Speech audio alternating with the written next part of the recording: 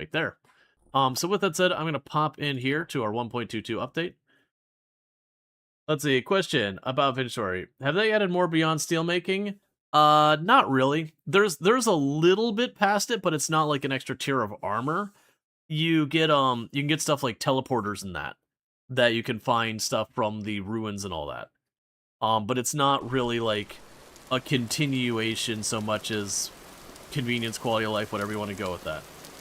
Alright, so pick up where we left off. But yeah, as far as that, I don't think they're planning on adding more past that. I don't think you're ever going to get, like, into gas generators or steam power or anything like that. There's a streamer you watch that's a Product Zomboid tester. This new test they added just changed 30 things. Last change 25. Like, make up your mind, Product Zomboid. So I actually am in the Project Zomboid, like, testing group and all that. So, like, when Build 42 was dropped, I actually was, you know, in the test group before it dropped at first. And, like, to give you an idea, we were going and still reporting issues and all that. And then they're like, okay, it's going live tomorrow or whatever, like, that. And we kind of were like, we just, what in the huh? Because genuinely it did not feel remotely ready. Which I don't think it was. I still don't think it was necessarily bad that they rolled it out when they did. But yeah. But yeah, no, I and a bunch of other creators were in there. And other people who are involved in the community who aren't creators. Admittedly, I have not really been doing tests with Product Zomboid as for a while. Like with a lot of Build 42, I'm just not enjoying the game the way I used to. And I provided feedback and all that. You know, and sometimes they take the feedback, sometimes they already have their ideas of what they want to do, and that's fine. I just think Product Zomboid is moving in a direction that isn't necessarily in line with what I would necessarily want. Like the last patch of inventory added quenching, water wheels, as well as procedural dungeons. Oh, I didn't know about the procedural dungeons. I knew about the other ones. Yeah. I mean, I guess quenching and tempering is technically... I was gonna say, I guess tempering and quenching would be a new thing. So it's not like a whole new layer of, like, you know, now you've got, like, super steel or something like that. But it does add that more. The modifiers are significant. That's what I've heard. I've heard it's worth doing. The big problem I have is you can only do with stuff like, you know, steel or iron and all that. And until I get the bellows built, I can't get the metal hot enough to do that. And thank you for the follow. Welcome to the stream. It's fun and frustrating Gamba. Yeah, no, we had the talk where people made the comment, it's like, oh, well, the first one's safe. That is not true. I looked, it's 5% at the first one, which is a pretty good odds. That means you're gonna break 1 in 20. I mean, I don't know, like, how significant the bonus is, like, for doing it. And so it's one of those things that's like, okay, I made the comment, okay, if it's a 5% chance, and say it gives 10% durability. Let's say that's what the result is. I have no idea what the actual bonus number is. But that would be a win, because it means you'd break 1 in 20, 1 in 20 of whatever the tool is, but you'd get about 1.9 times as many uses out of the other 19 tools. Like, you'd basically, it'd be the equivalent of getting a free pickaxe every, like, 20 pickaxes or whatever. In amounts of durability. Or I think it was more than that. It was almost 2 free pickaxes. So I do get asked things like my favorite game of all time, that kind of thing. Generally speaking, I'm not someone who approaches stuff in that manner, because I tend to be someone who, you know, variety is the spice of life. So there isn't one game that'd be like, this is the best game, this is the game I always come back to. It's one of the discussion points that me and my brothers have, that, you know, my older brother is very much in the collecting of physical media kind of mindset, which there's nothing wrong with that. And so when anything affects that, you know, as pretty unhappy about those things. And then for me, I'm very much in the standpoint of like, well, it's very rare I go back to a game that I haven't been playing recently. So being able to boot up the game I owned 30 years ago pretty much means nothing to me. It's cool that people have that, and they should have that as an option. But like, for my own personal use case, I'm not going to. Because almost every time I've gone to a game that I used to play way back in the day and booted it up, I come to realize it's very much like nostalgia-tinted glasses. I was expecting to actually catch that lip. But as far as games like I genuinely have enjoyed for a very long time, RimWorld is definitely one of the ones I've got the most hours in. Well, I don't have the time to play it right now because busy schedule and all that. Another game that I have played a tremendous amount that I very much enjoy is Path of Exile. Granted, I like the way Path of Exile 1 works more than 2. I've commented a number of times that I personally feel like GGG Grinding Gear Games, the developers of Path of Exile, are kind of not realizing what it is that is their like secret sauce. And that what makes Path of Exile stand out versus games like Last Epoch and Diablo 4 and whatnot, and it has to do with like pacing. That it has a very, very fast pace you can achieve if you so choose. You can go full zoom and all that. And generally speaking, that's not something that the action RPG genre has a lot of. There's some that you can get a little bit going, like Torchlight 2 and all that. You can get some pretty significant zoom going on. But it's definitely one of those ones you feel like the developers kind of look across the area and they see what the other person's doing and they love that and they want to do that, not realizing what they're doing is good in its own right.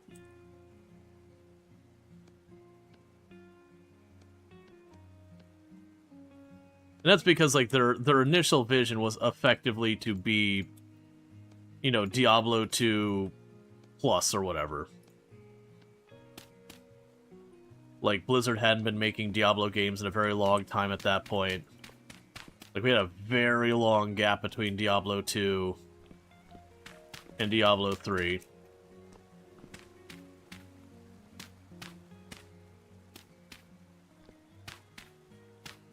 And they're like, well, if they're not going to make it, we'll make it.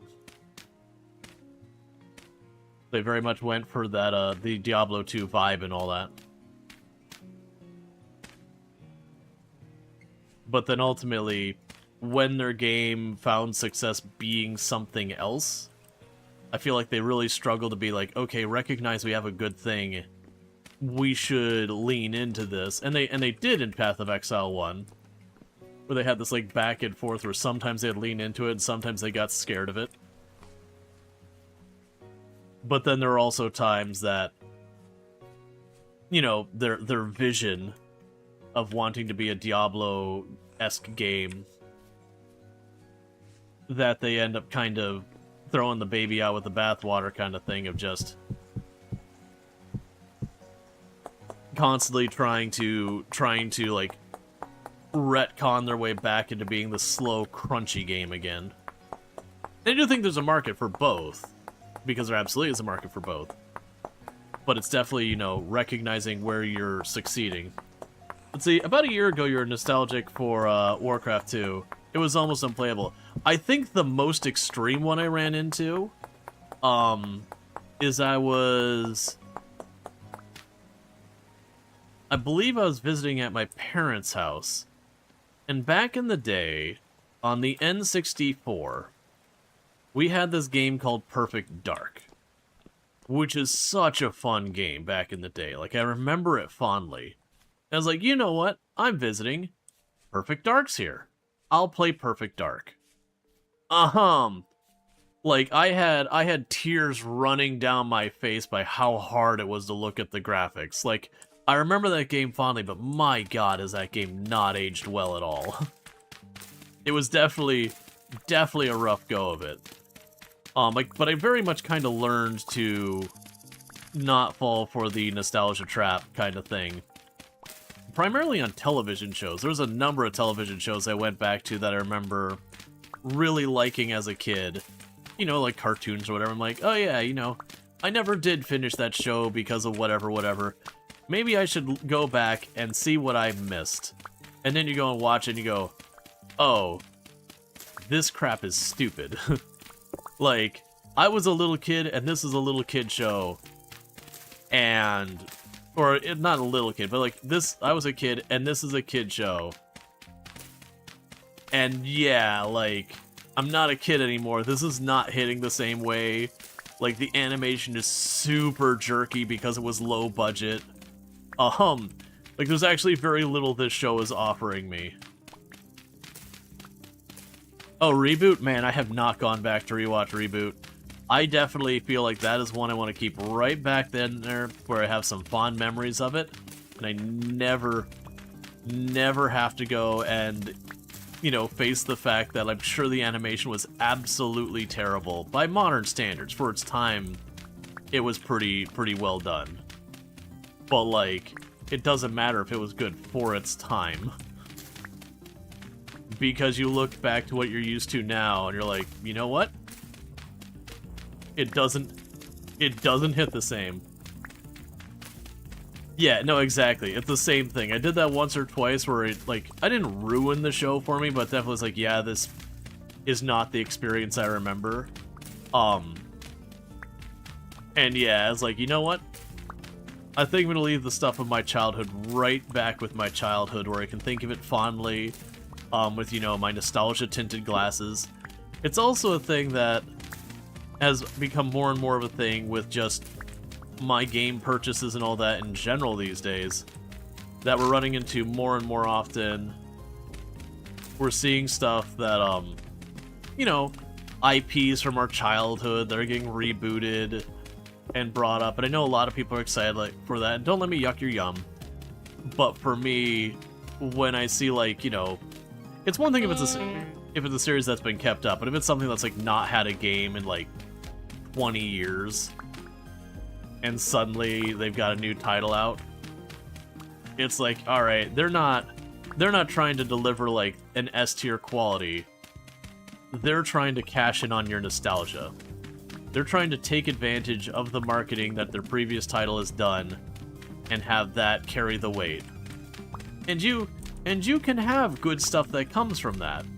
But for like the couple of really good ones we've had, so far as like games that, you know, we haven't had an updated version in, you know, 20 years, how many ended up coming out and were utter rubbish or just only okay?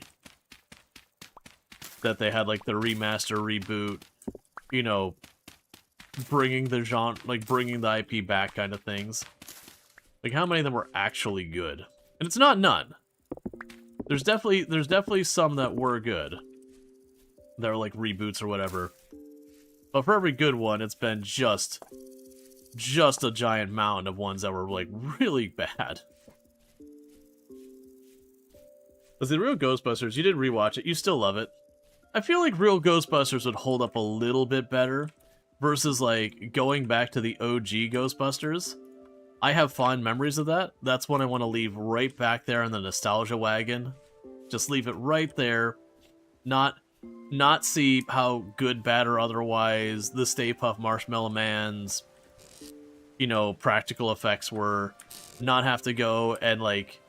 There's definitely times where you're watching those movies and all that, and there's jokes and all that you'd see in the movie, and then, you know, you do it, you look at it from like modern sensibilities, and you're like, oh, that joke hits in a very different and not good way now.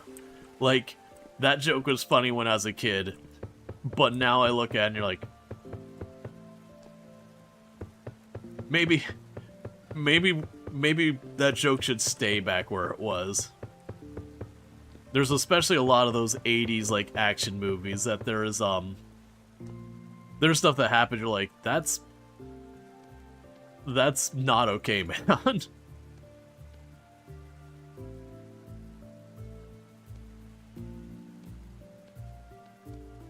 I mean, heck, it doesn't even have to go that old. You look at like a lot of the TV shows from like right around the beginning of like the 2000s and 90s.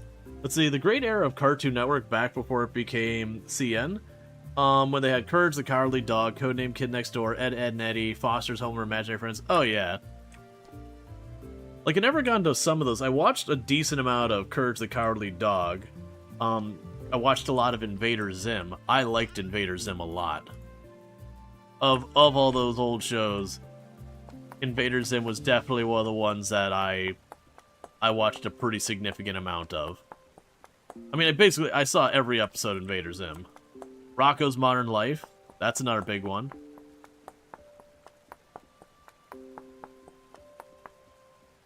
Did he work at a erotic phone service? I genuinely don't remember what his actual job was. Oh yeah, like, and he wasn't like the one on the phone. I remember now. He was like just some, you know, random grunt among it, like paper pusher kind of person, if I remember correctly. But yeah.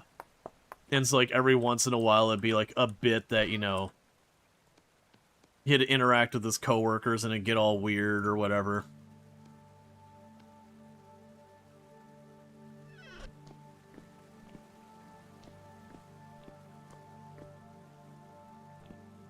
Let's see, there were, where was it? There's a few that were... I'm blanking, where'd it go? There's a few that were classified as children's shows that were far more mature tones at the time. I can't think about kids... So, like, that was one I didn't get into too much myself.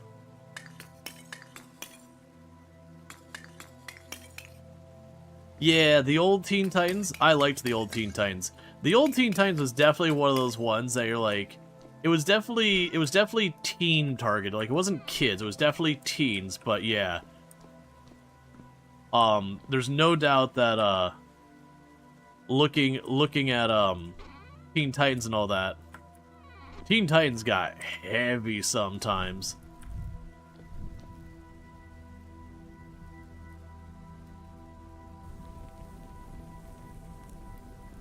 Which actually, like, thinking back to, like, the X-Men from 1990s, that's another one that, like, you know, look, like, if I just go without thinking about it, like, you're like, oh yeah, you know, it was a fun, you know, show, perfectly good for kids, and then you look at it and you're like, oh man, X-Men back in the day, the 90s ones, definitely also was another show that you're like, oh, this is getting proper heavy. Which makes sense, because X-Men ultimately is an allegory for,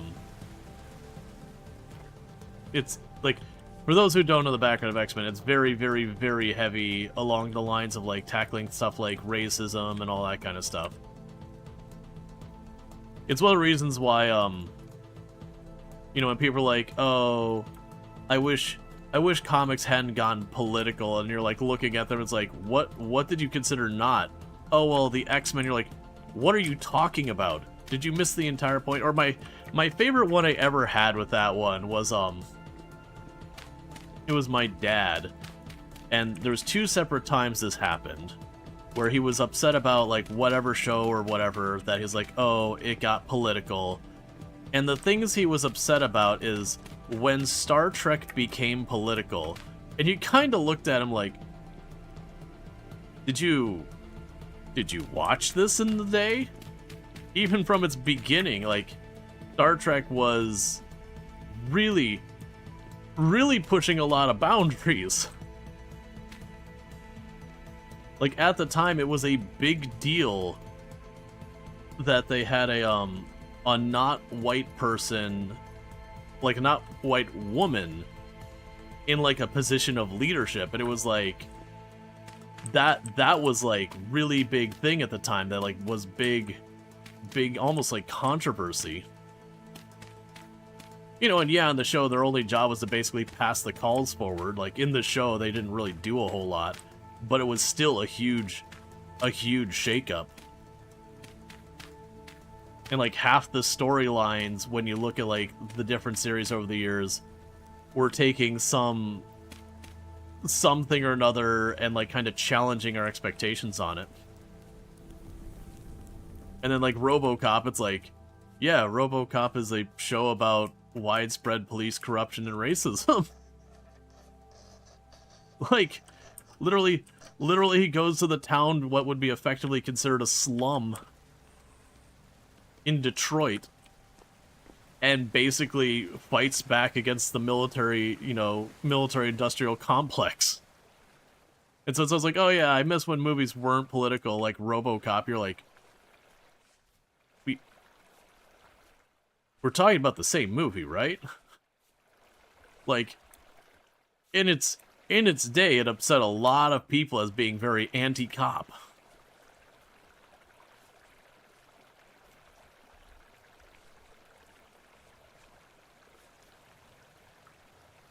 Yeah, so it looks like the crops are starting to get cold enough that they're not going to be growing well.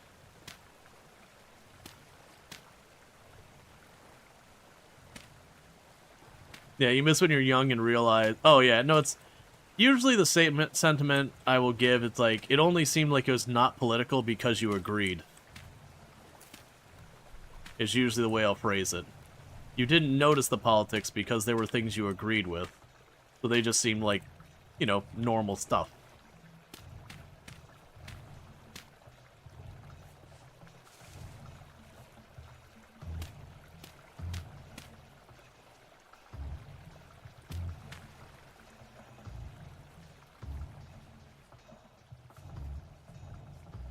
I mean, the hate towards DEI is a more modern thing. We don't need to dig into this too much, but it's just become a dog whistle. It's not even what the actual issue's about, but it's become a dog whistle where someone won't like something, and then they'll blame DEI for it.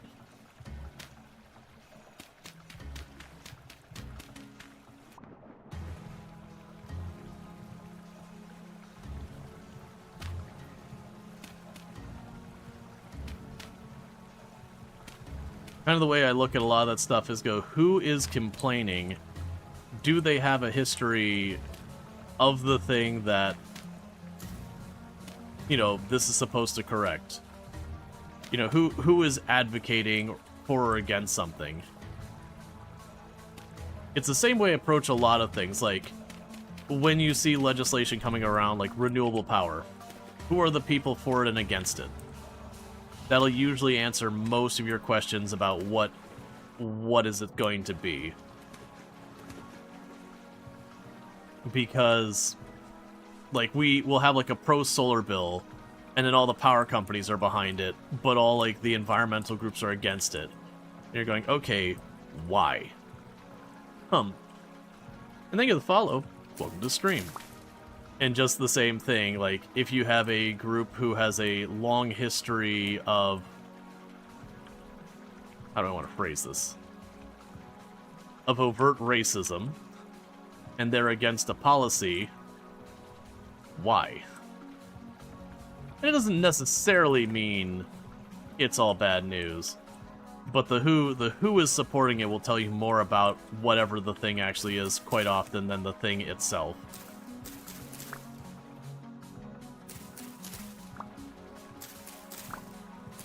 That's not where I need that.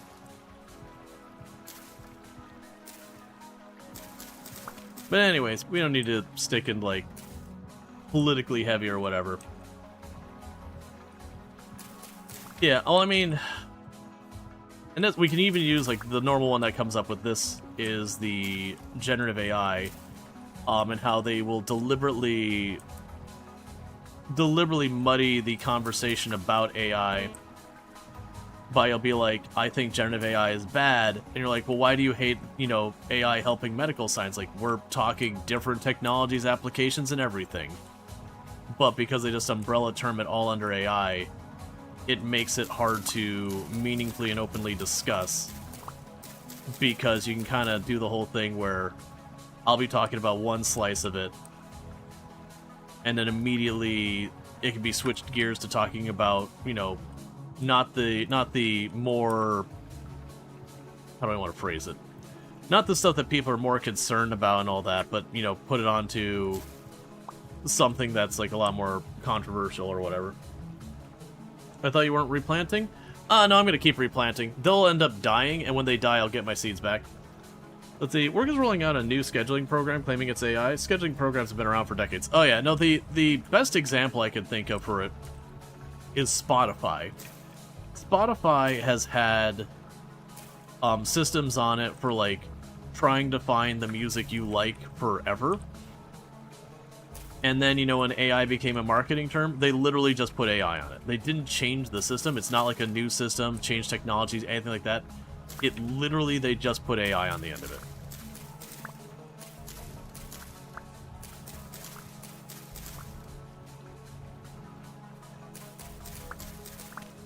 And there's been a lot of companies who've done that exact same thing. So it's just one of those things that's become an empty marketing term. Completely detached from anything. Part of my inventory is blue because my first bag slot is a mining bag. And the mining bag only works with, I need to solve my inventory. And the mining bag only works with, stuff like pickaxes and all that. I can't use it for just anything. And it's not a mod, it's base game. Hey, Sparks! I hope you had fun with the rest of your stream. I know you were doing some flight sim and all that stuff and then switched over to cheap car repair, so I hope you had a good time with that. But welcome in, Raiders. Don't mind me, I'm trying to juggle what I'm working on and losing track. Per the usual. But I hope everyone's been having a good time there. Yeah, so definitely go check out Sparks. We get a shout out for Sparks. We already got it.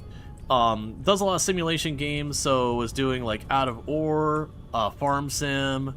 Was doing a Microsoft Flight Simulator today, as well as has been doing cheap car repair and all that good stuff. Lots of good simulation games and all that going on over there, so I definitely recommend checking them out. And don't mind me, I'm juggling like 30 things inventory-wise and do not remember what I'm even working on. Because all of my inventories are full. Okay, because we're getting ready for winter, and winter's going to be a bad time. Gotta find some meds for your back. I do hope your back feels better.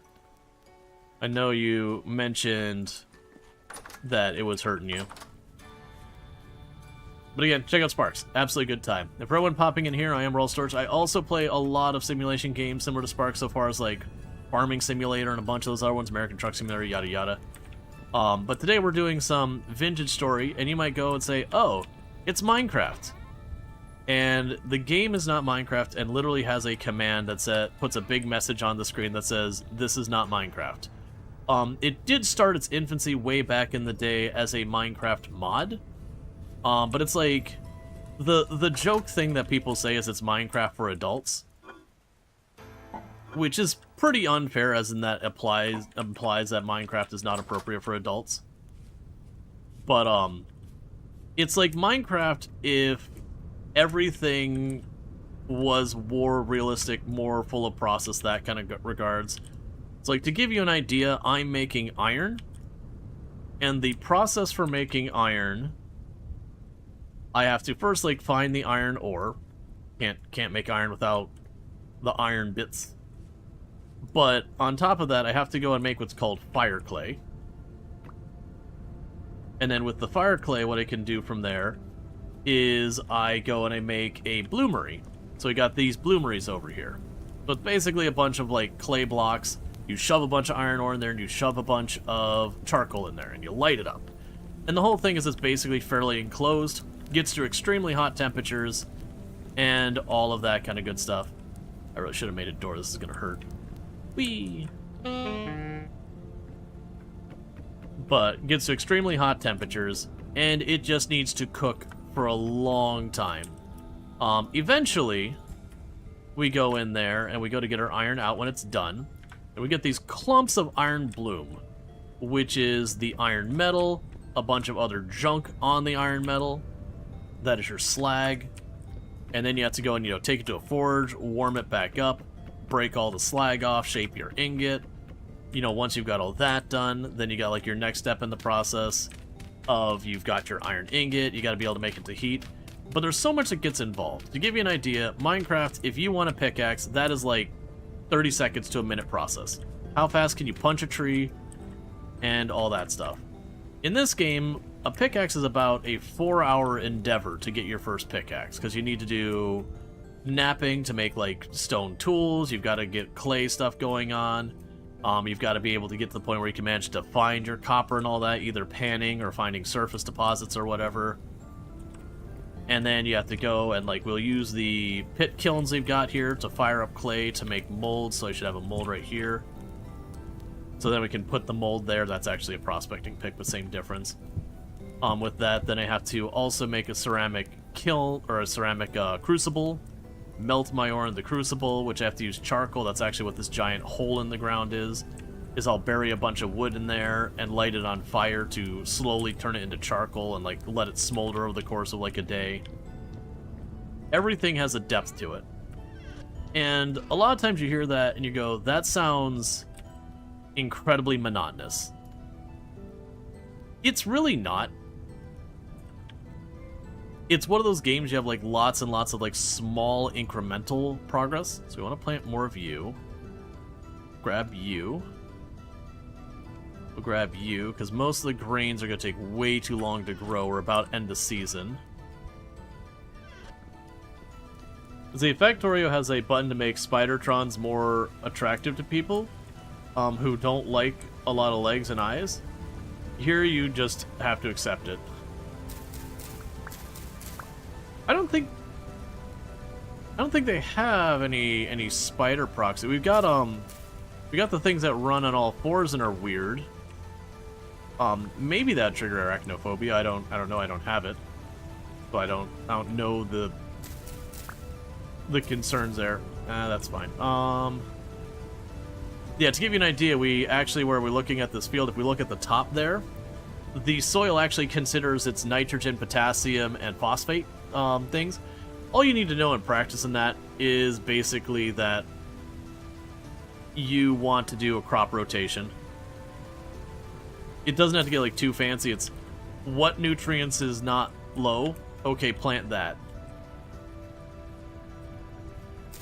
It's like the turnips use nitrogen, so I'm gonna plant carrots, which use, I believe, phosphate. So these ones are nitrogen's low, so we can keep planting the carrots. Honestly, good enough. I'll just plant that.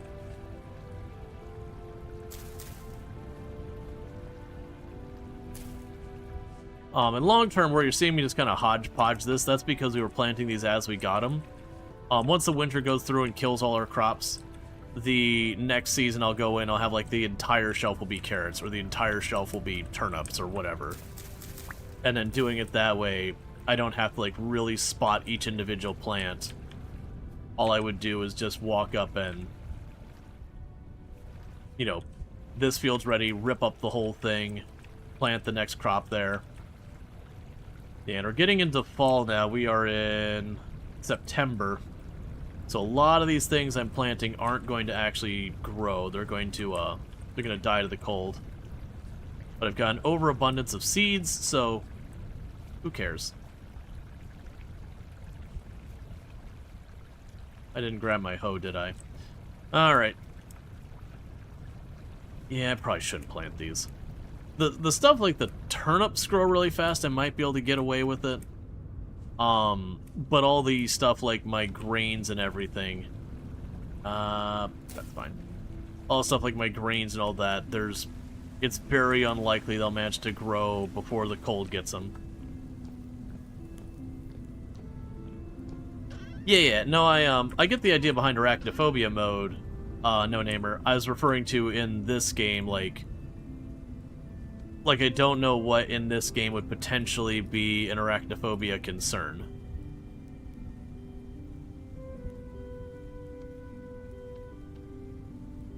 Like, there could be something I'm not aware of. The most I can think of is the saw.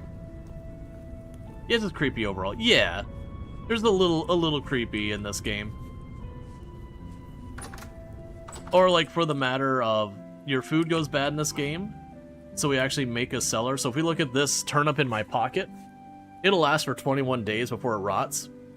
But when I put it inside the ceramic container down here, in my functional cellar, it'll stay for 100-something days.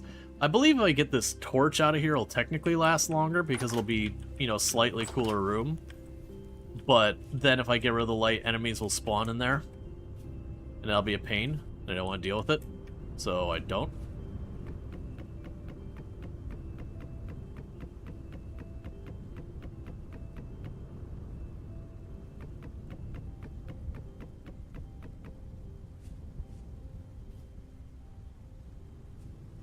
Alright, let's put 1 stack of firewood in the house, so I've got it for cooking.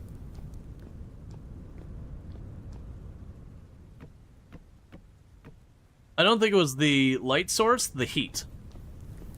And I believe torches give heat. I just don't remember how that works mechanically.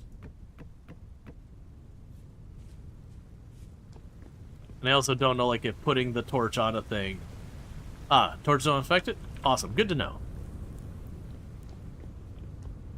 Now, you might look at this thing and be like, you're not filling this whole room, are you? No, I don't plan to. The plan here is basically, as I run around chopping down trees, for whatever reason, I just huck the wood in here. And we just keep doing that until such time I run out of charcoal. And then whatever volume we've got in here, we level it out at that point.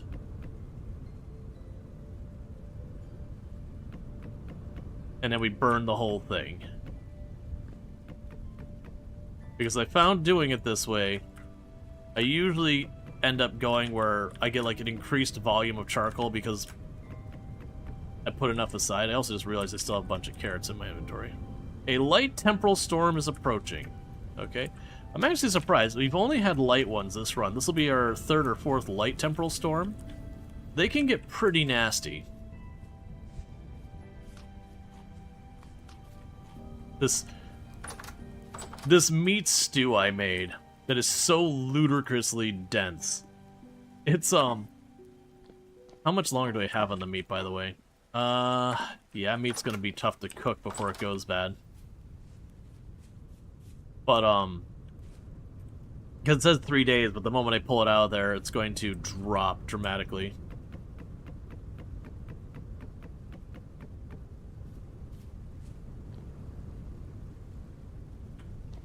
Alright.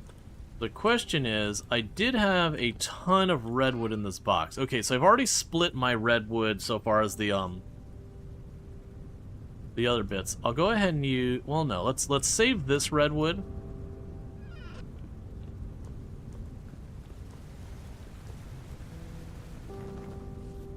Alright. But yeah, so this game has like beekeeping and everything in it. We use the bees for wax to make candles and all that, which we need to make our lanterns.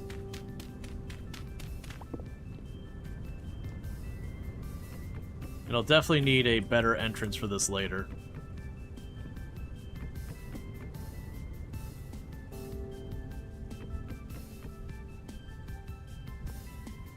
And generally I won't put anything but stacks of 32 in there, because then you start running into all sorts of stuff. Okay, so we've got all that built for right now.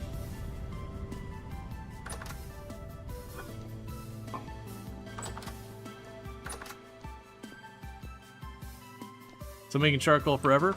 But yeah, like I said, the plan is basically anytime we're running through and I got spare inventory space, I chuck some, you know, some tree in my inventory. And then when I do hit the point that I run out of charcoal, whatever's in there, we burn it.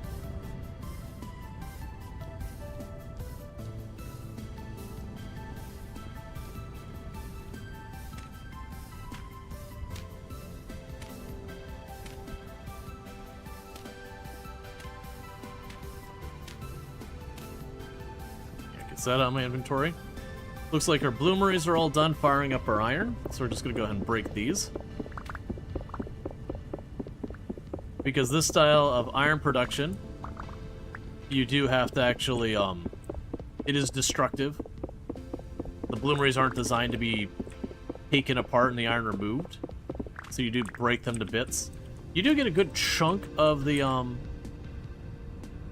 material back, though, luckily. Let's see if this time we can learn our lesson. 1, 2, 3.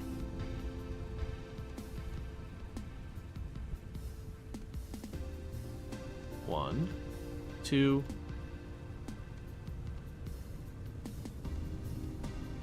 Stack all those together.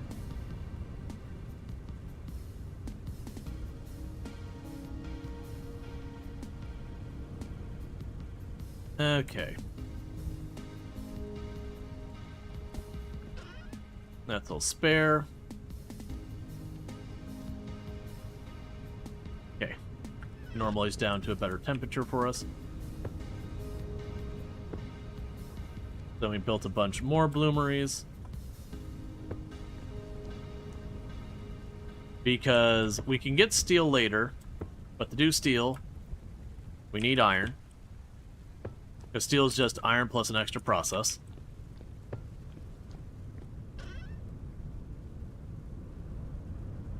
It's all magnetite. What I ought to be doing is before the storm starts, I'm a little limited on what I can do right now during a storm. If I had enclosed my house, I could start working on trying to make flour for bread and everything. It honestly might be what I do, is I might just grab a couple stacks of the,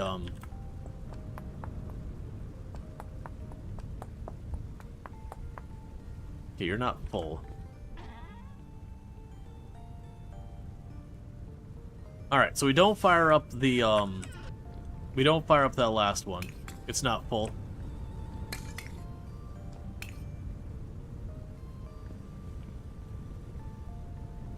You're also not full. Alright, well that's awkward. So fire you up. And fire you up. How do you know when the storm is coming? When I hit Y, like this message will just appear. That says a light storm is approaching. That still means I usually have roughly a day till it gets here. But as it gets closer, it will turn around and be like it's imminent, at which point it's kind of drop what you're doing and deal with that. Oh yeah, my current is up here. So I could plug up my windows and grab a bunch of stuff. You don't need to worry about any of that out there.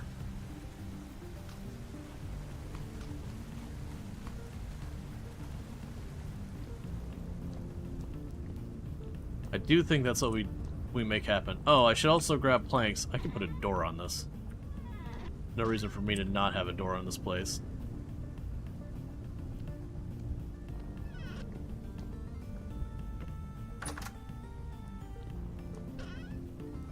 Okay, and for right now, dealing with this, me putting windows here later. Right now I don't have those. And just so creepy stuff doesn't pop in here while I'm trying to survive, just blocking those off. Because yeah, then we could turn some flour while we wait. Let's see here. Got some soaked hide. And more soaked hide. And grab these soaked hides real fast so we could scrape them.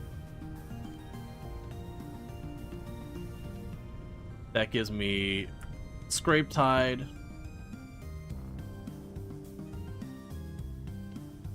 Oh, you can do them all. Alright, so we're going to process all those and tannin to get to the next stage. We'll definitely want to grab buckets of water.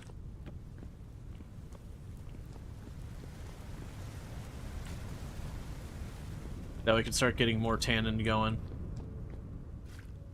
because to do the leather working, I have to get the hide, I have to soak it in lime water, and then the lime water makes it a soaked hide.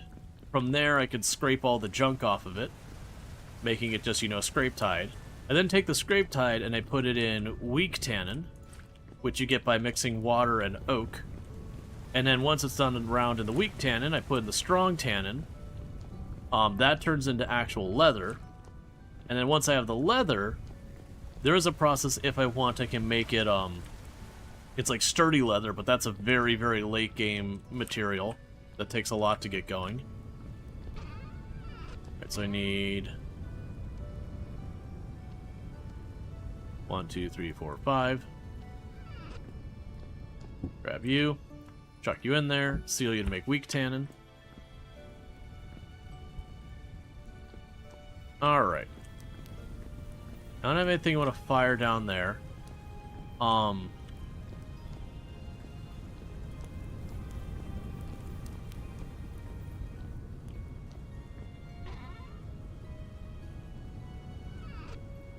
changed my mind on the redwood.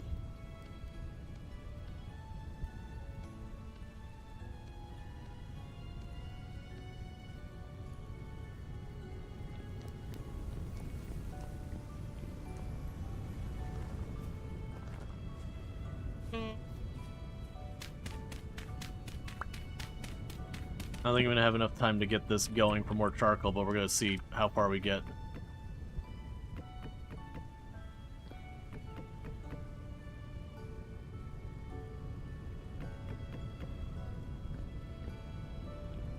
You've got what? 8 tiles? 1, 2, 3, 4, 5, 6.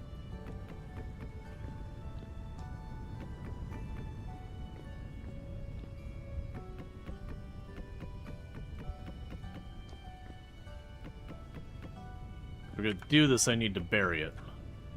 I need to go fast. Okay. Let's get some quick dirt. I'm running out of time. The storm's gonna be here soon.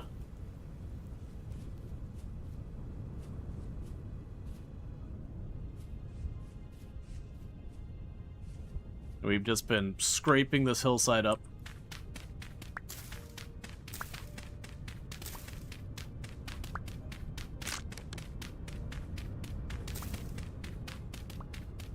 Because we can get some dirt, and we can very quickly get a fire started on top and bury it. We can get that becoming charcoal, so while I'm stuck sitting inside waiting for the storm to pass, you know, at least we're getting our charcoal. Because I ran out of charcoal, just wasn't paying attention. We've run out of iron, which is fine.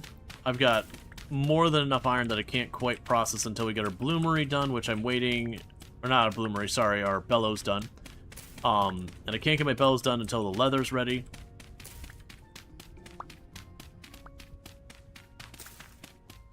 Okay.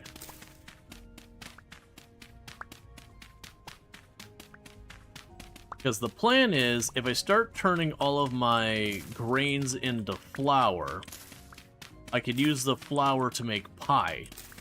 And pie is a very efficient travel food in this game. It lasts a pretty long time. And then you can put, you know, fruits, veggies, meats, all that kind of stuff in it. Because your character actually does have, like, different food groups and all that. Okay, so it's a full stack. I need a unit of grass. I've got the firewood on me. I got a means of starting a fire. Okay, that'll be everything we need.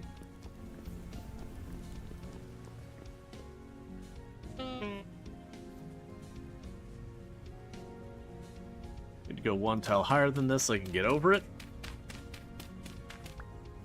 Okay, so we just need to seal this in real fast.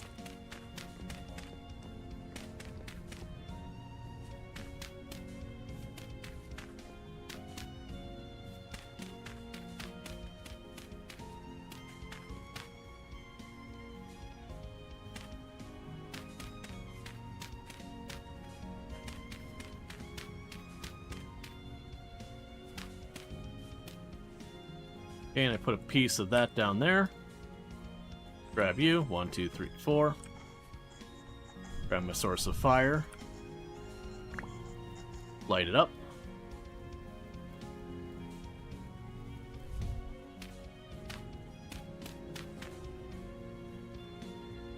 And if we got it correct in a couple of seconds, this whole thing should start smoldering to a point that we won't be able to ignore it.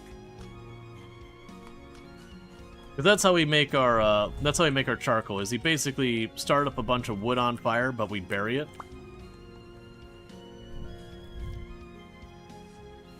Like I said, we'll know if we got it because this whole thing will start smoking underneath me. Because if we get it wrong, a whole lot of firewood burns and I get nothing to show for it.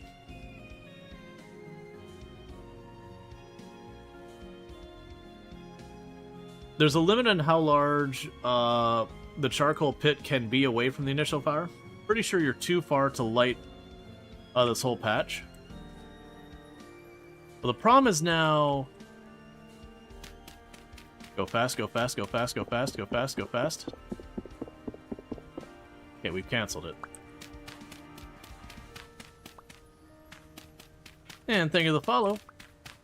Welcome to the stream. I was unaware of that. Yeah, no, I get it. Like, the idea is part of it won't go up. So I'll do it here. Grabbing myself another piece of grass, which is easy.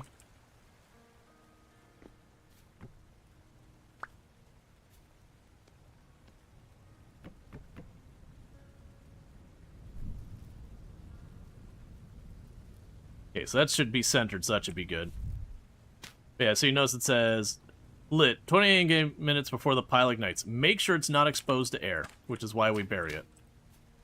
And with that, not as much charcoal as hoping to get in the first batch, but that's fine.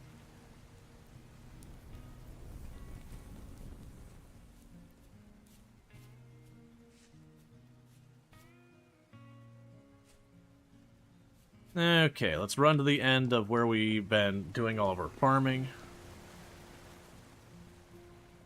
And this narrower width we have down here, that's how wide this is going to be. And then I'm going to need to run water down the next side of it, and we'll slowly expand it sideways. The plan isn't to make this whole thing a bunch of farms. I actually plan at some point to just switching it to putting down trees. I got a bunch of trees to plant, the fruit trees, like apples and pears and all that. It's just unfortunately I haven't given myself room for it. This thing's gonna take time. I noticed I missed a spot down there.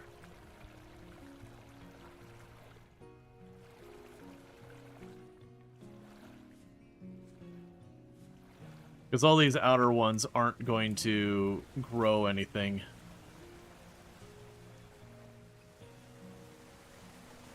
Yeah, I'll leave it alone for now. Okay. There it is. Storm is imminent. Alright, so let's run downstairs. Let's grab a bunch of grain real fast, because we don't have long. Let's go over to this one. Give me a bunch of stacks, because we're not going to cut down shelf life enough, and there's no way I'm getting through all of that without hating my hands. Alright.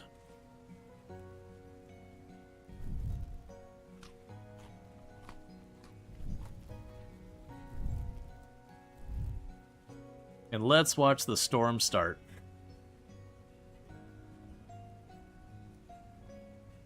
We're gonna go from this nice, idyllic, like, green rolling hills with a weird stone spire on the left side.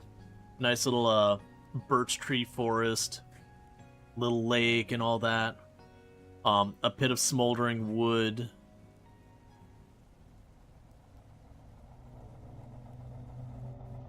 Until it's not that.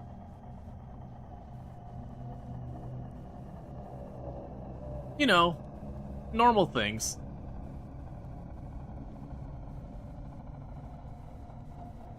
Anyways, we're gonna go inside now. Hey. You shouldn't be in my home.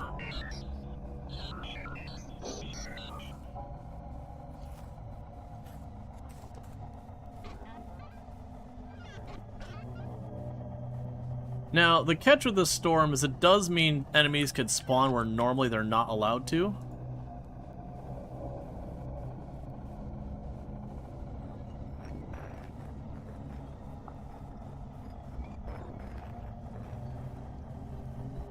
And so while we wait for the storm, we're just going to go ahead and do that. I believe that massively, yeah, making the flour massively increases its shelf life. No, you can't kill it. Actually, if you try running towards it, it's always in the distance. It's like kind of a background threat. There are a bunch of scary nightmare things you can fight, though. Why is the gear turning fast? We are in the middle of a temporal storm. Oh, and also, we have it turned down. Actually, no, I don't have it turned down. Never mind. There's this is only a light storm, so the textures will get all weird and all that. But with the really severe storms, like everything gets like wavy. And it seems like the camera's like juddering a little bit. That's all part of the temporal storm.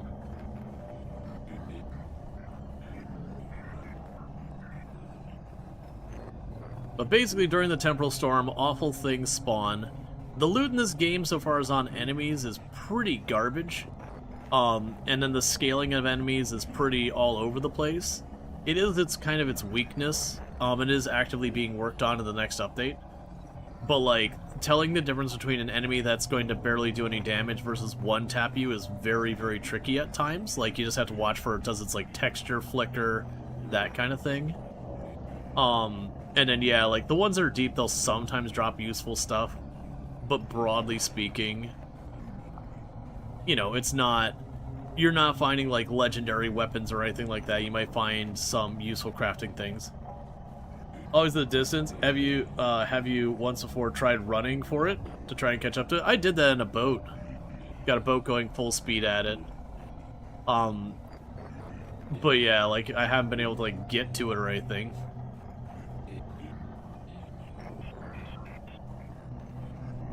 Because honestly, I found avoiding the dangerous enemies as long as I didn't stop moving, like, in the boat, is pretty easy to avoid anything too threatening.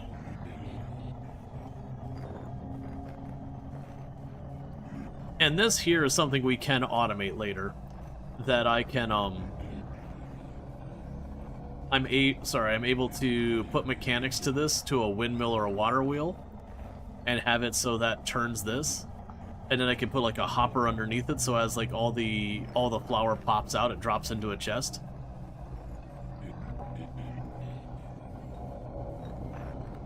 But it's usually during the storms like this. They're good times for doing the more laborious things around the house, making flour, cooking bread, that kind of nonsense. If you're doing like a lot of leather working, it can be time to leather work. If you got your blacksmithing stuff, it's a good time to blacksmith. Because, like, outside is full of nightmares.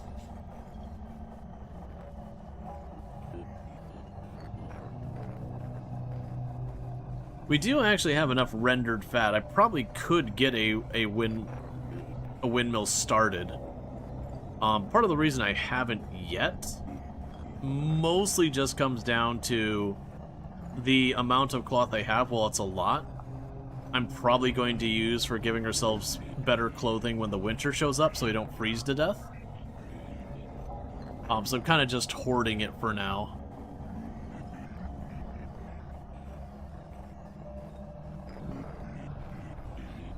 But as you can notice from outside, you keep seeing them clipping through the wall.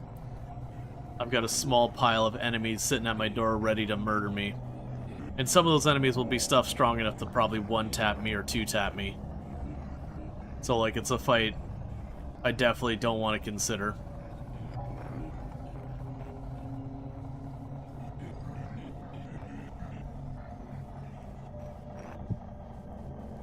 Alright. So with that, we can chuck you here, grab the next stack.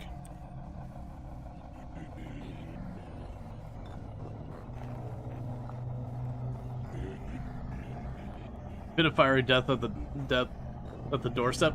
Yeah, no, there's things you can do. You can make it so, like, when the storm comes, you, like, pull up a tile. The enemies will end up naturally, like, pathing into an area they can fall in. That's, very genuinely one of the strategies for dealing with dangerous animals like bears and all that is to have a pit that you can just run past the pit and the animal falls in. They just pelt them with rocks until they die. So you get better equipment.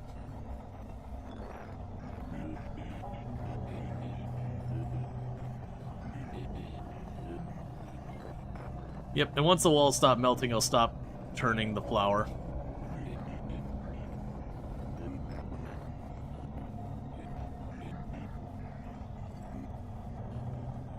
It's also not going to be super much longer till I need to do another lime run. We didn't come back with that much lime, unfortunately.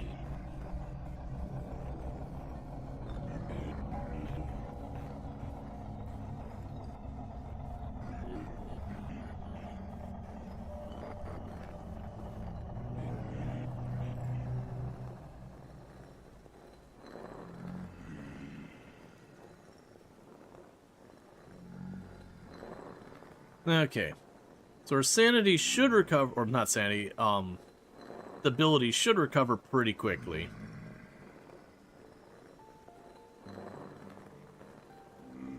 But yes, that was the mild temporal storm, which is a very, as you can see, you can just kind of chill inside. They do have multiple layers of severity. The really severe temporal storms, it can get just downright nonsense, like everything gets wavy and all that. Yeah, I'll probably just go to 32. And then we should have recovered enough. Now, one of the dangers you run into is a lot of the enemies after the temporal storm will kind of just nope out.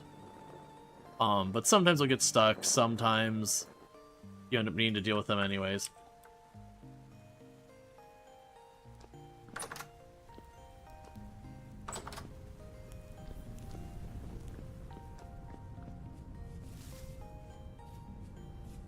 Okay.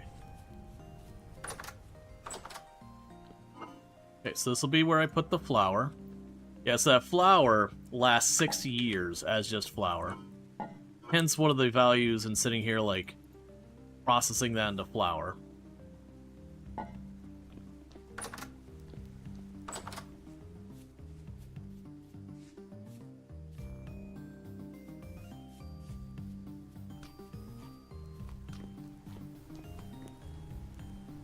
Okay, we can go ahead and take this extra firewood. Drop it on the pile. Yeah, so now if we look down here, that should be smoldering. Yeah, so you see how there's like the smoke coming off it? That means it's done right. Your favorite way of dealing with temporal storms was a floating closet made out of glass bricks above an active pit kiln. You'll sit back and watch the horrors set themselves on fire. That's fun.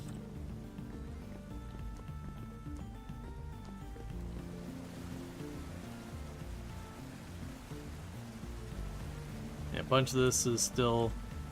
Oh, you're finally done. Been waiting for that one fennel to get done forever.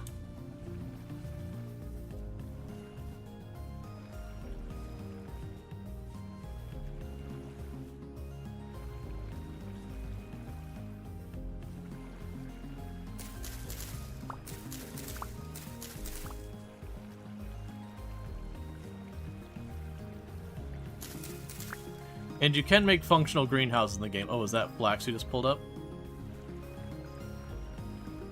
No, it was spelt or something like that because it's nitrogen.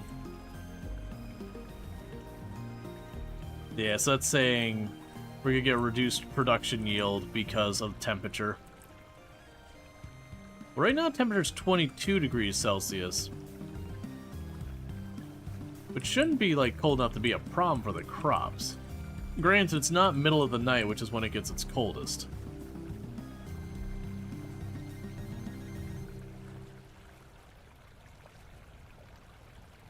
Okay, well now that that's done, what the heck am I working on now? So, we've got the leatherworking going in progress. And we've got like a lot of leather going in progress, which will be great, because once the leather's finally done, I will have the benefit of being able to make bigger bags, which increase our inventory size, which I would much like.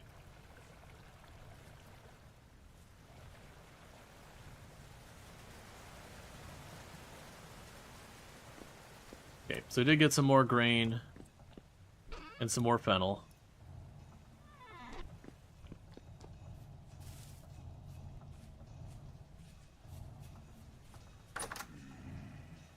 Hey. No trespassing.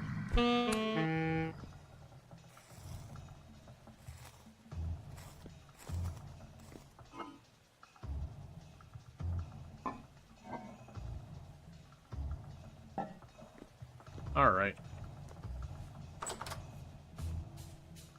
And what I ought to do...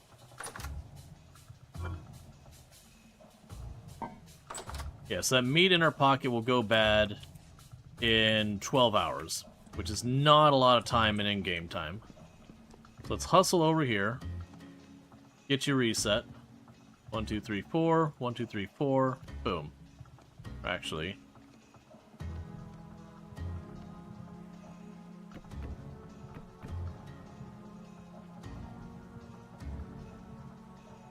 what I can do here is I can cook it to extend its life a little bit.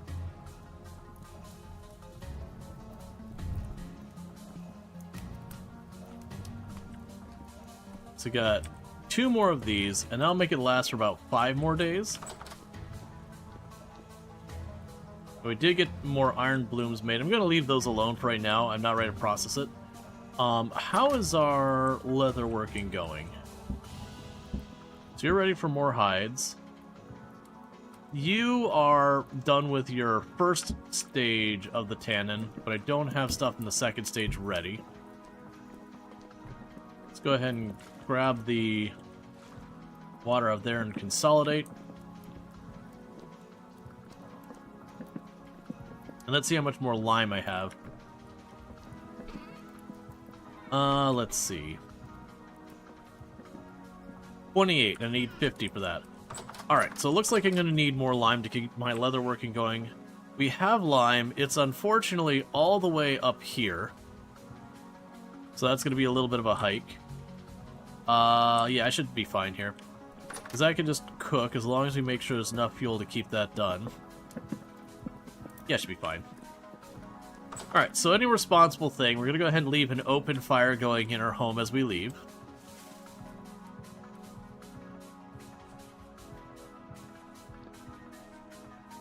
So you started Vintage Story finally, did the tutorial, definitely going to be obsessed, but dang, it's easy to start. Oh yeah, no, food is honestly your big problem for a good while in the game. It's just keeping fed. It just continues to escalate going into the winter. That said, the good news is, once you get through your first winter, usually food starts to become a lot easier after that point, because you had a chance to like get a big farm going.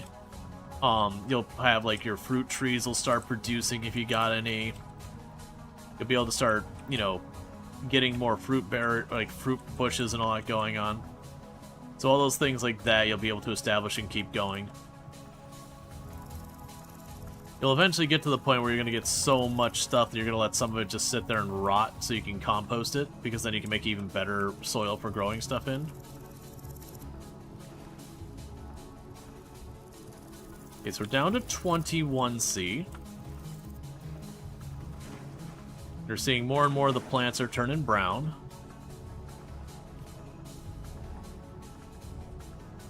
Oh, and since the last time we played, I did add one more mod to the thing. It's auto map. For those who haven't seen that mod before, it basically means if I walk up to an iron mine and I give it a smack, it'll just mark on the map that I found iron. Generally speaking, it's not a thing that's going to give you automatic. Ah! Oh, I'm dead in the water. Okay. All right. Okay. Mildly mauled by a bear?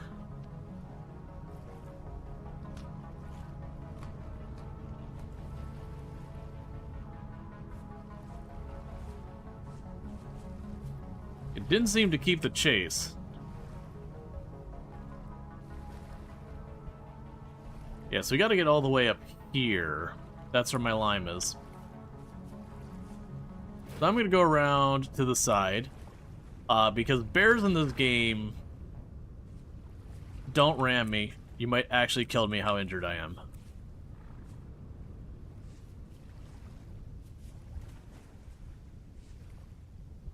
Because I actually do want to hunt the animals. But, bears are dangerous. When you decide it's time to start tackling the bears... It's actually not bad. It says strawberries. When you actually want to start tackling the bears, it is a thing to bring a bunch of spears or a bow or whatever, so you can get a lot of damage in to the bear while it's approaching you. But the bear gets the jump on you, it's a bad time. Because they will kind of tank through your hits. They don't get like a significant knockback, so you can't just hit them and like juggle them or anything. You can do that a bit with the wolves.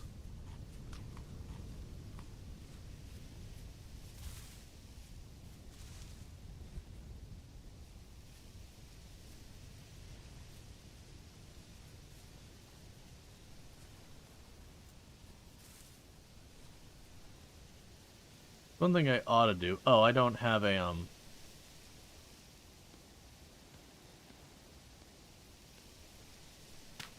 say, haven't surveyed over here. And I need to stay on top of that. Yeah, no, very, very much. Like, a lot of games you see, like, a bear or a wolf, and you're like, ah, it's a bear or a wolf. Let me just start blasting. And it's not that big a deal. Vintage Story... The wolves, once you're aware that you're getting, after by a wolf, it's usually fine. Multiple of them can be a real problem. But the bears, you need a little bit of prep. Okay, so this place sucks. We've got very, very poor, sulfurite or whatever it is. And a bunch of stuff like that. So let's also go in here because I realize I don't have a shovel.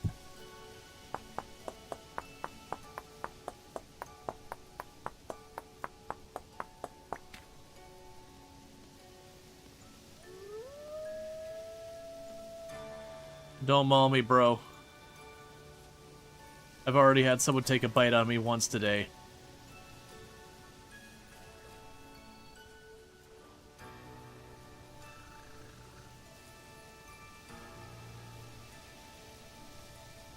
When you have steel armor weapon, you can kind of go to toe with bear. But you'd still be cautious, especially if it's a polar bear. Yeah.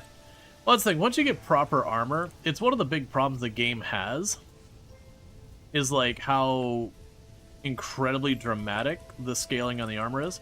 Yeah, so that's the auto map marker. So I just picked up copper. Normally I'd go in here, pop here, right click, say, hey, there's copper there. It just puts the pin there for me. It's the same thing I would do. It just saves me constantly have to be like, okay, choose this icon, that kind of thing. And you can choose to configure it on, like, what to show, not to show. Like, do you want it to show Pete? Oh. Take red wine mushrooms.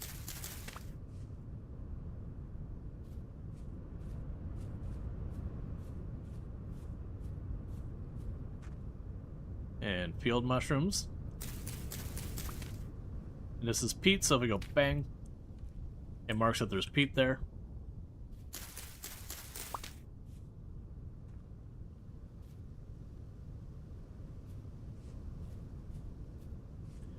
You get really lazy with it and use it to show you at a glance if mushrooms are poisonous or not. I haven't particularly noticed, like, if it puts, like, what information it puts about mushrooms on it. So we want to go ahead and... I haven't put a pin nearby here. Bear.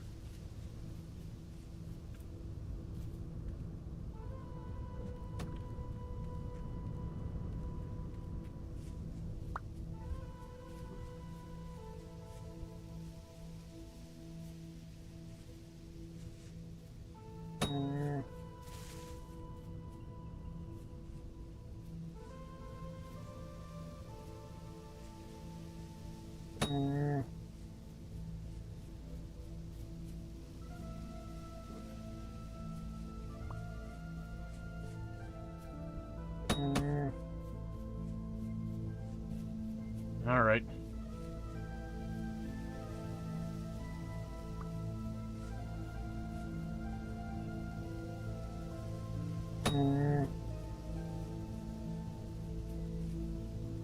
I feel like they slowed the bear down, because it used to be they caught up to me real fast when I was doing this.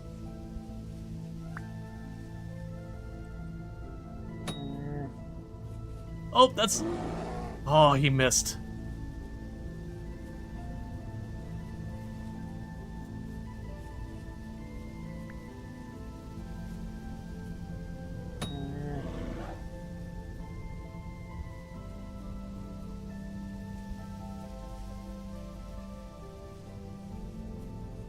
There's the spear.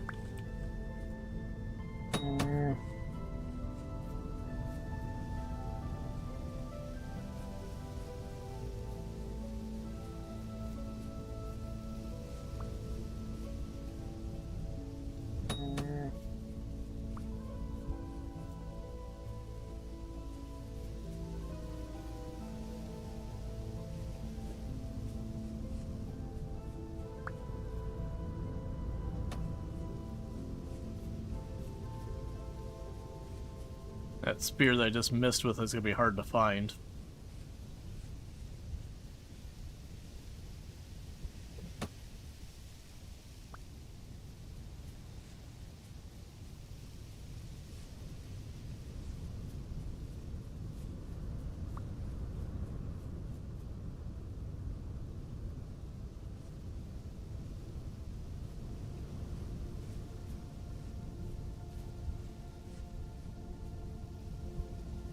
No sleep.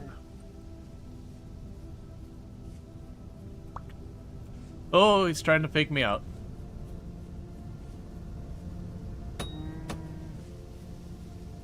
As you can see, the bears take a lot to take down.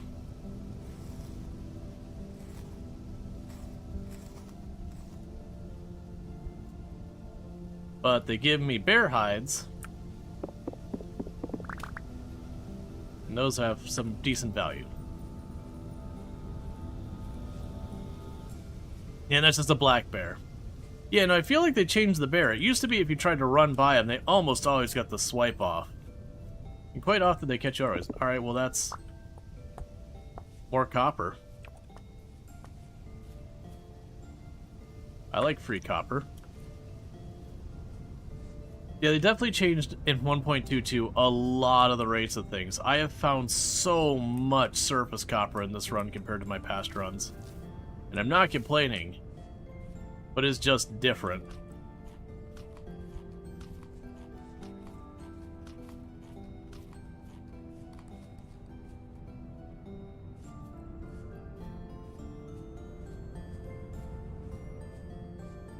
It's always good to have more copper that you're aware of for stuff like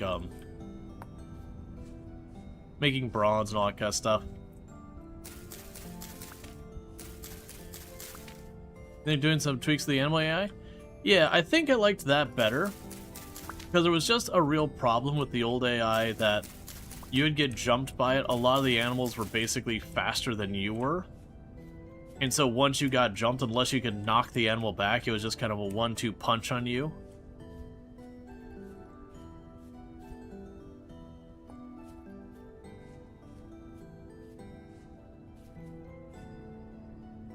There's quartz bits. I don't really care about quartz that much. Yeah, it felt like... Was the way you just killed the bear was the same way you do in Icarus? You call it bear jousting? Yeah, well, I mean, and I'm okay with that kind of thing, because there's, like, a player's skill and patience and all that with that. And you saw I almost died at one point where I got caught on an edge, and just that fast the whole thing could have gone sideways. But fortunately, with that whole thing, the bear did miss because I ran past it just right. But yeah, no, I used to feel like you'd run past an animal, you'd hear it, and you'd always get you.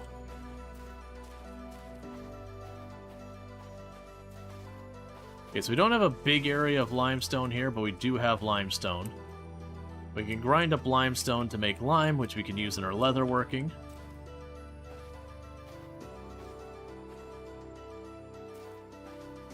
And so I got myself a little bit of a quarry started down here already.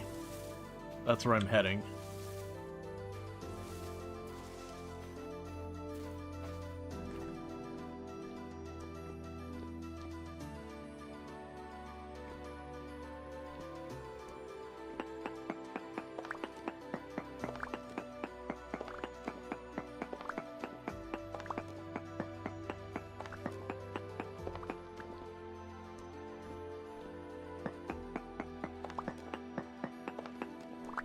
Okay.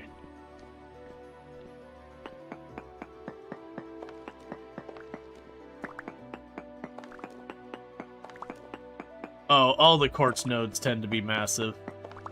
Quartz and iron both. When you find it, usually you find way more than you need in any type of short term. Alright, Phil, you have yourself a good lurk.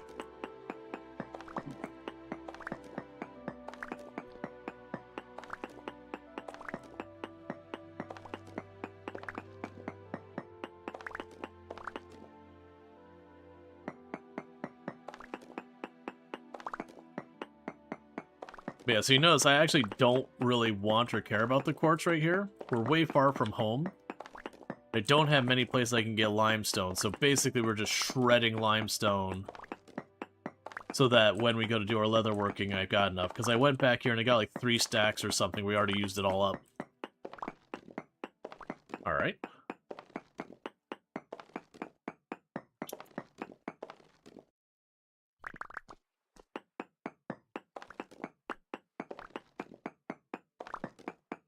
I am spoiled in the last run we did. I think it wasn't limestone, I think it was chalk, but it's same idea. I think we found like an entire biome of just chalk. So it's just kind of one of those ones we just went and we would hunt for ore there, and I just ended up with so much chalk I was just set. I have to go kind of out of my way like I am here. That's fine, we'll take a little quartz.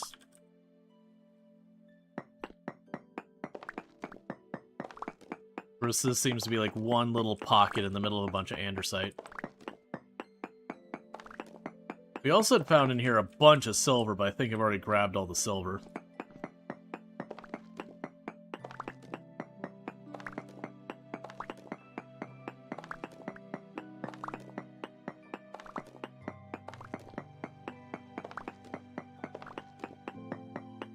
And thank you for the follow. Welcome to the stream. Yeah, and this much limestone I could probably set up a crate and just dump all the limestone in the crate when I don't need it.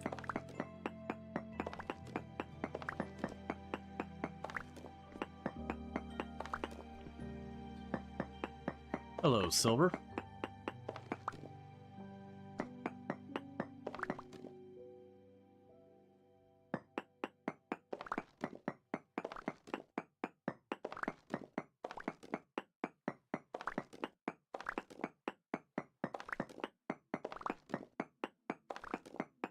Yeah, so each stack of limestone is about enough for, like, a barrel and a fifth of lime water.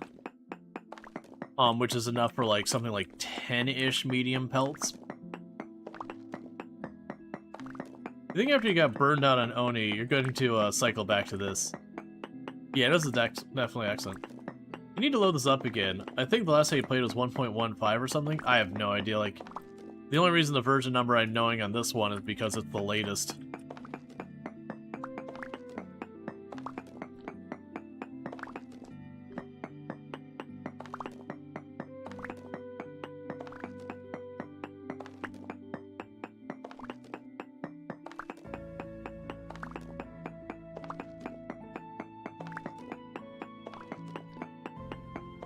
But hopefully we can get our bellows made. And once we get our bellows made, then we can potentially look at quenching and tempering. The thing I need to figure out is, like, you know, how significant of an impact it has so far as, like, you know, does quenching give me a 5% bonus or 10% bonus? Kind of do, like, the math of being like, okay, over an extended period of time of making tools and whatever, you know, is taking the time to quench, like, what level of benefit do I get from that? Because I'm under the impression it's pretty significant, but pretty significant is hard to quantify. Hey, Dwarf, thank you so much for the 7 stream streak. I do appreciate it.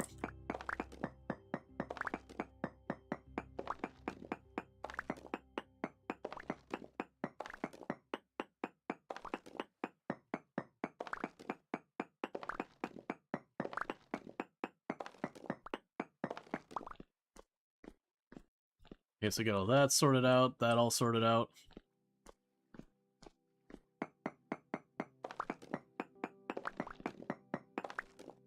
I'd be sad if we're already going to be depleting this whole limestone area here. It'll be fine. What I'll end up doing is I'll end up carving up, like, where the quartz is, and most likely it'll fill in more of this area. There's also a pocket slightly to the west. That'll be good.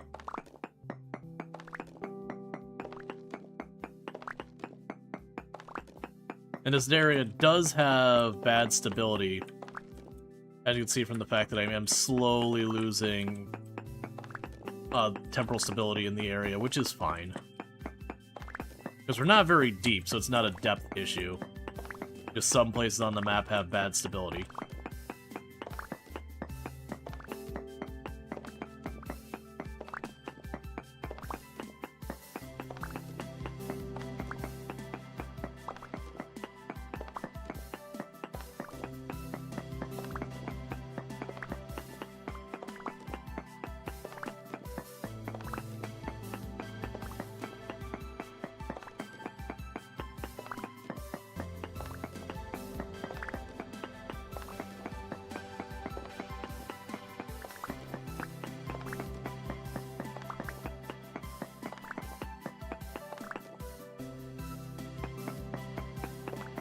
Okay.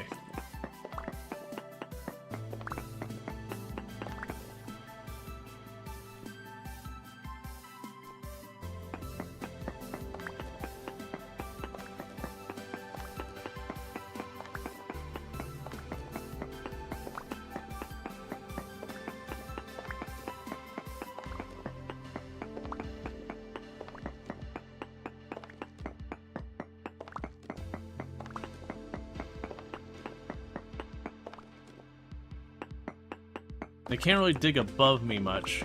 And the reason they can't dig above me much is just the issue of there's sand immediately above.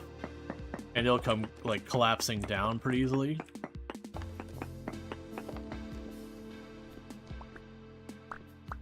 Oh, I didn't mean to pop those out as blocks. I want the goodies out of them, not the actual block.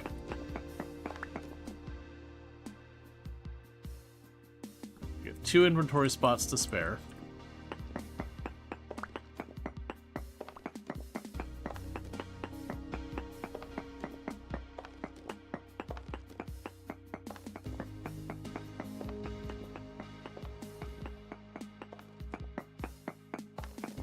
Okay. And even though we don't really need quartz now, we're getting pretty close to needing quartz. When it comes time for me to do steel, I'll have to make refractory bricks. And those require, I believe it was quartz, bauxite, and olivine, if I remember correctly.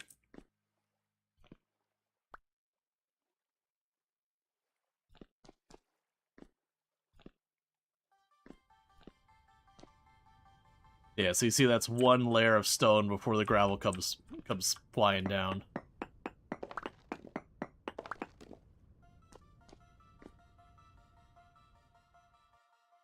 That's fine.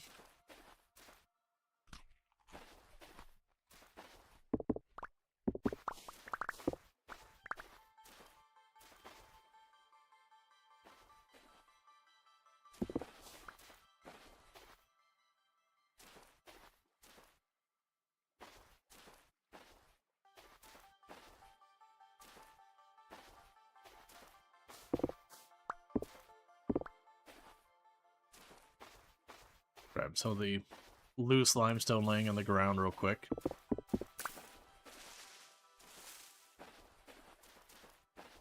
Okay. And it's time to go back home. Food-wise, we are out. The really crappy bushmeat we got from the bear goes back at bad in 1 day, so good chance we'll lose it on the way home, but that's alright.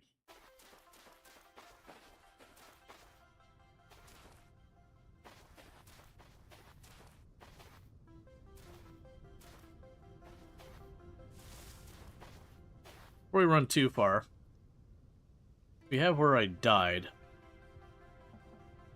I'm I'm gonna unpin that, but I will start keeping all the markers from where I died. I got rid of one other one where we died earlier, like yesterday or whatever it was. And then after I got rid, I was like, oh, I probably shouldn't have gotten rid of it. That way we can kind of just slowly see, like, the number build up. The only case I might get rid of one if it's, like, a grave icon covering home or something like that, where I can't see a more important marker. Then I might get rid of it.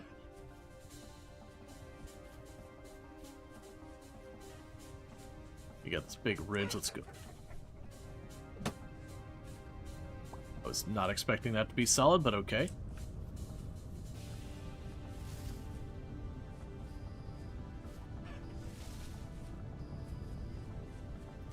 It's not gonna give me hide, so I guess I don't really care.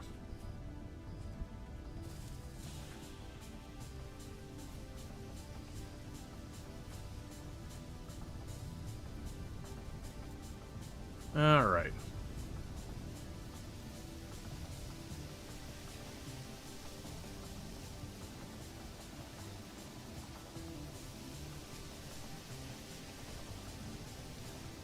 There's definitely a level of risk from cutting through woods.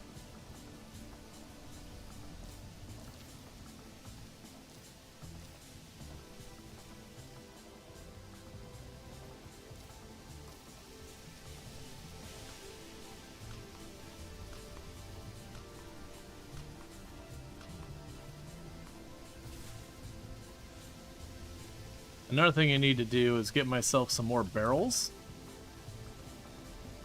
Because if I can get to the point where I can get home with a bunch of extra berries here and there, I can start pressing them into juice to then make into wine. Those are poisonous, that's poisonous. All of these... Actually...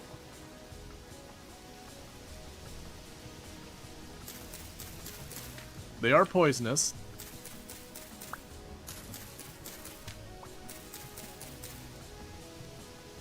What I'm figuring I do is I need to start getting rot. And one of the things I've commented I could do as a means of getting rot is collecting the poisonous mushrooms that I can't eat anyways. And just chuck them in a box and let them go. Yeah, so we look at this. If I eat that, I lose 6 health. We have about 20, and that lose about 2.5 health. Let's take them off my bar just so I don't accidentally eat them when I'm hurt or something.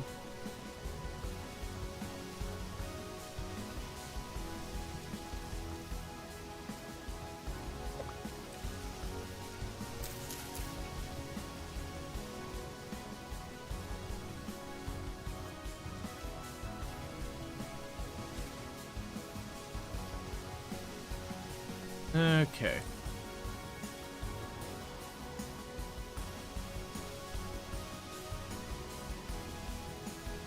It'd be cool if you could cook poisonous mushrooms with something to poison your weapons. Yeah, no, I made the comment, like, right now about the only value you have for poisonous mushrooms is, again, to just let them rot. It would be good to either have, like, an option to, like, make poisonous weapons or, you know, have other use cases for the poisonous mushrooms.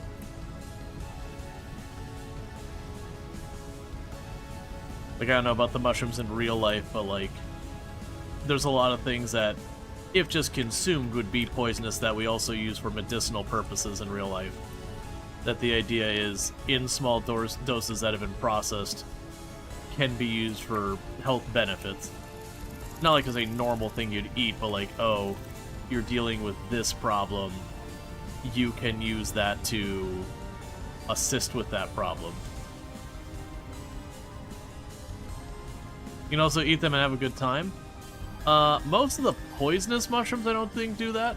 There are now in the game mushrooms that do have hallucinogenic properties.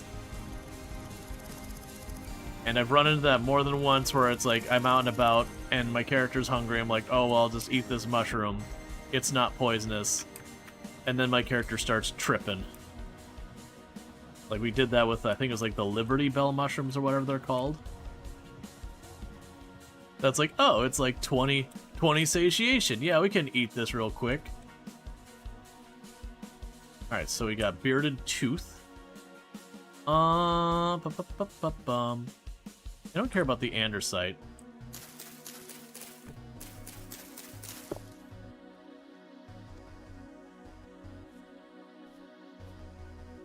Oh, right. You gotta go there.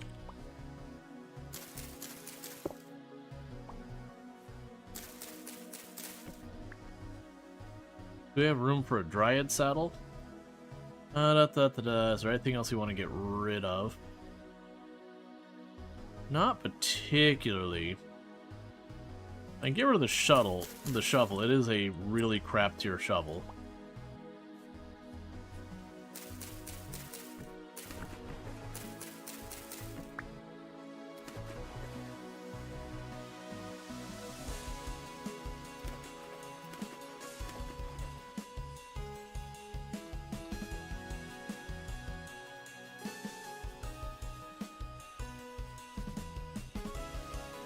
Okay, we're close to home because I recognize that waterfall.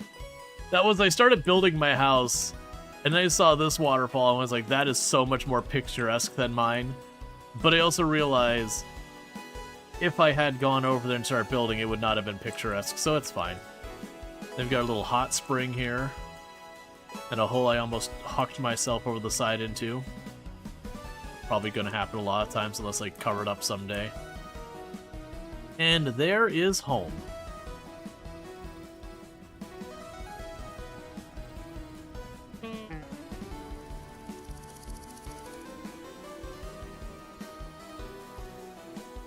Oh, Bambi, you are real lucky today that I don't have the inventory to throw you in my pocket.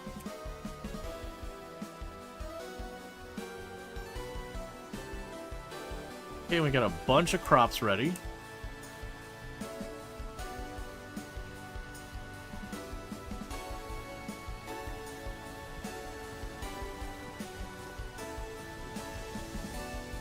Alright. So let's see what we can make happen. First...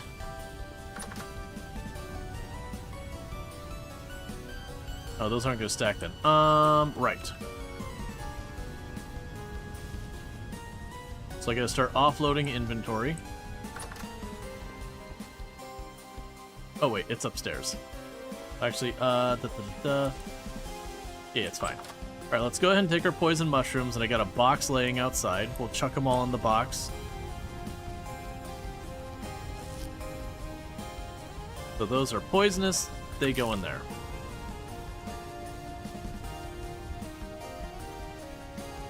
From here...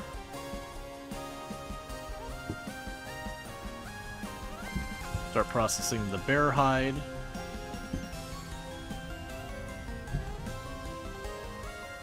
We can go over there real fast.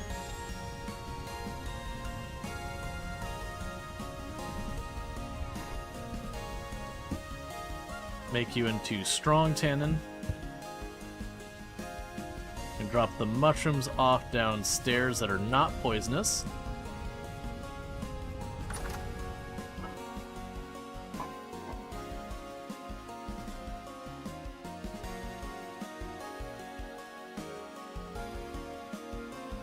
Cool. And go ahead and run up here and drop the other stuff off. So then we'll want to... I have more mushrooms on me still. Let me check one thing real fast. While that ad break's going on. Just see if my wife is home. Because if so, then I'll step away during the ad break. If not... I didn't see it was coming till I got the thing being like, yeah, she's not home yet. Alright, it's fine. Otherwise, usually I try to step away during the ad break. Okay, it's a lobster mushroom, just making sure it wasn't poisonous. The lobster and the jack-o'-lanterns look pretty similar.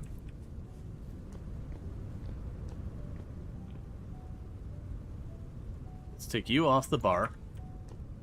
Meanwhile, I've got these two we're not using. I'm gonna run these downstairs.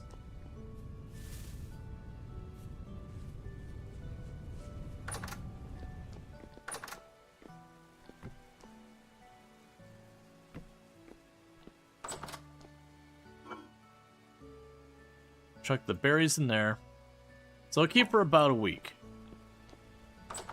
We'll see if we can manage to get enough berries to make any juice. I don't think we will. If it rots, I'm not too fussed by it. Meanwhile, I need to go and get my soup. That's my super hearty soup. So now I need to grab you off of here. Chuck you on here. And just put the cooking pot over here with the others. Oh wait, the firewood's in here now.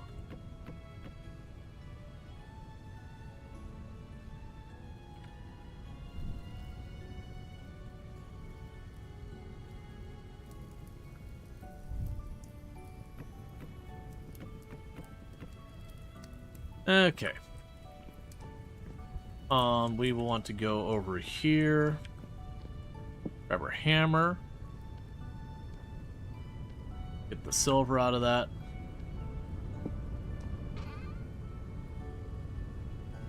Drop all those in there. I will need the saw.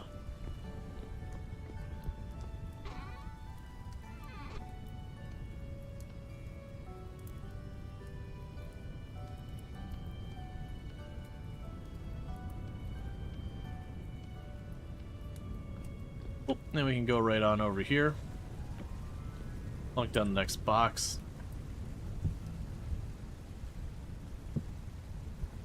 And just dropping off all this lime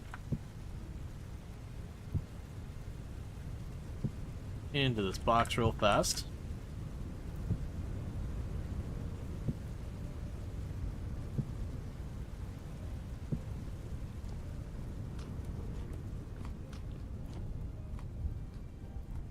Okay, so we had barrels and fences and all that we can make with this.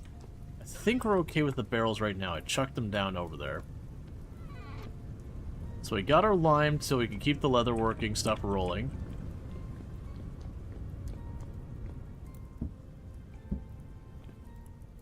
And you're still doing all your tanning stuff. Right, I actually do need some of the lime now. So let's go over here. So I have 28 lime. That's lime, right? Yeah, I have 28 lime, so I need 22 more lime.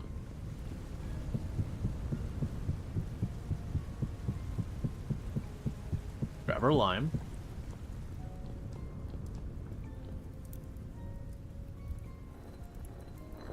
So quickly make our lime.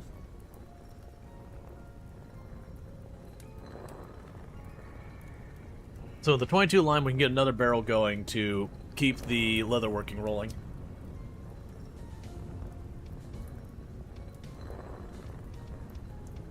Now I don't remember, I think you have to oil the bear pelts to make the bear armor. Which is a little tricky because my understanding is they've nerfed the spawns of the bears. Which is a good thing because like you'd go everywhere and bears would just harass you.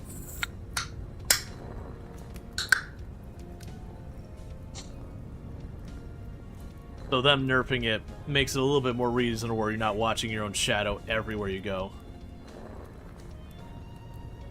Yes. You can make mechanical machinery. So like where I'm turning this kern by hand right now, what I can end up doing is I can put an axle into the top of it, and then put some gearing above that, and then have a windmill turn it. Or also, if I have a flowing river nearby, which I don't, I can do a water wheel to do the same thing. So it is a thing that you can actually use, like, mechanics for that purpose and all that. But, I need a little bit more linen because I'm going to have to depend on a windmill. I'm also curious how I'm going to do it here because I believe the hill behind me will get in the way.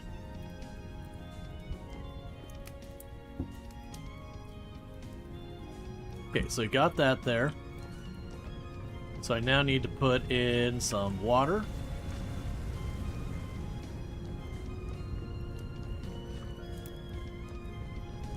Oh yeah, I'm sure with this game and like Minecraft mods, there's probably a mutually borrowing back and forth quite a bit. Where, like, this game might come out with an idea, and then a bunch of the mods are like, oh, it's a great idea, and bring it on board. And just the same, the mods will come up with an idea, and then the devs behind this might be like, oh, that's fun. We'll do that too. That's not unusual. It's the same thing for, like, the base game and all that stuff as well.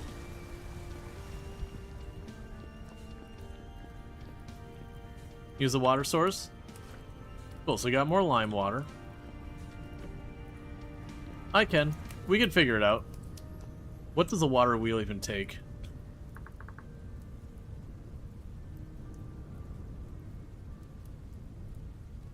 Let's see.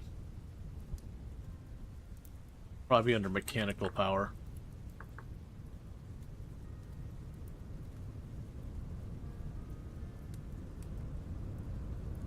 Yeah, in here somewhere. Mechanical power. Alright. Can use that. So we got water wheel. We can also apparently do metal windmill rotor. So the water wheel requires an iron hub.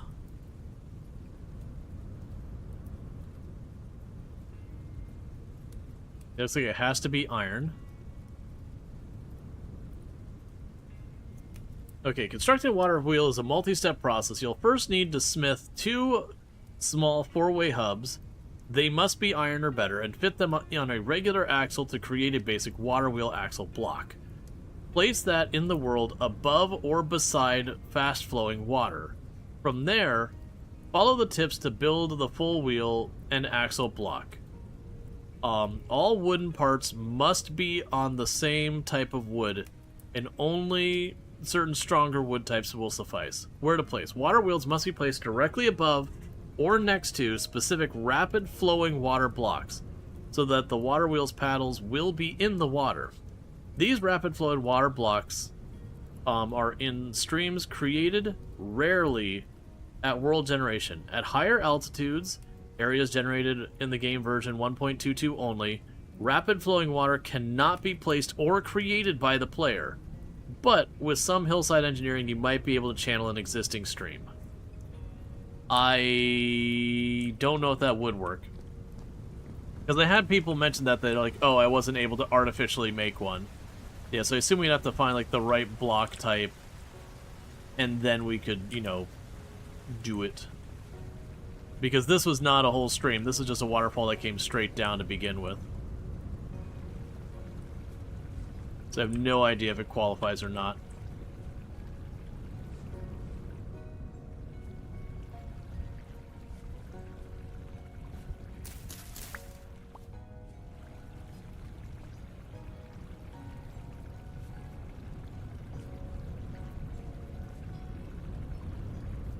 There's one of these that had a bunch of stuff that finished growing.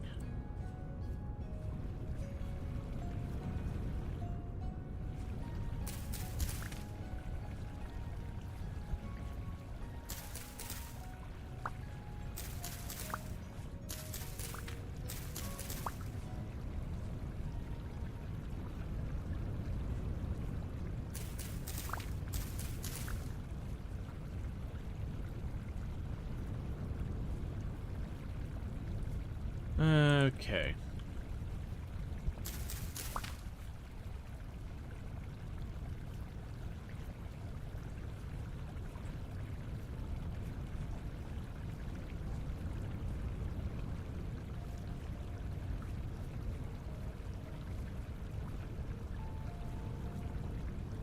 All right. Like I said, I think we're past the point of really being able to plant more for the season. We're about to go into winter proper. We're like, oh hey, volumetric fog. I didn't realize the game had that. We got some low-lying areas are all fogged. That's neat.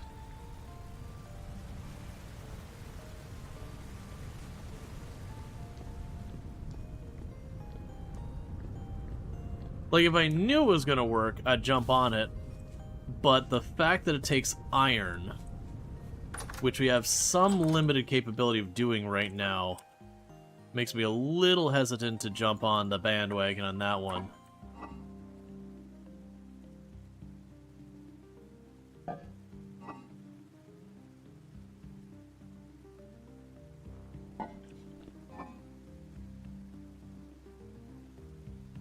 Okay, so you got all that dropped in there.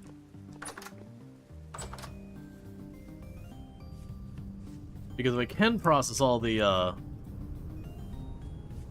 grain into flour, that'll last way longer for me, which will be good.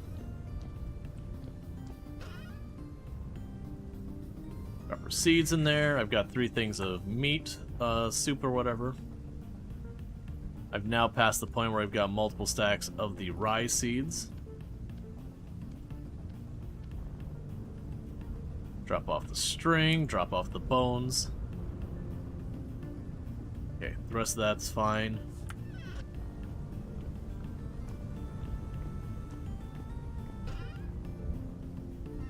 Alright, so, with what we're dealing with, so that's going to be done soon, and unfortunately it's just 1 hide, and that's going to be done soon. And with that, we'll be able to start processing our better hides. Let's go take a look at this. Are you done?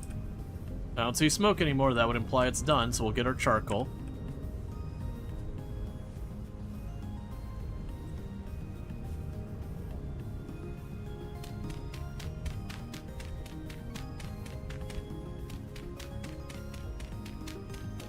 But I'm trying to keep an eye for when my wife gets home. She should be home anytime now. Because I usually will take a break when my wife gets home. I'll run downstairs, welcome her home, all that kind of junk. Oh, right, I threw my shovel on the ground earlier. We want a shovel for this.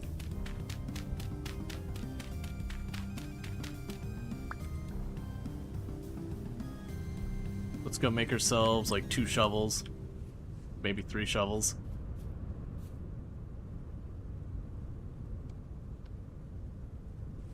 Alright. Oh, did I finish cooking you, by the way? Yep, so that's good for 4 days. The nutrition from bushmeat is, like, really terrible. So we're just gonna pack it away real fast. Yeah, it's stuff to rot.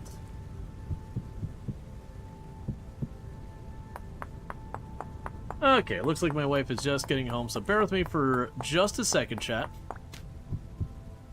Because what I'm going to do is I'm going to nab these 3 real fast, and I'm going to step away for about 5 minutes, welcome my wife home, you know, toss some dinner in the oven, that kind of thing, and to be right back up. It is, you know, my quote-unquote long break for the stream that I do. Like I said, it's about 5 minutes. It's just the timing thing. Is that a mod, Auto Chisel Place Knows Vanilla? It is a mod. It is a mod called Napster. Because it's just one of those things that after you've made your, like, 200th shovel, you really don't want to go through it due to the whole minigame. The napping's not so bad. The clay and the blacksmithing, when you're getting down to, like, you've done it a ton of times, while the crafting is really cool, your poor fingies. Save your poor fingies. Carpal tunnel syndrome is not your friend. Anyways, I'm going to be back in just a couple minutes, but thank you again so much for tuning in. I'll be right back, and I'll see you in a few.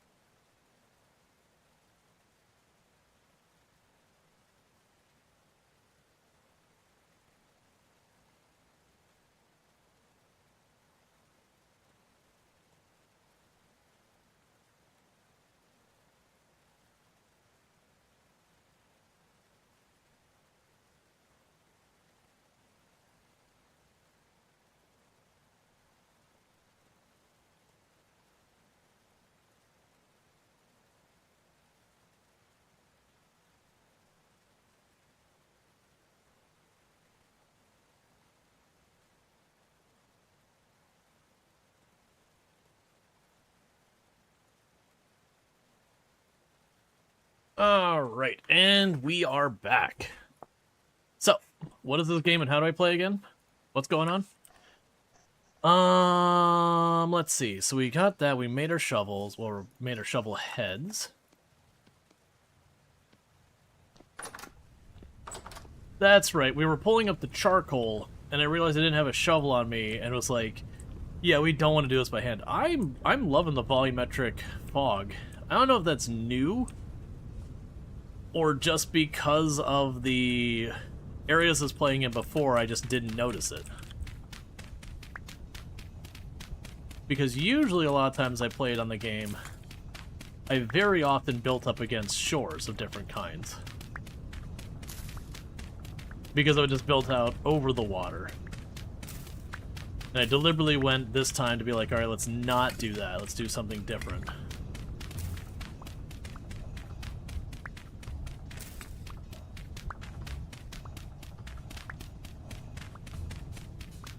I think one of the other things that helped me with the having copious amounts of firewood in my last couple runs was also just the nature of I was planting tons and tons of trees, and then I'd move the trees I planted, and just by that nature, you know, you end up with all that wood.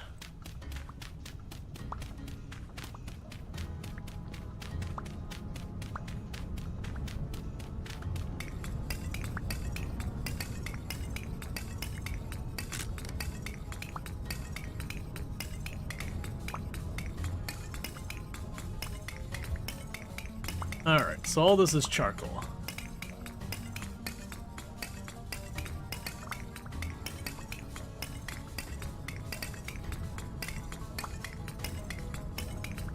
But yeah, so if we're lucky, the next time, by the time this starts to deplete, we'll have a bunch of firewood. It is a thing in this map. I also, both the other runs I did on the stream or trip or whatever, all of them were right next to a forest. The one on the island is because I didn't have a choice. The whole island was basically a forest and craggy. And so we cut down tons of trees just doing that. The other one is up against a lake, and like right up the hill from the lake was just forest. And so I was building out that way, and I was making this highway all over the map and everything. And by its nature, I was constantly running into trees and having to get rid of them. So in both cases, I did end up having just a constant need to get rid of trees.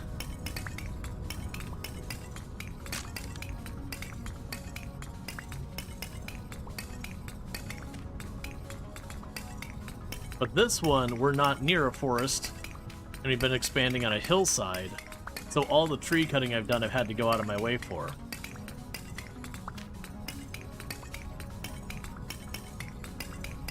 We also have a ton of peat, which I could certainly be using for my pit kilns. Now granted, my pit kilns, when you look at it, I don't even use a full stack of firewood when I go through a full round of doing the pit kiln, so I'm not super fussed about that.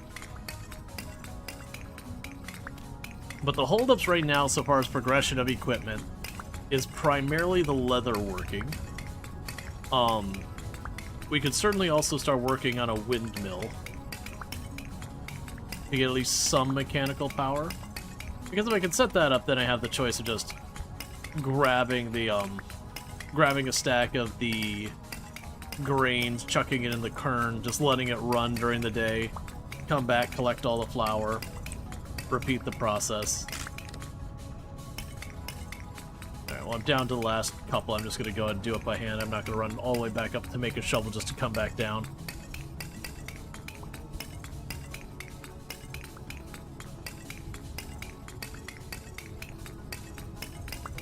And how are we doing on charcoal? Looks like we'll have pretty close to 3 stacks. Nowhere near as much charcoal as I was hoping. It's fine, that'll get us pretty far, though.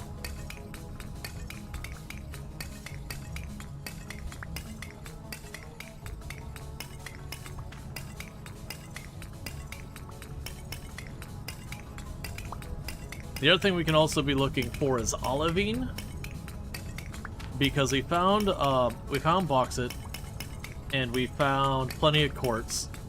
If we find olivine, that'll give me everything I need for making the really nice refractory bricks, which we need for steel.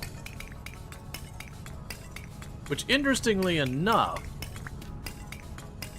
it seems like... Well, no, because it still need the bellows and all that to make the steel ingots to then toss in. Still. It's almost interesting that if I don't plan for leatherworking in advance, the time it takes me to get my blacksmith set up to really be able to do iron not terribly, I can basically already be in the progress of making steel happen. The big thing is I'll end up needing to make the iron anvil. So it looks like the things we got on our list is find borax, find olivine. Those will be needed for steel. Keep the leatherworking moving. Big part of that is probably going to be actually just hunting the various animals.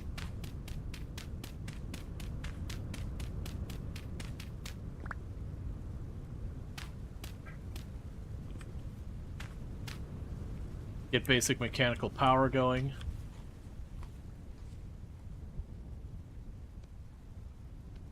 Need to remember I have that. Alright. About 2 2/3 stack of charcoal. Here you go, husband. Thank you, wifey. Enjoy. You enjoy. Lovies. Love. Alright, so we got all that. Hey, Malt, how's it going? Oh, I also need to go here and... This isn't meant to be, like, a long-term thing. We just chucked the shale in here. Oh, that's another thing I should do. I should get, I should go ahead and get ourselves some lead. We're looking for lead, we're looking for olivine. It wouldn't be a bad idea to be on the lookout for the chromium whatever stuff. We can also try wandering around, see if we can't get to a point of finding other stuff going on with the pies. I want mechanical power. I'm just thinking about that. The pies I really want mechanical power to make the flour for me. Okay, so got that sorted. So you have your iron bloom, so just pop that out. You have your iron bloom, so pop that out.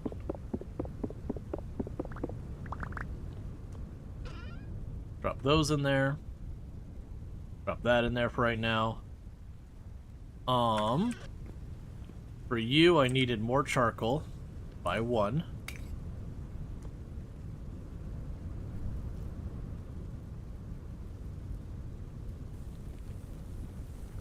Cool. Chuck the charcoal in here.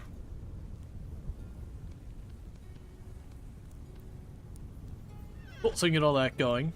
That's all good. A ton of bronze if I need it. Alright. So, if we were to build the windmill, the bigger questions are like, where am I going to put it? I'm under the impression having mountainous terrain nearby the windmill blocks the wind. I have no idea the truth or if it's purely elevation or what it considers. But that's a concern. I still need to fill in the area underneath a bunch of this. I also need to go and get that sorted out. We can actually get that starting to resolve now. I just need lots of dirt. Because it was what for the running paths? Just that?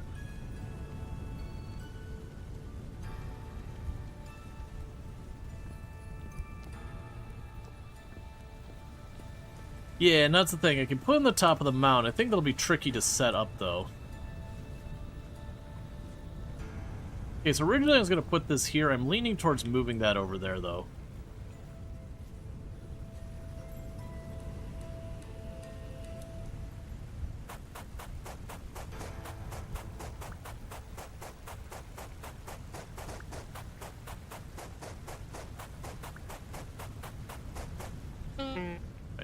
Happen. Yeah, so let's work on trying to get this filled in down here, get our way down to the cellar that doesn't involve me running through an area I'm going to be filling in. All that kind of stuff.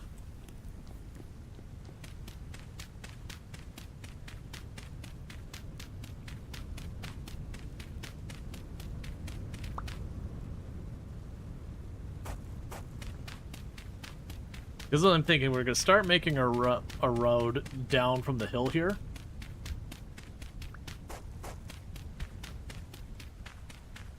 Not that I need to do like a whole big elaborate roadway or anything like that. But I want to fill in the area to my right, and maybe we start putting our fruit-bearing trees down there. So between our actual, like, farm fields and the rest of this, I could put the hill for if I were to expand the farm where I'd put it. I'm leaning towards not expanding the farm as far as, like, the normal crops.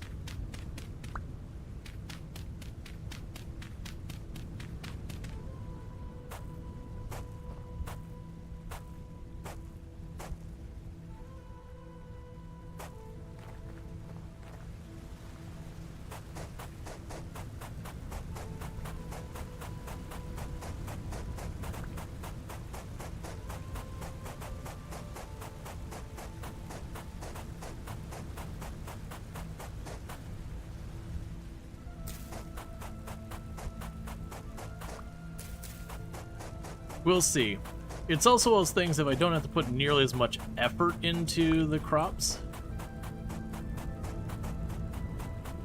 A magnet mod would be good for this. Oh, does it just give you more range? I mean, I'm not too worried about it. I just run down below and grab it in a second.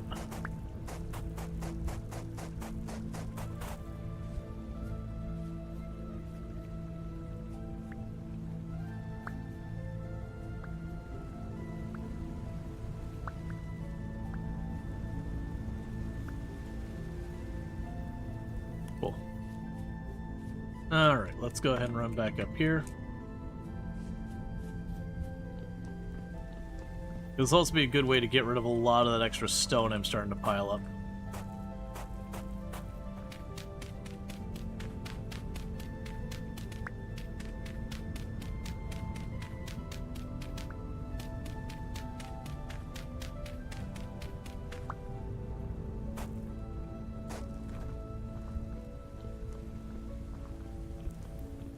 Okay.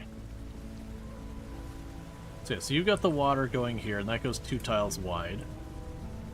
I can keep the water going along this route here, and potentially expand the farm there if we want to.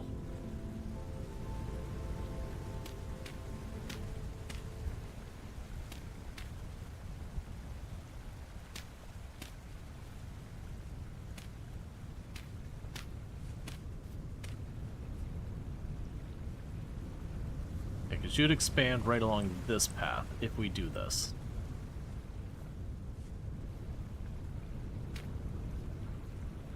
Alright, so let's grab a bunch, make some more path.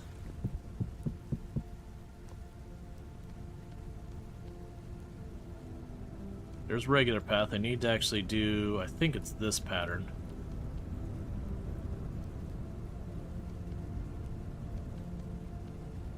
There we are.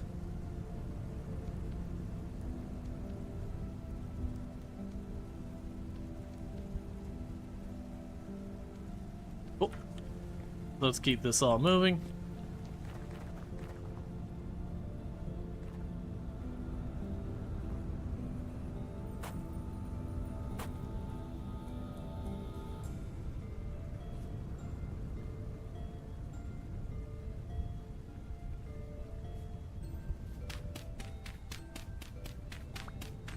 I need to make my shovels again.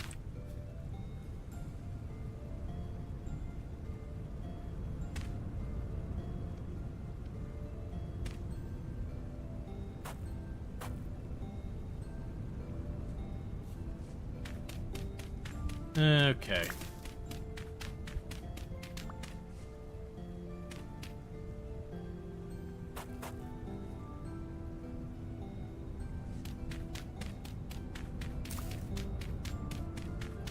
Yeah, I think we'll just have this one not go all the way up. It'll just be a nice, quick route down.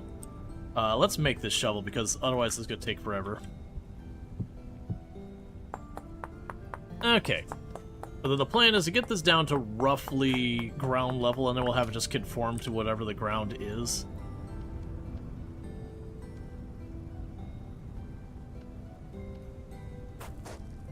That's not what I wanted.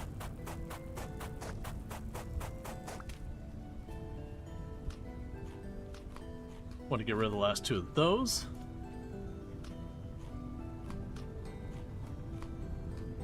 Okay, we can also take you off the bar.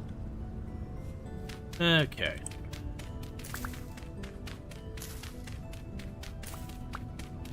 Because, yeah, I'll have the planter be a raised thing.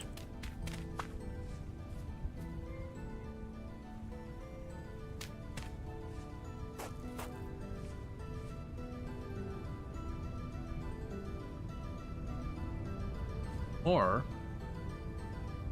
that's fine. We'll grab you up again. Put you down here.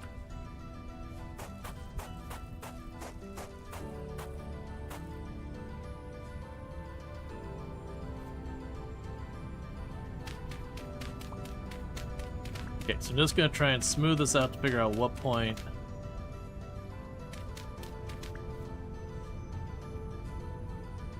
get the angle down more.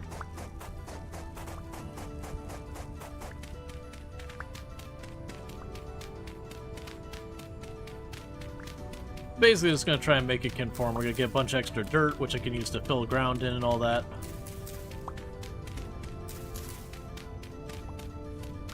And clean this up as we get there. Yeah, because this is a pretty steep drop from the looks of it.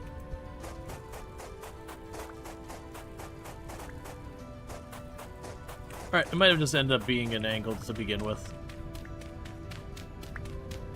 But the idea is to give me an easy way to, like, run down the hill real fast. Then we can start branching off roads if we need to a little bit.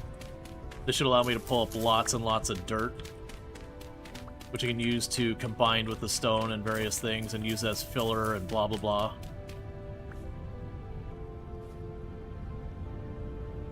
Okay, looks like one more ought to do it.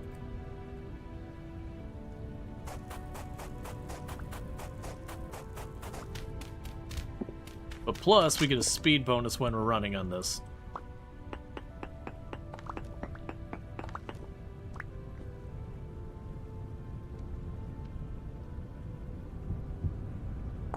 Okay. So for traveling the map and all that can be very useful.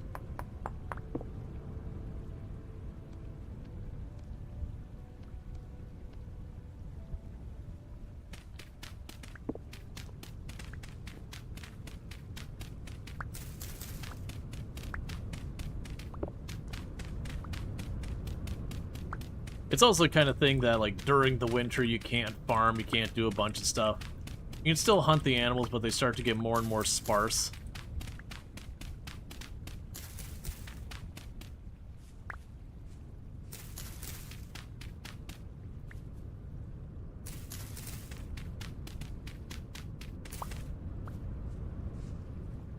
It's not super helpful, but we'll get there. Okay.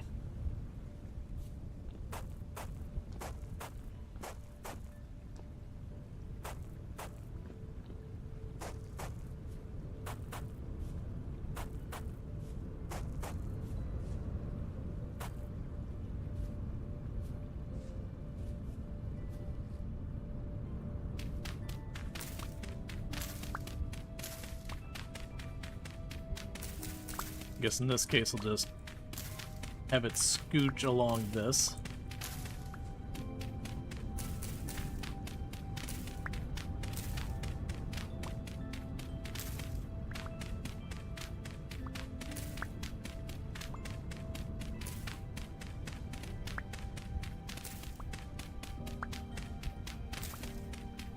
All right.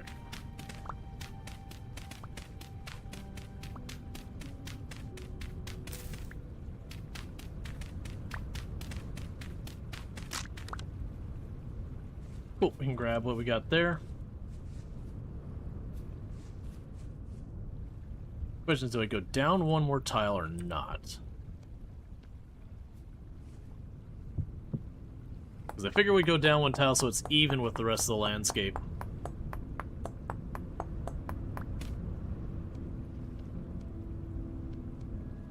One of the other nice things about making the road is you find all the materials as you go. Like, you just have dirt everywhere, stone everywhere, that kind of thing.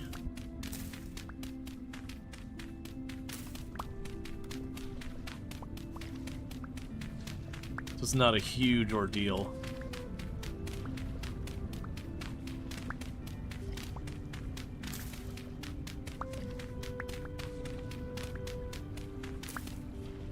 Alright, we can start with that. I will need to shove a couple tiles right there.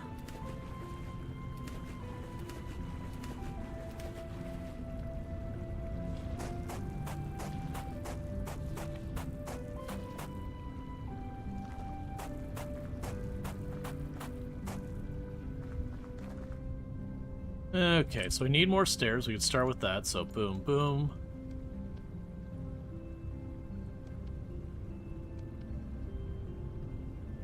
Oh, that's 15.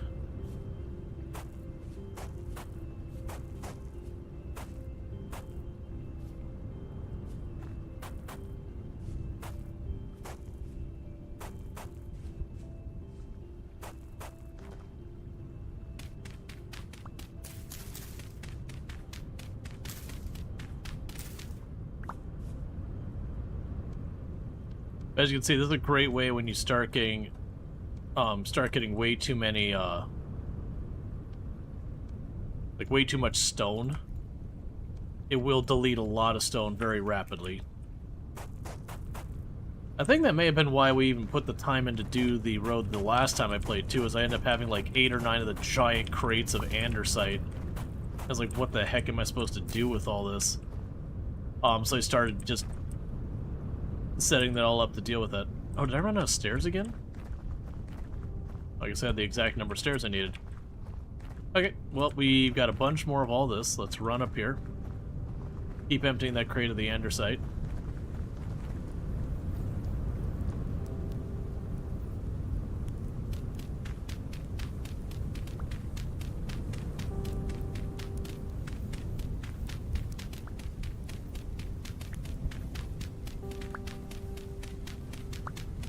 Okay, I'm pulling this up so I can keep putting the road down here. It does give me a movement speed bonus. And I could use this for like planter edges or whatever.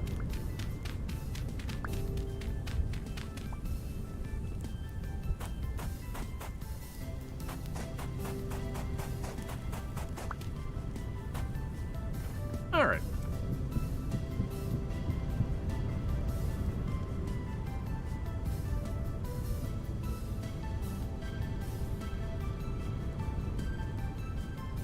And we can go right here.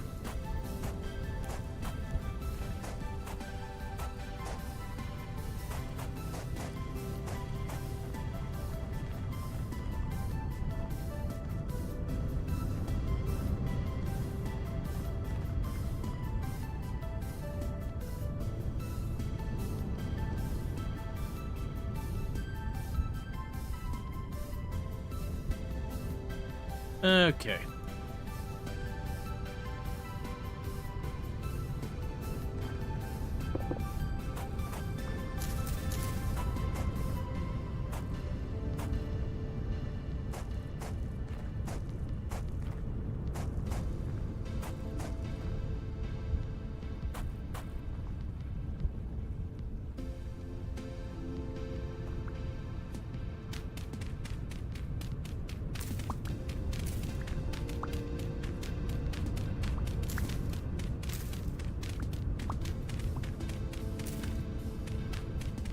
I've also got this mess I made down here for where I pulled up all the blue clay.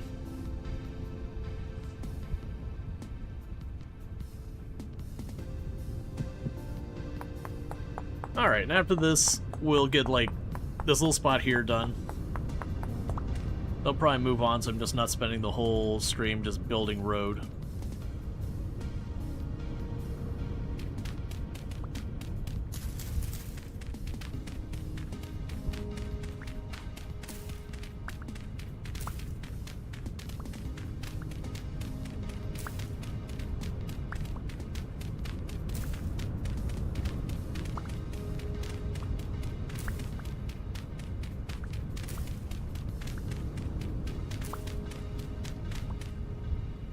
I'm gonna end up angling it one more.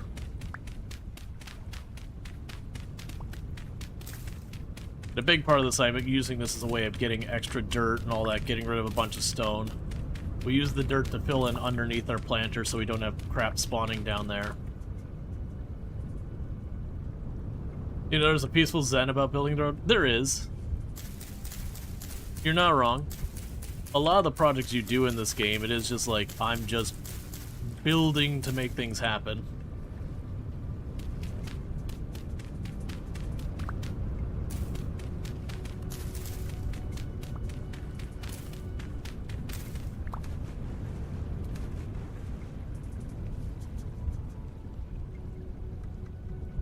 But yeah, it'll also help because like where I've had to do all this like hopping around to get over stuff, we won't need to do that anymore.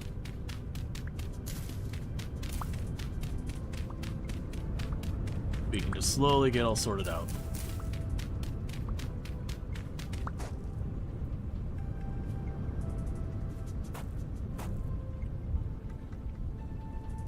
Alright.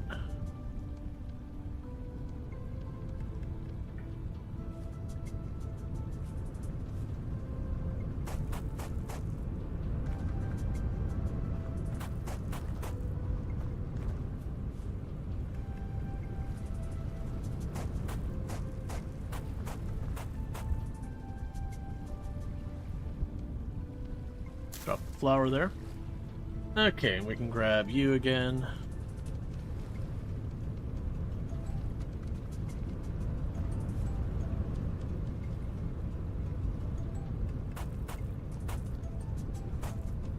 Also, another thing it could work is, like, we taking my bronze I've got together and making ourselves more lanterns and all, that would not be a bad use of time either.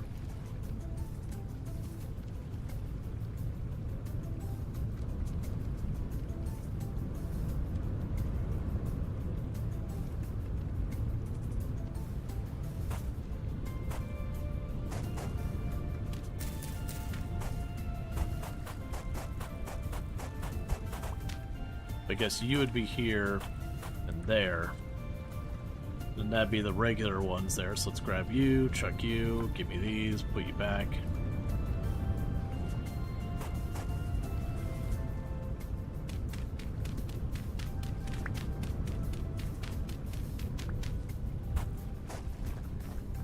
Alright.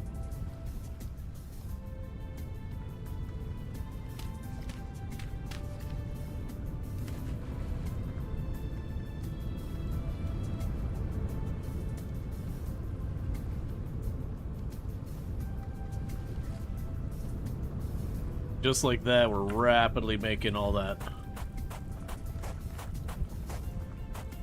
stuff disappear. Like, honestly, building the roads, it almost feels like its main purpose is just for the sole point of you've got an unreasonable amount of dirt and stone. What are you going to do with it?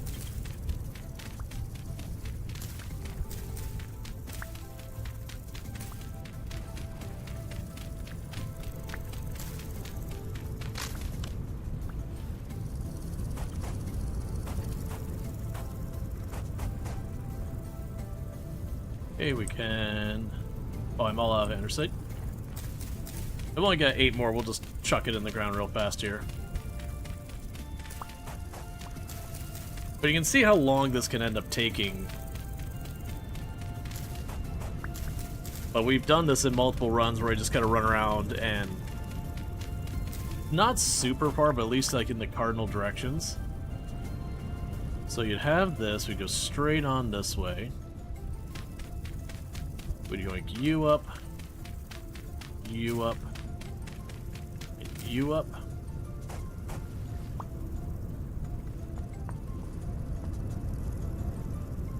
Alright. That takes care of that for right now.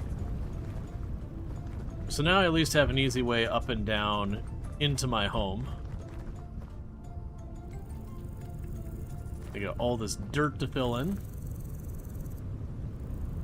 And then I've got this whole thing where I'm kind of just putting a wall along the edge here. I can, like, make it a planter-looking thing later. Okay. And if I were to want to make the water run down here, I'd have to turn it earlier. That'll be the trick here, is because that's already going down several tiles. Most likely I'll end up needing to grab a water source block, and we'll just move it up there. I'll probably avoid doing that to kind of keep with the what I got for the pattern so far. Alright, let's go ahead and run down here. I got a bunch of dirt. Keep filling in the path below this thing.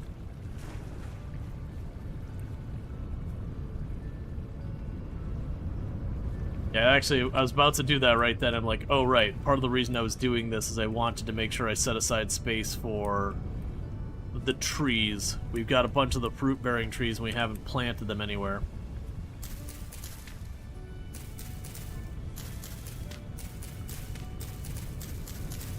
What I can do for right now... So I know what we're doing over here.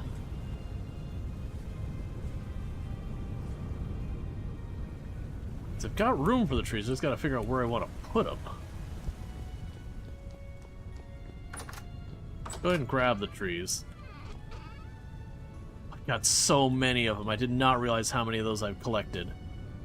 Okay, that's gonna be a thing to figure out, that's fine.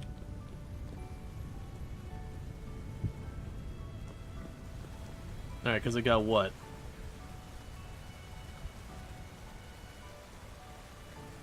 Three different types of trees, 12 deep. Let's see, could viaduct the water flow across a couple of tiles higher? Yeah, that's what I was kind of thinking, like previously, is raise this up like 1 or 2 tiles here. To have it spill over, like have it go over that side.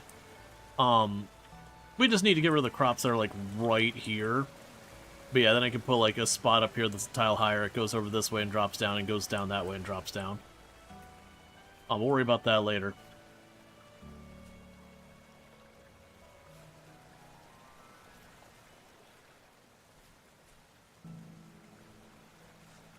So the ways I'm leaning is...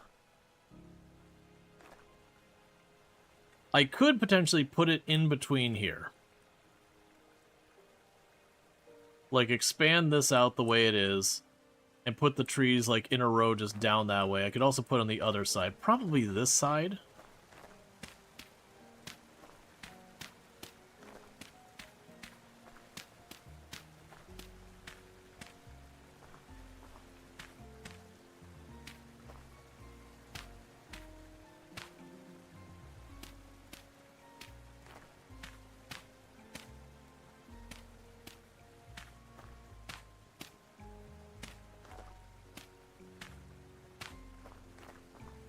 Okay.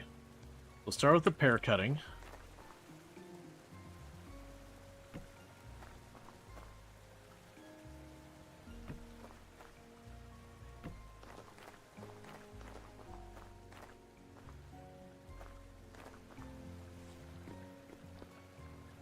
How wide are the trees? I actually don't know the answer to that question. I usually keep them 2 tiles apart from each other. But I don't know how much any of that's going to play into each other. Put that there. Put that there.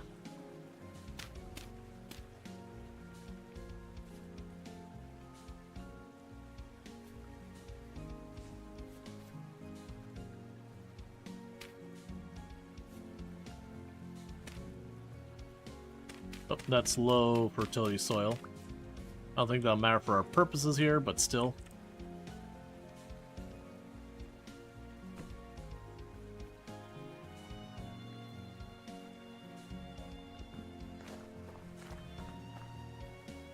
Okay, let's grab more of the andesite. And make some shovels. So I can get the trees planted. With this game, Airline, this is a vintage story. It's very Minecraft-esque, but like the crafting systems are way more involved, survival is way more effort. You know, people jokingly call it Minecraft for grown-ups, which the only downside of that like that phrasing is that it implies Minecraft is not for grown-ups, which is not true. But it's definitely like Minecraft. It was like had way more depth and all that to it.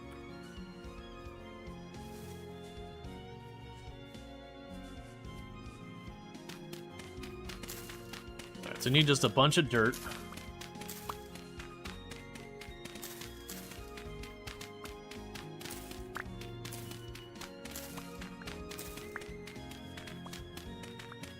And we're kind of like slowly coring this down. We're gonna make it into like this jagged stone expanse area next to us by just the processing of this down.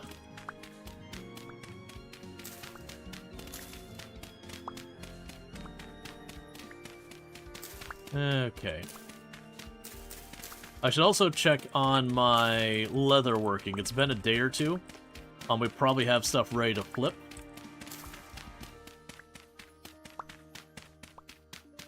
And if that's ready, we might be able to get our leather materials. And with our actual leather, I should be able to make some bellows. And with that, it'll make the ironworking way easier. And then it would potentially give me the ability to start quenching. So that I could start tinkering with that.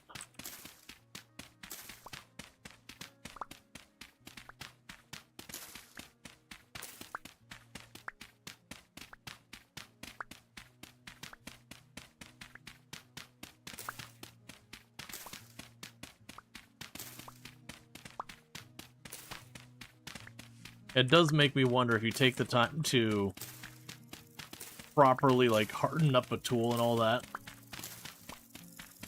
Like, how much farther I could take, like, a steel tool. Like, would it be a strategy, you know, take the time to temper and quench and do a bunch of stuff? Like, where's the cutoff where it stops making sense?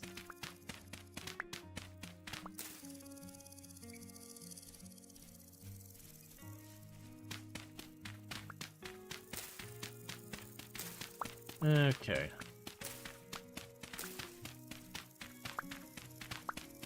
I suspect soon we're going to stop seeing the medium quality soil. You'll start seeing low quality soil.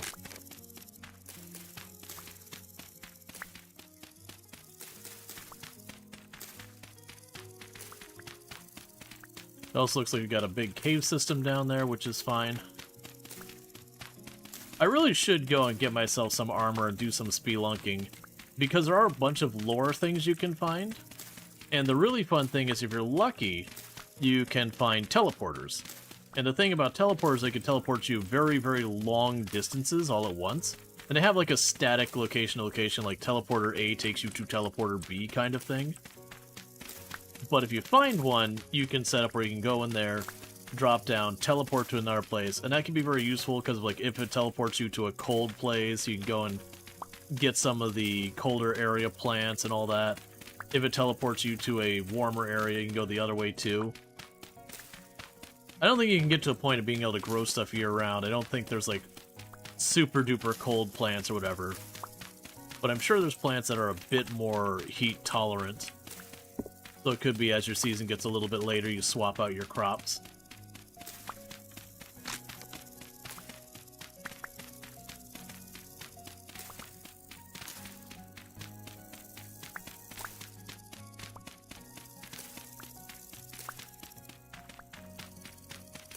Okay.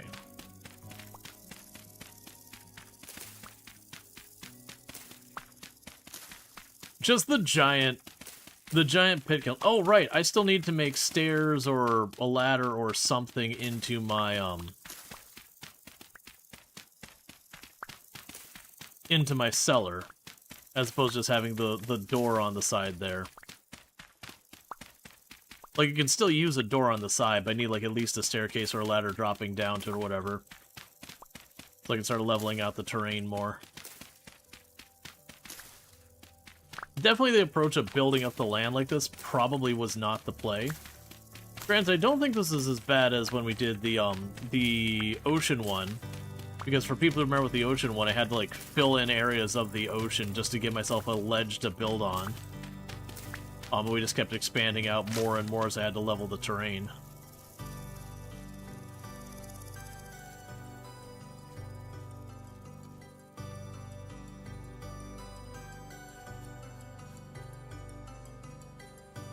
Okay, so this is the low fertility soil. Let's grab the good stuff.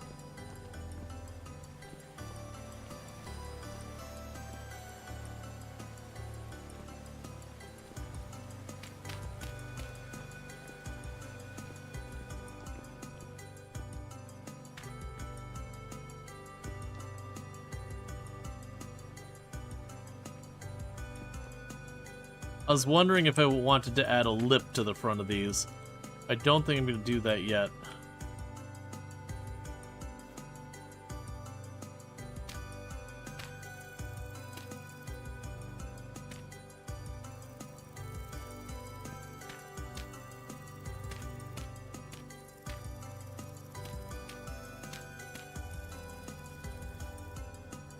Okay, and we can grab the peach tree.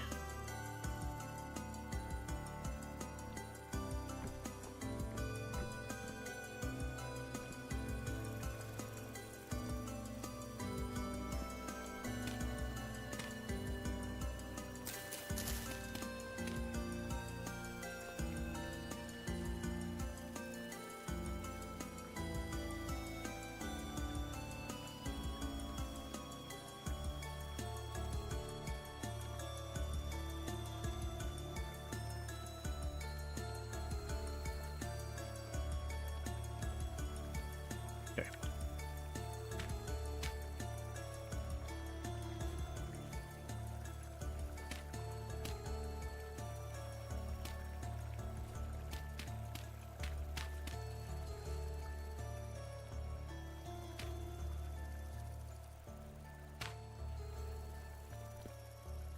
All right.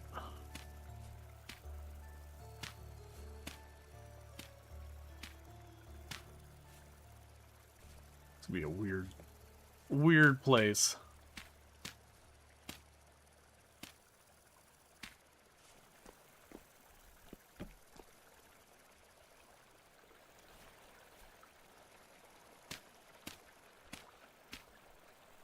I hadn't really planned to build this out this far, but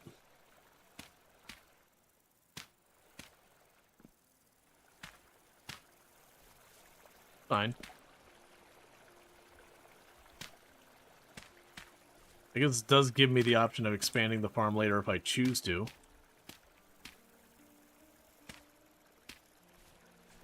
Okay, so that's the peach tree. We can grab the yellow apples.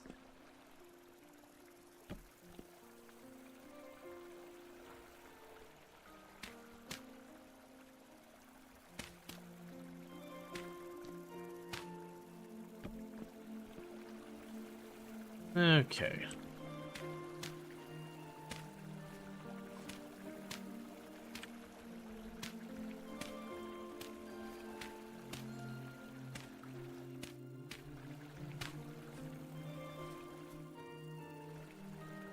This is way more alterations to the train than I had planned at all.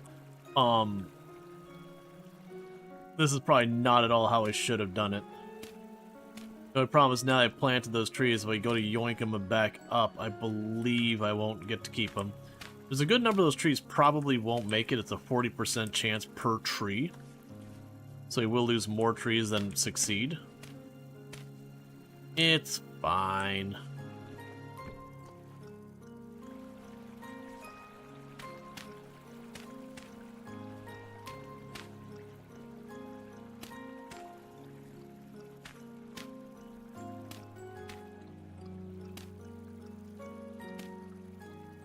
You can redo the farm with 2 wide terraces.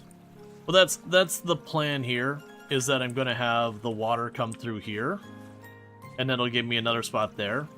So that should make all this make sense.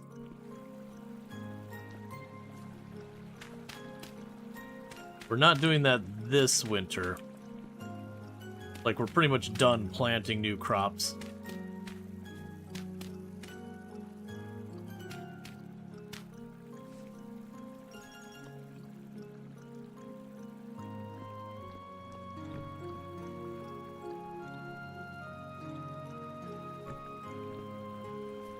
Okay, and these are the last types of trees we have handy.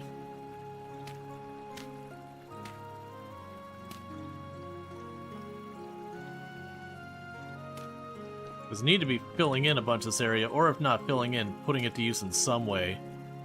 Having this big abyss underneath is not going to help us.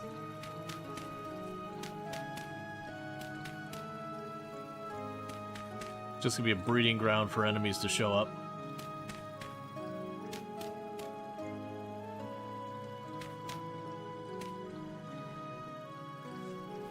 Okay.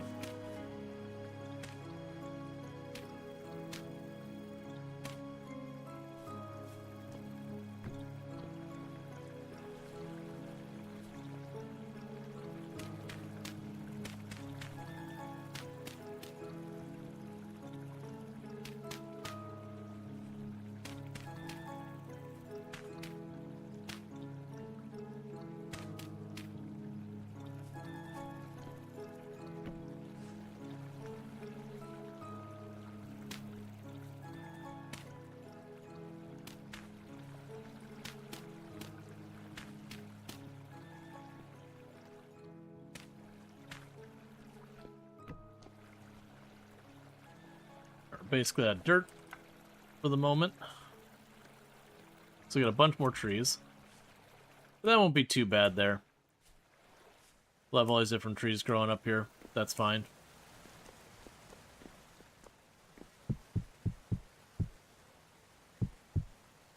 Okay.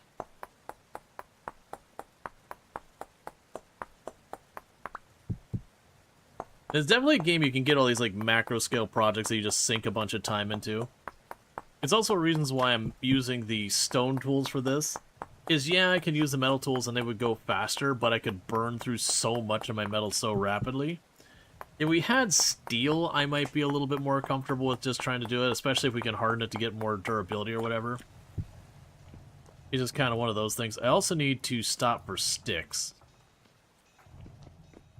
They're running out of those. I also need to make room for more berry bushes and a whole bunch of nonsense.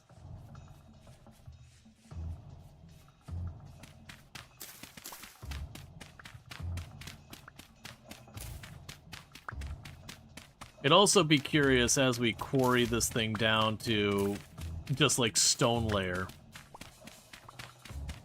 Like eventually what I do with it. Because it could be we get it all the way down to like the stone layer, then put like one layer of dirt on the top. Just enough to like level it out. And maybe long term that becomes where the berries go versus what I'm doing right now.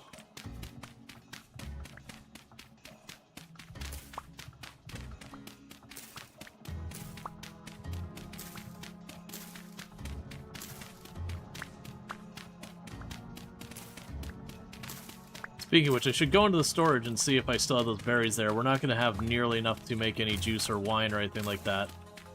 So I probably should just get in there and eat them. Get the little bit of nutrients from fruit that we can to boost our health.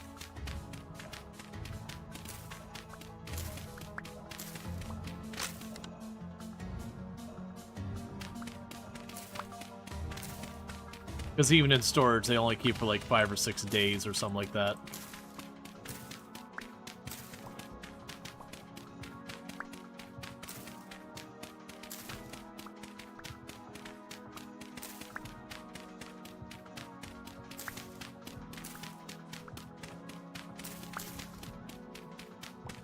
Okay.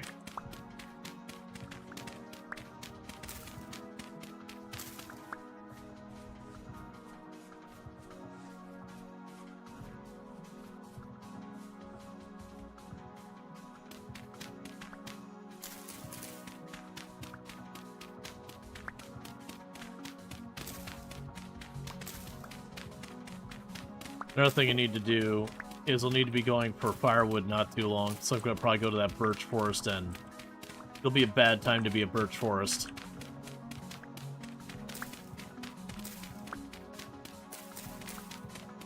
We did set the grow time on trees to be far slower. Honestly, find it not to be that big a deal unless you're trying to not go anywhere, or if you're like in an island or whatever. But I found it to not be a big deal because, you know, you're going to end up going to the woods with a bunch of axes and coming back with a full inventory. The extra little run distance doesn't seem to matter that much. Obviously, if you're a long ways away from a forest, that could suck, but that just means you bring the saplings back with you to, like, slowly grow stuff nearby you to make your own forest kind of deal.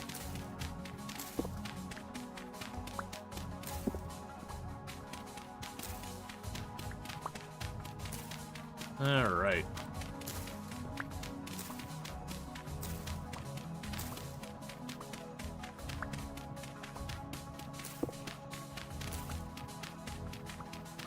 So I'm really surprised it didn't drop down to low quality soil before we hit the stone layer there.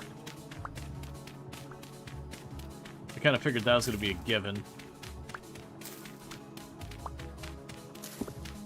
But yeah, so I'm just trying to prioritize getting these trees in the ground because they take forever to do anything.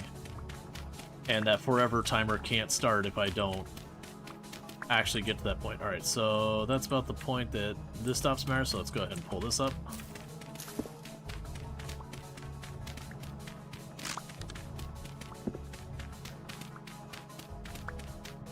I'm also curious what will end up looking on the mini-map as we expose more and more of the rock. They'll just go around the corner from the house, it'll just be this deep gray.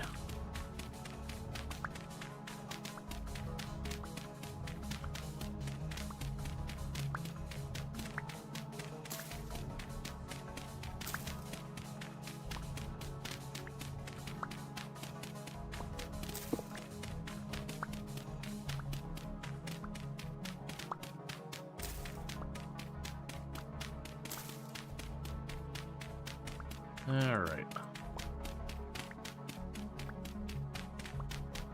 Yeah, so finish our meat soup.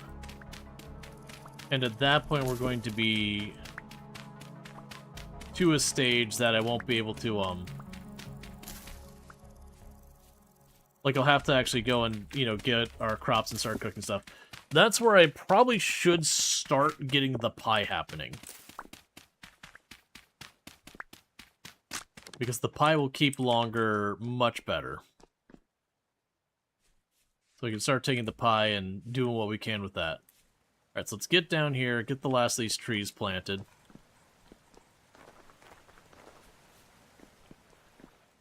This will probably look nice once they have a chance to grow in.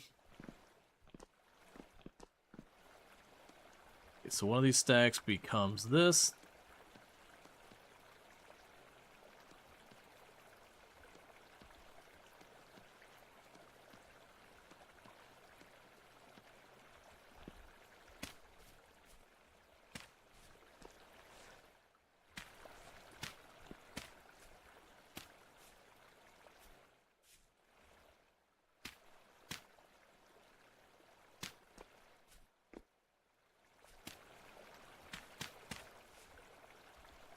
Okay.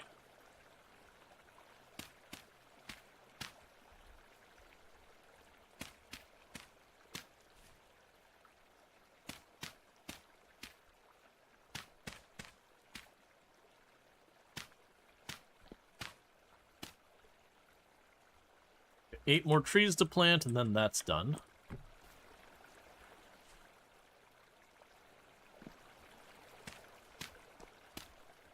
Looks like I got a couple more of them.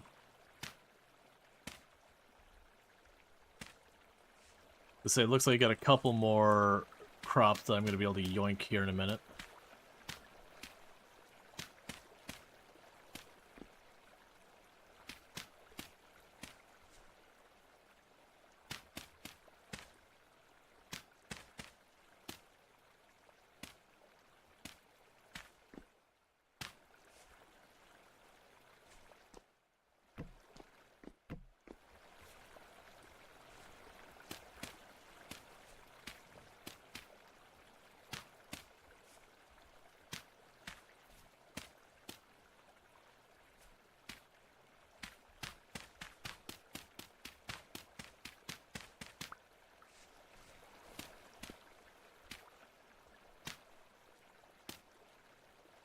And we go this way, get that way, cool.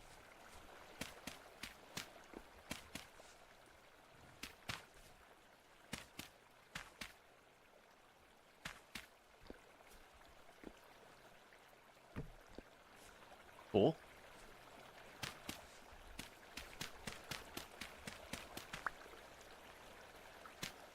And the music awkwardly goes away, leaving us in silence. As games do. We do have the music turned up to its highest frequency. Usually it's pretty good about keeping the music going most of the time. We haven't gotten near anything dangerous in a little bit.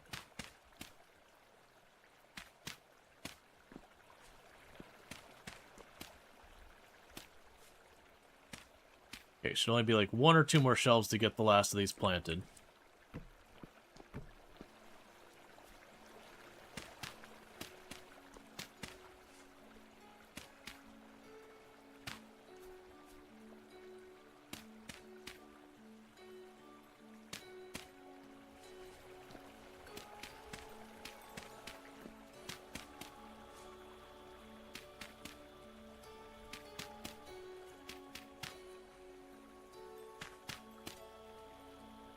And you'll be here. And then the last shelf I need to get all the trees planted for now.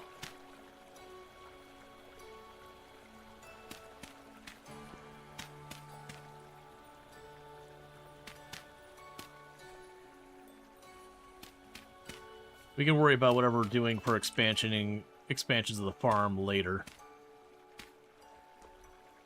Okay, so it'd be there. So there's the last one.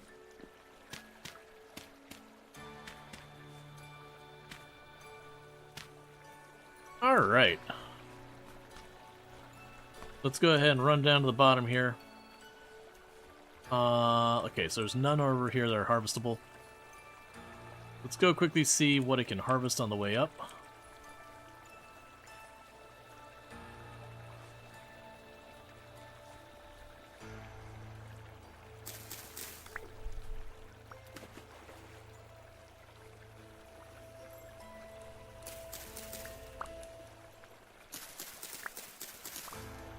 Yeah, so every single one of these is giving a, reduced yield due to temperature, almost all of them. It looks like the flax is maybe a little bit more tolerant. But like all the spelts and all that's giving me the warning.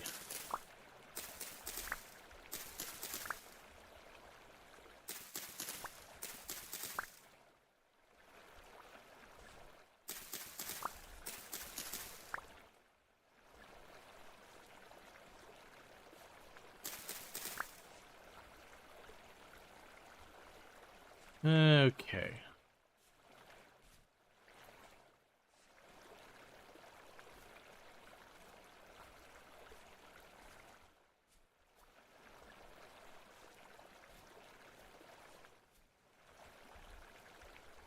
Definitely gonna get a lot out of here.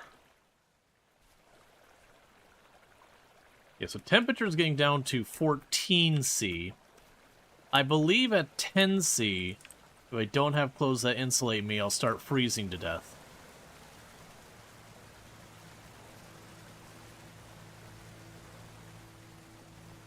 Alright, so we got a bunch more goodies here. We can go ahead and chuck all you in there. Drop off the thread. You can hop down below.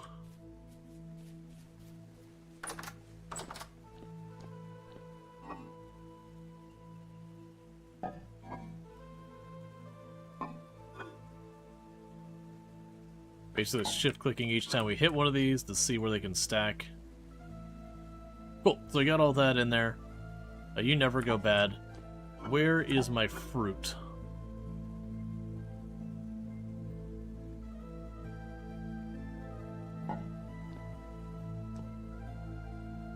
Yeah, it's fine. Like I said, even if it rots, I think we'll be fine there. Okay, so I got one more view. If we wanted to start making pie, this is something I gotta remember. So we want to do a pie. You have all the ingredients there. So it looks like I need the dough. And the dough is straightforward. It is water and it is flour. And once I make it into dough, that will shorten how long it lasts. The other thing we can potentially do is I've got traders all around me. There's like one to the left. Almost all of them were willing to accept bread as a form of compensation or a form of material to purchase. So what we can do here is grab you.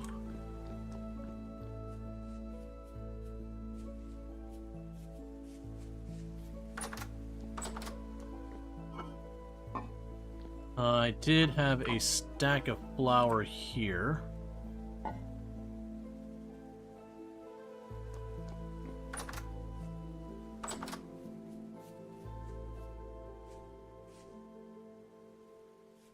So let's make ourselves some dough.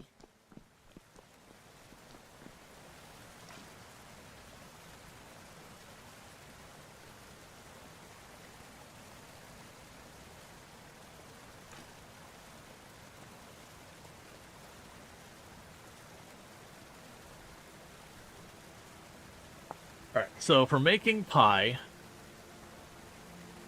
we need the bread oven preheated and all that. So for a pie crust, we put down 2 bread, we put stuff in between, and then we put more bread on top. They've already got 20. And I don't really have a good feeling for how much we need. It's been a while. So let's go put the flour back for the time being so it stays good longer. Okay, so I got 20 of that. So if it's 2 on the bottom, 2 on the top, that should be enough for... Is it 2 on the bottom, 2 on the top? Let me double check that. For making a pie... Yeah, so it's 2 on the bottom, 2 on the top. So this should be enough for 5 pies. And then each pie can accept 4 portions of filling. Which should mean I want to go 1, 2, 3, 4, 5. Also, just give me a stack of each of these. A half stack of each of these.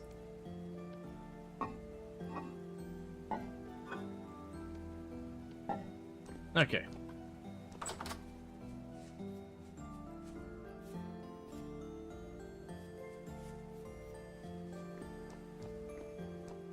Alright, so...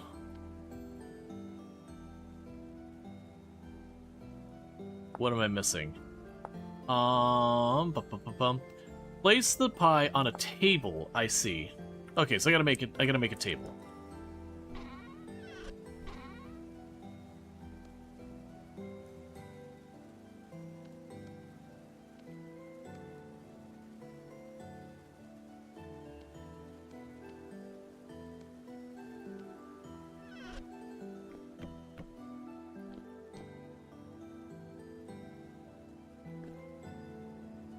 Okay, now if I remember the way this works, if you want them to stack, you have to put the same ingredients in the same order.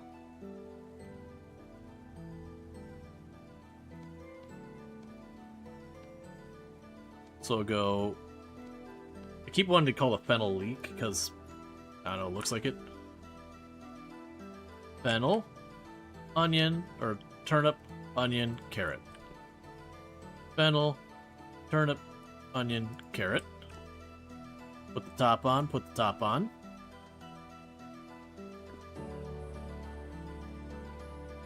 Meanwhile, 2, 3, I don't remember how much this needs.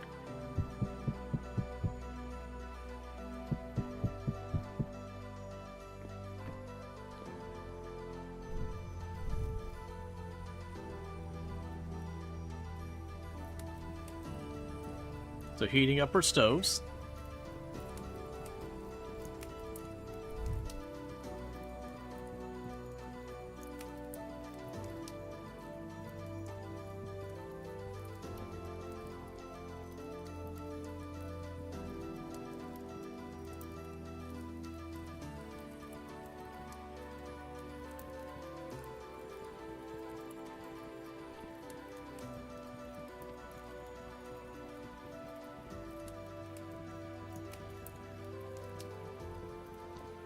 Okay, we can put the rest of the veggies down here.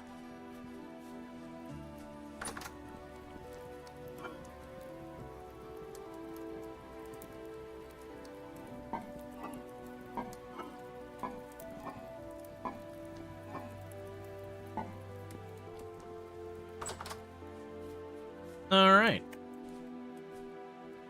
So we did get all the pies successfully to be the same kind of pie, which is what we want. Now I drop our pies in.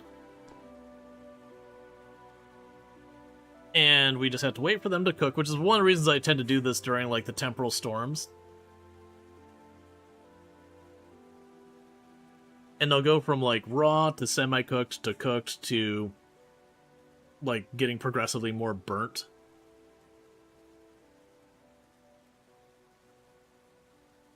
And I want to say they continue cooking at a relatively low temperature. It's something like 180 C or something like that is still enough to cook. So that's partially baked.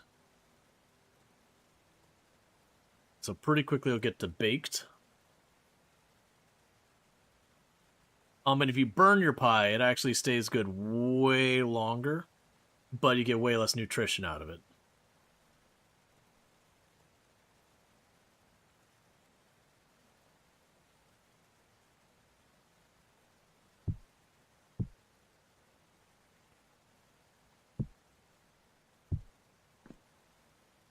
Okay, and our pies are good for 8 days. So the pies don't last forever.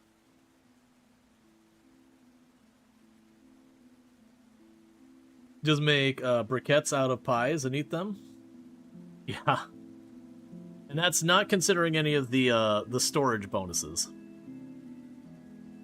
If we take the pies and we put them in our cellar, it will jump them up to like 60 days or 50 days or whatever. So it is a thing that, like, on the days that were too cold for me to go out, like before I had armor on the last one, I generally sat there and, like, when I was warming up, I'd stand by the fire, like, stand by this and just keep making pies until we were all warmed up, and then it'd go out again.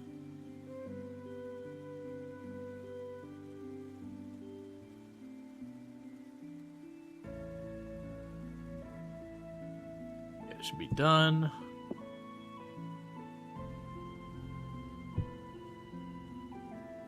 While that cooks, I'll take these 4 pies and see if I chuck them into storage how long they'll last. To put them in storage, 30 days. So 2 seasons, or 2 months.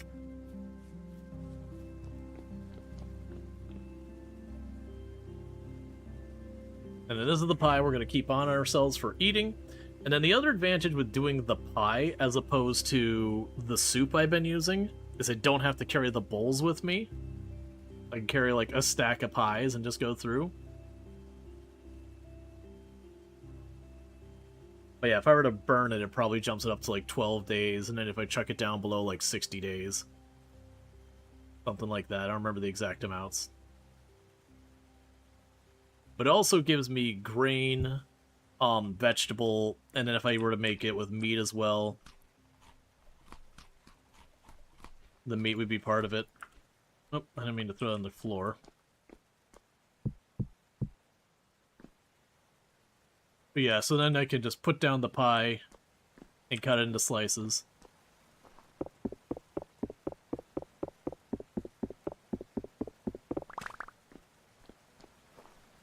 Okay, that doesn't have enough. And chuck you in there, chuck you in there. Oh, right, You're checking this. Alright.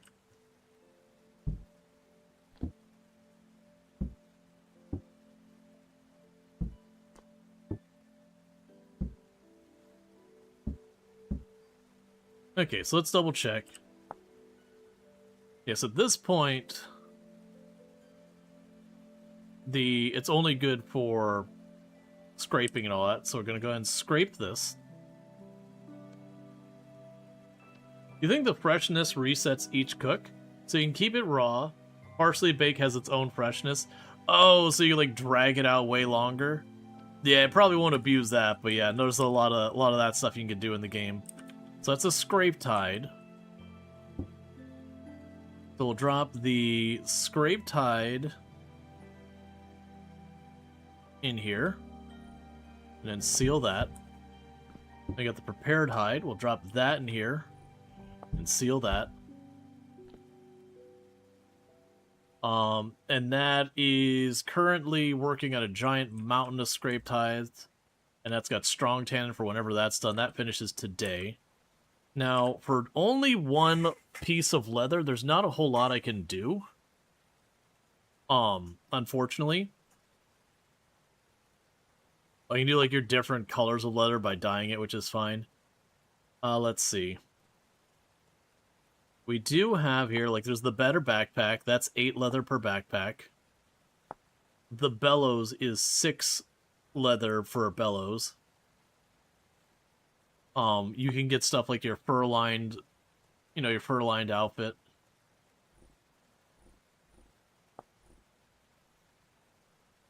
Blacksmith apron doesn't help it much. The heavy gloves and all that don't help super much. The headbands don't help a lot. Then you get, like, all our armor. Which, the leather armor's not bad. It's just leather and a little bit of twine. But you'll probably go for the backpacks and all that first. Well, bellows, then backpack. Right now, 1 unit of leather's not enough to do much of anything. Yes, it did get down to 12C, so we probably need to be working on getting our clothes. For that aspect, I've got all of this that we've been stockpiling just for this purpose. I need sticks. I can't do anything until we get sticks. Put that all back. I need sticks. We can go ahead and grab you and chuck you down there. That's still processing. We've got our pie. Let's go ahead and get rid of the dirt blocks real quick.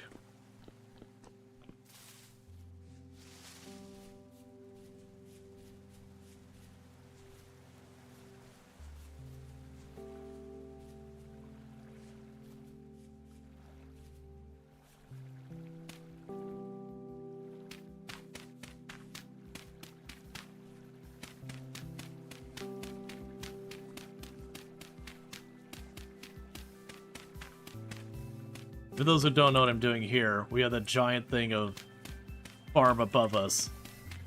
And this is where I'm just trying to fill that in. So that it's not as problematic. It's gonna take time. We're basically terraforming an area.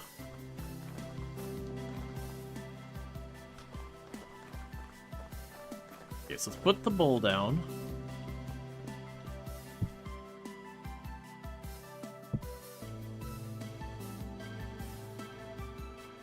And we cut up our pie.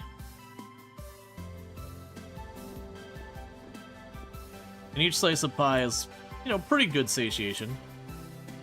Yeah, so that'll give us our grain and more vegetable. Because I've been eating basically meat for days because I found a ton of goats and I killed them all for their hides. And so we've just been eating goat for a long time. Alright, oh, I should also check in my beehives, shouldn't I?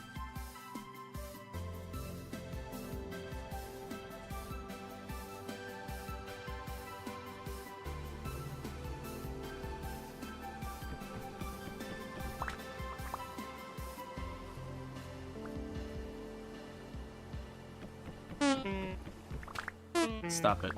Stop it. Stop it.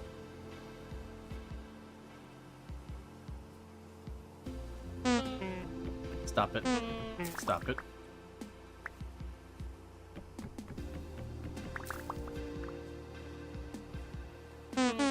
Stop it. Stop it. Stop it. Ow. Quit it. Ow.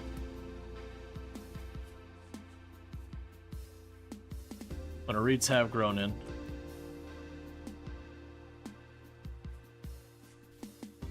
You can put up a scarecrow to draw the bees to them, but like you saw, I was just getting wailed on by the bees, and they barely took like two blocks of health. So it's kind of a nothing burger so far as damage. So grab me those. Grab that. We will grab the blue clay. Another stack of the blue clay. Grab the oh man, if you were allergic to bees and just doing that, one who is allergic to bees should probably not become a beekeeper. Do the bees hibernate during the winter? I believe they do, if memory serves me correct. So we got plenty of that to squoosh into honey and all that.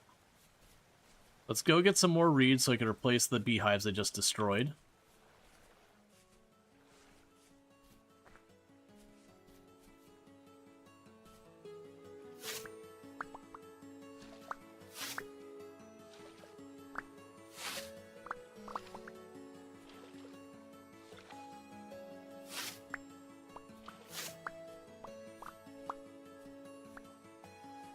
All right.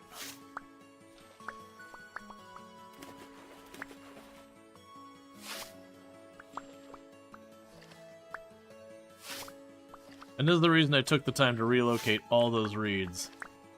So we can just run along here. You get a stack or two of them.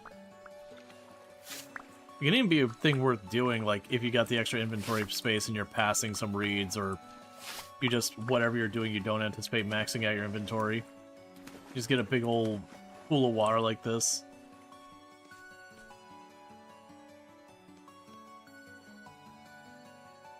If I wasn't paying attention to how many of those we destroyed. 4 seems reasonable.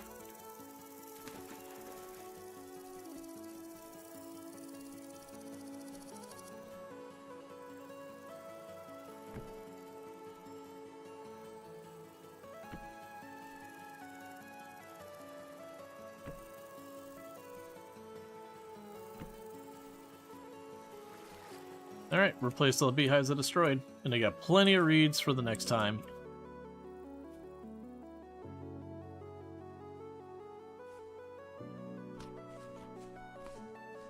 And enjoy a piece of pie.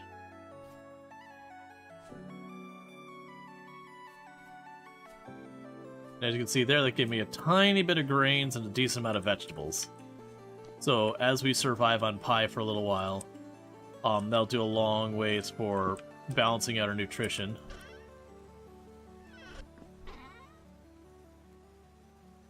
Okay, so we're good here.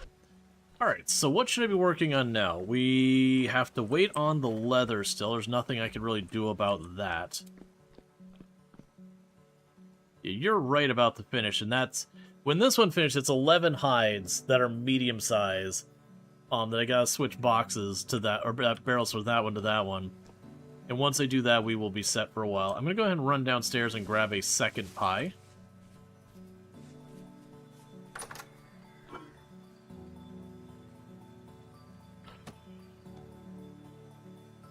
And I do hear that I'm under attack.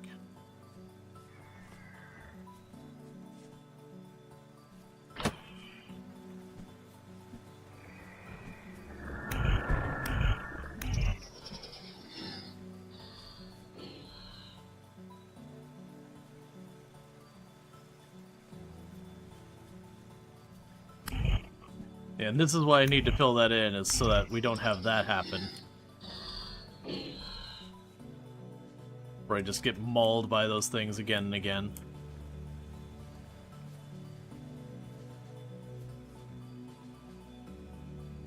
You never planted reeds in water, is that not required? You're not required to. I don't even know if it makes a difference either.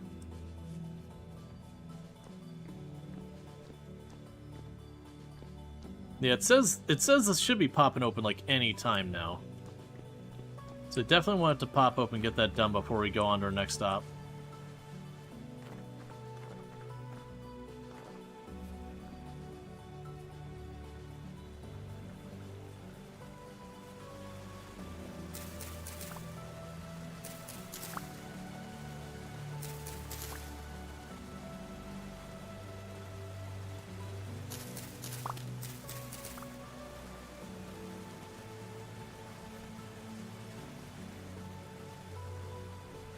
We don't need to do the whole trip down.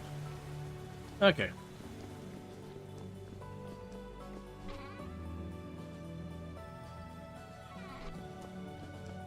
Gives me a bunch more onions for more pie.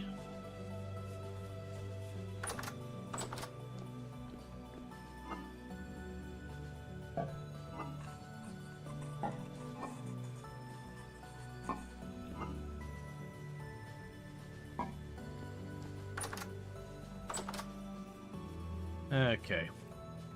Okay, I suspect the next day or two we're going to gonna need to deal with that. Alright, so if we're going for sticks in that, I need to grab this, because I remember we're out of sticks. We already have an axe on me. So that's fine. Oh, cool. So we waited long enough, we grabbed this out. We drop it all in here. And in 4 days, we'll have more than enough leather to do whatever we need to do. So for this outing, the priorities are sticks, firewood, leather. Those are the things we care about. We don't need to get it all, but we want to get at least some of whatever, like at least one of them. I got a nice little birch forest over here.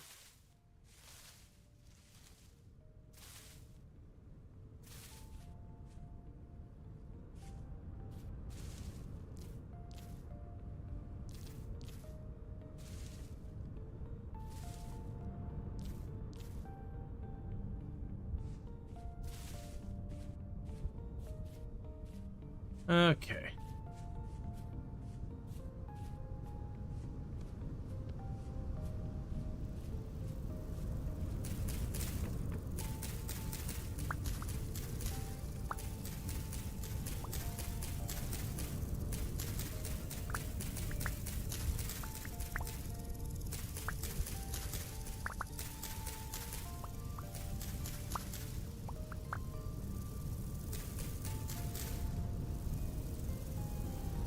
Cool. And those, no, those are lobster mushrooms. We can do those.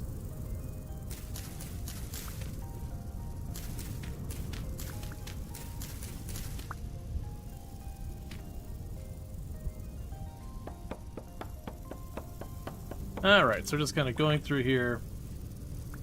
Get a bunch of this out of here.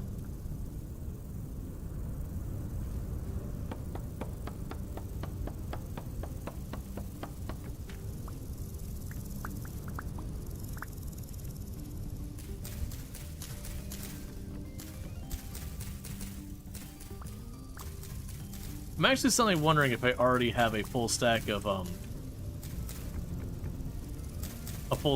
sticks in storage, because I suddenly feel like I did. It's fine, we'll go through the sticks over time no matter what. Because firing up the clay for the iron and all that, to make the bricks and all that, we're going to use sticks to fill in around all that stuff as well.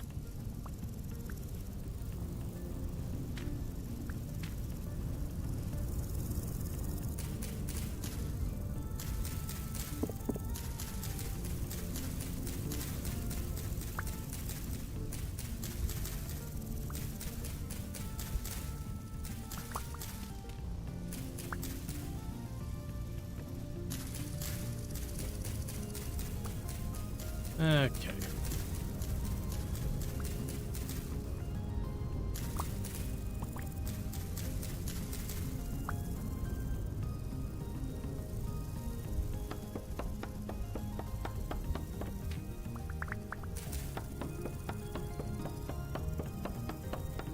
It definitely feels like the seed drop rates are way worse.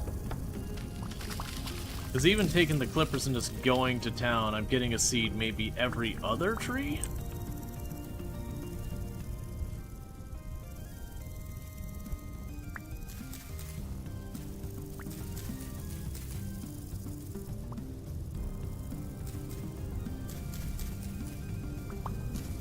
It could be one of those things that you can, like, trim the trees back and maybe the branches will grow back out so you can kind of do, like, they'll, like, recover. I have no idea. I haven't tried messing with, like, trying to keep the trees around. Oh, no, I did kill a berry bush. It's fine.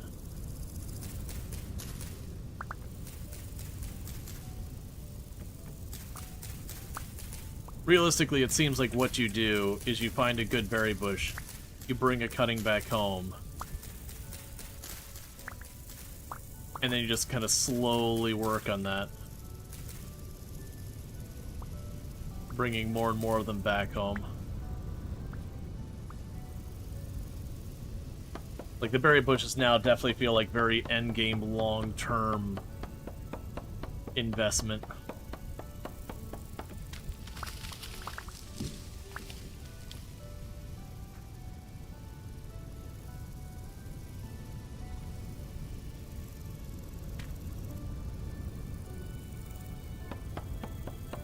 Okay.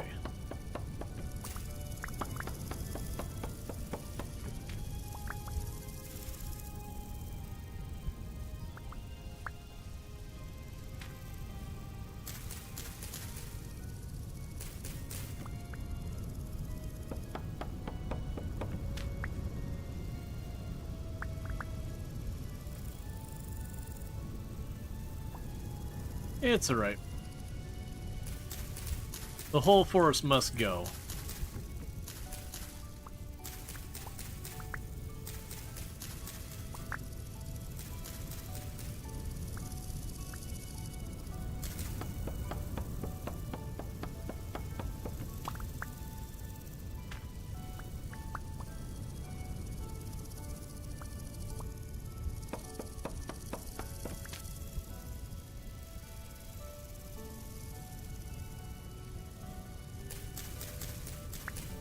Another thing is when you're not looking to grab like the sticks and all that, you can just blast through trees way faster.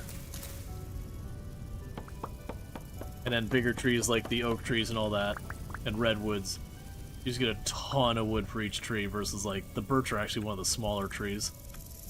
They're fine though. We'll just keep eliminating them.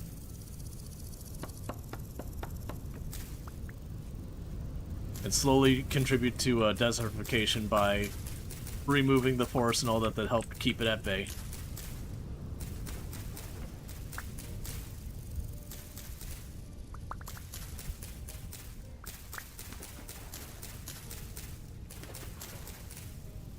That is one thing when you play a lot of these games, that you are just like a one person like ecological disaster.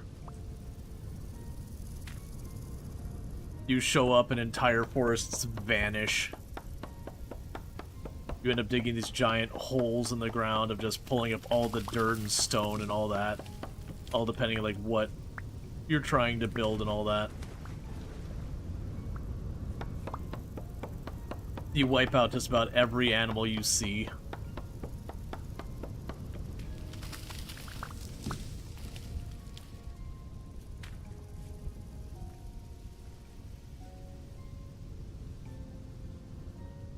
Okay, so inventory is almost full.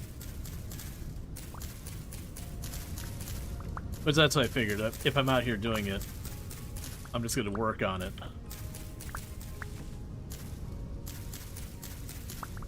Bring back whichever, and then, you know,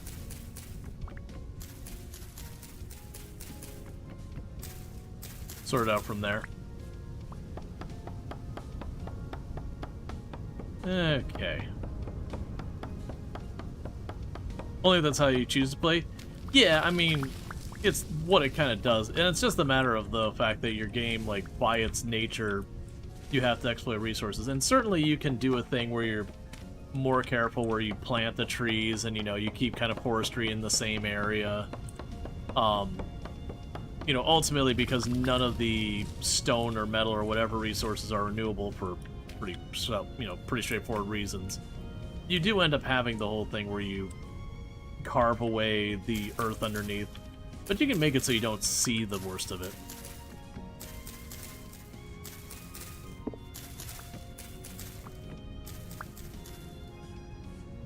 But I do remember that's a thing from like Minecraft servers and all that, is all sorts of strict rules about being like, hey, you're not allowed to, you know, quarry this close to where the town is, you're not allowed to do this, just because you can jack up the whole terrain really easily. No floating trees. Yep.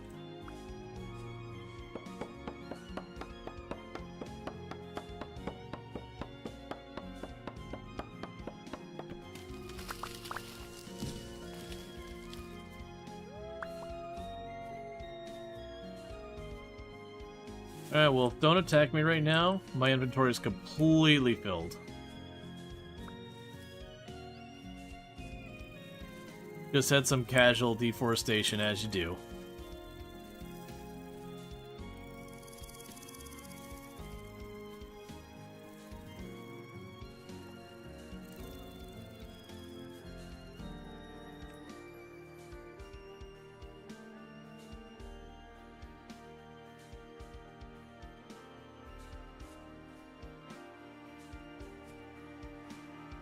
Alright. So you...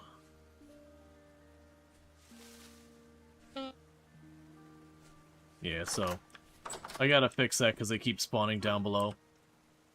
Alright, so that's got 5 days, 7 days. We stack them. It splits the difference, 6 days. But it's basically by volume and all that. So I might be able to drag that out long enough to be able to make some juice. Because it's kind of fun that you can effectively extend the life of stuff. It just has its limits because it is averaging it out. So it takes more and more as you go along, and then once you get a full stack, you can't really extend it anymore. Right. Oh, the bits of plant, you can go in the compost.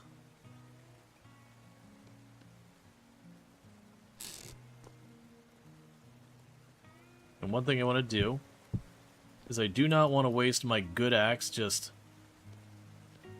making firewood. So we can grab the stone, we can make a couple stone axes and just smash them up. Making firewood real fast.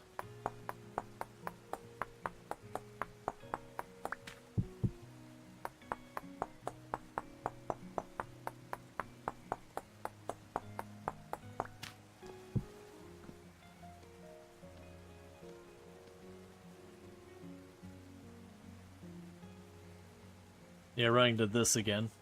Last time I had to relog to fix that.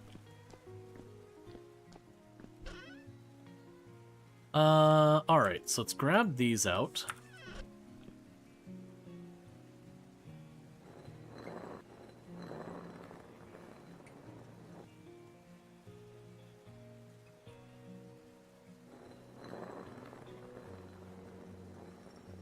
Because they don't stack, so let's fix that.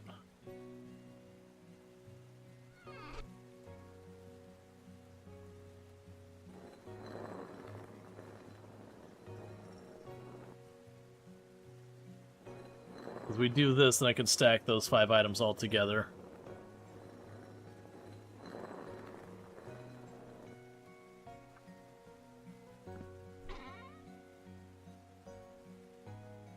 Okay. Drop the vine in here. We'll be able to make rope with that. Drop these stacks of sticks in here. Grab the odd set out. Okay. So now let's see if it'll let me try and do the shovels. Yeah, so last time I ran into this weird thing with that where it couldn't... It would, like, I'd put the crafting recipe and what it would be there would appear for just a second and vanish. I had to just reload the save to get it to fix. Which is nice and easy.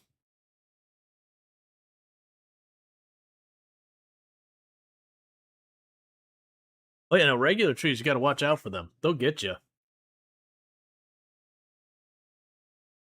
It's a meme on the channel because like in so many simulation and crafting survival games and all those, um trees are nothing but a liability. Like survival crafting game, you cut down a tree, it falls over and it kills you like in Valheim.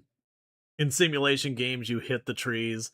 So that's the whole thing. Like Project Zomboid, you get snagged up on the trees and the zombies can walk through the trees and know you're there, but not the other way around. So it is just a meme about how the trees are in league with the zombies, so you got to be careful.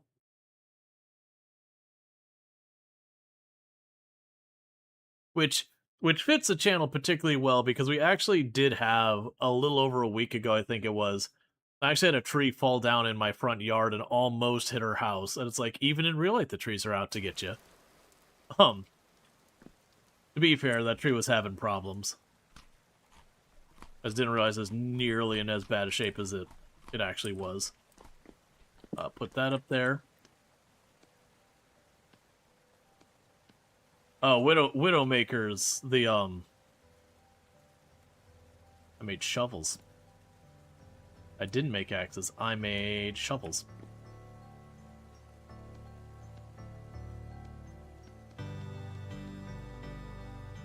I also did not mean to make 3 of those, but that, you know what, that's fine.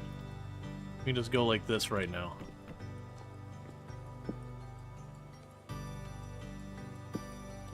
Put the spare shovels there.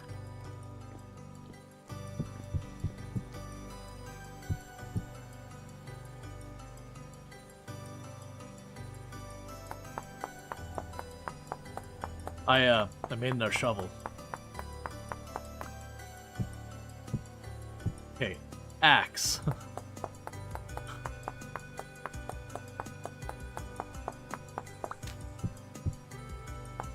Not shovel, axe. We're gonna be splitting wood for firewood. I need to stop accidentally making a bunch of shovels.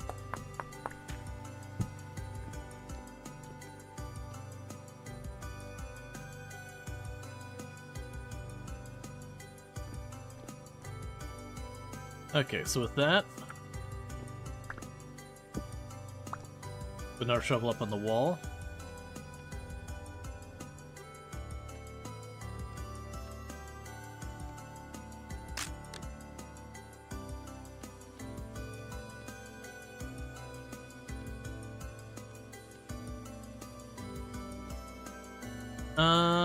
And we're good here for right now, so let's go ahead and go that around for a minute. We'll take our crap axes and put those on the wall, because those are our wood splitting axes.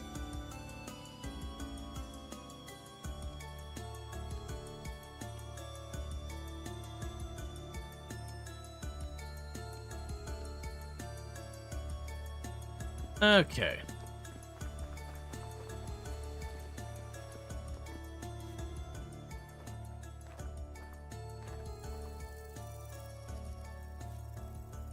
And I definitely need to make a rope ladder for getting down in here.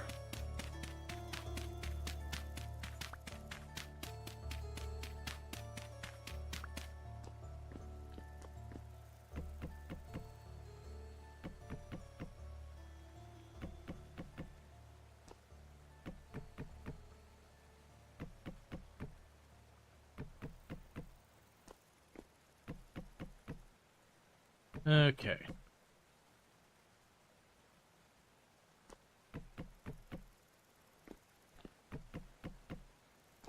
All we're trying to do is we're not trying to fill this whole thing up, not even close to it. But since we did fully deplete it to make our last round of charcoal, just wanted to make sure there was some in there in the event I needed more charcoal. At least had some amount coming in. Because charcoal is a thing, no matter how much you have, you need like 10 times as much. And then double that. We take the odd wood out. That goes in here for cooking.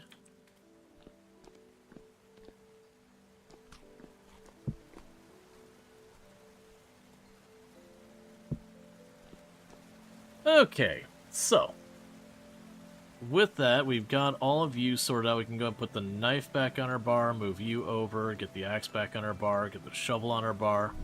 The torch can just sit aside so we don't accidentally put it out. Put you over here. Okay, so we've got all that going. I don't think there's anything left to deal with the stuff here right now, which is fine. So from here, we've got all that. We're waiting on the leather for our bellows. Our farm is looking like it's in pretty good shape. We actually have a little road I can run down here to get around. I don't want to sit here and just fill in the gap. Let's check on this.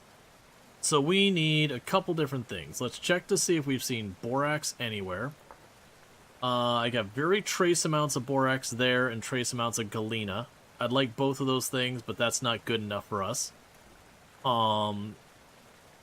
We have just the galena, like I said, same thing. Very poor amounts down there, a little bit tagged around here, but nothing worth going after. The other one to consider is olivine, which I do not see. So the point is, we need to venture. Let's bring one more pie with us. We'll carry 2 pies with us for right now. But let's go venture because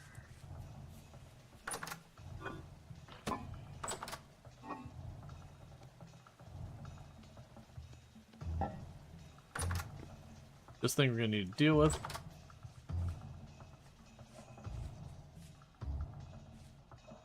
In which direction have we not... We kind of done the worst on our surveying. Okay, so surveying-wise, southwest we've done the most. We've done a... Hey, Sleepy Developer, thank you for the raid. We haven't done southeast. We haven't done northwest. I'd say is the two big areas we haven't done much of. But thanks so much for the raid. I hope you had yourself a good stream and all that stuff. And what were you playing and all that good nonsense? Alright, let's just get out of here because I don't care about that. Playing some City Skylines. Nice. I hope you had a good time with City Skylines and it treated you well and all that good stuff. Yes, let's go southeast.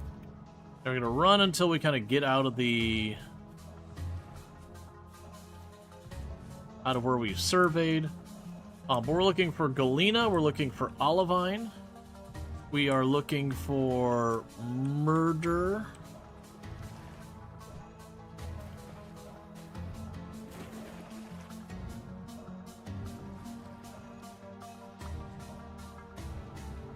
Yeah, it's fine.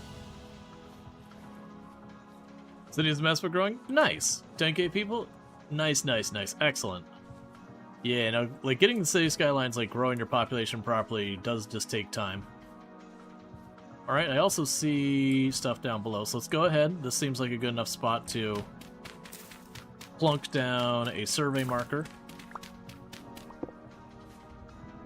Oh, I need to put you and you on the bar.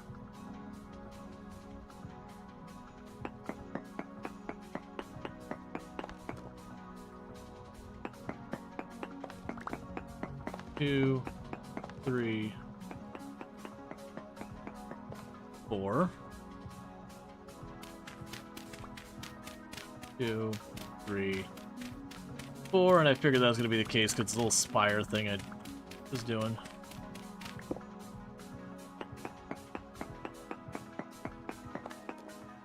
Alright, decent bismuthite, and the rest is all crap.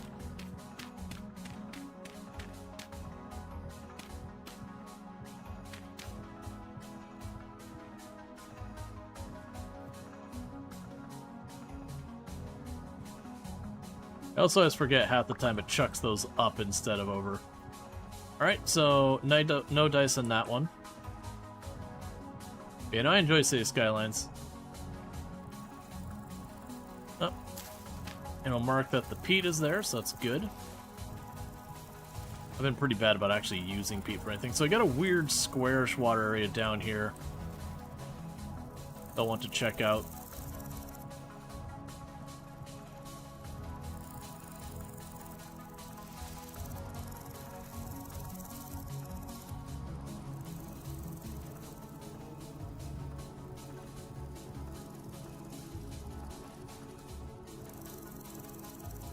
Okay, it's just a hole. We've gone far enough that I should put down another survey spot.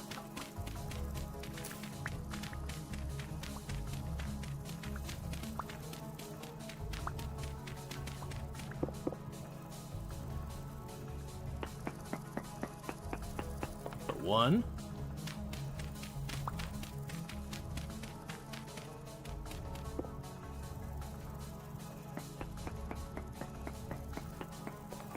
Two.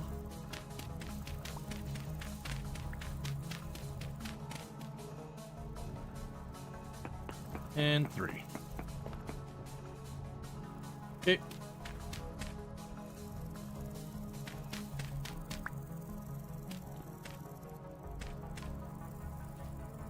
Or bismuthite.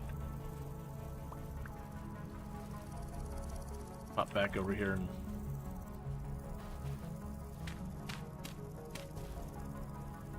drop that in. Drop our flowers. Yeah, at this point, anywhere we walk out here, we can keep putting down the pins.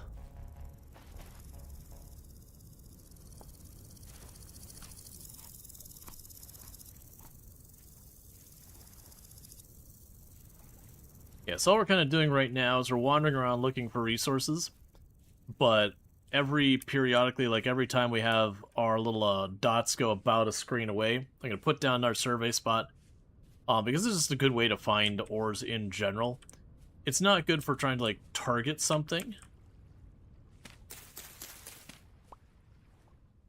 but you can sit there and do it this way, and what will ultimately happen in the long term What's that black spot over there? What it can do in the long term is that when you're like looking for something, you just pull up the map and be like, hey, where can I find, you know, insert name of thing? Just whatever this tree is. Alright. This is dark green against it, made it look darker than it really is. Okay, with that, we're about in position for another spot. But I found going about like one mini-map's worth is enough time that you can start seeing stuff going up and down. So 1.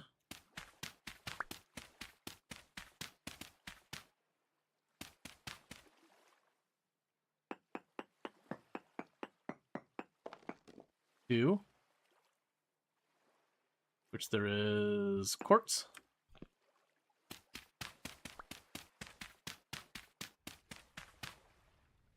And 3.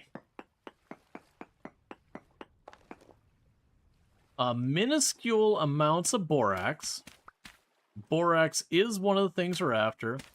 Also, halite would be something we'd be after as well. Not immediate priority, but something we'll want long term for a couple of different things.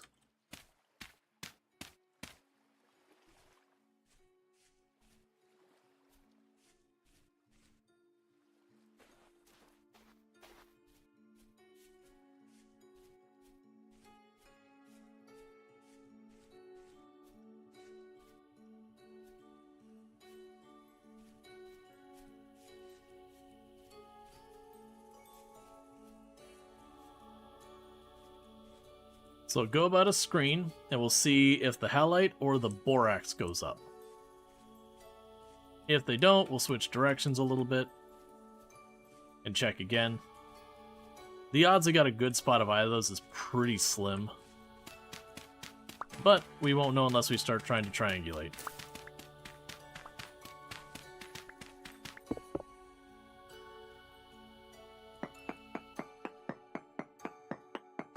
So 1.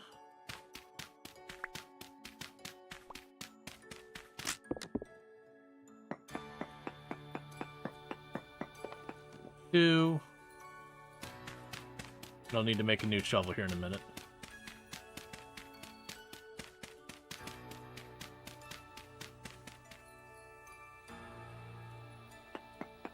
And 3. Okay, so still minuscule, which is enough to get any meaningful information.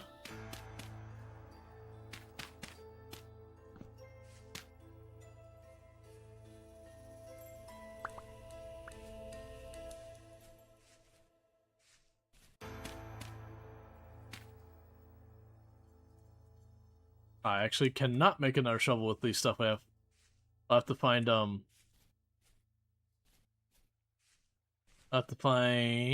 not shale. Another thing of flint.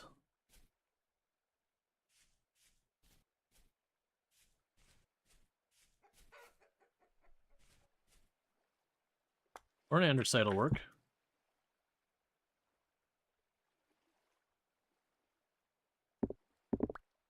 Yeah, looks like I have to have 2 of the same thing.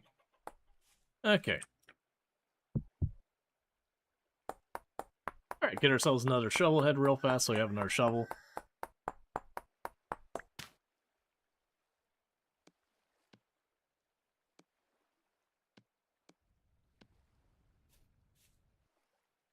While we're here, let's go ahead and get our pie prepped.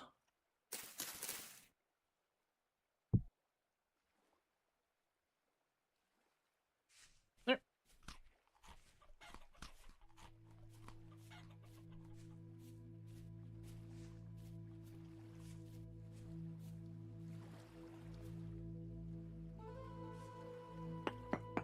So 1.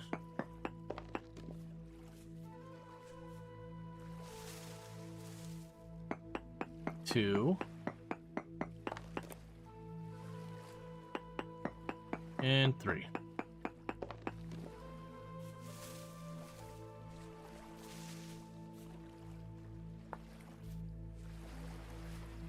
So nothing we care about at all.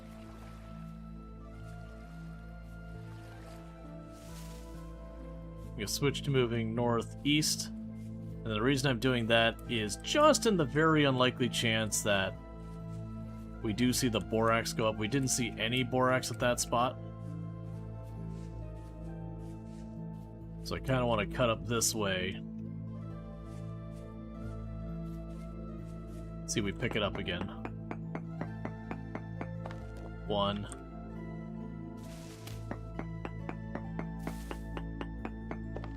2 and 3. Nope. That's fine.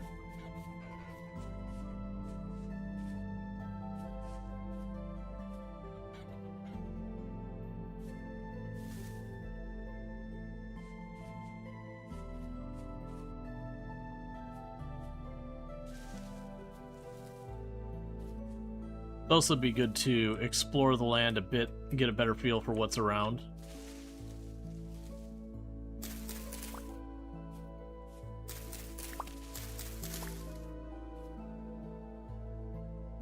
Alright. Around here will be time for another survey. So 1.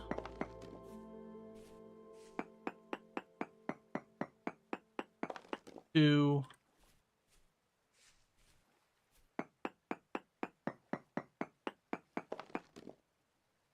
And literally, well, I actually have minuscule amounts of chromite. Chromite would be one to good find. We won't be able to use it for a while. It's also really hard to find one, so that would not be a bad time. We know it's not to the west more, so we can keep going east. And if we don't see it, then we can switch to going north and all that. 1. 2. 3. 4 amounts of chromite, so we are going up, so keep going this way.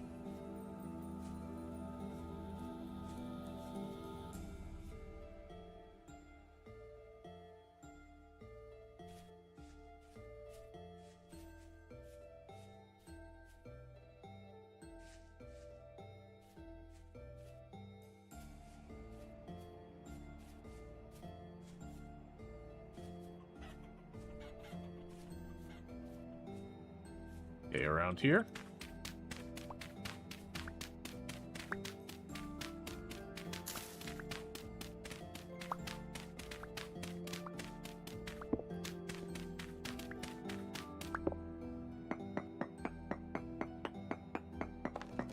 And I should also probably look to see if any of these things have limits on what rocks they can show up in, as far as my considerations. Some of them will, where it's like, oh, that type of ore can only show up in, like, bauxite, or this type of ore can only show up in andesite, or whatever. Or it won't be just one, it'll be, like, one of several possible things. But the point being there. So still marked with poor, but if I'm not mistaken, 1.7, so we are still going up on the amount of chromite being detected. So we keep going. And we keep doing it until it starts going down. And once it starts going down, we'll backtrack to whatever the highest one we have, turn 90 degrees, and then check in that direction.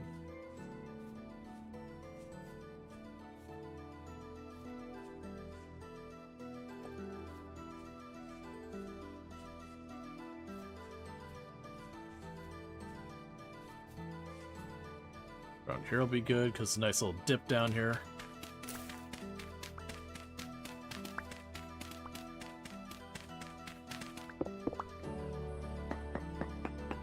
Okay, so 1.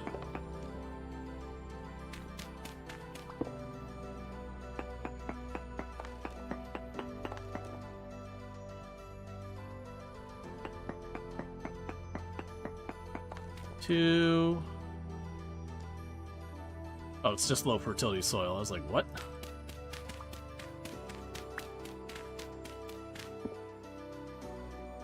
It's weird they keep running into every single time, getting to the fourth one and then having a box unlocked. Decent chromite. Okay, we're moving on up.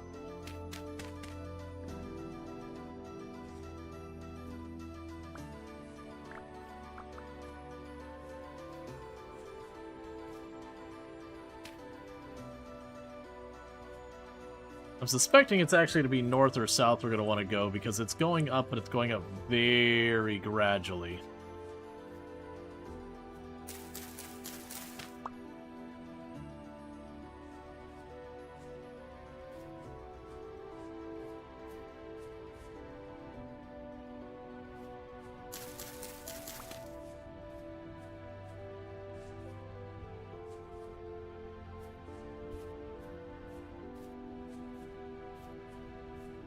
Yeah, honestly, this won't be the worst place to survey. So 1, 2,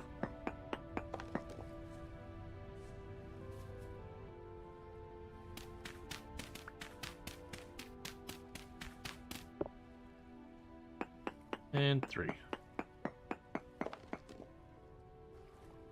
Okay, so it has gone down this time. That tells me we need to backtrack.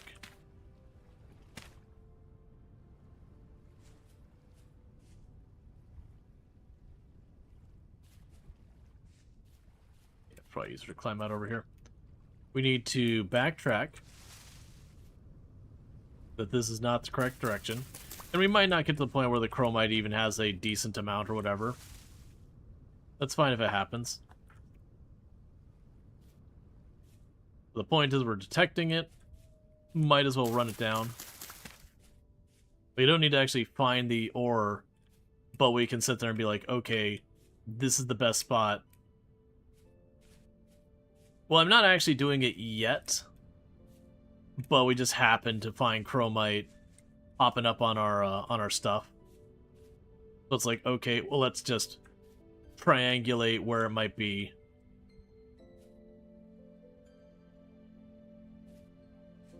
If we happen to actually find it, then great. If not, that's fine. Like, I'm not going to dig down into the ground and actually dig it up yet, because it'll sit in a box. But if I locate it at this stage, it does mean later if I go to do it, I just already have it. So let's see, 1.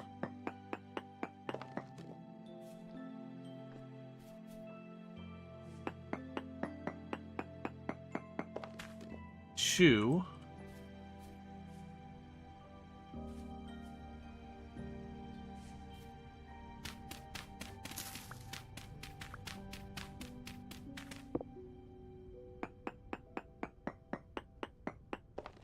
And 3.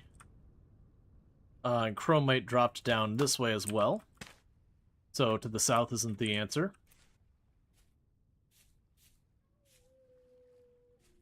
Now, it could be that it only gets up to pour. That does happen. Generally speaking, I usually won't go digging underground for something unless it's at least decent. And I really particularly need it. Otherwise, most of the times I'll try to hold out for having a higher amount.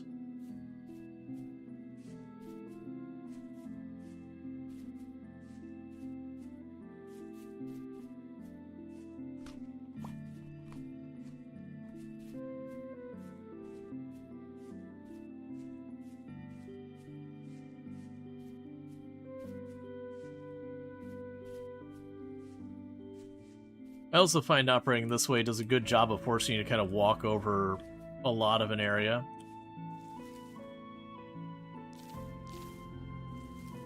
Which can help you find a bunch of stuff.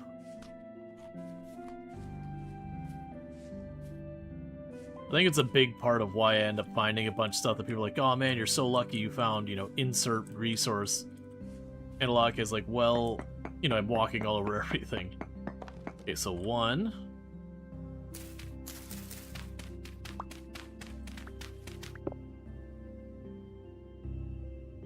2.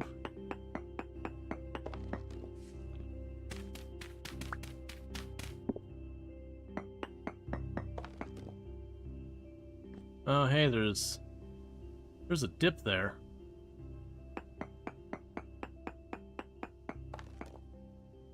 Three. Chromite is at 1.52%. Oh. Yeah, so there's like a cave down there. I don't think I want to poke into that right now. Alright, so you were at 1.2 and that's 1.52. So we keep going north.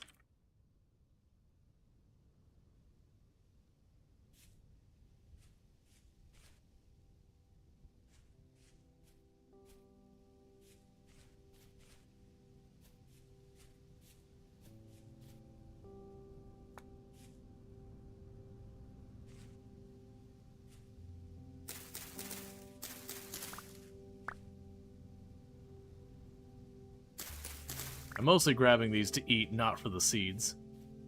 Because that can prolong how long I can run around out here before I have to back off to go get food.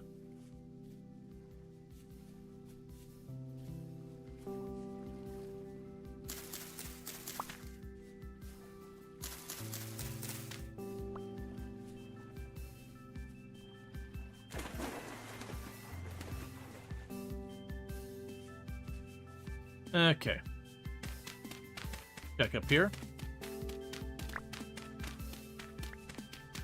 Because if I find Galena, we're going to put windows on our house.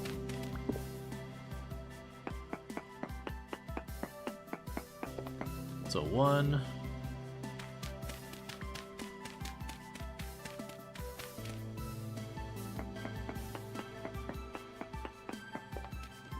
2.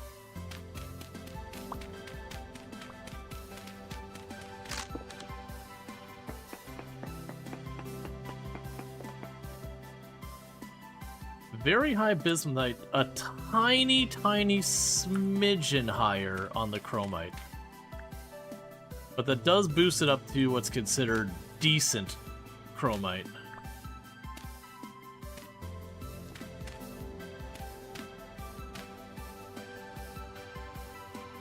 So I suspect the chromite will not be getting any higher. Because we check our pins, that went from chromite being at 1.21 to 1.52, so it up about 0.31. And then we go up there, and it's only gone up by 0.03. So it's pretty safe to say that's probably as good as the chromite's going to get. We did find... Could you not be a jerk?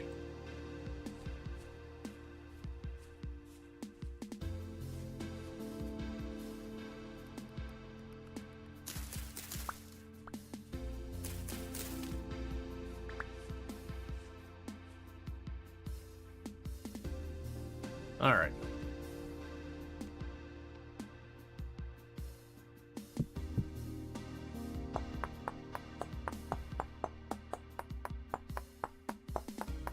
Let's get attacked by garbage.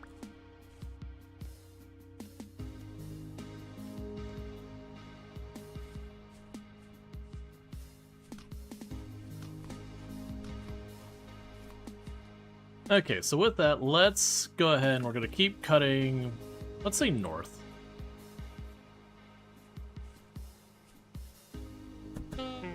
Would you... You're all a bunch of bullies, you know that?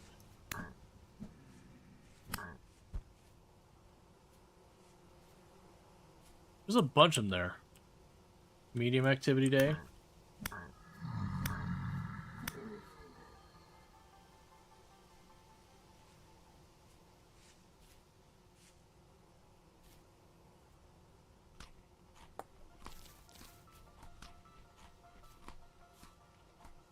Okay, what I was going to say is, I always forget if north or south leads you towards the equator. I know south leads us to the ocean. What I actually think I'm going to do, let's start heading south again. I'll head southeast, that way we set up new pins.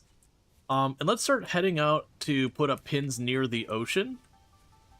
Because if we get pins near the ocean, we can sit there and very easily build a boat or a raft or whatever to, like, navigate around, because then I can just make a straight shot to the water and take advantage of that. Versus going over land, you've got all this terrain and all this garbage to deal with.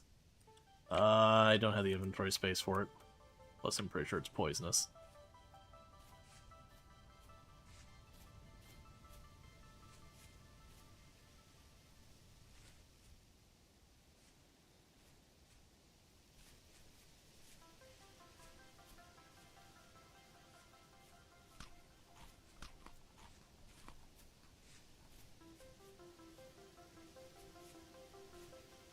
Saffron? Pretty sure that's poisonous, right? No, I can eat that. Alright. That's fine.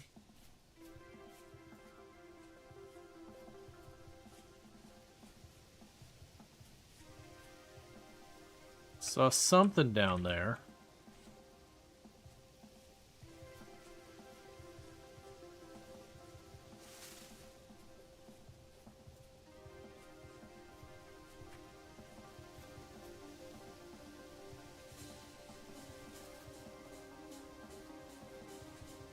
Tree's so dense it's hard to find my way through.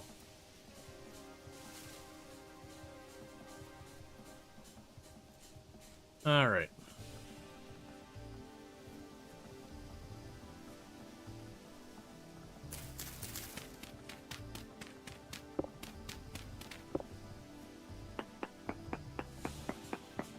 So, one.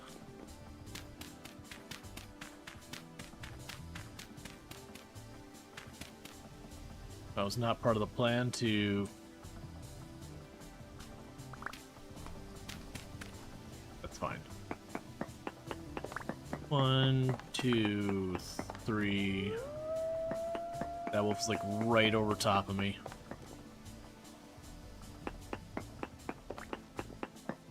Two, 3.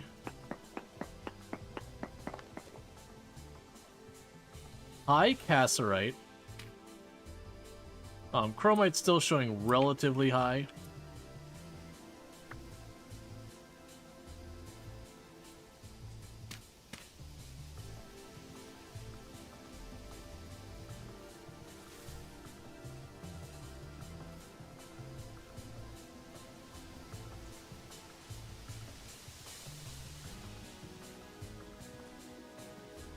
Alright. Well, looks like we got a river or something down here.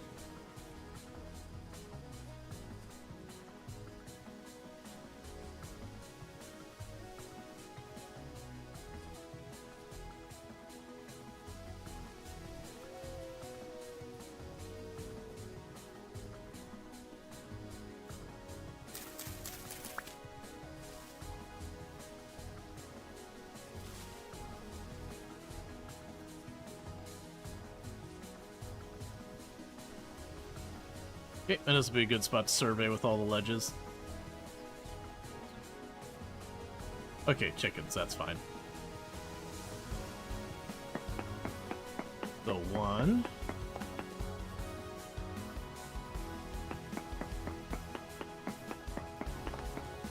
2.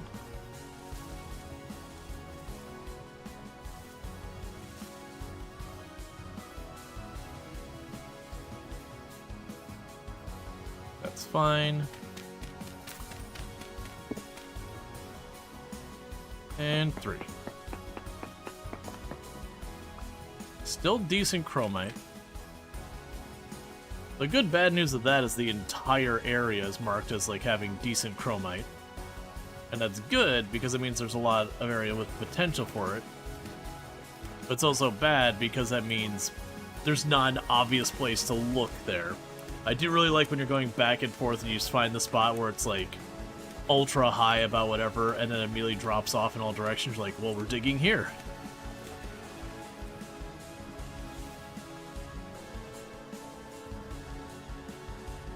Okay.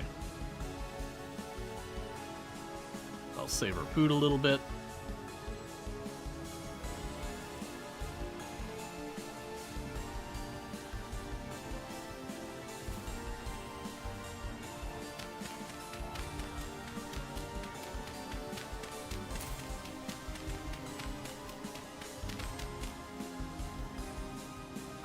forget how often I'm going to be dealing with the lights. It's fine.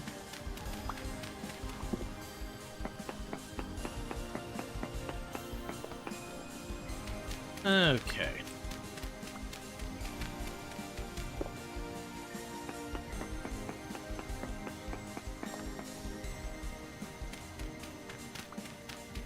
I'm honestly surprised. Runs past, I would find myself... I could keep finding Galena, like, everywhere. To a point that I couldn't really get away from it. Okay, so we're now up to Pour on the Chromite.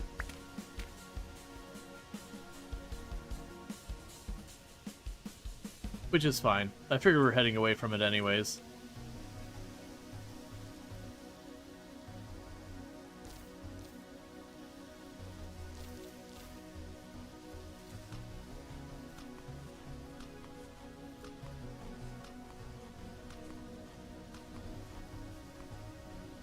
Alright, with that, all of our nutrition types, we've got at least a decent amount, with the exception of dairy, because we don't have a source of dairy at all yet.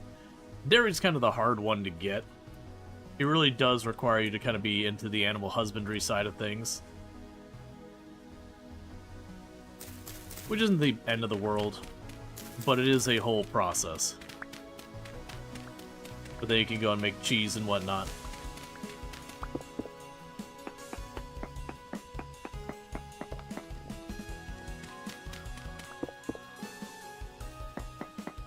Two, three, and you. And for surveying, they have to be, I believe it was 4 tiles apart. And you have to hit 3 spots that are 4 tiles apart. Very high bismuthite.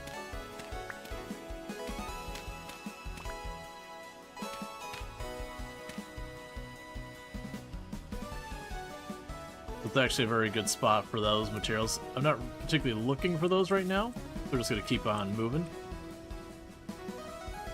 But that's just it. If we ever need to go and be like, alright, I need to make more bronze, that just lets me know places to start looking. It looks like we got an ocean out that way.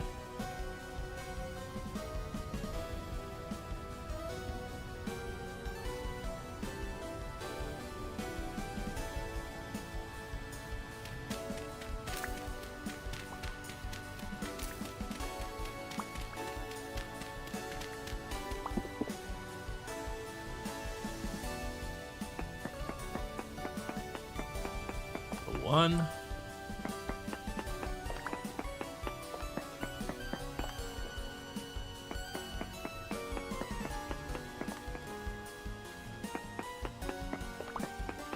Okay. I'm glad we focused a lot at the beginning on getting the farm up and running, because we do have a lot of food harvesting. Ultra high bismuthite. Yeah, so if I was in the market for bismuthite right now, we would be in a really good spot for it.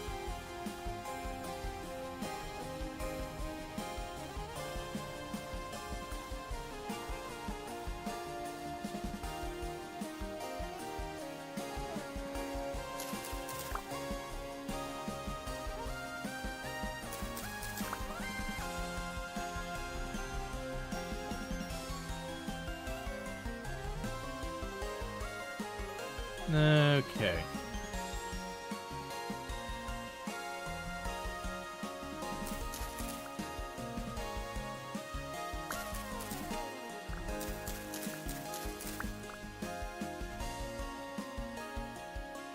Let's see. 21 days, 18 days. Just slam one of these real fast. And enjoy the pretty colors.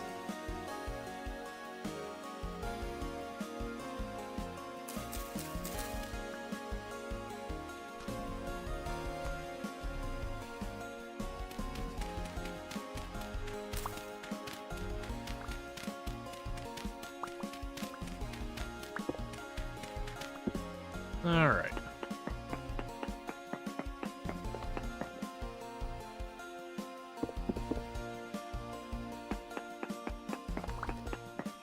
Two, three, four. 1, 2, 3, 4. Alright, still ultra high bismuthite.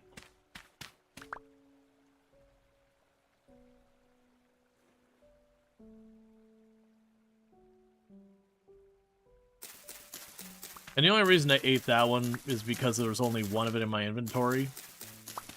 So I figured we just go ahead and nom that joker down, get myself an extra inventory spot available.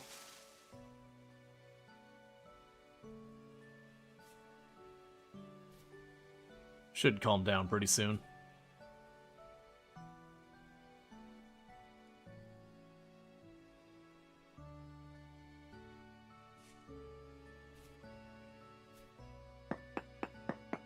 So 1.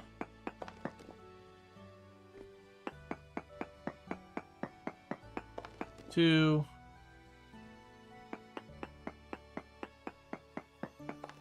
3. Very high bismuthite, very poor magnetite. So a little bit higher iron than we saw in the previous areas.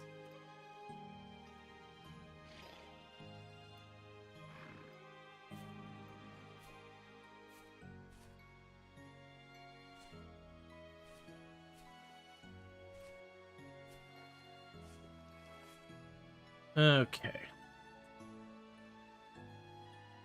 Trying to remember what the recipe for the raft was, because I figured we make one of those. I should probably check that real fast. Logs and rope. Actually, I believe I can make rope with reeds, right? Oh, my inventory's full. Never mind. It's fine.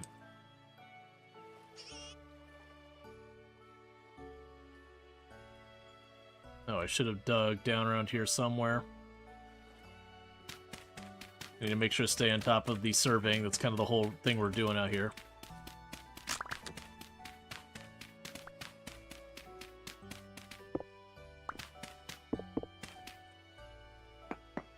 Okay.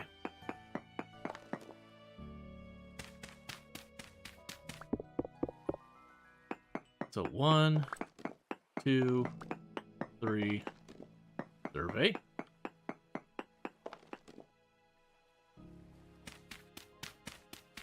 1, 2, 3.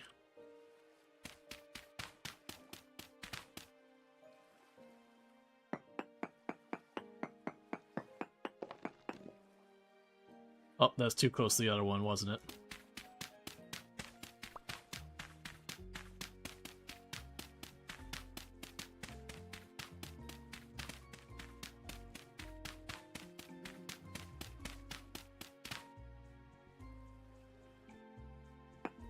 It should still be good enough. Alright.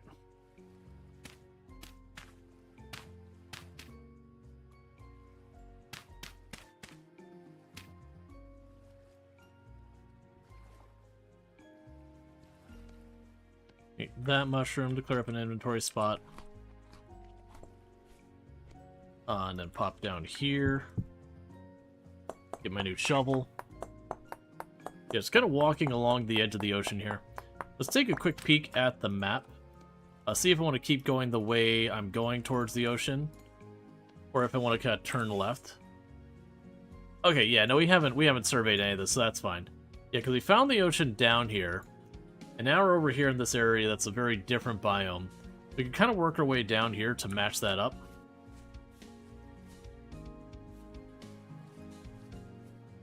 And honestly, it's probably worth getting nearer to the edge of the ocean. But yeah, I figure we just kind of follow the edge of the ocean around unless we see a particular biome that excites us. Like if we see like a giant bauxite area, might be worth taking a peek.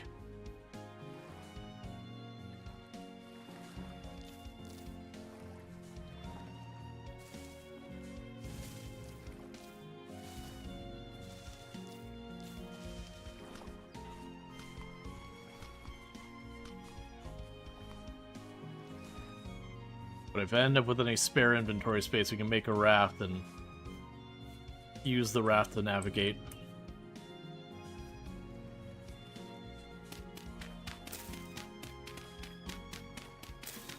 Alright.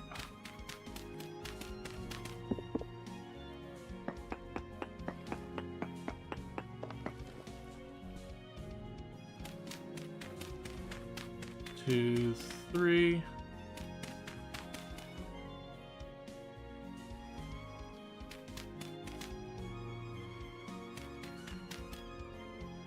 That'll do.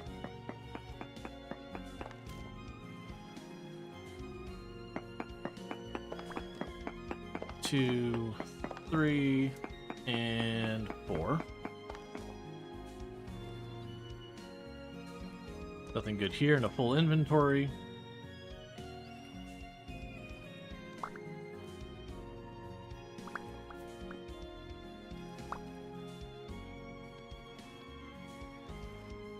Honestly, I don't need more of those seeds.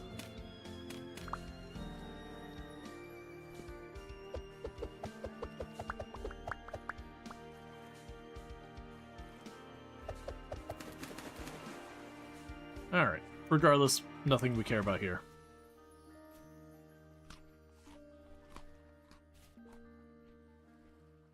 But yeah, so our max hit points is getting pretty good from all of the diverse foods we're eating.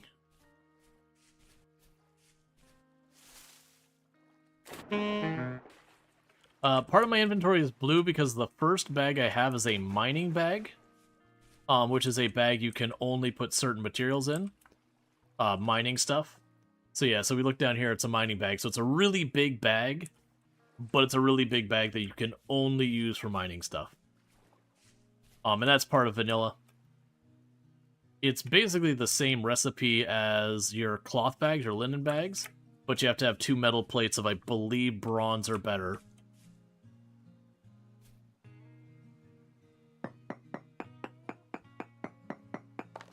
One. Or actually, it might be not be 2. It might be just 1. Either way. 2.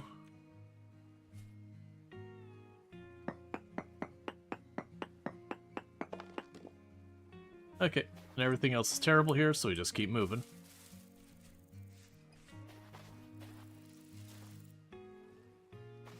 Actually, see if I can get...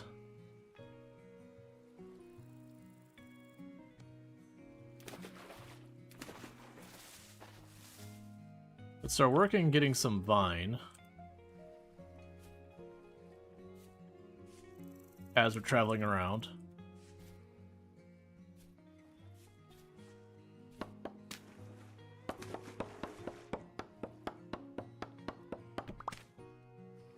Because it was how much for a raft? So raft is going to be 12 logs.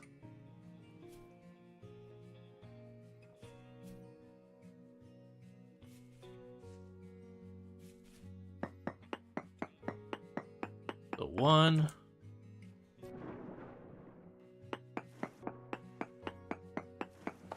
2.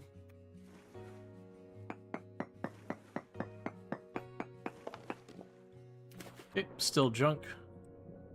We do have bauxite sand down here.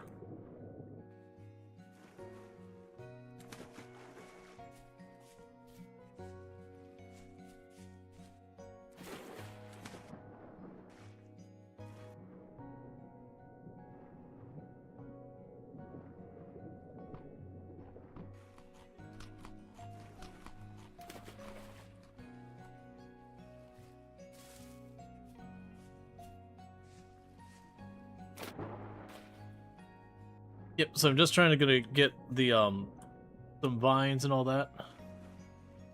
And see if we can't get ourselves a raft. Because I figure if I can get a raft, we can just sail around and just poke in at the edge wherever I need to.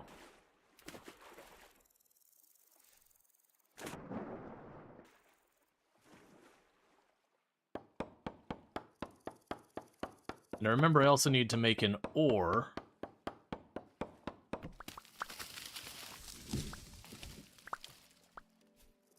Okay, so I've got enough logs now to make the raft.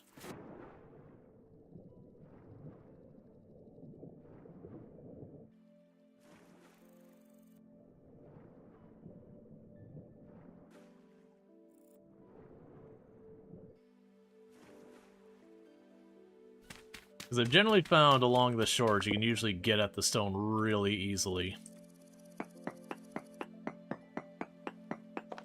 So 1.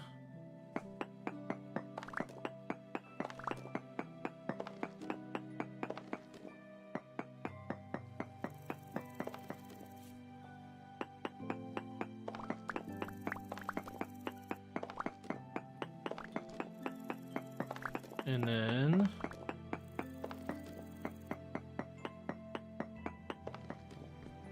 okay, nothing worthwhile.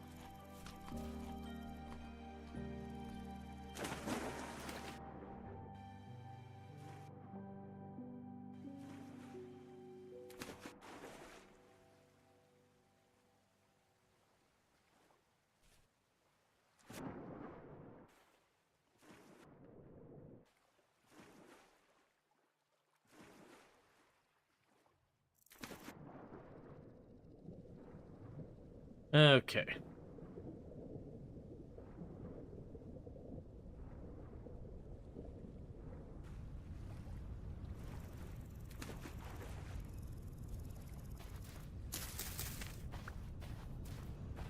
So let's see. For the raft, it is 3 of those, so it's going to be 9 vine that I need. Here's why I'm taking extra mode to look at some of these trees. It's not a lot of vine.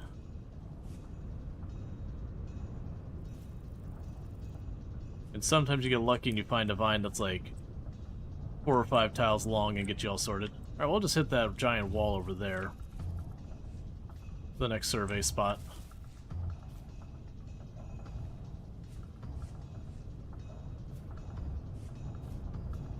Okay,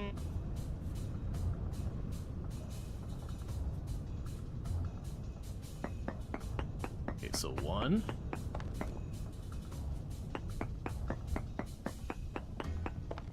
2.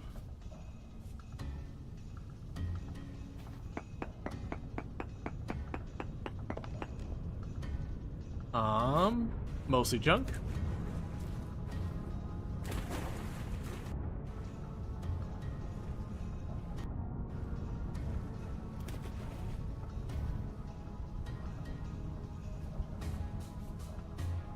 Yeah, I mean, it's just not a good amount of copper, though, so not really worth putting any thought or effort into.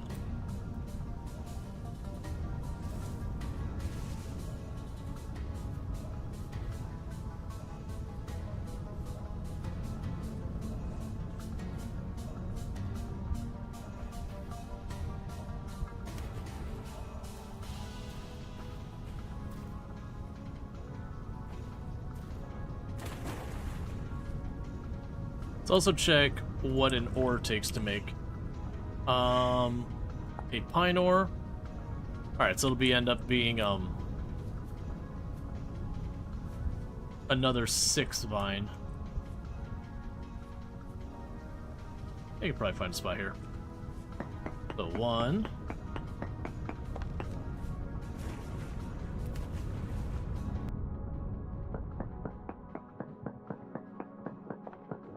2.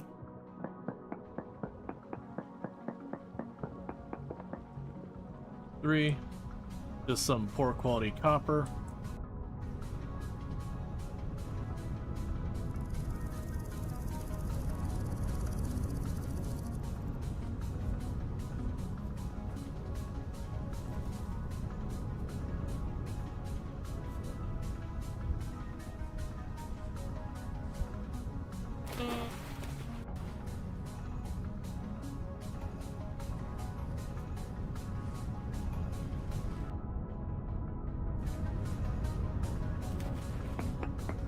And 1. 2.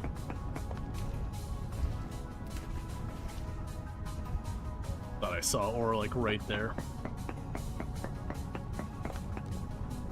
A little bit better copper.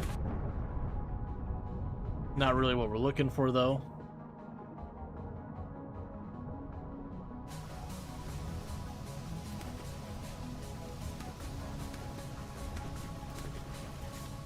I keep thinking I see vine and then not seeing it.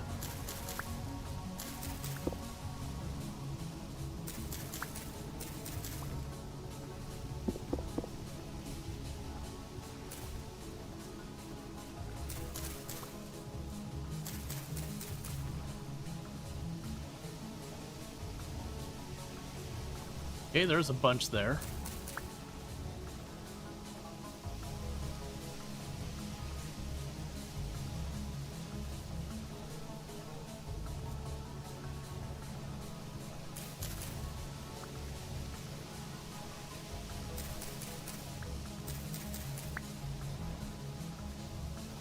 Real close. I got enough for the boat.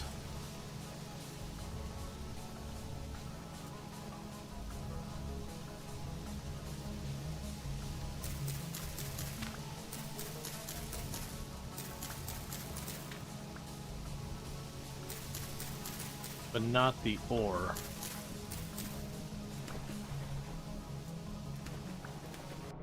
Okay, so let's see what we got here. Alright.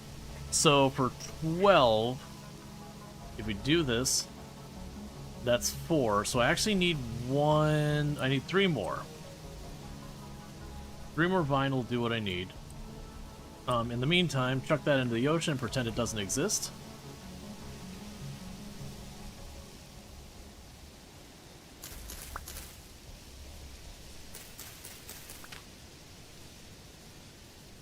So I need 2 more vine. I'm also short 1 log, but I was doing birch before. These aren't birch. But if I find all the vines I need, I don't mind cutting down one of those trees to make it happen.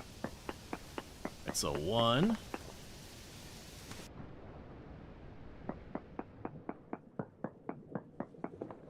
Two.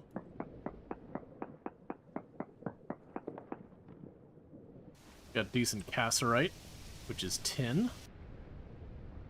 And nothing else we care about.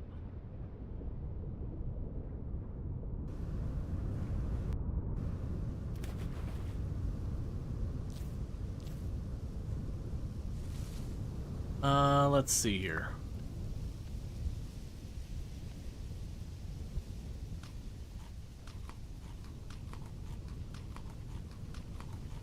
Because another bonus with the whole thing is we make our little boat, we can actually attach a reed box onto it to give me extra storage. Okay, so I'll take care of the vine.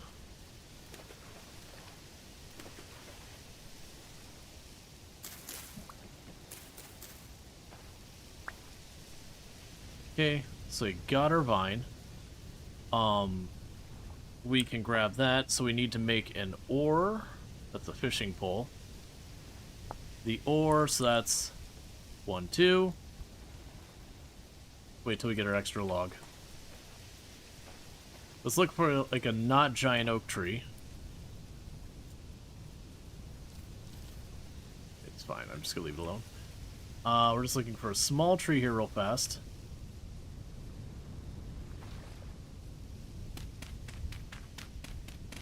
If we find a small tree, I can get myself my extra log I need.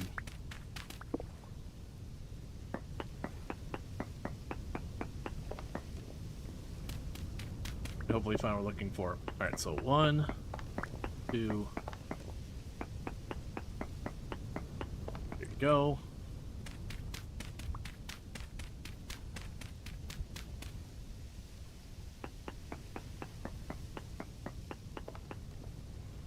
All junk.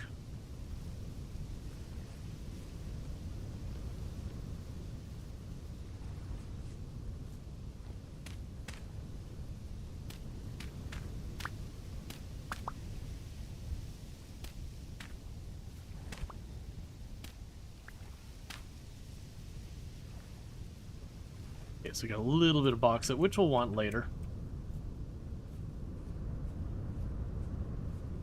Man, could you give me a not giant tree? The reason I have been cutting them down to check stuff.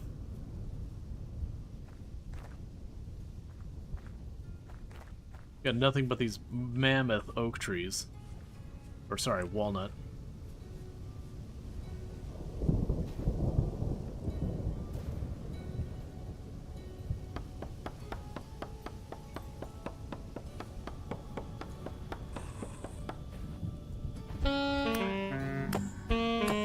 Why have I got a deep one popping up?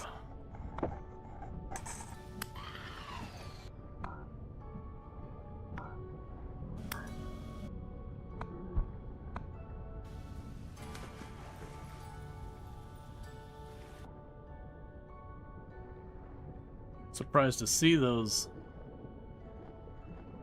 up here. Get away from that spot. There's a pretty aggressive spawn there, considering I'm just passing through. The fact it drew out the harder version of them, not the easier ones, concerns me that there's like something there.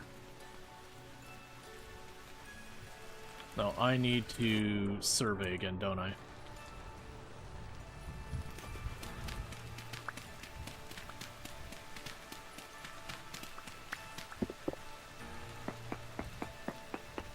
We got mild instability in the area.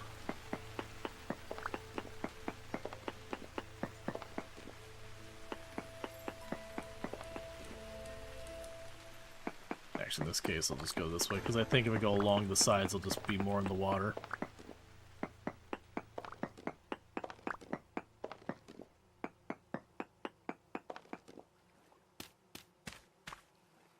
You got decent cinnabar, but nothing we care about.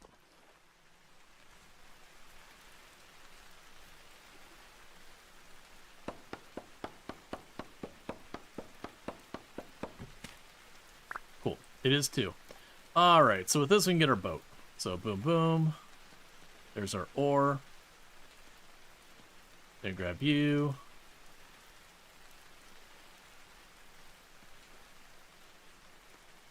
There's a boat.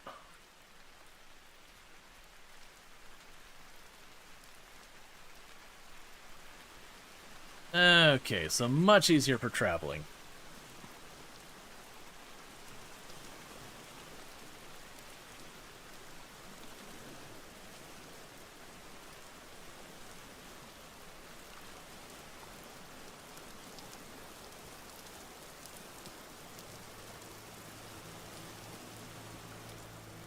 Is that ice? No, it can't be ice. Why are you a different color? What the heck are you? Alright, I'm curious.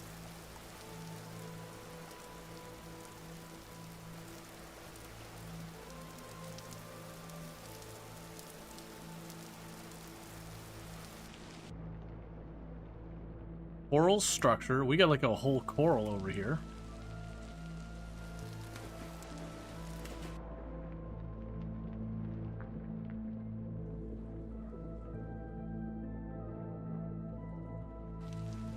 Green seagrass knot. Yeah, for some reason this column of water is just a different color.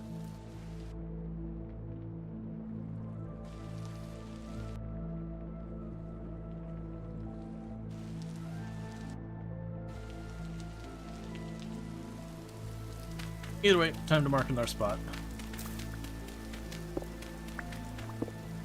Wonder what marks that as. Oh, it's marking my raft. That's a nice feature. That didn't used to do that. 1, 2, 3. Maybe a bit of not salty water snuck in. Maybe something weird like that.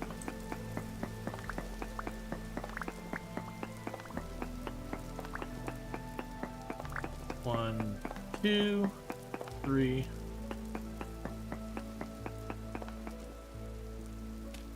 Okay, decent cinnabar, nothing else to care about. Oh, we got crap dirt. I do appreciate they added a thing to this mod to make it mark where you left your raft. So curiosity with this is, my assumption is, so it used to be you could find the shells, you could break those apart. For all that. Yeah, we got all this coral. When we started this run, we chose to start in a warm biome. And we ended up going north right away, trying to find, like, land or whatever. So it's possible if I keep going south, we'll find more tropical stuff.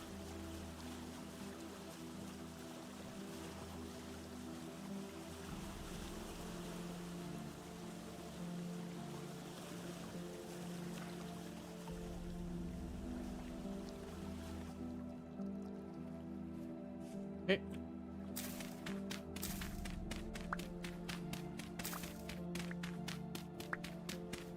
We also made the transitions from the pole much shorter.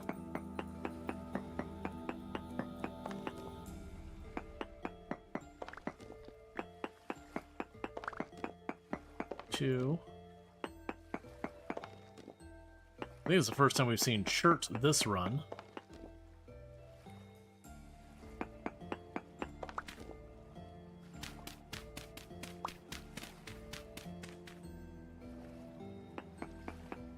Alright. Decent cinnabar and cassiterite. We do have minuscule amounts of borax again.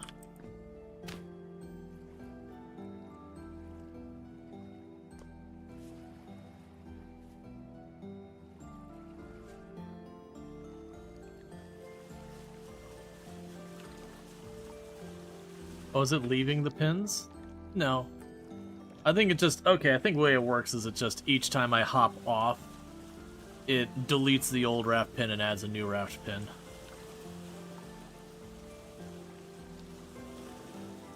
Let's go down here and see if we have more than minuscule borax.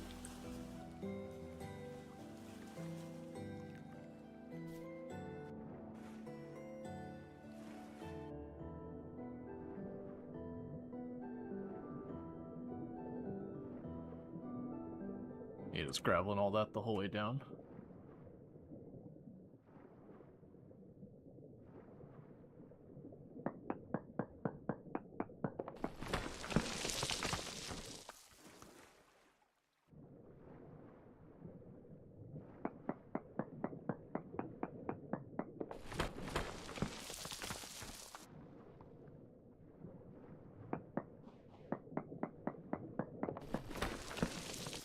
Very high cast rate, still minuscule amounts of borax.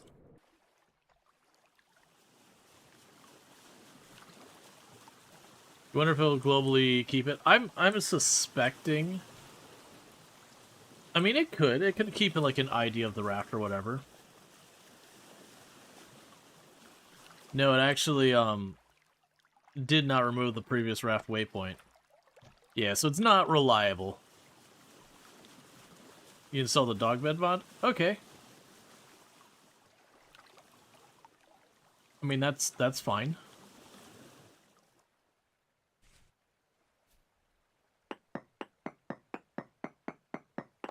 So 1, 2, 3.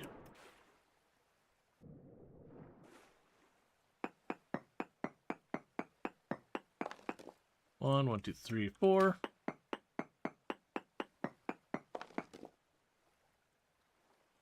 Okay, so no longer seeing any sign of the borax.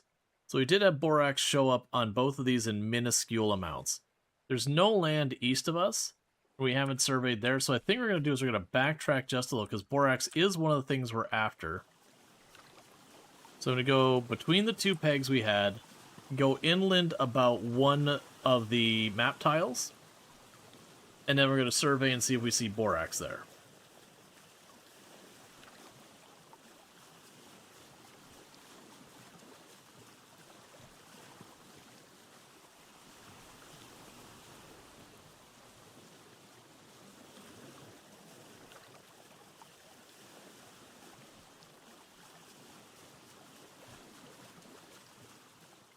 And I believe borax and borax on both of those.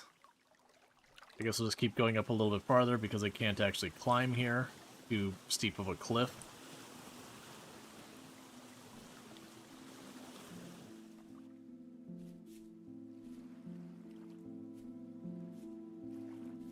I don't need that.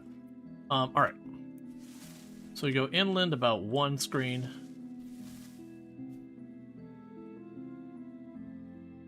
And see if we get lucky, we find borax or something else exciting here.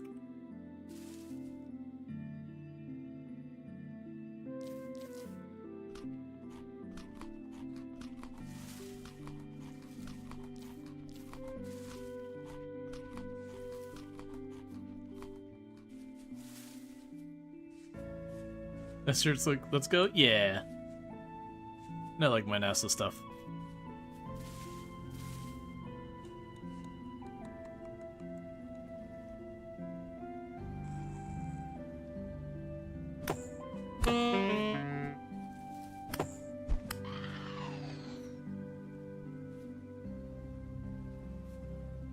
There's another one that was deep.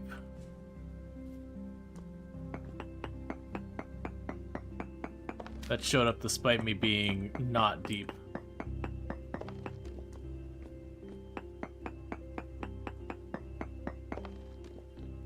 Okay, so still minuscule. We go inland a little farther.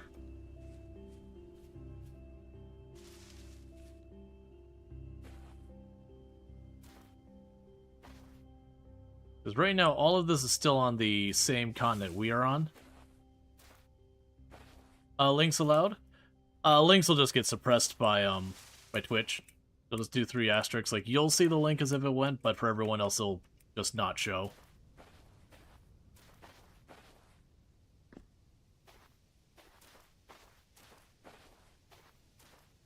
But you see it? No, I'll just see 3 asterisks.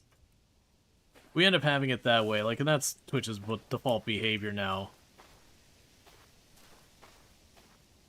Just because of how aggressive all, like, the bot stuff gets.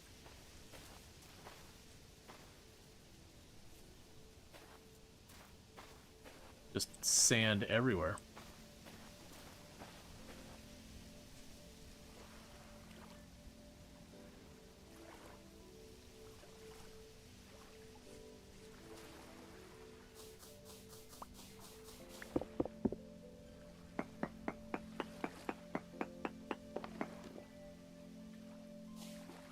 So 1.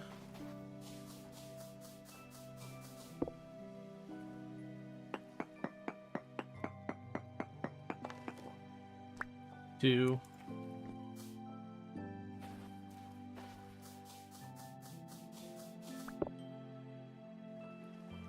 Alright. 3. Called the NASA worm logo?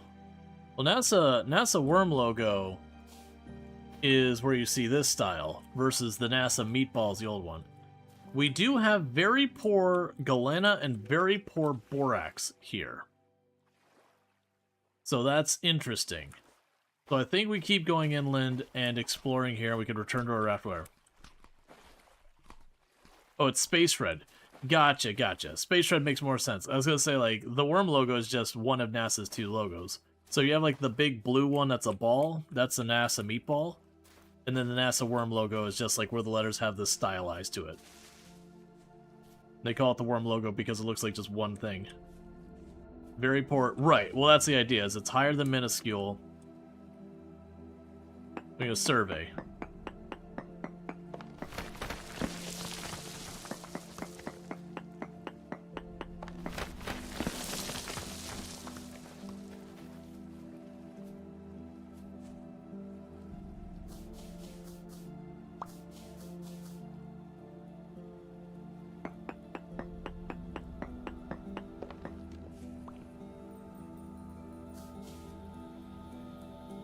Alright, let's check on our stuff. So for here, we had the borax at 0.56, and we had the galena at 0.68. The galena and the borax have gone up. No, the borax has actually gone down. Neither's gone up or down appreciably. So I think we're going the wrong direction. I think we want to go north or south. The worm better than meatball? I like them both. Like, very genuinely. Like, if you're just going to use the name NASA, I'd rather have the worm logo. If you're going to actually have a logo, I do like the meatball. But there's a nostalgia there. Because the meatball's been around a lot longer, so I grew up with the meatball being around. Because I grew up a great portion of my life on the Space Coast, right by the Space Center. So it's 100% there's a nostalgia thing. You just started low-key debating trying to kill a traitor? I have no idea if you can do that. Alright, so let's check. So both both the galena and the borax have both gone up substantially because we had. There's actually halite was pretty high up there too. Yeah, because that was 0.56. We're at 1.3. Sorry, 0.56 with the borax. We're at 0.8. So I think we keep going south. We'd have to go around because it's a big freaking cliff.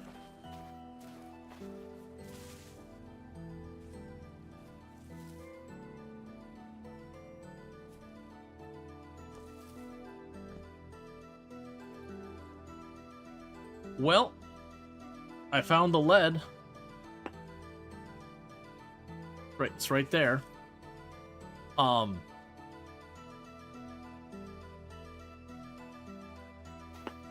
guess I'm just gonna grab it, I mean.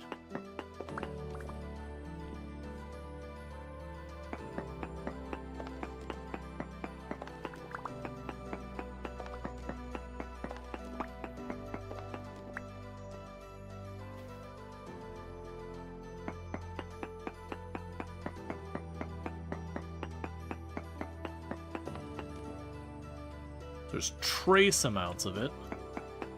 Check down below more.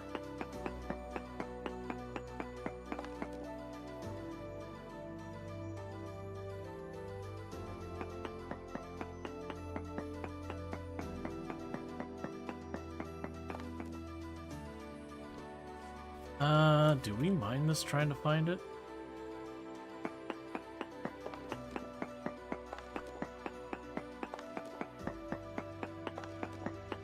I don't want to dig too far into this.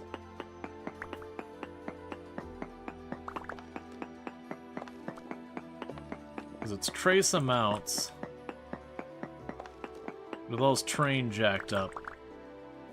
I actually think we're going to just waste a bunch of time. And that's all cracked up there.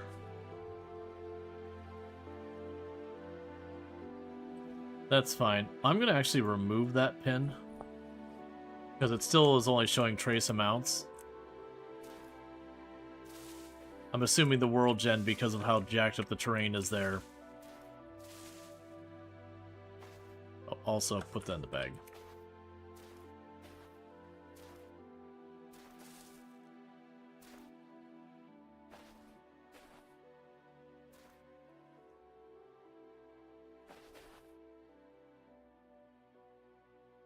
Okay, so with this, I should be able to travel south.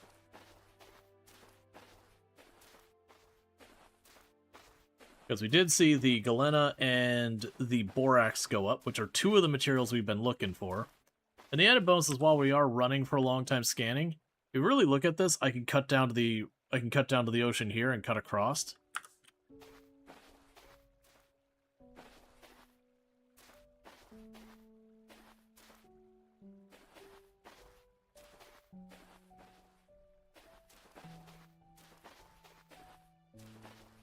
Find a spot here.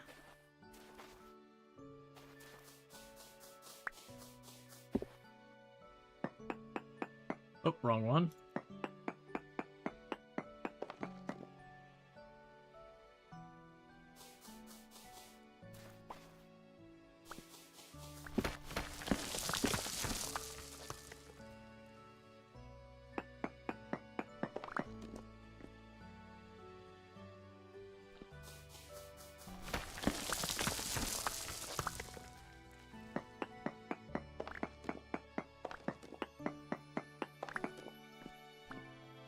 Okay.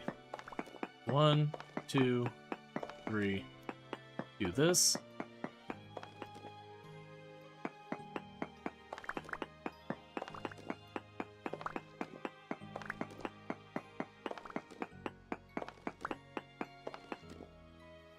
Let's see. Fun fact, if you get some raw stone blocks, you can just place them down and mine with a pick instead of digging.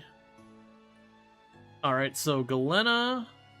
The borax went back down, as did the galena. So galena dropped the 0.4549.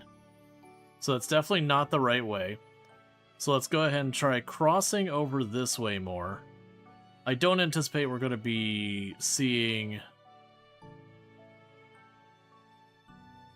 Yeah, because you went down that way. No, actually, you went up this way. You went up more that way. The borax, on the other hand, went down.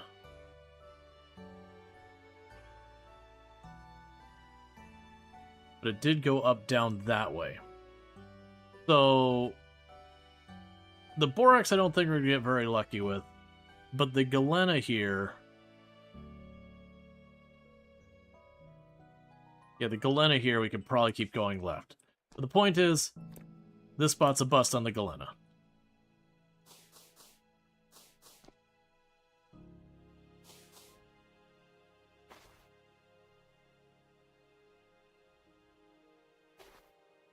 Okay, 20 days.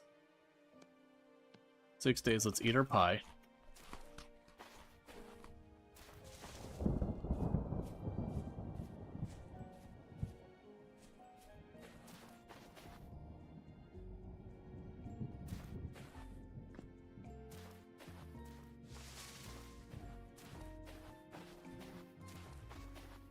And thank Pellinova for the 10 stream streak. I do appreciate it. I'm gonna drop all the way down there. We can go right here and get a survey. 1, 2,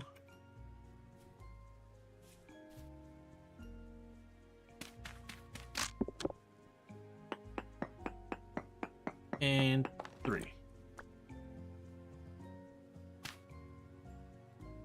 Alright, so that's worse for Galena than either of those, because you went to... So you're 0.49, 0.6, 0.13, 0.7. So probably up and left more. We can go ahead and make ourselves another shovel. So still not much luck on what we're looking for, but we are getting a lot of the areas surveyed. That will still help us in the long run. Even if it's, hey, this is the place not to look, that's still valuable information. And you will run in that area where it's like, what's in this area? Nothing. Nothing at all.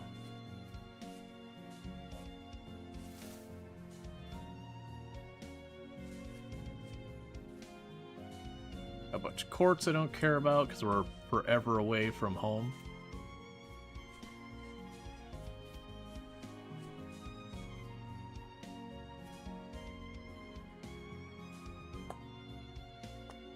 Not that I expect to come all the way down here for copper, but you never know.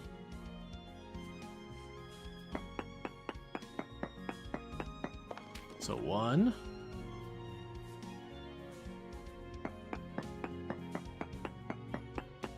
2,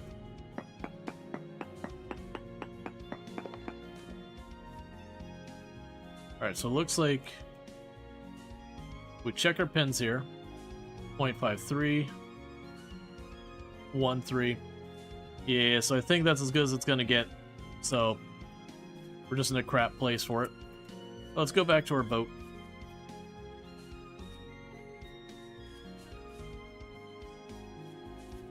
Looks like for this area, the Galena and the Borax, they have a small amount possible here, but it's pretty bad. If we get desperate, we can certainly check, but this is an amount you probably just move on and look for better grounds.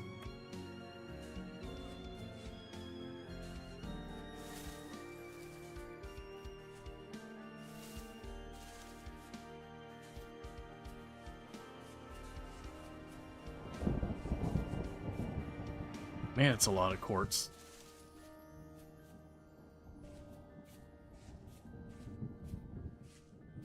I'm deliberately going a little bit wide here. Put down our survey pin.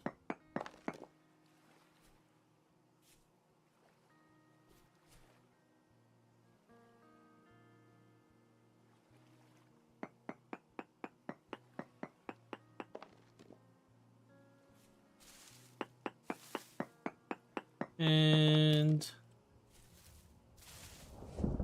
yep, everything lower that I care about.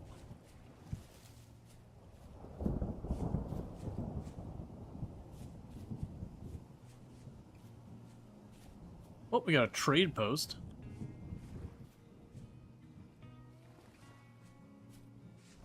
I very much doubt I'm coming out nearly this. Okay.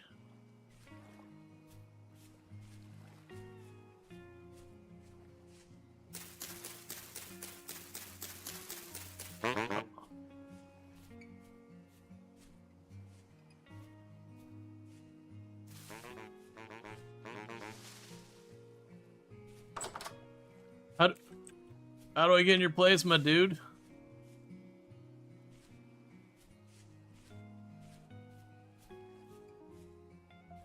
It's like you don't want me to trade with you.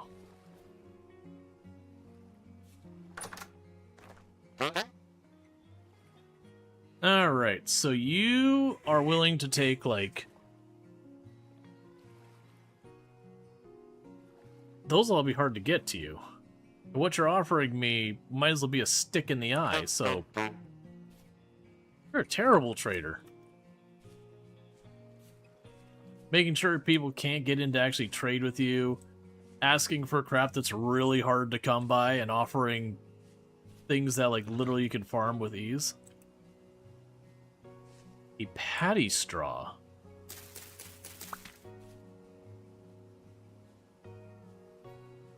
Alright, gotta see. Are you hallucinogenic?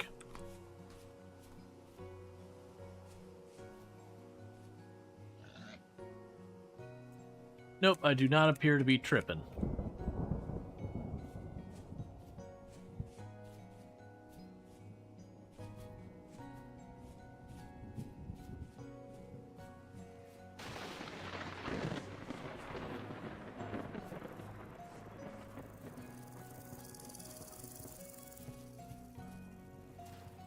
Okay, so now we need to get back to our raft, which I left farther up. I'd argue that makes him a great trader, only if he manages to get the get people to buy, but I see your point. I do understand the point of being like, hey man, I only accept the most valuable and offer you the cheapest. But imagine business is hard.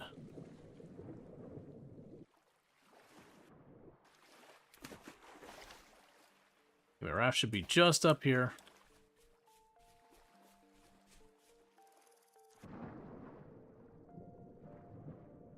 All right.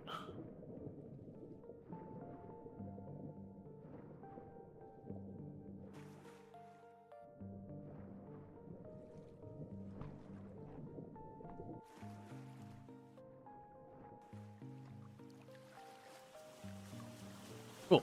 And checking out our bar, so 20 days, 17 days, 17 days. Grab the mushrooms here.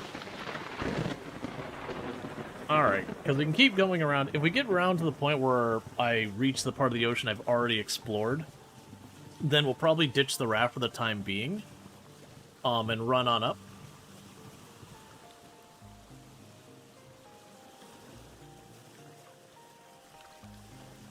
But I do like the idea of potentially getting it to where, because unfortunately our house is way up here. So it's not near any of the oceans. The closest ocean's probably to the east, actually, if we were to follow that shore up. Because this is way down here. Alright, let's turn this way. Because I like the idea of trying to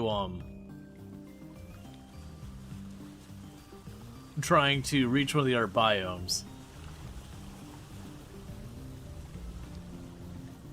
But it's a trek. That said, we did change our settings a little bit, so that the distance between biomes should be a bit on the shorter side.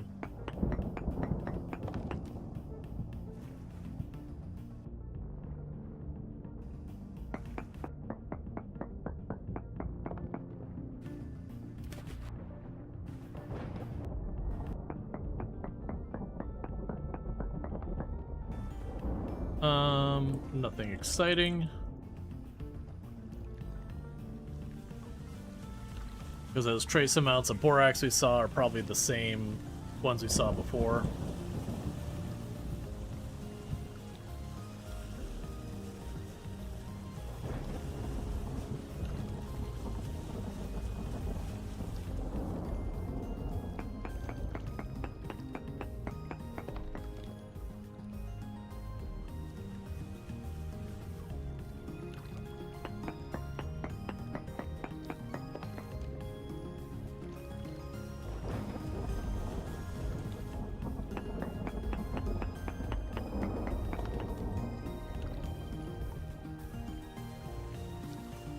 Alright, nothing we're too excited about there.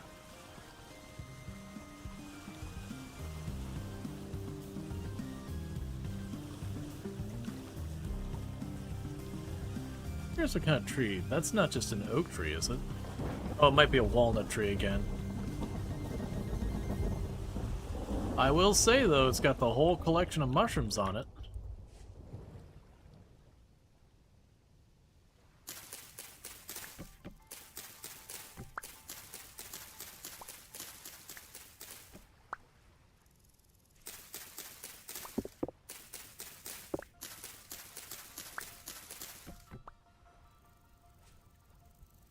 Okay, cool, they're safe to eat. Meanwhile, we are far enough away. Yeah, so it looks like with this whole thing where it's automatically putting pins for me, I do have to, like, clean them up afterwards. I can't tell when I'm not coming, like, when I've left the raft. Which is fine.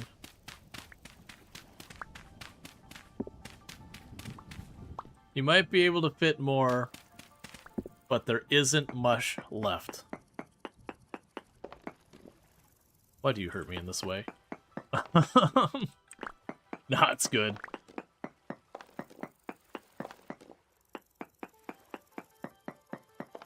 Okay. I go over here. Just not prepared for that to be dirt.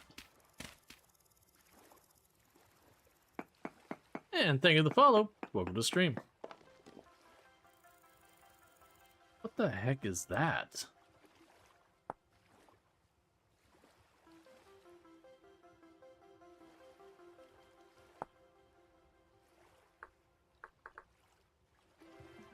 Anthracite. Anthracite is an ore, but I don't understand what we use it for.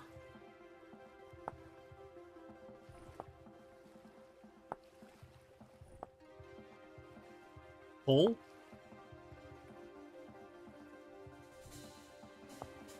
Anthracite is good coal. I see.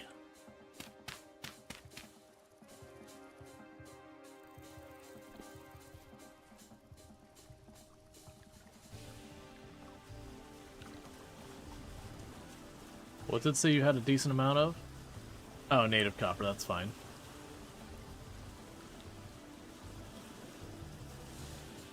You might be wrong about the good bit. Well, I mean, usually the one that's like this, there's brown coal, which is the junk coal. There's like the bismuth, or not bismuth, there's like bis whatever coal that is supposed to be like black coal. And the anthracite is one I'm not familiar with. At least not that I recall.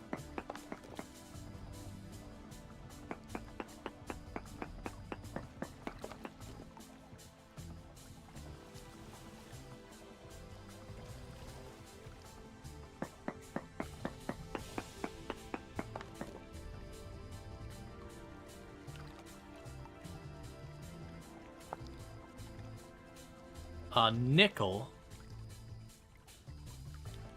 What do we even use nickel for?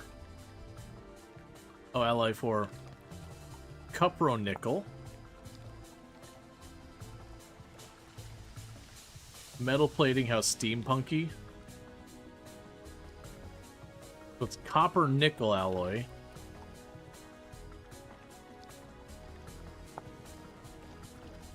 It looks like that's mostly just for making, like, plates and all that. They can make shelves on it, but it doesn't seem to...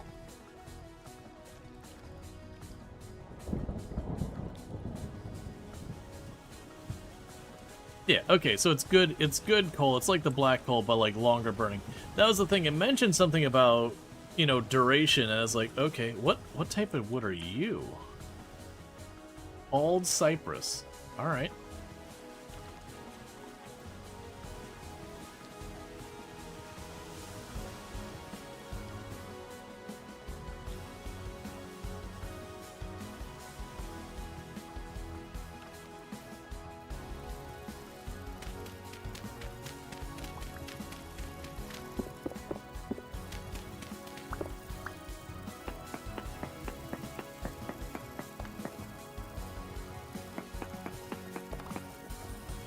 Okay, so 1, 2. It won't be too much longer till we wear out our prospecting pick.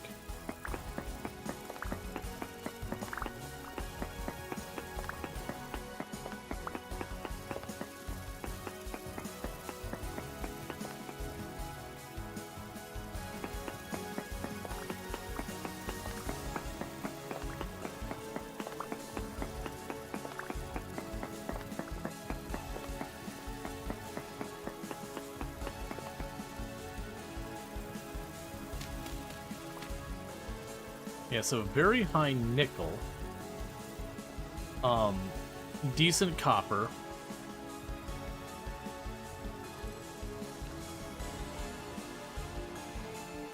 Let's see. So you have borax at 0.31, you have 0.27, and you have none marked whatsoever. It could be inland. I'm not going to sweat it too much. Do I want to cross inland to check? I probably should. I'm way down here. Let's not be lazy.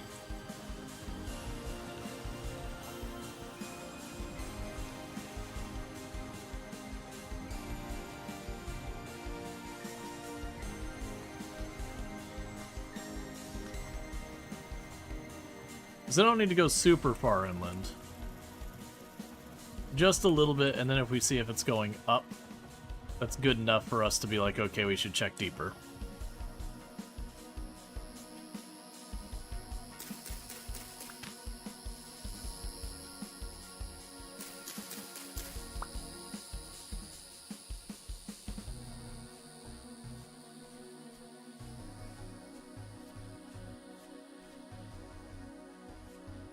This will do perfectly.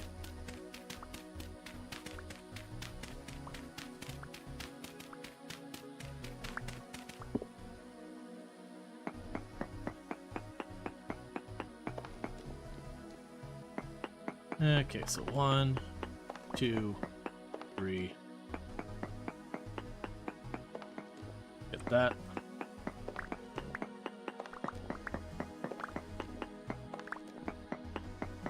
One, 2, 3. And the good news is once we get back, we should have everything we need. Alright, so it's straight up we go inland and the borax vanishes.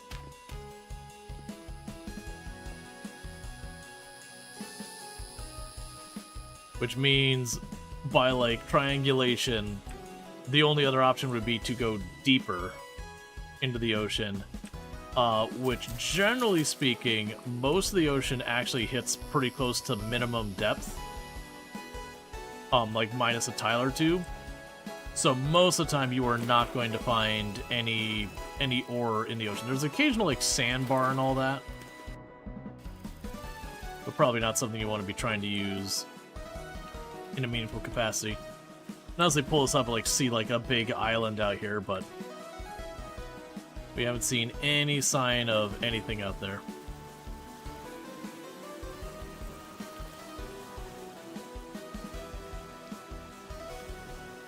Yeah, I can easily put a spot right there.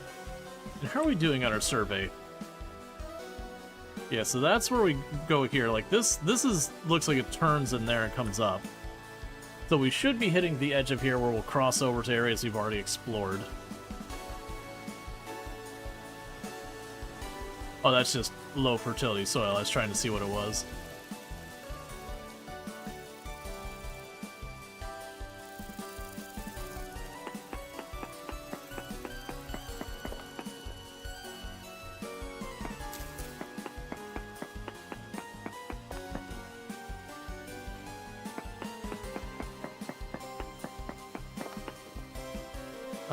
We have more magnetite.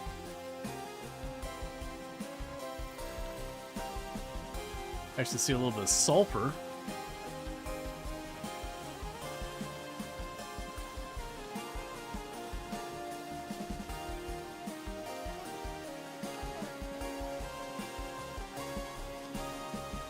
It's pretty just straight up steep hill.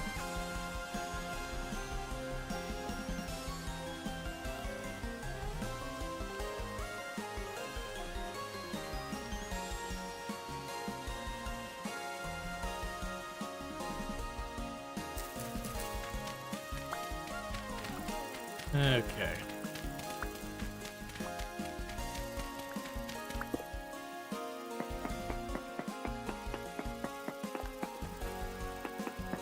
And I'm honestly walking in the direction of this just so I occasionally get the stone.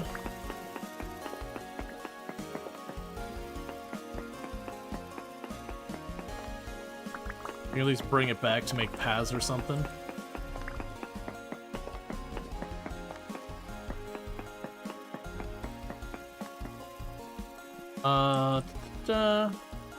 Nothing exciting.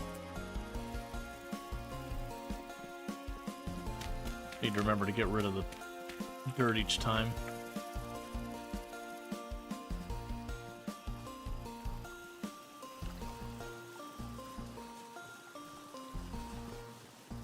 Okay. It's a fantasy kingdom where the underground fire will burn from 100 to 250 years. Oh yeah, we are just using the in-game music. Nothing mod-wise or anything is affecting music. The only two mods I even have is Napster for making it so the crafting mini games you can kind of click and hold on some of them. And then I have the one where I go up and I, you know, punch a copper ore vein and it'll just mark it on my map. So I can come back to it easier.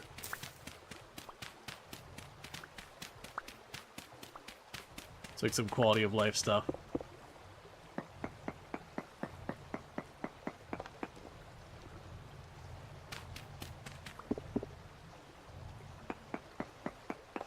Let's see.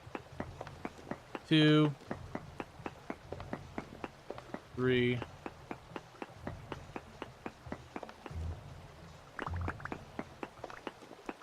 And 1, 2, 3.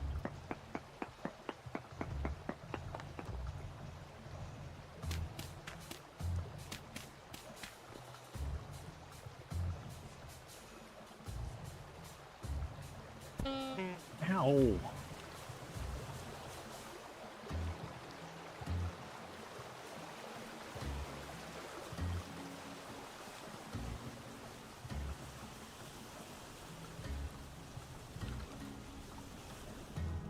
Okay, so there's like the end of Peninsula. We do have an island out there.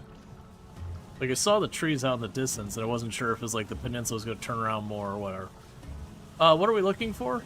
Right now we're just surveying a bit. We're hoping to find stuff like borax,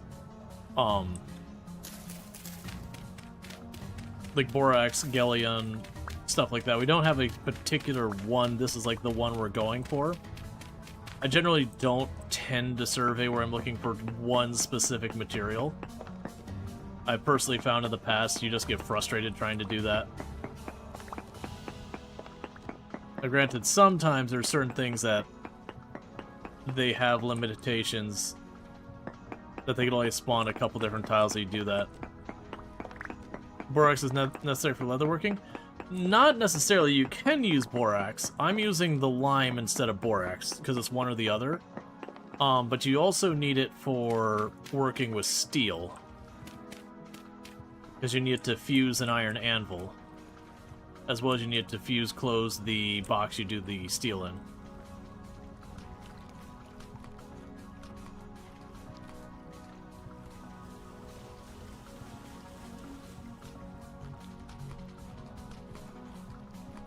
Let's see, borax you can replace with lime for leatherworking, but I think you need borax for the iron element. Yep, exactly. You can use borax or lime for the... What's that? Quartz? Nope, that is gold!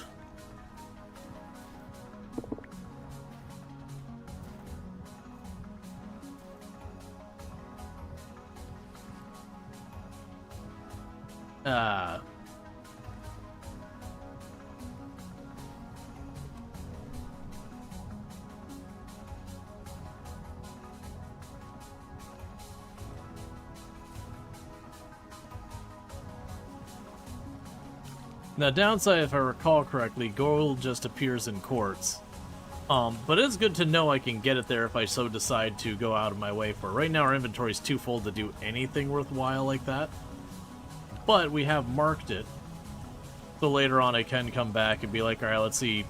Let's see what we get down here.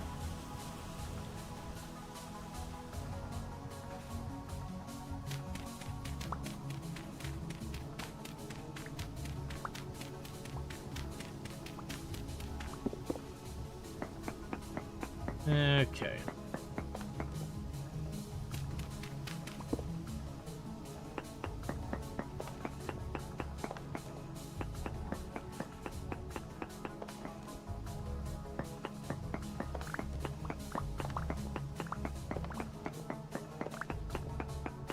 And 1, 2, 3.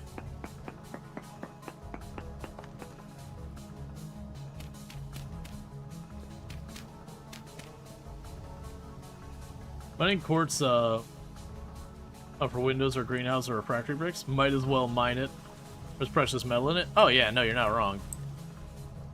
Okay, so I got a bunch of those islands out there, so I could go around here and keep exploring that shore. I'm kind of leaning towards let's go hit up these islands.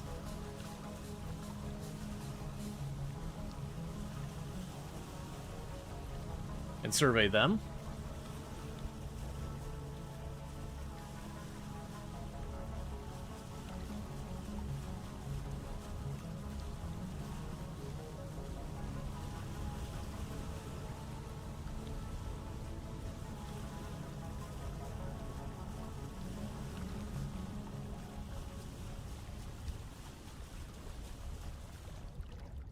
Not sure if I'll even be able to survey this one.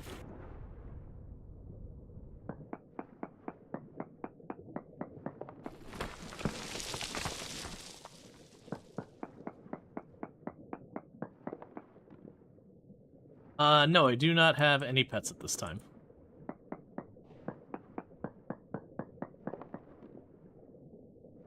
Okay. Nothing exciting on that one. I used to have a dog way back, but dog lived way longer than dogs typically do. But, you know, they don't live forever, sadly. That was a long time ago.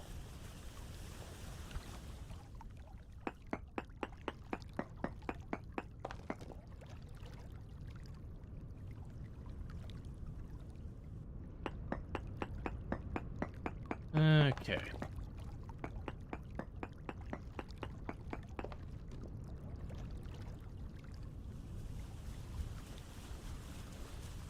I'm not going to survey every one of the islands, because there's not enough gap between them to make it worthwhile.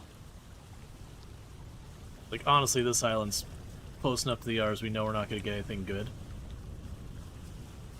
We got this bigger island down here. Then we can check that island, and that should be enough to survey to cover the area unless we see something good.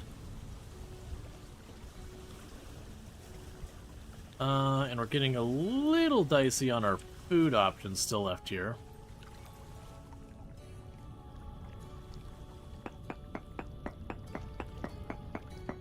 Yeah, no, going way back, you know, when I was a kid growing up, we had a dog until, like, well into my teens. Was a white American Eskimo, which is a white long-haired dog that is, like, super duper gorgeous. Was not the biggest fan of Florida when we moved from Michigan to Florida. Liked Michigan. Surprise, surprise. Dog with really long hair. That has Eskimo in its name. Not a fan of the tropics. Much shedding.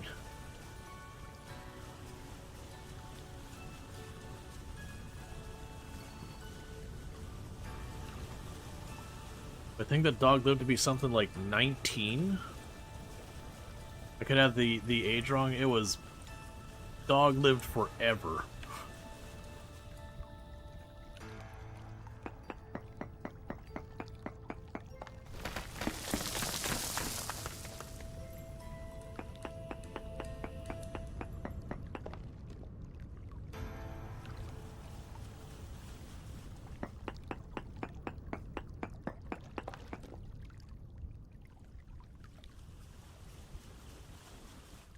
So nothing exciting yet.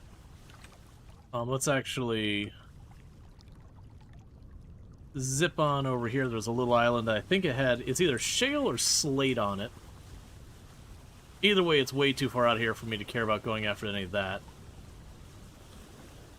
Yeah, no, this was when we did the water world. This island's over here. This is basically how half of our run was.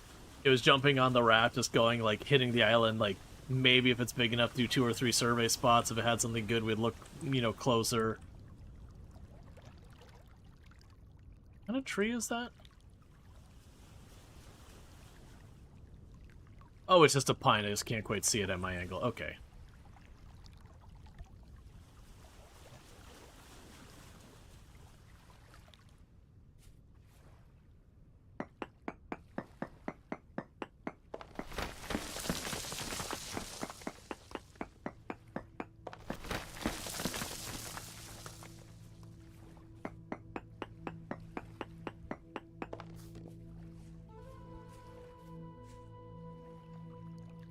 Okay, another one that is just straight Garbo. We can take the far side of this one, and then there was another island to the west.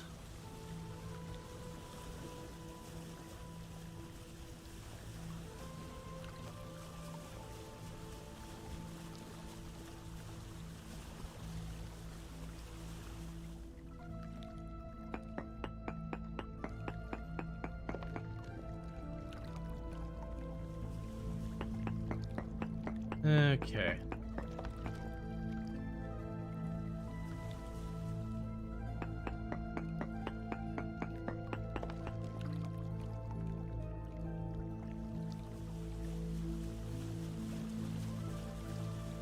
I am curious, the north side of this island has a spot... Oh, never mind, we saw it. It's fine. I was gonna say it had a spot that looked very unusually square.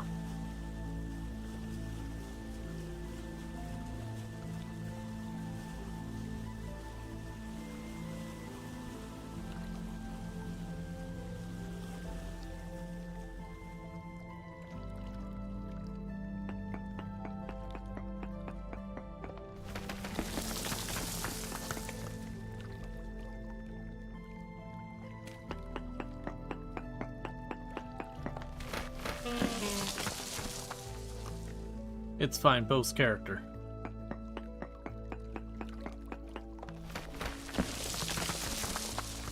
Alright, nothing we care about.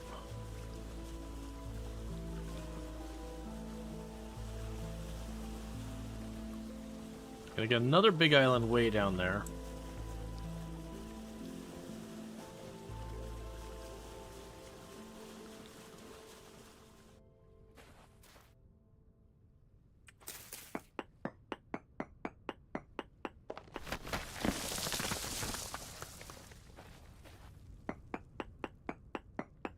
Not sure if that'll be far enough. No, it wasn't.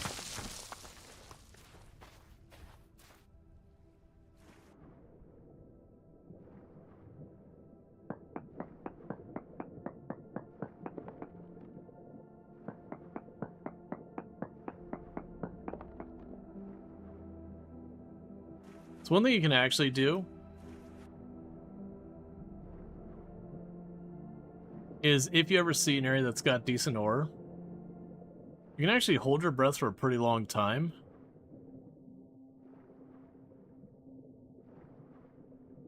Like you can see this whole area. There's a bunch of quartz down here. But yeah, so you get the idea. You can actually kind of peek down there and be like, do I see anything?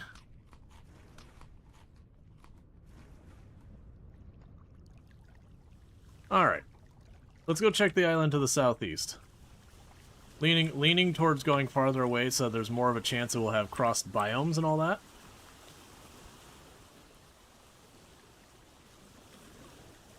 So check that island. We weren't able to survey our island there, so I might go and do that. Cut back over here. Survey this. I do not need that to be marked. I do not need this to be marked. I do not... we can leave the bees marked. That's fine. Yeah, so we can pop over to the islands we started on. See if we find anything interesting.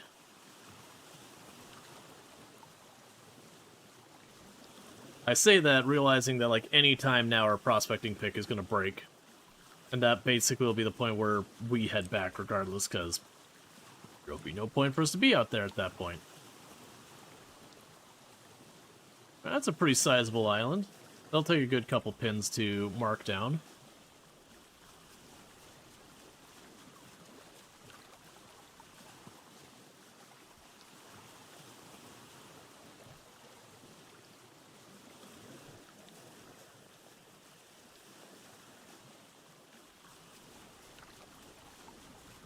Oh, I forgot I got this pie on me. I thought I already ate all our pie. Yes. It's like the auto map mod, or auto mark map mod. I just got it between like this stream and the last stream. It's one I used to run. Basically the way it works is when you hit something that should be marked, it does it for you. So like if you see a coal vein or whatever and you walk up and you smack it, it'll make it appear. So it doesn't like cheat and just, like magically, show you where stuff is or anything. You kind of have to already have seen it and give it a whack.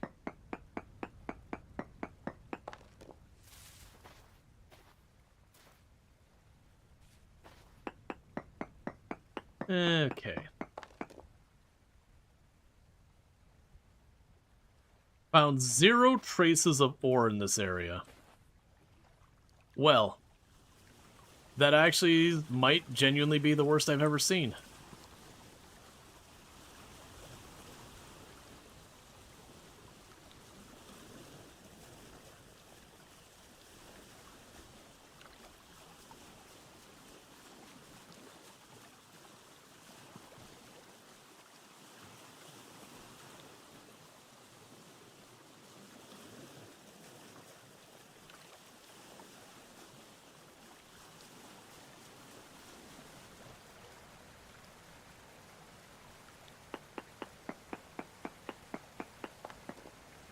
Yep. In the runs past, I normally have a basket on here. We were just out and about when I did it. And with that, it's time to go home. No more prospecting for us. We broke our prospecting pick.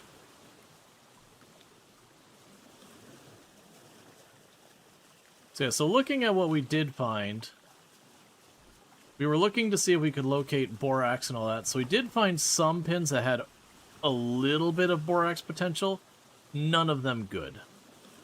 But we did go for a pretty lengthy exploration. We got a pocket there. We were also looking for galena. And same thing, we got a little pocket here that was okay, but nothing good. For other stuff we would be considering carrying, we got chromite. Chromite we actually found an okay spot.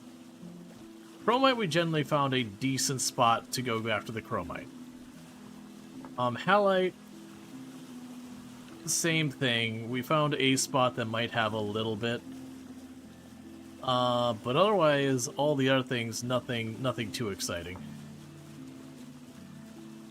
What we did learn is to where not to look for all that stuff. We do know if I'm looking for those materials, this whole side of the map, not gonna do me any good.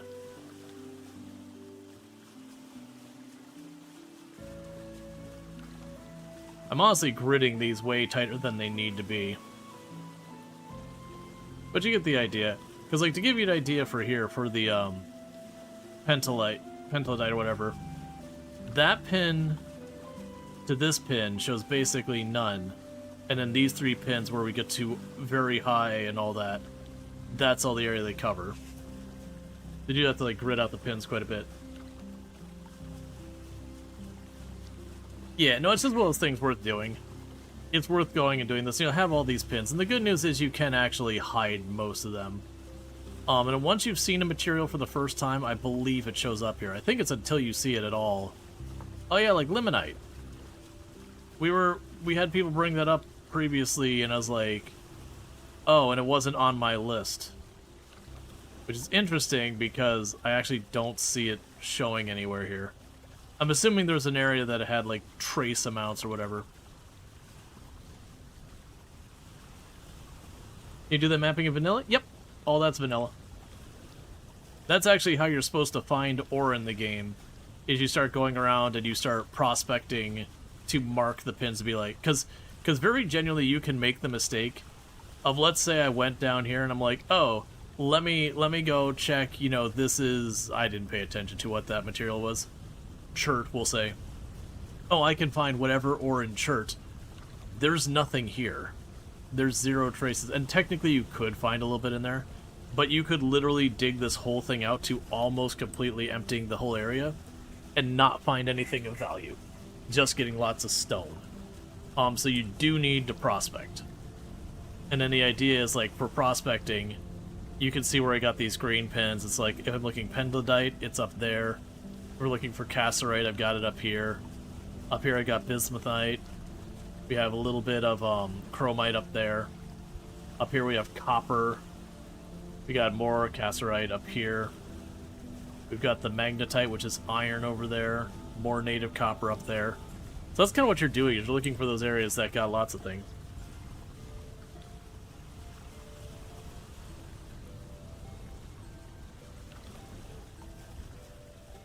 Yeah, so what I'm trying to do right now is, rather than run this way and go the whole way up there, I'm going to go straight up along the shore to the house and then just cut across this way. Because we've got a lot more mountains and all that along here that'll be harder to cross. Whereas we do have, like, whatever this whole area being a different biome is, we got that area. But, doesn't seem as bad. I also want to check up here because we might get lucky and this might come in ways more. I don't think it will. I think it's going to keep going out, but we can dream.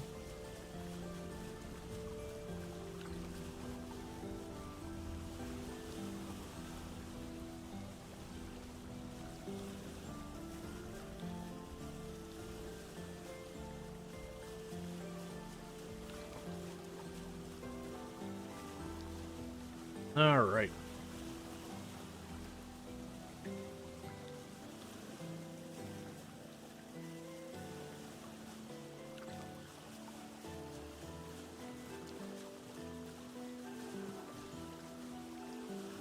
Yeah, and if I remember correctly, we have our stuff set so the distance from the equator to the, like, winter North Pole area is 50,000 tiles, which is half the normal distance.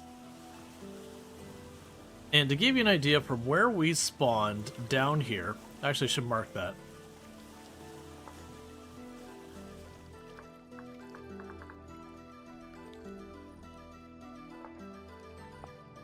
Yeah, from where we spawned down there, let's get an idea of what distance we've traveled. So down, well, actually you can go to the exact spot we spawned.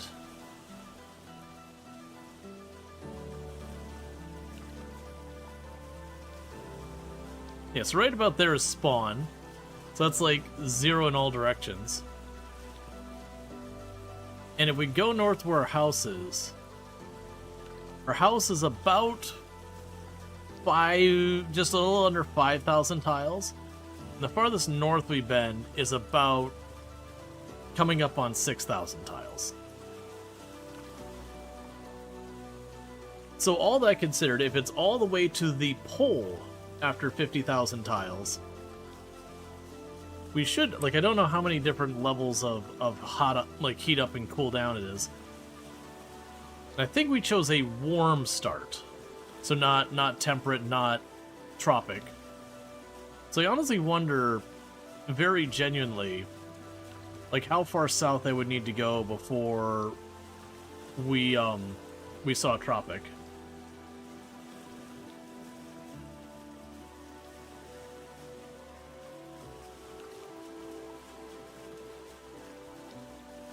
The worlds are monstrous. Oh yeah, no, the world is 1 million by 1 million tiles. Like, for the full map size. Which is interesting because that means there's going to be, like, a band of warm and then just a polar expanse that goes out into the abyss for 100,000 plus, well, several 100,000 tiles. Because it'd be what? If it's 50 the poles from the equator, that means I've got a band about 100,000 tiles wide. And then we'd have another 900,000 tiles left of the planet, so it'd be, what, 450,000 tiles in each direction? Assuming both north and south have poles. Which I honestly don't know the answer to that. I haven't tried to go that far.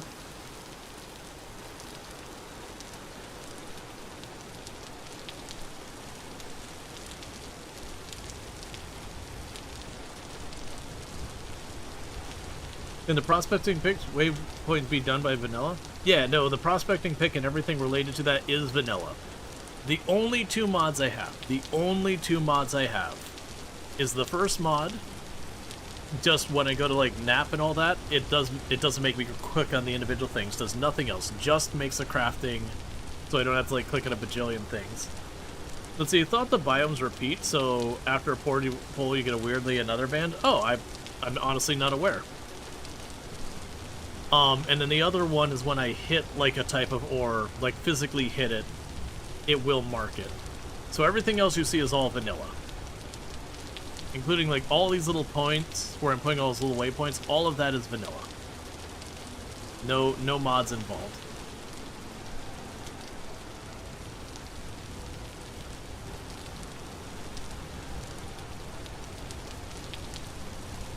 Another thing we could work on, which is a more dangerous thing, is we've got all the caves nearby our house. Well, just in the area. It could be a thing that we start taking the time to spelunk those. I'm honestly pretty bad about taking the time to do that in most of my runs, and I really should be better because I do sometimes, like, you can find an underground teleporter, which can make traveling the world way easier. Like, a lot of the junk we won't care about. You can find lore books. I'm not too worried about those. There's fun lore in the game. But, it's a lot of reading, and I'm not going to sit there and do, like, man reads word for an hour and a half going over the game's lore.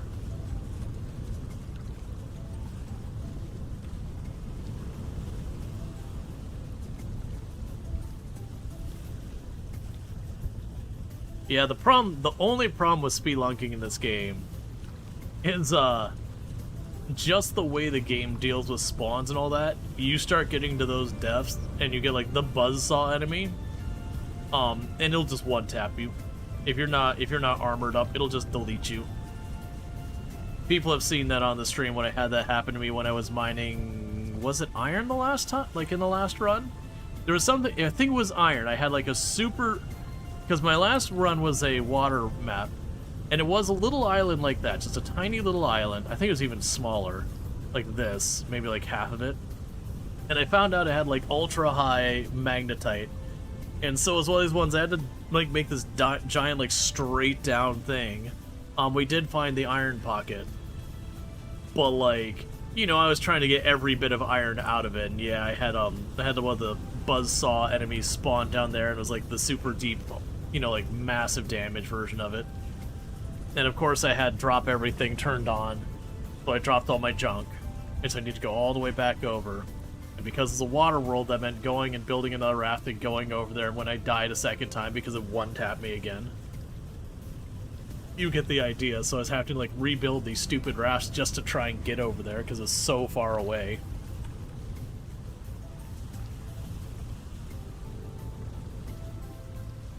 But on the plus side with the water world, because you can put a big ol', you know, basket on here, is I could go and grab a ton of ore and pile it all in the boat and then bring it all back.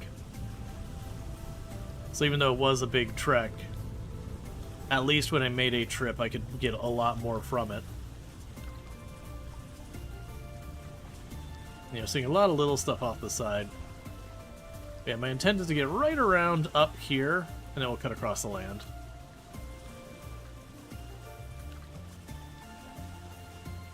Get a little bit of better idea. Yeah, oh no, the rafts are nice, and this one we have the drop stuff turned off. Because it is one of those things that genuinely having it where you drop all your junk turned on, with how the scaling of damage is, you die, you drop your armor, and then, like, you are exponentially weaker than you previously were, so your choices of playing as one is you end up making yourself like 4 or 5 sets of armor just so you can handle with, like, whatever dangerous enemy it is if it runs into that kind of a situation. Or you just don't take those risks, which means not much exploring, which is no fun. Because the combat in this game is pretty garbage. What am I seeing right here? Oh, it's just a weird dirt island. Like, on the map, I'm, like, seeing, like, you know, you see this symbol, You're like, oh, that is clearly some type of like fort or whatever. It's a weird dirt island. Yeah, and I've oh, that's weird. That water's way deeper color. Can you make better boats in this game? You can. There's like a full-blown like sailboat. That's actually with the water world. That was actually the last thing I finished. Is I had made my steel armor, and rather than wrap up right then, because you know at that point I didn't really have anything else to build, I did build the sailboat. I think we took it out once, which it's cool because I want to say you don't have to like hold W to like keep moving. This is curious to me. This is like a very deep blue water for whatever reason. It's not the depth. And that's like a greenish water.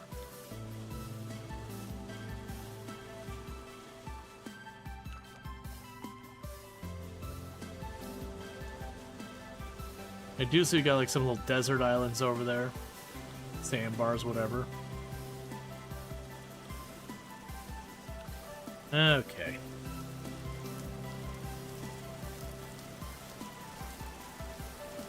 It's also nice that while you're doing the boat stuff, it doesn't have the same impact on your hunger like running does.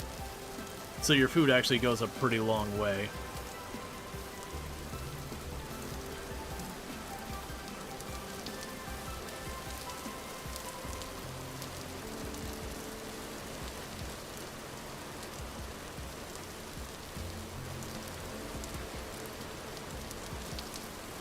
I imagine there's probably people who set up servers in this game where like they would set up a city and like literally make not a canal,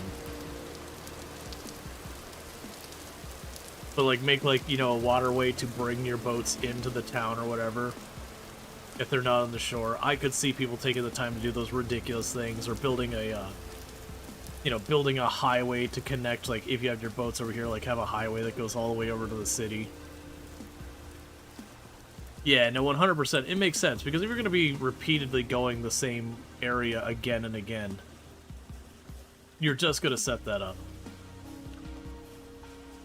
Yeah, so the downside is I kind of had hoped it would loop in. Clearly it's not going to. We'll just keep going up until we hit the point where,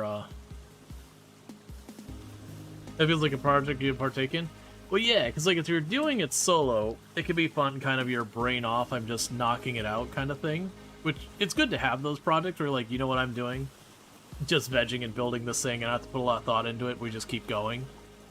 But with a group of players, it can become a whole, like, social thing where you have, like, one who's, like, running materials, or you're, like, all working on it at the same time. You know, or someone is, like, sourcing all the tools while you do the work.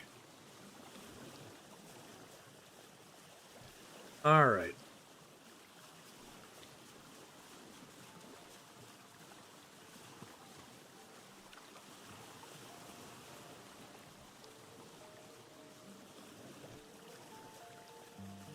That's a weird little island.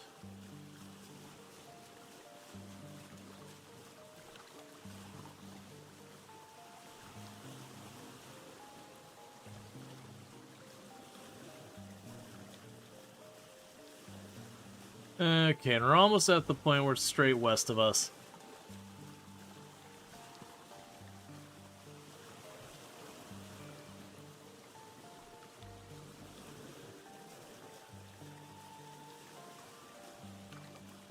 Got giant, looks like andesite desert.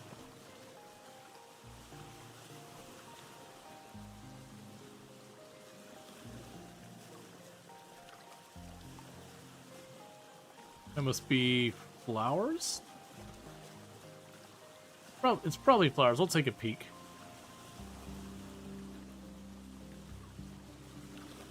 Yeah, because I'll be right about straight west of, or straight east of home.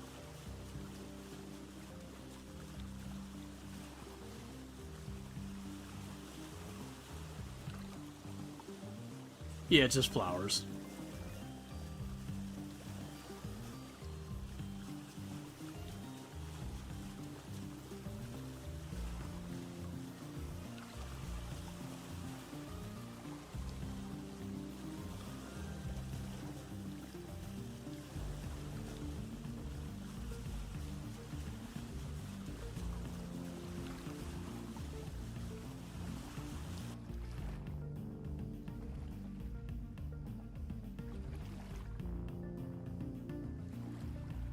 I don't remember if there's a way to pick that back up.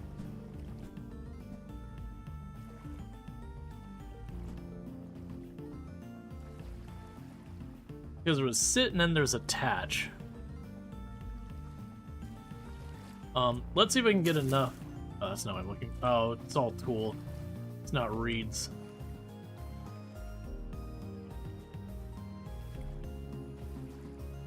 I guess we can't pick it back up. Because that's what it's gonna do is pick this back up. Oh, there we go.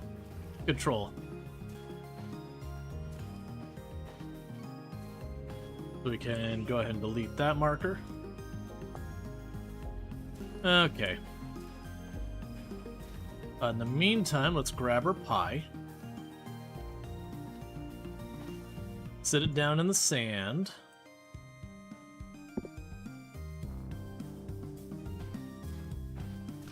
Mmm, gritty pie.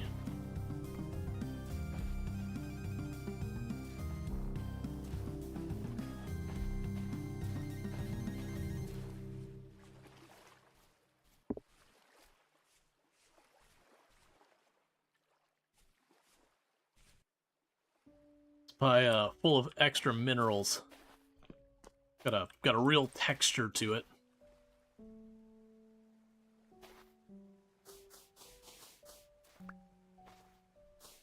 What's the use of tool? You can make tool into hay to make thatch roofs. Or sorry, you make it into thatch. What's for thatch roof? Did you know you don't need to do floor pie? Yeah, no, I can you can just eat it.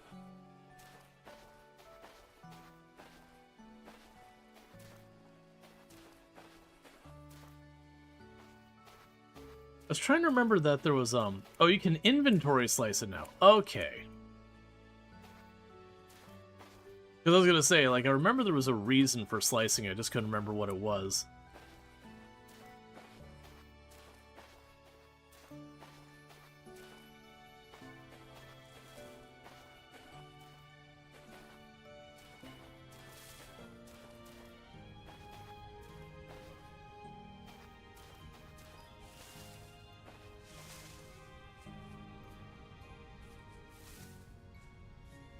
Okay.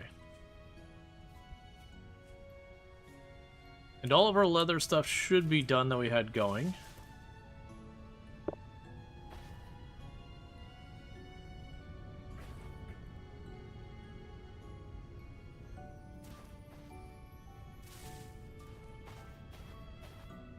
And so with that all sorted, I should be able to get the bellows. With the bellows, we can do our iron working and it not be terrible. What are you in front of me? You just a weird piece of terrain, or are you something interesting?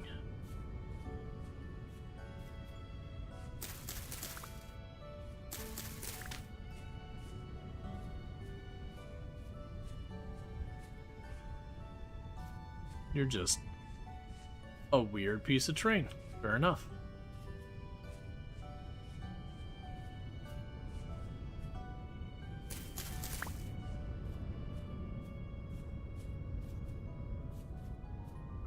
Yeah, so it looks like the terrain between me and, I got a little bit of slate up there. Looks like the terrain between me and home and the ocean over there is mostly just chill land, which is fine. I know we got some woods up here, like they get properly dense, but not that big a deal.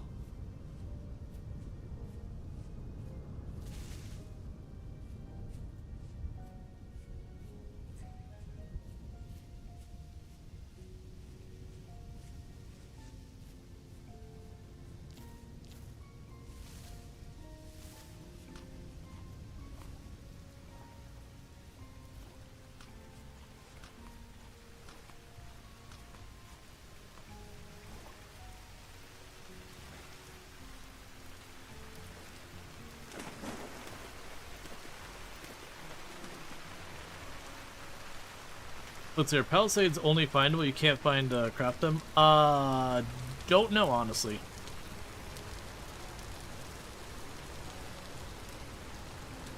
There are a lot of, There are a lot of blocks in the game that you can only find but not craft. For better or worse.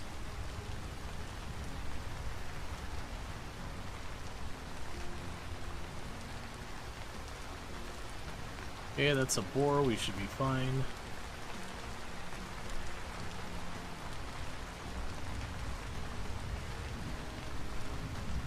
I'm more worried about wolves and bears.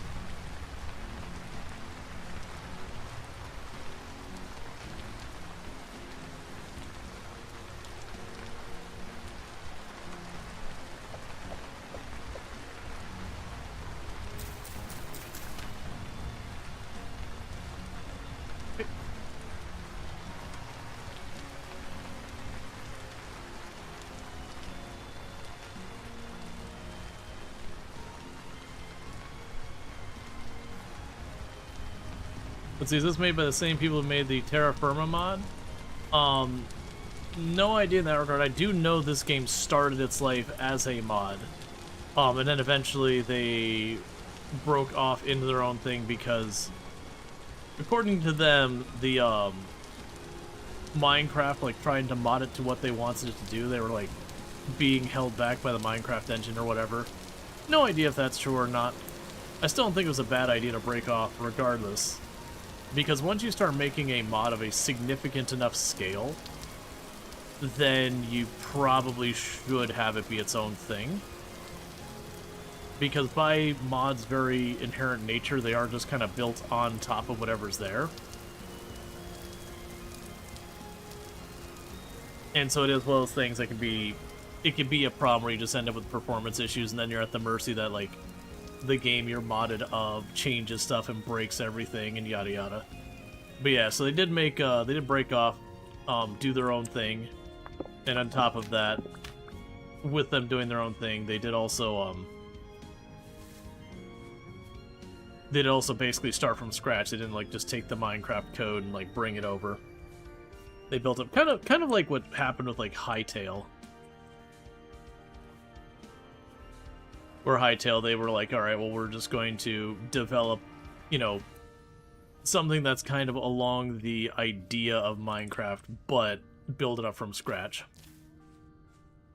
And like, well, Hytale definitely was a bit more content dry than, say, Minecraft is.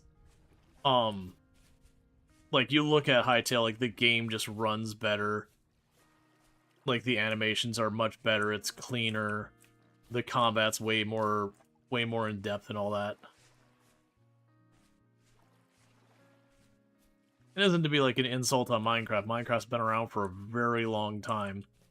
It's not super shocking that something that just came out will have improved on what was there.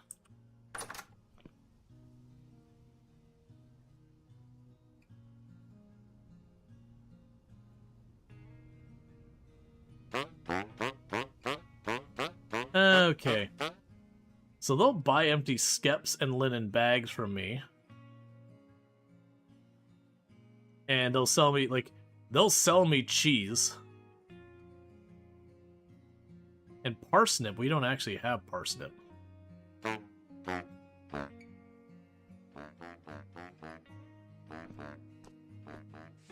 I very much enjoyed Hytale a lot. But it is a thing that, like, it is early access. So it is a little bit thin on content. You can kind of tap everything out into it pretty quick.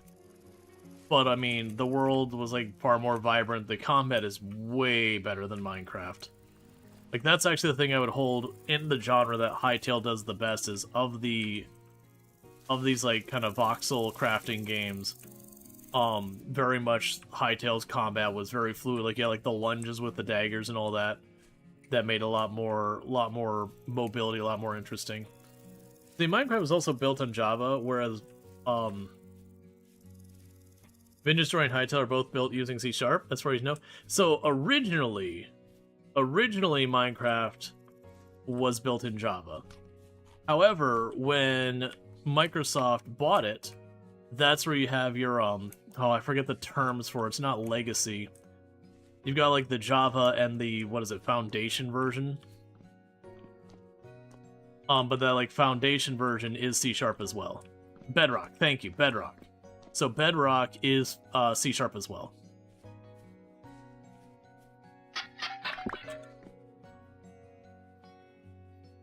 Black coal, okay.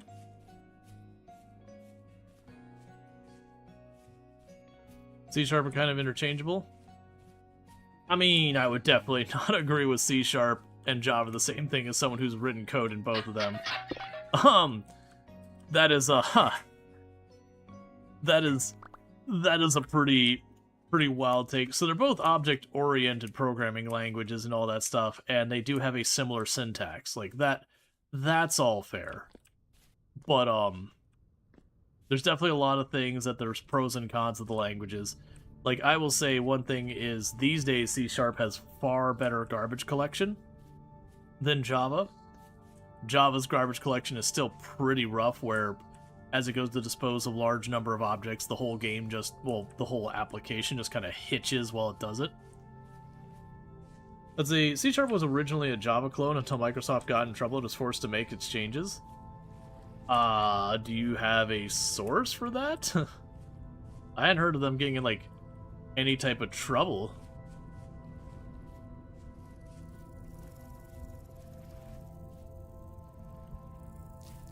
Like, don't get me wrong, they're very, very similar languages.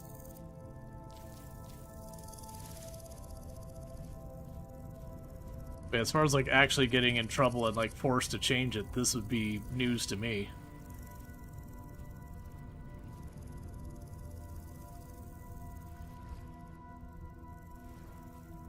Yeah, winter's getting pretty close. We are in September. About halfway through.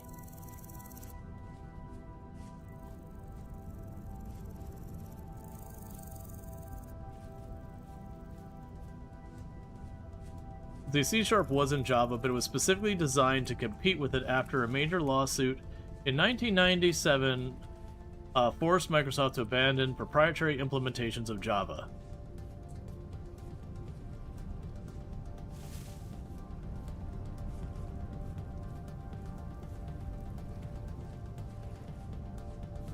C# isn't compiled and executable, while Java uses just-in-time compiler. So I believe both Java and C# ultimately use a intermediary language so that it compiles it down to a not like the full-on machine language that your computer works, but like an intermediary that then is compiled, or like then is read. It's a bit different now, but the bones were built roughly the same spec. Bytecode, thank you. So they both have like an intermediary bytecode. It's one of the reasons why when you look at like C#, I can write code in C#, you can write code in F#. And if you use a .NET enabled version of like C++ and all that, we can all use each other's code. Even though we're not even writing in the same programming language, they'll all be compiled down to DLLs that are going to all use the bytecode and all that. So it has like a shared underlying language.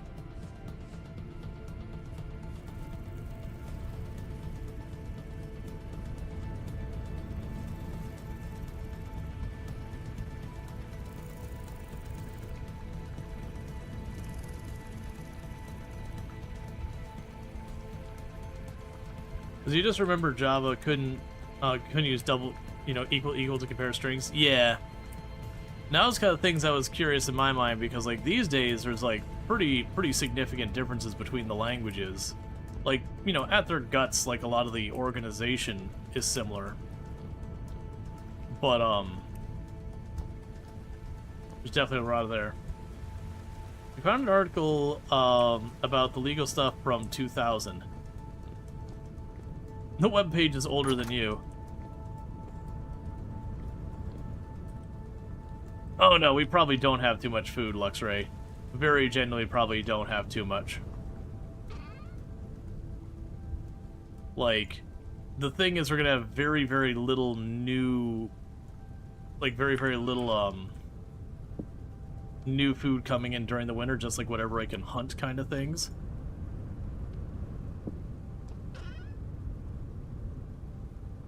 Okay. Because their first job was in C#, the history of their lawsuit was a hot topic. Yeah, no, it's interesting because I've definitely done a lot of work with C Sharp. And, like, don't get me wrong, there was a lot of stuff that came up and happened, but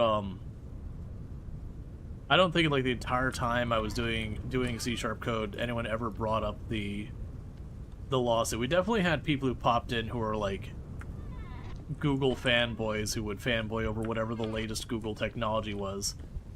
And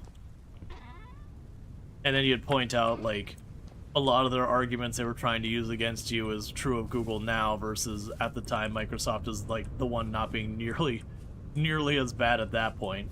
Because like old school Microsoft, you know, got a reputation for a good reason. Oh wait, those are different types of mushrooms. Like they got the whole thing where like the antitrust violations and yada yada.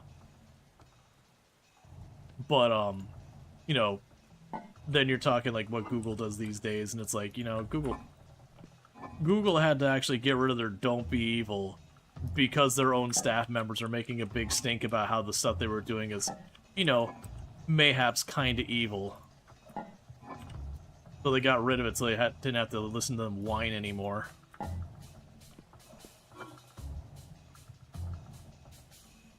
I wouldn't say Java is a cult or anything like that either.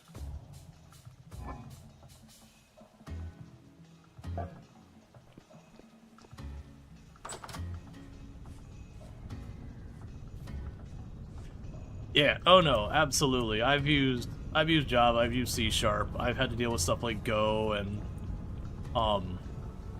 F Sharp and what is the one, Python. I've had to work in a bunch of them. And C Sharp is definitely my preferred language over all of them. But there's a place for all of them.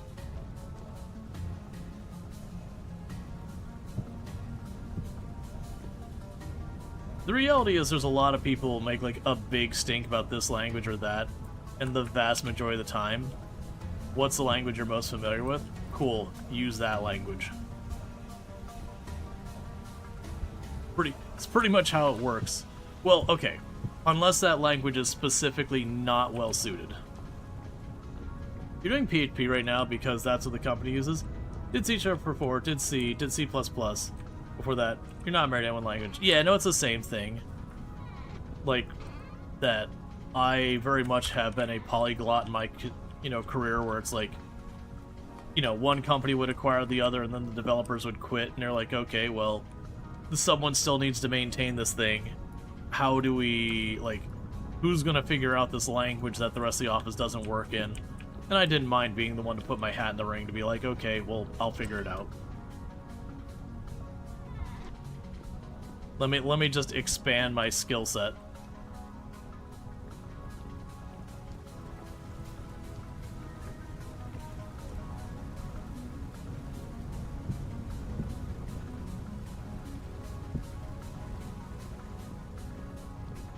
You eventually find it just silly arguing. Oh yeah, no, the number of times, like I said, I had this one guy who I worked with.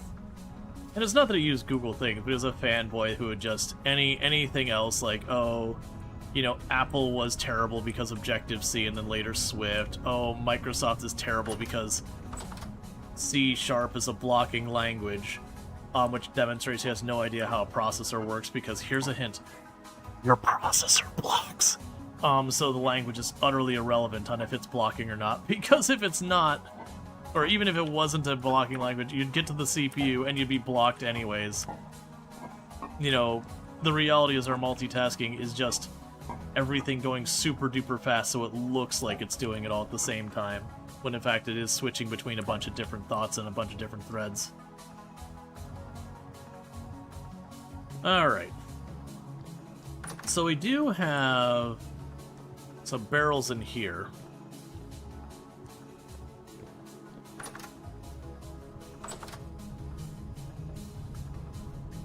Probably haven't used Java or C# in ever. I haven't used Java in a hot minute. I've used C#, not super far back. Yeah, that's kind of what a Cinderlash is usually getting to. Is the reason why it's like, you know, people be like, what's the best language to insert thing? And usually it goes, don't worry about what the best language is to do whatever. Because there usually isn't one. but also you're better off just writing code in whatever you are knowledgeable in. Because if you write code in whatever you're knowledgeable in, you're going to write better code, and that's going to probably mean more than any perceived benefit you might have.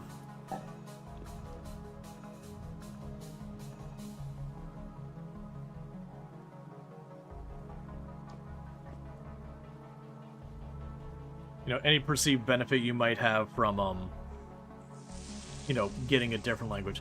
The only exception is every once in a while, you can find a language that is specifically poorly suited, for whatever it is you're trying to do. Like, if I am trying to write an application for running on a desktop and I'm trying to use something like T-SQL, sure. That is just not the appropriate thing there. Okay, so got our mash. We can go ahead and just chuck in a box of rock. What do you think about using AI for coding assistance? So this is one of those things that is, every time the AI thing comes up, a big problem we're running into is the fact that things are being labeled as AI that are not. So you've had solutions like autocomplete, autocorrect, IntelliSense, all of these kinds of things way in the past. Like, those have been around for a very, very long time. But since the AI marketing craze, everything's being labeled as AI. So all those things like IntelliSense and whatever, that's fine. Because that's not, you know, LLM generative code kind of thing where it's just trying to guess what you want without any understanding of anything.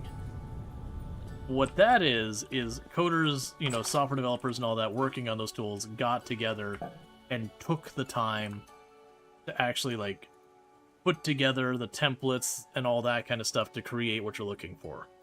That kind of stuff, absolutely on board. It's, you know, use your tools. Like, it's not doing any level of, like, incompetence or whatever. On the other hand, when you're using, like, an LLM system and that kind of thing, that's a different story. Wait, did I not...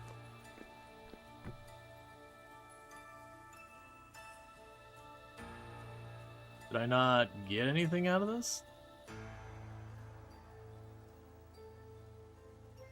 But, when you're talking about AI as far as, like...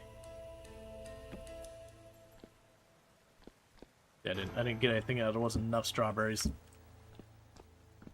We're talking, like, AI so far as the whole, it's gonna rot, because if I put it back in here, it'll go in just a couple days, right?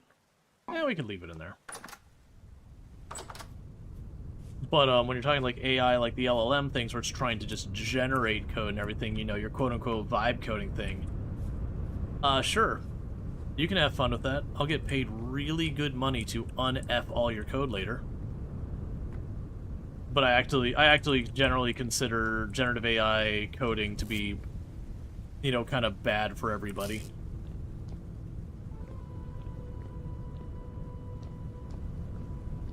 Like, I would heavily discourage individuals from falling into the habit of using AI code, even if you're knowledgeable. You're just gonna get sloppy over time. There's nothing it's offering that we didn't already have with, again, stuff like IntelliSense and the equivalents. You did a little bit of markdown trying to be pursuing. Let's see, you have to know what you're doing to correct it.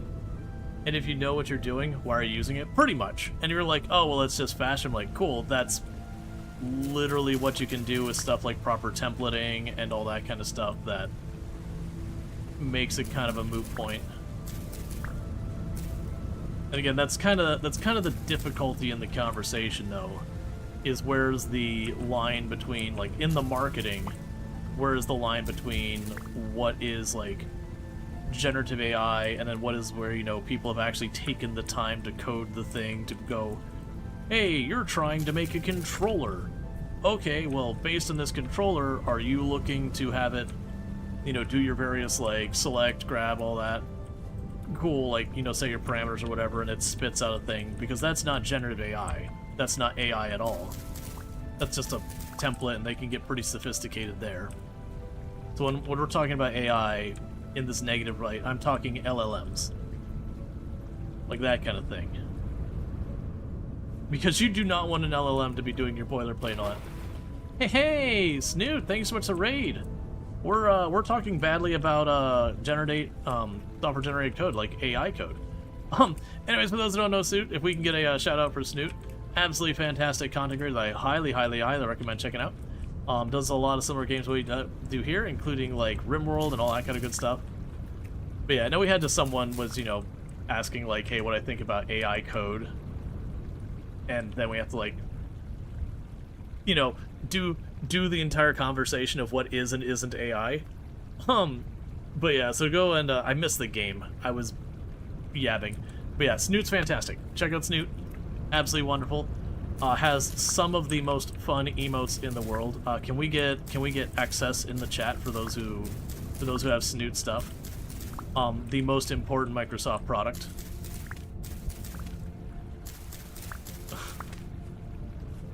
Thank you, Chuffy. I don't know why that's doubling the alerts, but hey, you know what? For the record, while I've certainly used XS, and it serves its purpose, its function, it's definitely not one I recommend for production purposes.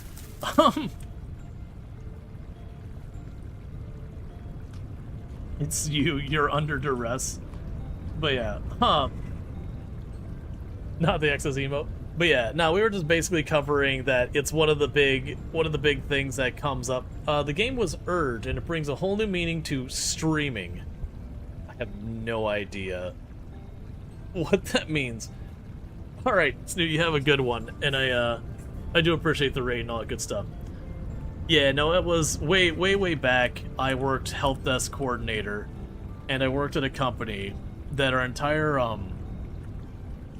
help desk, all our tickets and everything and inventory, was an XS database, which is shared among a team of like 9 people. I don't remember the exact number. Here's a hint. This is talking like 2002 or 3 or something like that. I don't remember the exact date. Maybe a little bit later than that. It doesn't multi-tenant, at least not back then. Which is really great when you had all those people trying to access the same database. Also, it has a pretty harsh cap on how big a database is allowed to get. It was the thing that we had to like back up and replace the XS file regularly and all that, like once a year or whatever, because it got to be too large. It is not meant for production at that scale. But you know, we were city government. We had no budget. So, you know, things were done. It's actually what got me into software development was I was just the help desk coordinator. And it was like, this is awful. Like, I can't make a worse system. Because it wasn't that XS itself was a problem, like so far as a poorly implemented thing. I think it's great for learning databases. But, for our use case, like, it was like, we are fighting this tooling tooth and nail. There's gotta be better. Let's see, you mean you suffer from tremendous startup inhibition, anxiety, sometimes, and particularly when people have tried punishing you in the past. So an LLM might give you some starters to get going. I haven't tried using one yet, honestly. Was confronted with it when your dad showed you. But you know a scientist that uses it like Grammarly, where they can let it make language suggestions and decide each one? Yeah, I mean, there's ways you can use those, like the LLMs and all that, in a way that does support your stuff. Generally speaking, though, I would make the argument that using an LLM to kind of do like all your boilerplate and all that is going to end up making you into a sloppier coder in the long run. A lot of what makes you a good coder is effectively deliberate practice, and the more you just pass off to the machine, the less deliberate practice. And we've had these problems long before even like LLMs and Gen AI and all this kind of garbage. That we have people like they'll do like the wizard thing where you go, okay, give me a web service, and you hit your couple buttons, it spits out this whole thing. And I'm not saying don't use it, but it's a thing to be careful about, that you don't just spin up everything that way, because you will, you know, kind of lose that muscle that you practice to learn all those things. And yeah, it can be a thing, and it sneaks up on you where you'll sit there and you go to work and you're like, you know what? I know I knew how to do this thing, but sure as hell I don't remember.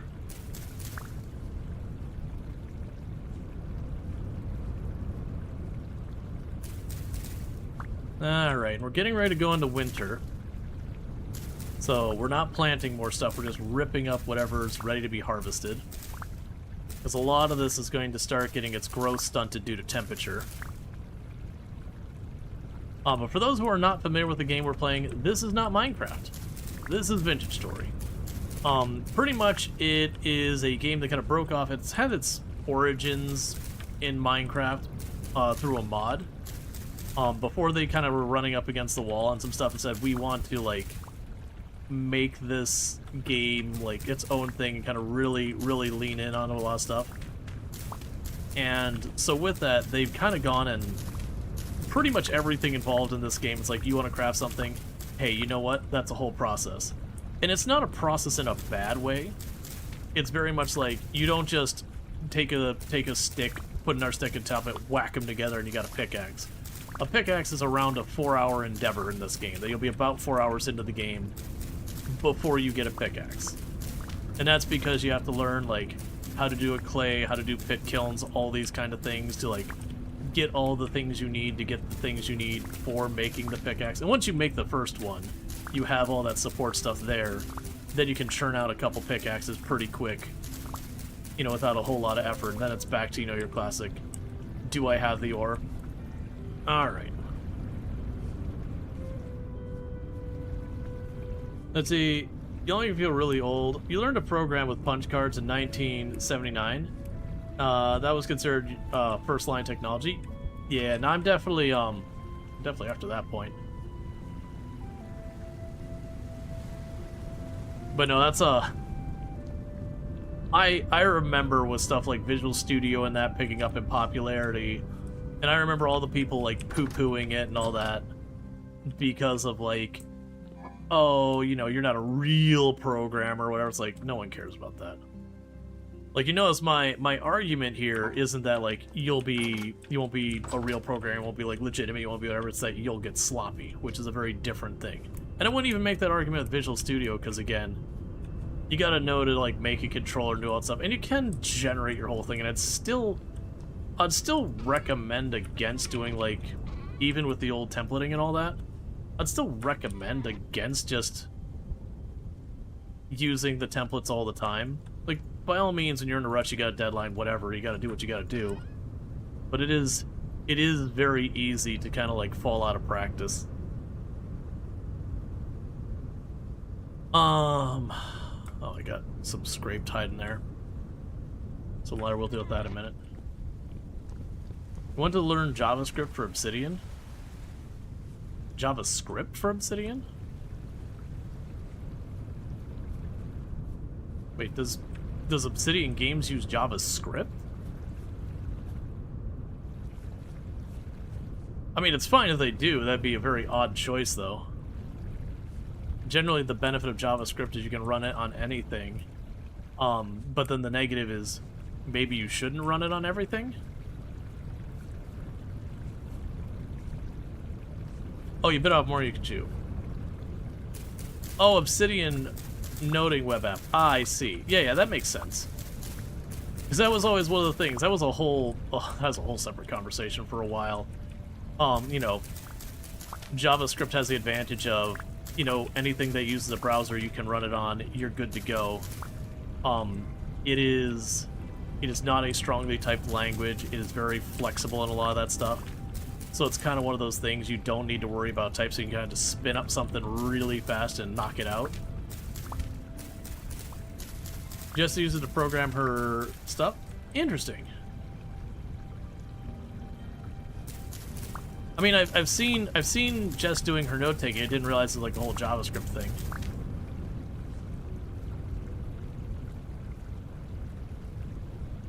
But yeah, no, it's one of those things that for like a hot minute, because you could just, anything could be spat out as a browser source, shove some JavaScript on it and do what you want. And so people were getting lots of training in browser stuff just because the demand was there. You started seeing JavaScript used in all sorts of wild places. And yeah, it started becoming like a thing that's like almost a joke in the industry where it's like, hey man, let's really not use JavaScript here. It's like, it's fine, but like, this really doesn't need to be a website. Yeah, for note taking, that makes absolute sense. Let's see, what's that JavaScript? It's an array. Why does it have a method to open a new tab? Someone added it. Why not? Oh man, that's honestly my biggest frustration with like JavaScript. Is there's definitely a lot of times when you're dealing with JavaScript that you'll be like, okay, 2 plus 2 equals whatever. But just the way it can interpret stuff, it can get to the point where you're like, 2 plus 2 equals 22. 4. Not valid. Like, you'd be like all over the place just depending on how you do the syntax. You gotta be real careful with it. I think it's a perfectly good programming language, to be clear. But like that's part of the reason I really like strongly typed languages. I like where you go, you know what this is? This is a string. Do you know what it's gonna be? A string. 10 years from now when you're doing something else with it, you know what it's gonna be? Still a string.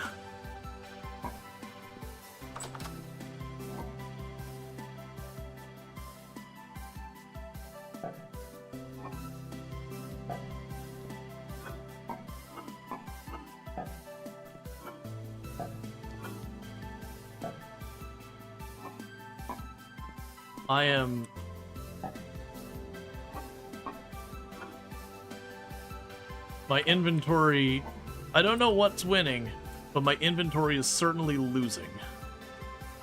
People said I can cut this apart in my inventory now. Nice. So you can have her pie.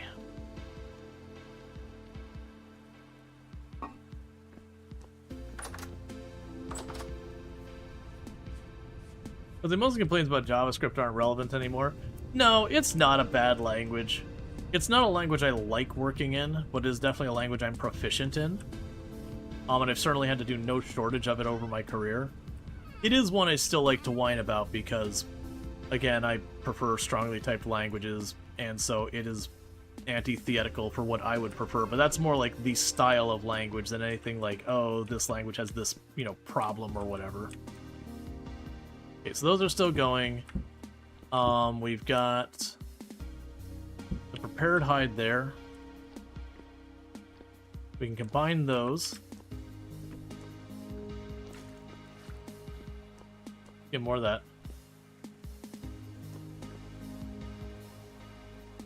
You like JavaScript? It allows you to do things you shouldn't be doing. I mean, that is most languages. That was, I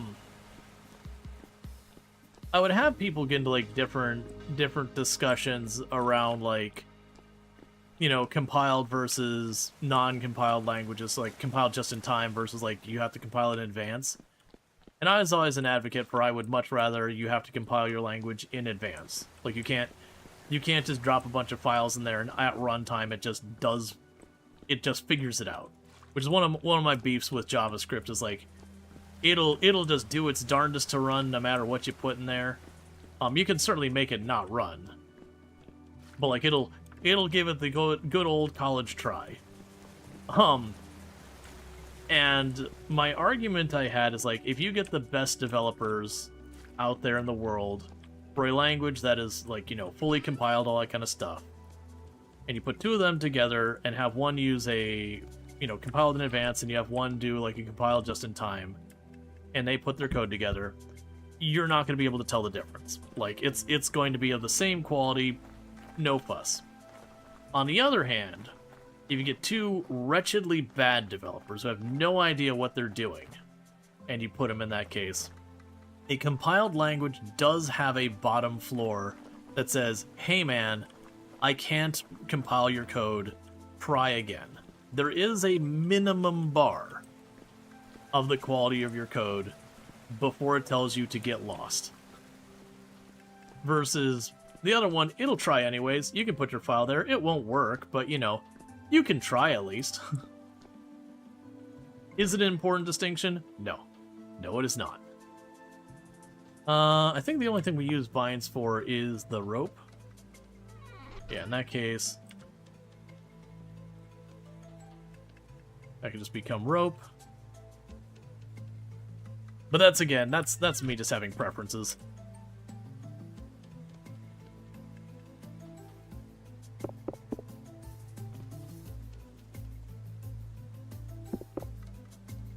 What?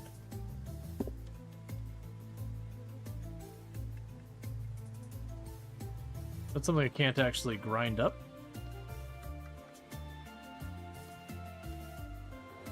Oh, weird. The bony rib cage I can't grind up into bone meal. You can have that with just-in-time languages too. There are linters and whatnot, Shrug.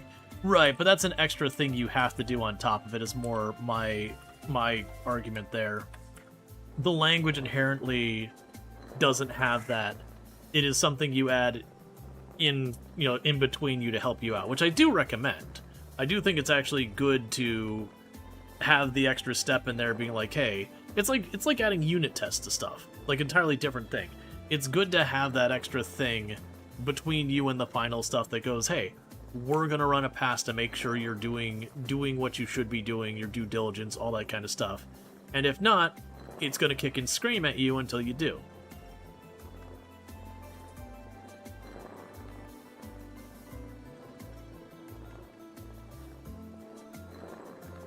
I don't know anything about the text latex. Remember the good old days where you had to use DOS? I remember DOS. You can place the rib cage and then break it for bones. Yeah, how did I get a rib cage as one? Oh, it was because it was in bony soil. That's right. The reason why I have that whole situation is because it was in bony soil. Right, so I got it as an item, not as the loose debris.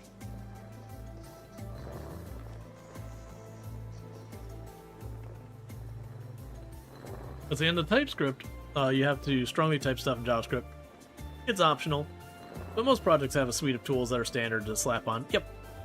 Yeah, no, definitely. Like, I've used TypeScript, and I much prefer dealing with TypeScript over Java, even though ultimately at the other end of the road, it's spitting out Java is what it's doing. But that's kind of, you know, to me, like, the extra thing you've put on top versus it is worth considering a language by itself. That said, like, again, write in JavaScript.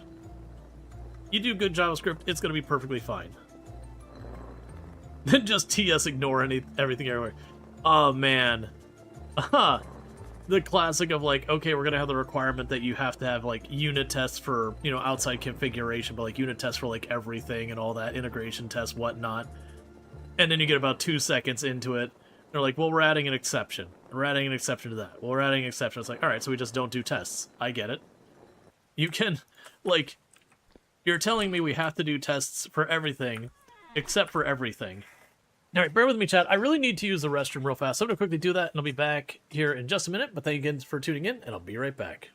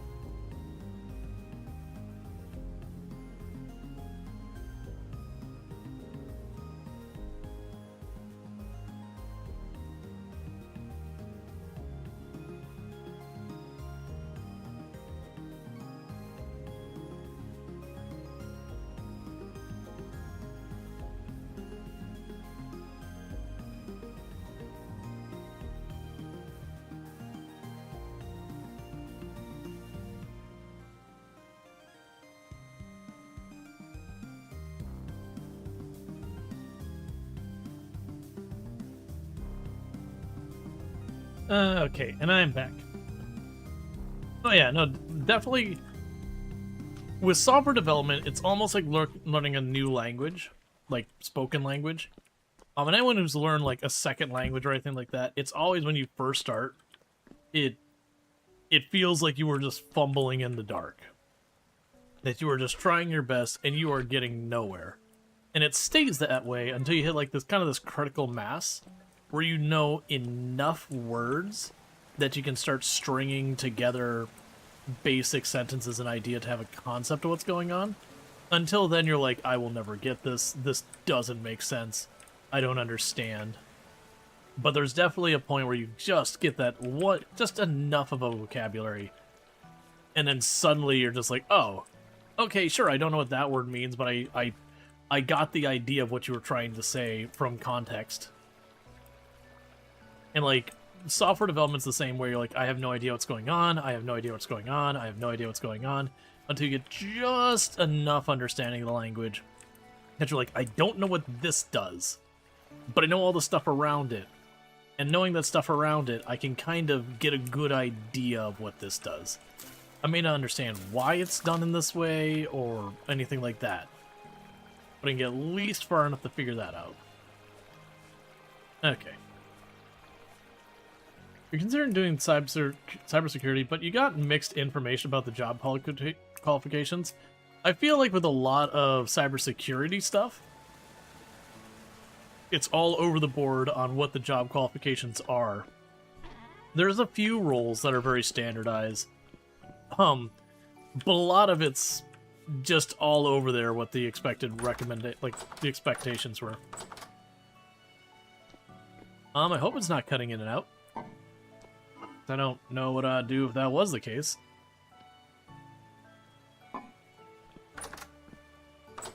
What you can try doing is if it's cutting in and out for you, try refreshing. Sometimes that's just what you gotta do.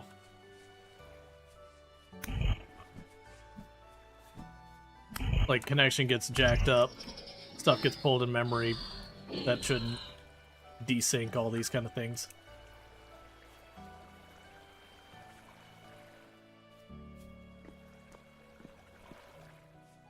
Yeah, it doesn't surprise me, Laguma.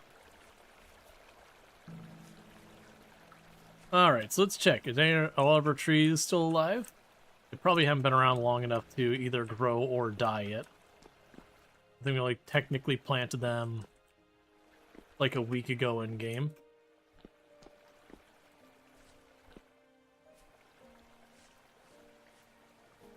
Alright. So we got very, very close. So you're perfect. IT. You're turning it off and on again.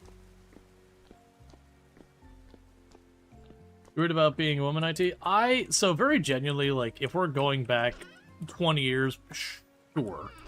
But these days, like, while there's still definitely a very, IT is very, well, technical jobs are very male-dominated, like, that is true. It's definitely improved a great deal. Like, I've definitely worked with a lot of women who are, DBAs, network administrators, all that kind of stuff. I'm not gonna say there's not any issues there because I'm not gonna lie to you. It's definitely not as bad as it used to be.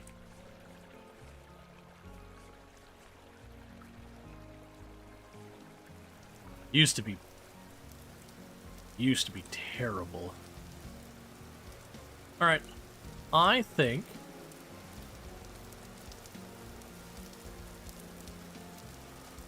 we're gonna go find something to eat.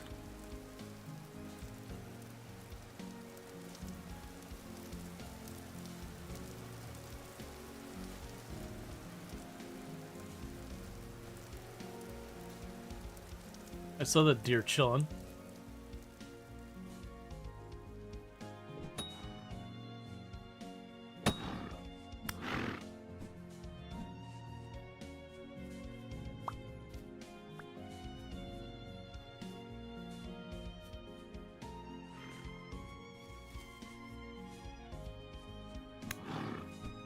And dinner time.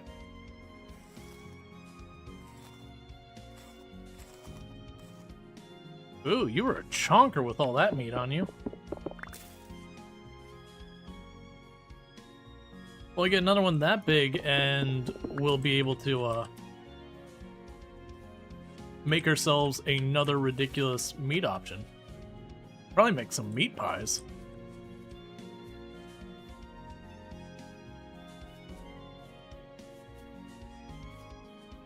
Yeah, it's gonna become more and more an issue as we get into winter. Is the number of animals and then how well fed they are is gonna go down gradually.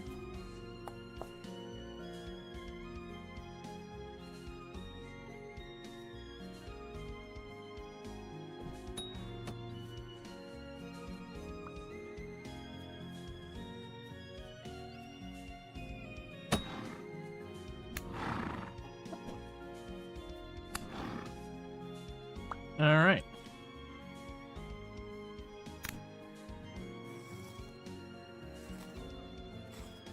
You want a meat pie so bad? Good meat pie is pretty good.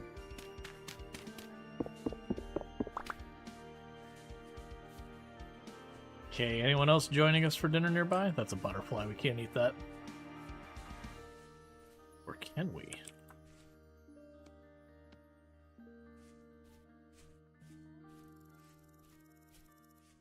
Because it can't be out too long, because the meat does not keep very long. It's only good for like 2 days.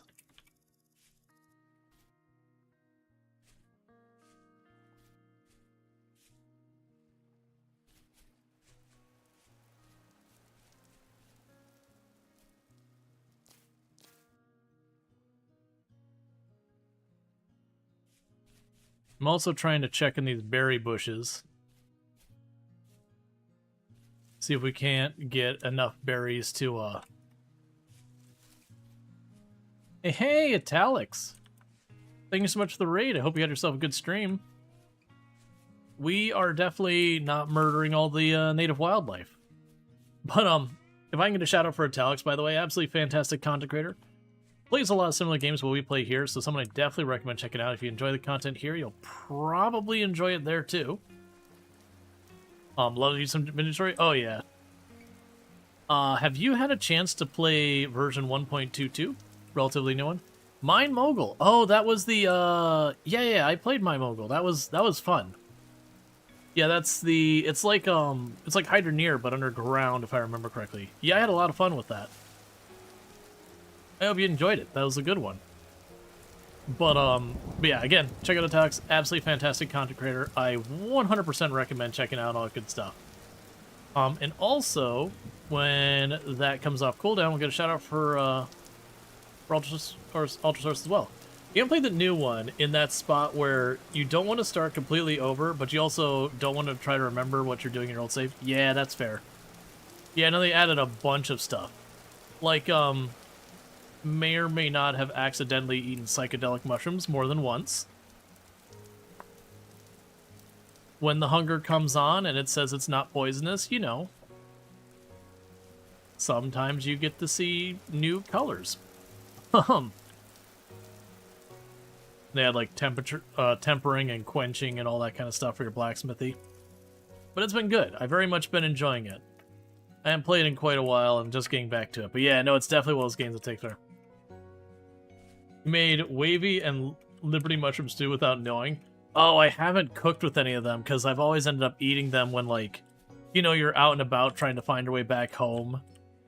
And, you know, there's a mushroom there, so you put it in your mouth. And then you can smell time and hear colors.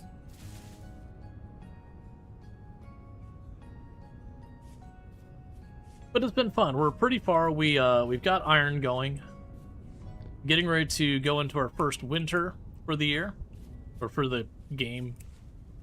They also changed, like, the bushes. You can no longer just abuse the bushes and have an entire army of bushes. Or, like, when I say bushes, the berry bushes. You can't just have an orchard of berry bushes by the time winter shows up that can keep you fed forever. Okay, let's drop all of you in here. Is that enough? Nah, probably not. Okay, so we've got the meat. The meat's not going to stay good very long. Got 5 days. So, oh, we also have to render our fat. Yeah, they did add fishing. I haven't done the fishing yet. Enjoying our pie.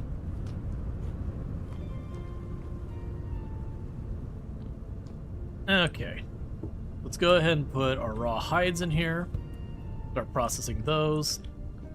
Looks like we're just about to get a bunch of hides out of here so we can finally get our bellows going. We'll need to render the fat. Let's go grab our cooking pot. Chuck the fat in there.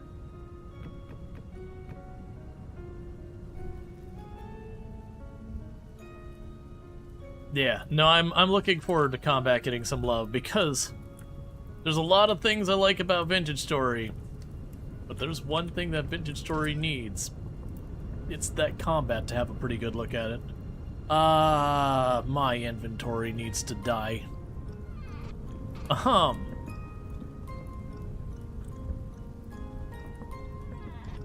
grab the bone meal. Throw the blue clay around a little bit. Drop all the bones in here and the bone meal for later, because they're not ready to get proper composting going. Okay, and we're deliberately rotting a bunch of stuff out here. That's what we do with our poisonous mushrooms. We just let them sit in here and rot. Then we can make compost with it. Okay, there's our rendered fat. Which we'll use for a windmill later. Okay.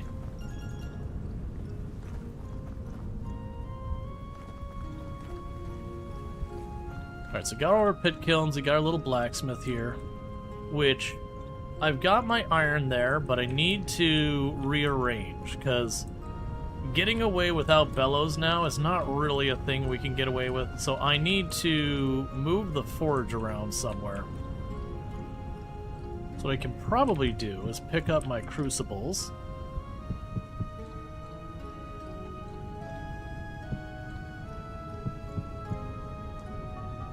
Pick up all my iron ingots.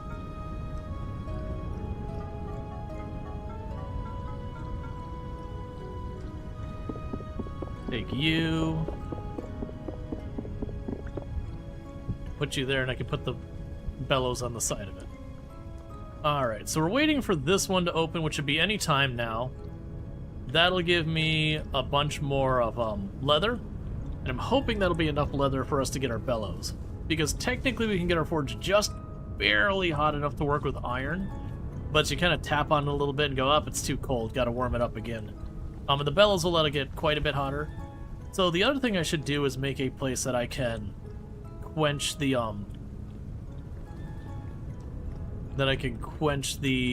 tools now, because it's a thing where you can quench your tools and they get a big bonus, but they also have a chance of shattering.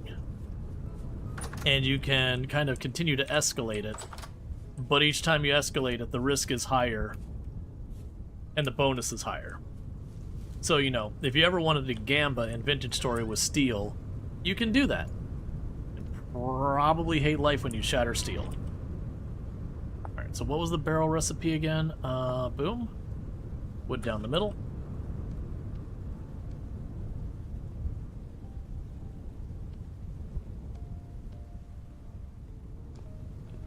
Okay, so we can pop over here. That'll be for our water.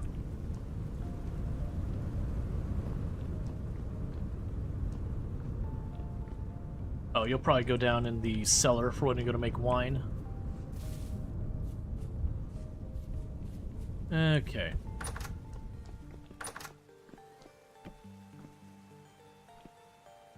Yeah, so we got a little bit of beauty berry juice. Not enough to justify sealing it. Any of this gonna rot soon? Alright, so the blueberries are gonna rot almost immediately, so I'm not gonna be able to get anything from that. We're gonna grab that, and we're gonna chuck that in for processing. You're already rotting. Let's try putting the wet strawberry mash in here. And see if I can ever so slightly I need to... What was the recipe? We'll deal with the barrel or bucket in a minute. Because I would like to get wine going, but they definitely made fruit way harder to do now. Which is good, because it was genuinely a thing that one of the tricks you could do is just run around and grab every berry bush for a square mile and just chuck it outside your house. And it wouldn't get you all the way through the full year, but it'd get you pretty far.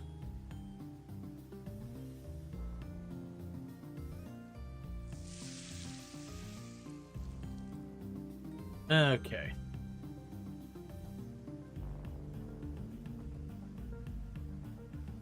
So we're just squishing all the strawberry juice out.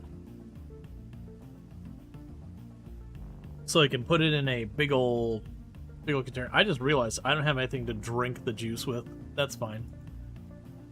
Okay. So there is 4 liters of strawberry juice.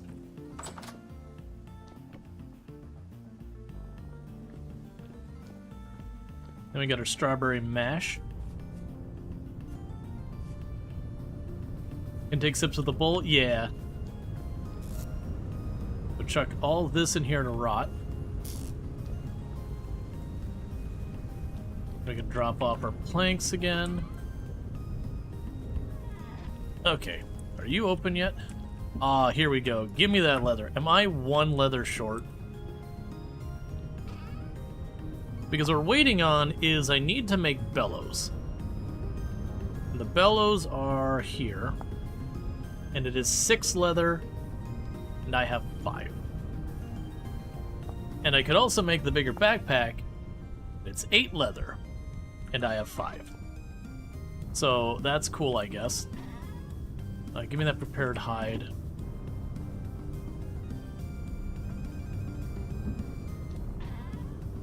Was there not another hide in there? I guess it was that one. Okay, so we got a weak tannin or strong tannin. So we can go ahead and take you and drop you in here. Start that processing. Are you... Okay, well the good news is I have 11 more hides that are going to be done soon. Close for winter? I actually have the fabric that I'm ready to make. I'm just not building it until it's actually time, because we will wear out our clothes over time. I want to make them last. We're waiting for it to hit 10C. Once it hits 10C, I will start freezing to death. So, you know, I hear that's bad. I've seen it get as low as 14C, but we're in the day and it's 15C, so I'm willing to bet tonight it's going to get under. Less than ideal? Yep. Absolutely. Okay. So we've got that's going to be a minute. Right, and we're also looking to do glass. Did we ever find a better source of galena? I don't think we did we? So looking for galena, yeah, we had this spot that was crap down here. And then down here we had, like, really crap chance and a little bit of crap chance up there. And then the other one we wanted was borax for going for steel. And same deal. Same actual spots. Really terrible borax chance. Little terrible borax chance. Terrible borax chance. Alright, so let's eat a piece of pie. And think about our life choices. Oh, right. You know what I need to do? I need to make meat pie. So let's go grab our bucket. And grab some flour.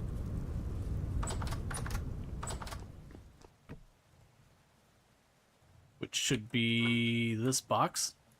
So grab some spelt flour we've already made. Let's also see, how much meat do I have? 19. Okay. So 19, I can make 4 pies and then I'll have 3 leftover meat.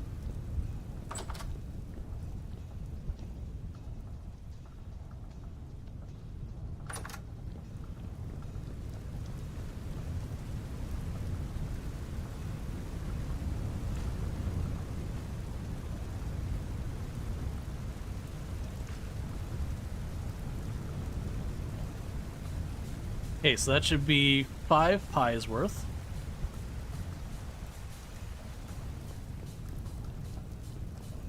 Let's also double check with the meat pies.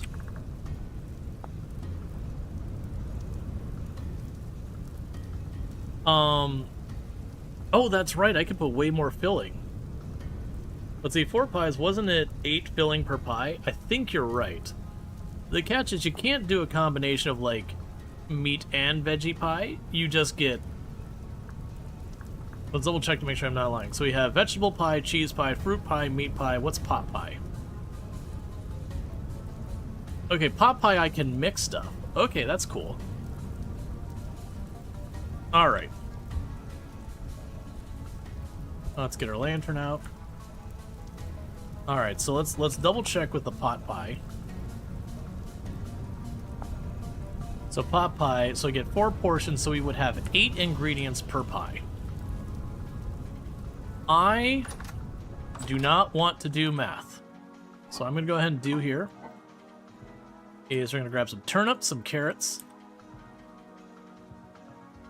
I did not mean to put those back in the box. Some turnips, some carrots, some fennel, and meat. Oh, the other thing I was going to check. Do I have to, like, it's raw meat, right? I don't have to, like, cook it in advance? Yes. I figured you're going to do that. I wasn't sure. They're like, nah, man, you got to brown that crap before you put it in there. Gonna get a weird texture. Okay, so let's start making pie.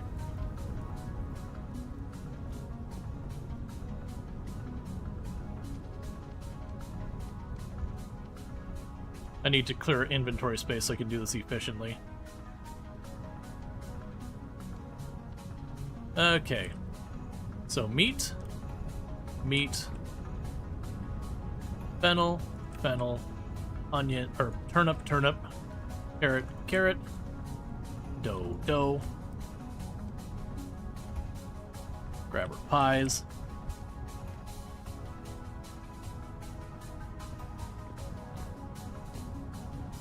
I do need to do the exact same order or they won't stack.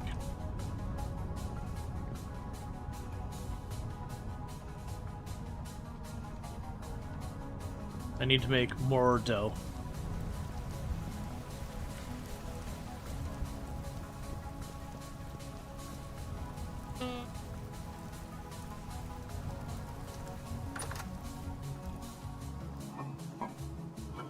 And the spelt is over here. Oh, the spelt's still in my inventory. Never mind. I'm mostly just trying to go fast. But yeah, you can make them have fancy texture. It's just one of those things that if you accidentally do 2 different textures, now you got a whole big headache. So you, meat, fennel, turnip, carrot, cover, grab, meat, fennel, turnip, carrot.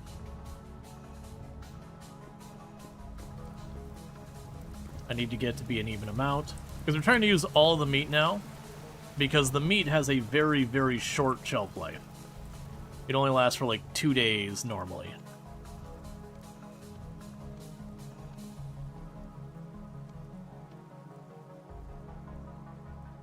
Meat, fennel, this, that. Done. Alright. And you...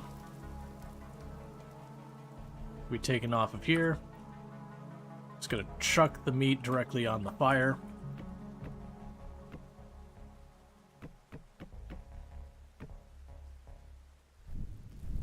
We can cook that up before it rots.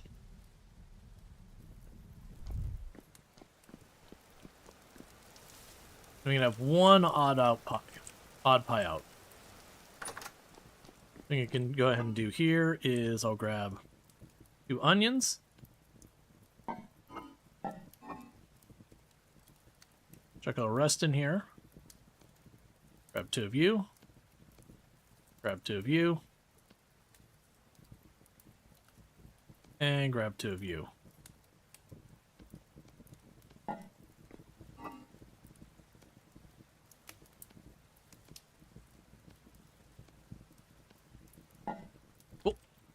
I'll take care of all that. Put away the flour.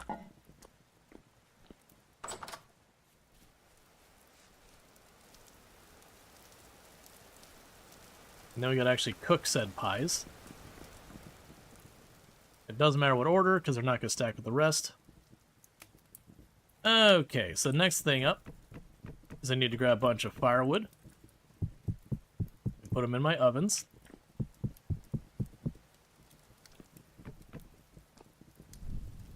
And get those all heated up. And then it's pie time.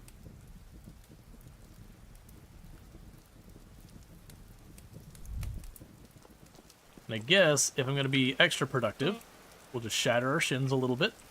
Remind ourselves that we're alive. Grab me a stack of spelt grain.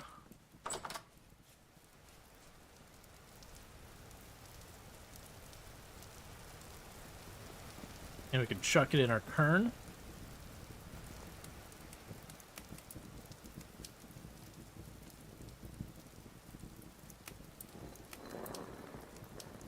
So while we wait for the ovens to go, we can go ahead and make flour. We definitely want to get a windmill going at some point because hand doing it is everything. Yeah, it's a lot of pie.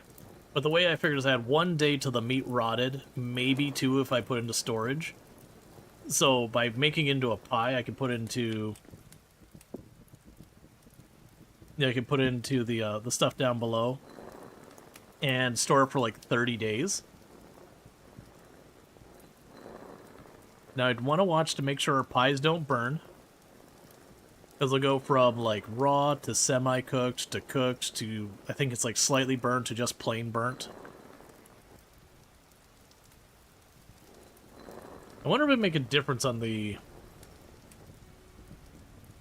cook times here based on where it's meat or a veggie pie.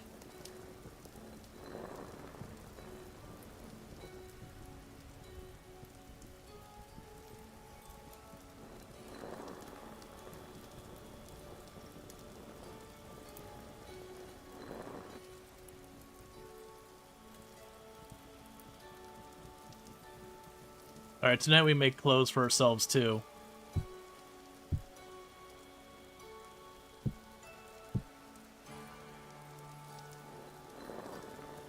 And the reason we need to make clothes for ourselves tonight is we are about to hit the temperature which will start freezing to death. Now granted, right now I'm standing in front of my ovens, so I won't have to worry about that here.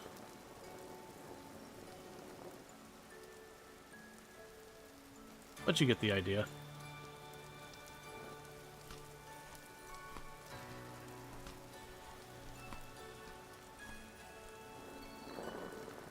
Let's see, charred pie is less nutritious but lasts longer. When you have a lot of meat, like when I have boar ranching set up or you butcher a bunch, you tend to create char meat pies. Yeah. Then it could be also a thing, like if you're going to be going for like, hey, I want to make my way to the tropics to get stuff, or make my way to the, you know, Arctic to get stuff or whatever. It can be strategic to deliberately like burn bread or burn pies just to make it last longer.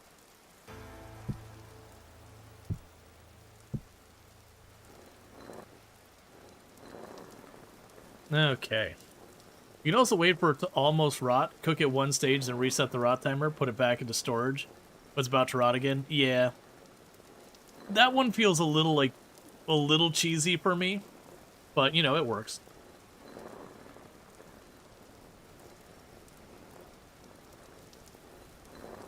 Yeah, so things I want to do is I need to get lead so that I can put actual windows on my place versus having big openings in the walls. Because, you know, that's not the most useful. We're going to need to make our clothes.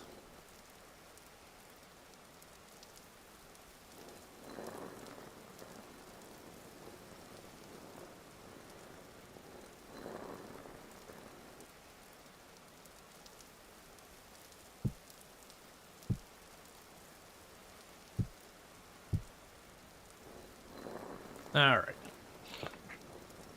Yeah, I want to put windows around our place, make it nicer.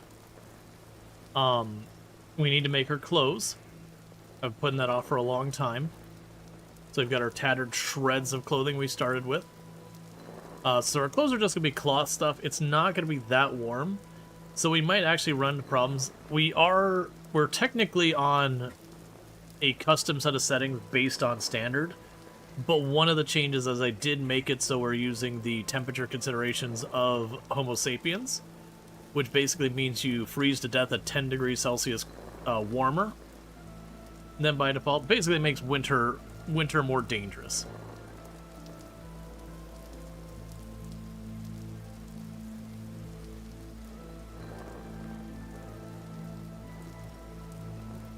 And as the ovens get colder, it'll take longer to cook. Do we have a nice fur coat then? No, I've been turning all of my hides into leather.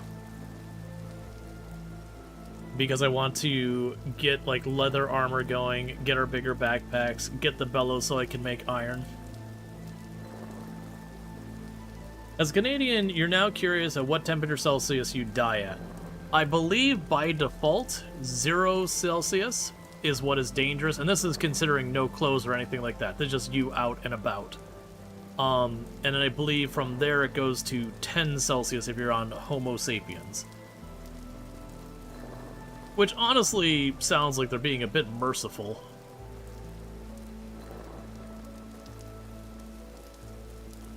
I don't... Nah, perfect.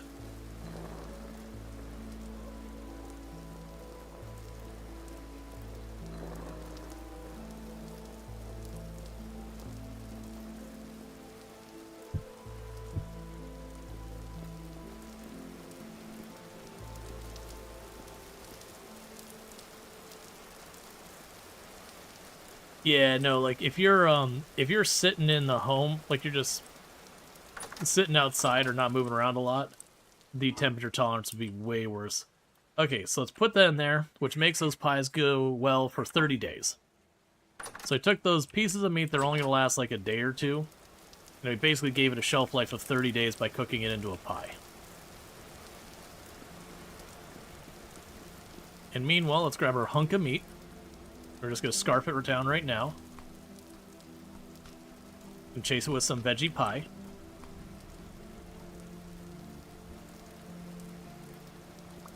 And we'll grab our bucket.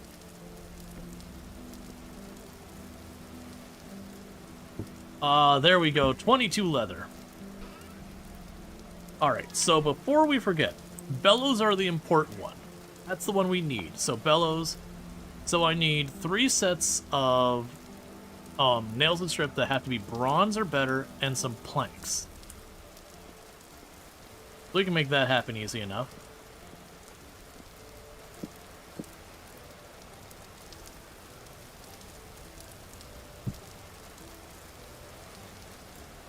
Okay, so let's go over here, grab our crappy brown coal.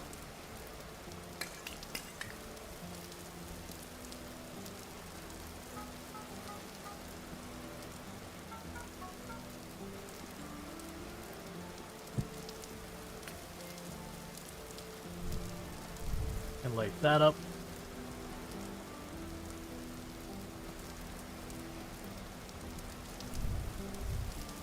Okay. I need a better place to put this. It's weird that you get so dark. Alright, so the brown coal doesn't get very hot.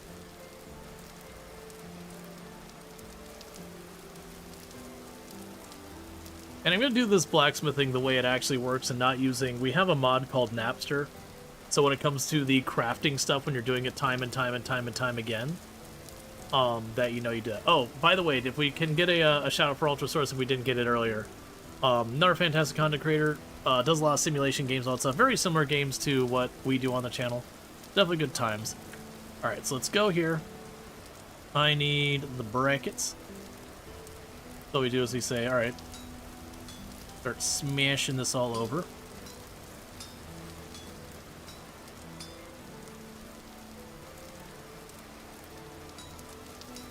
Was playing some Derail Valley and had an absolutely uneventful, nice casual, relaxing time driving around trains with no anything going wrong the entire time. And there's no evidence to say otherwise. But as you can see, I'm like working the metal over here.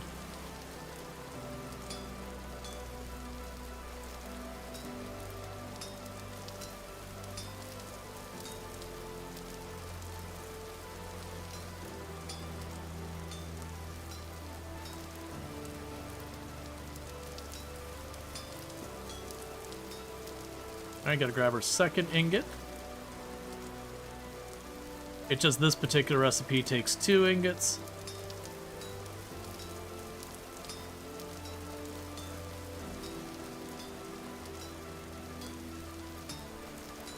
We have to watch because they'll gradually get colder, and once the metal gets too cold, we can't work on it anymore. We gotta put it back in the fire. I should be able to knock this thing out before that happens, though.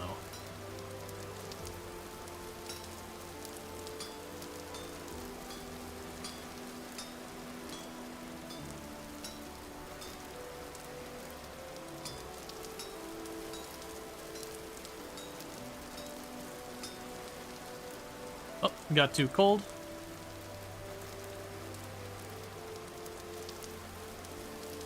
Just put it down.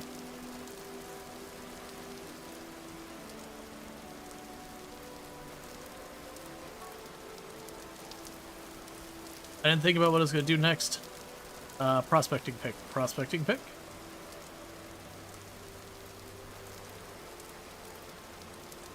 Alright. And then this is what the mod does. The mod just lets you hold the button. Were you there when you felt the map? I didn't see you fall through the map. I did see one of your derailments. I did not see you fall through the map. I saw where you got the one where you jumped on your little handcart and like had the handcart there, and we're trying to figure out the least motion sickness inducing way of doing that.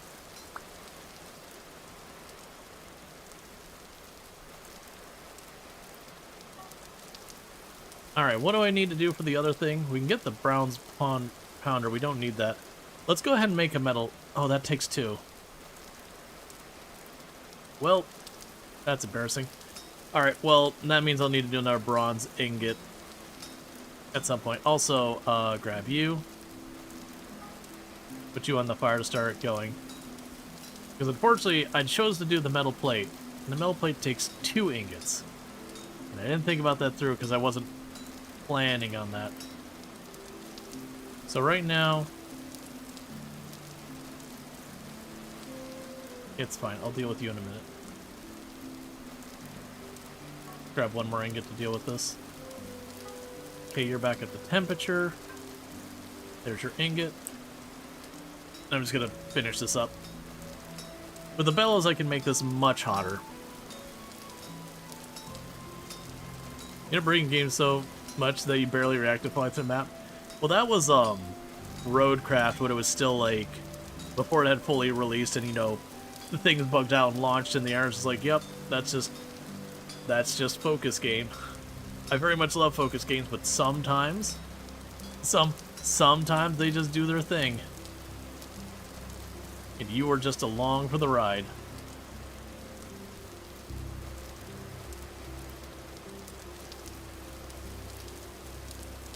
Alright, so what we're going to try and do here is grab you, put you back down, let you warm up real quick. We're trying to keep 2 things hot at the same time.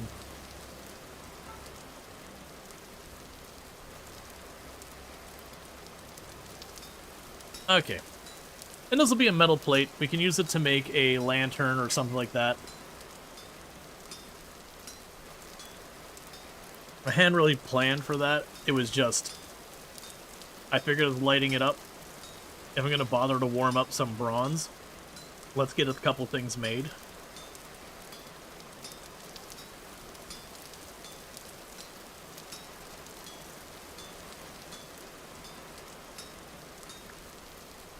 Alright. We'll just set that there for right now. Apparently it was like, hey man, it's 340 degrees Celsius, you can't work with this right now. Okay, so for the bellows... That's not the bellows, that's a grinding wheel. For the bellows, where are you at? You're up here. So we need that and boards. So I can go over here. By that I mean over here.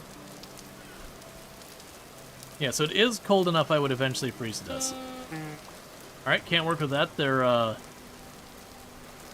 500 degrees Celsius, and apparently that's too hot. All I'm hearing is my character whining.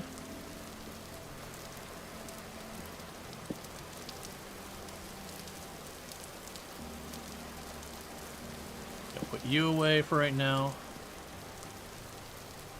Okay, so I have to wait for those to cool off for a minute. That's fine. In the meantime, need to grab a stack of sticks. Grab all this.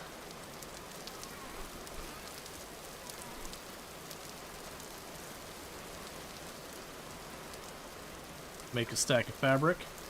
Okay, so we need to make clothing. So if I remember correctly for the clothing, I need to do the plain cloth. I'm gonna need a lot of it. So let's grab you. Sticks. Sticks. 1, 2, 3, 4, 5, 6, 7, 8. I know there's at least 8, and we'll go from there. Yeah, you could dunk it in water to instant cool and all that. There is quenching in the game and all that. Oh, I saw the cooking pot in my inventory.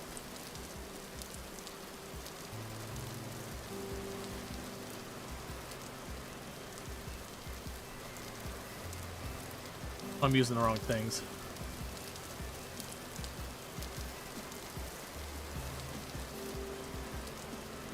Helps if you pay attention. Alright, so let's see here.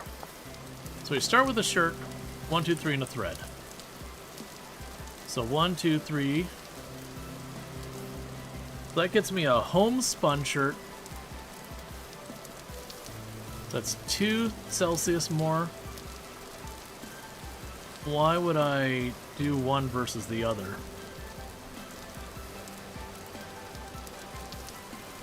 Sure, why not? Okay, we need the pants. The pasture pants requires a sewing kit.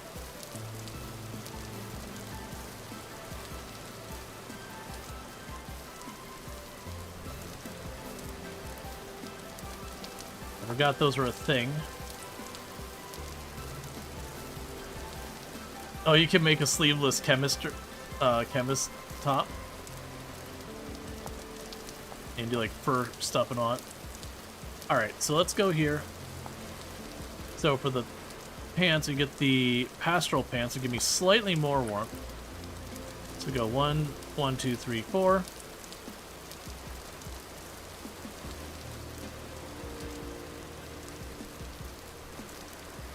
Alright, so that is basically destroyed.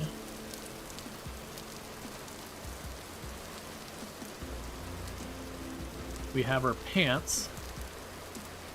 I'm assuming we can't shred these for fabric or whatever. Nope.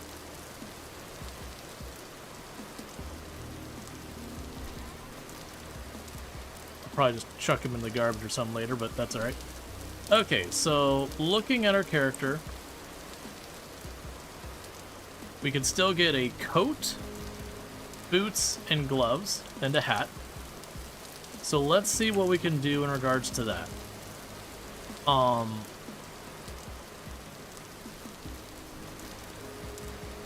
So it's upper body. Yeah, so that's what we had here.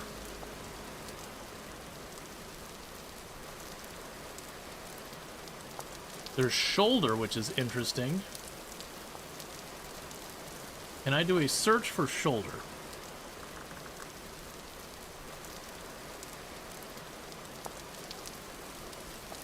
Those are special robes. We can make an apron that goes in the shoulder that gives us a little extra more. A scribe hood, which we can do that. A hooded cape. So it's stuff like capes and ponchos and all that stuff. So let's go here.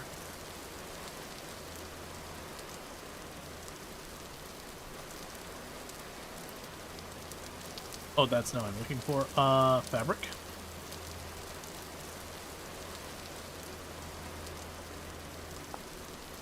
Okay. So we have an apron that does nothing for us. Those are all upper body. Upper body. We do have a shoulder of the apron that we can make out of the cloth. We can make cuffs. Fur-lined reindeer herder shoes. That requires a bunch of stuff we don't have.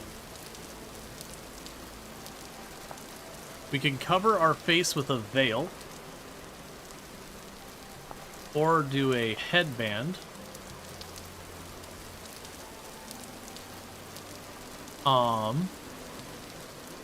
Let's see, can repair clothes with a sewing kit. Your starter clothes might be comparable to the other stuff. Gotcha.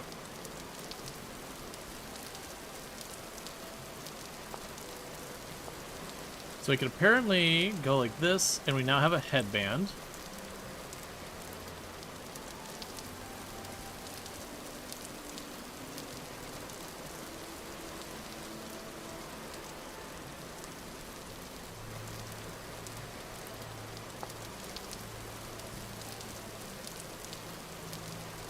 Oh, both of those are considered face. It's fine.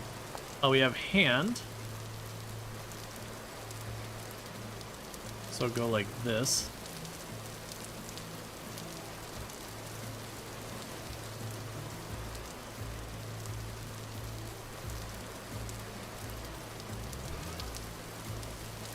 Okay.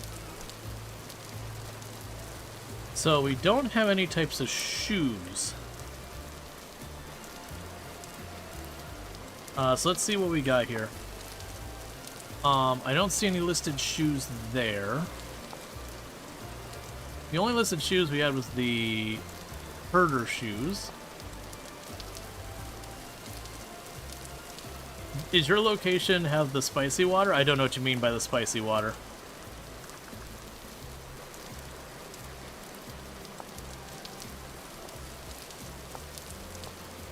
Alright, which of these are like just straight up shoes we can make? I don't need fancy shoes that have all this stuff. I just want like normal boring shoes.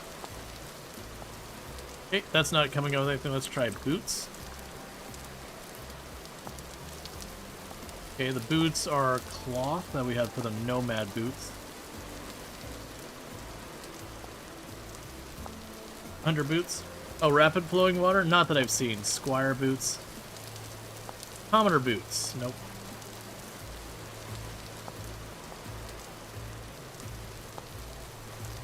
Okay, that's something we could make. I really don't want to use all that leather on that.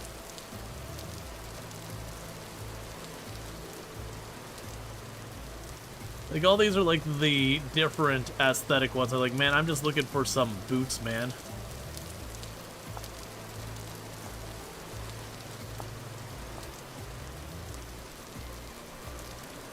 Let's see, what's the preservation number for the cellar? You just dug one out and it's showing 26 times? Let's see.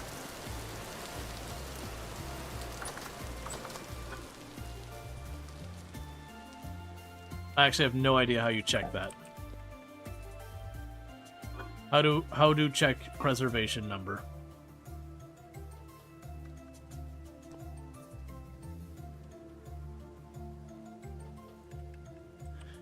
Yeah, it definitely feels like that. Yeah, so you have the fur coat.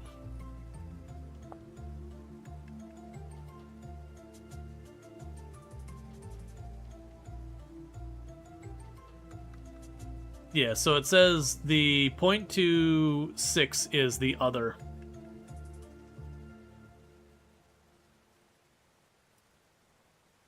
Alright. So see what we can do about coats.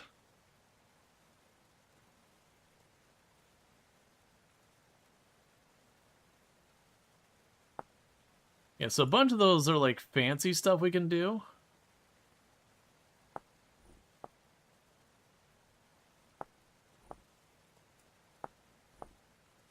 I just want to know commoner coat. Yeah, like the only one I see is the fur coat.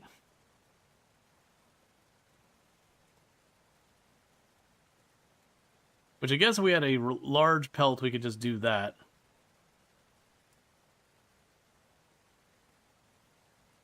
Or medium pelts.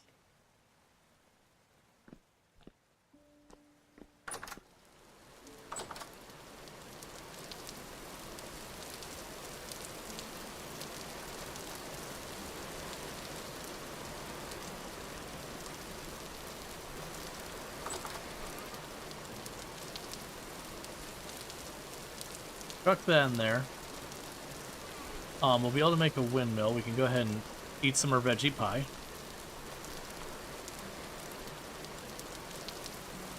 Alright, and that shall be cool enough now to work with. So I believe it was this. So get yourself a small bellows.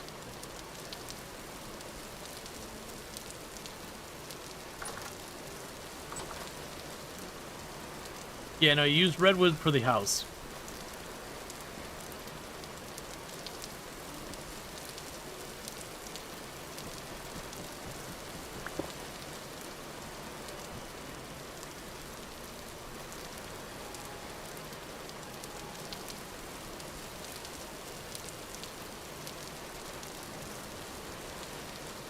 Yeah, we got bellows. Alright, let's fill this thing up, and let's experiment with quenching real fast, because I haven't done that yet.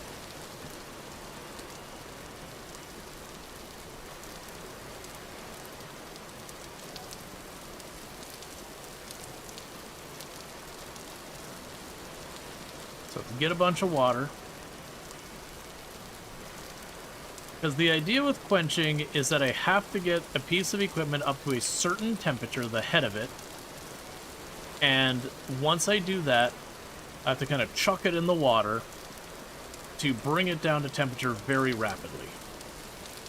And there is a small chance it simply shatters the moment it goes in there, and if that happens, you lose all the effort you put into it.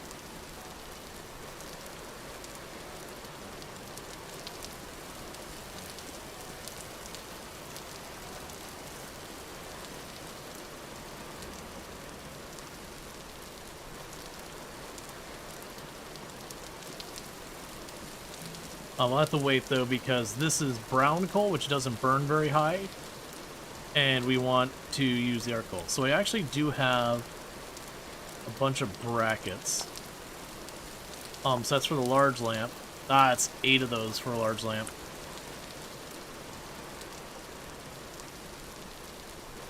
There's 2 modes for quenching. Which one are you using? I mean, make tool hot, toss in water.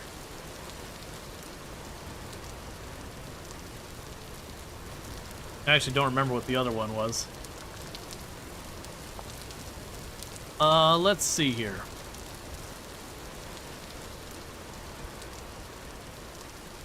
Oh, durability or power? I would want durability, probably. Oh. Let's see. That's what I gotta figure out is where it was. Quenching causes stress to the metal, not tempering. Yeah, this doesn't tell me at all, like... Yeah, this produces the shatter chance. Quenching can be done with both, with or without. If you add a layer of fire clay being added to the item, the clay... Oh, I see. I see. Okay, so we would add fire clay to the item.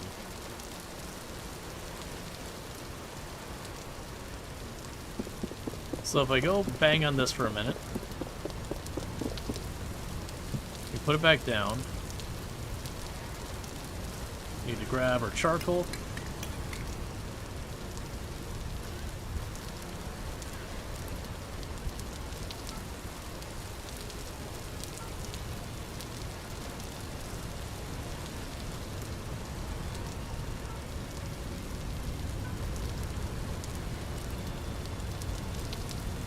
So that's going to break while we're doing this. So I got my backups. Okay, so let's think before we jump into this. Why did we deconstruct the forge? It had brown coal in it. Brown coal doesn't get hot enough. So I had to like deconstruct and replace it to get the brown coal out of it. There's the fire clay. So I want to tinker with this and figure this out. So the idea is make the tools,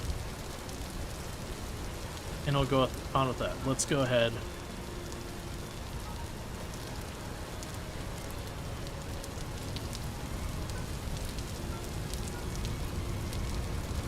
You know what I can do? Just leave these here for right now. I've got a pile of blooms I need to deal with anyways.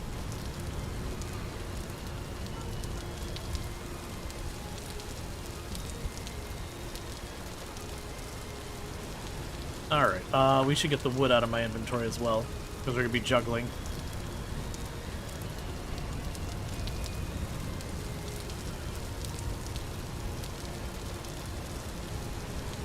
Oh, we also have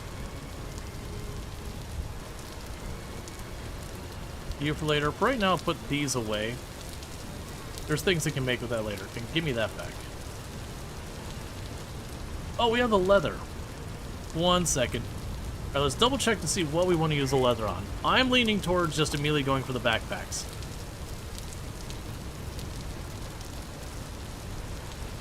That gives me 2. We can make armor, which is very expensive on leather. We can make leg armor, which is very expensive on leather. And we can make a helmet, which is not as expensive on leather. None of those give me temperature resistance. We can make a blacksmith apron, which I don't have enough leather for now. So we can chuck that here. And what needs to happen here is I'm going to need to juggle things. Because with that, I can take you off the bar, pluck you down there.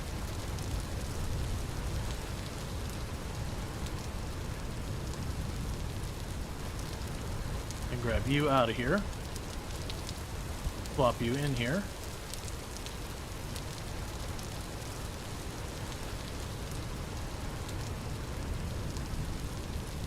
Again, I can't get my stuff back from that, that's fine.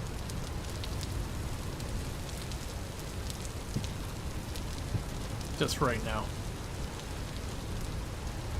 I did not make basic firewood armor. I always forget about it. Okay, so with that, we've got far more inventory space. Let's light it up and get things going.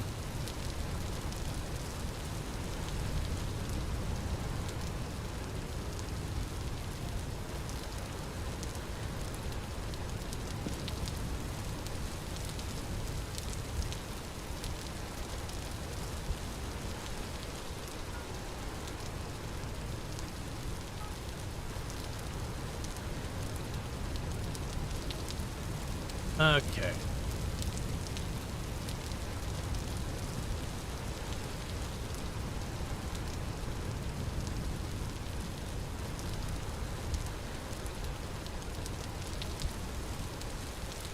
So I'm trying desperately to get this temperature up high enough.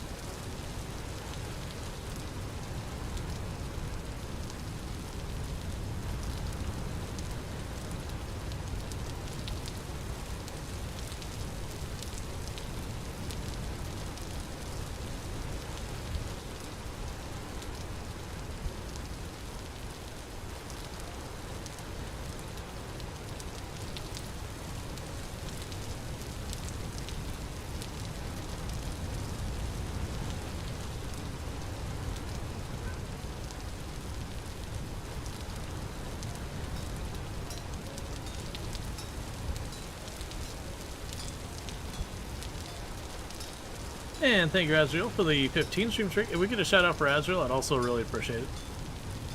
But I hope you've been having a good one on that. So we're gonna try this. I'm gonna start off with this one. It's gonna be our first attempt.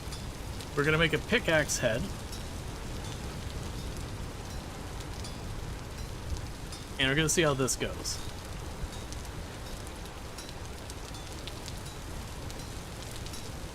And Azrael playing some Roadcraft. But yeah, so definitely check out Azrael. Also plays like a lot of simulation games and that kind of stuff. So that is your jam. You can definitely find it over there. Good times and all that good stuff.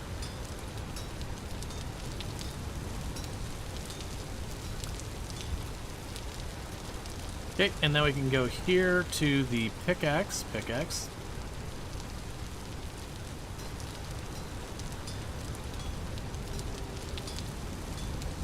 You never tinker with quenching because your kind of luck is...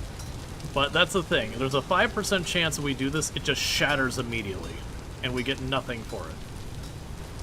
I'm also finding it curious that it is just remaining at that temperature. Okay. So, it needs to be between 815 degrees Celsius and all that. So, I'm assuming actually I have to wait for that to cool down. And then I'll be able to go here and combine it with the clay.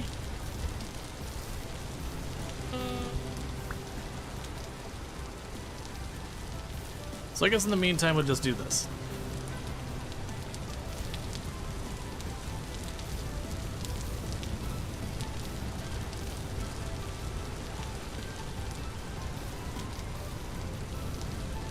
So I guess in this case, the idea is you would go ahead and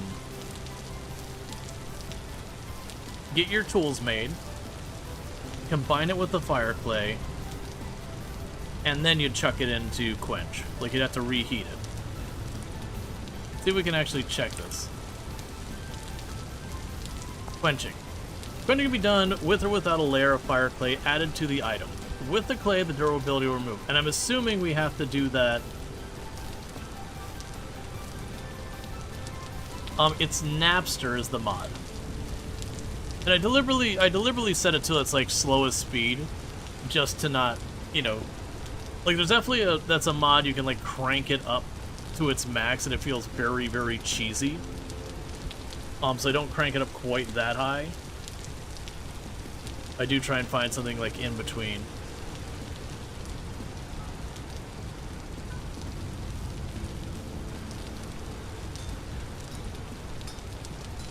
Let's make ourselves a set of spare iron tools.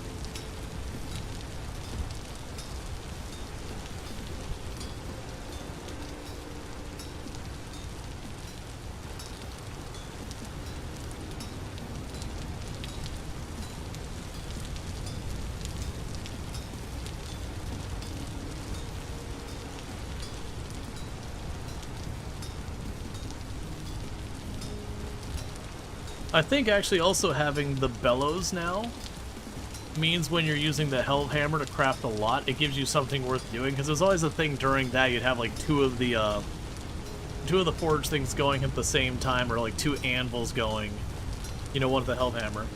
What's your mod list? My mod list is auto map marker and the Napster, and that's it. So let's go ahead and the iron hammer, because this one will break in not super long.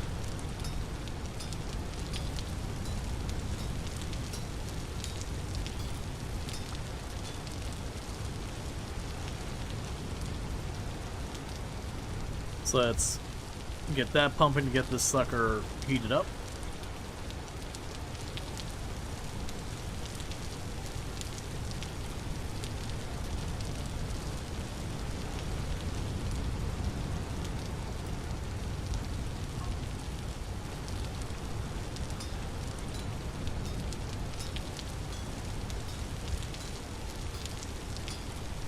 Yeah, and I'm curious about like the catching fire and like how that would even work with the mechanical stuff. Like if you just put way too much torque under it, does it catch fire? How that works? I haven't looked into it. That's the kind of stuff I'm worried about. How they're going to... Oh, 1 second. How they're going to notify the player about it.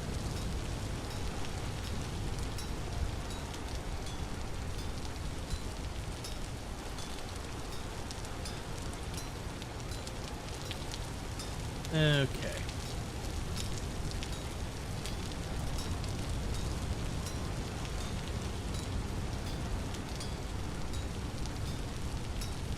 But I'm figuring I'm going to make a full set of iron tools. and try like doing the quenching them.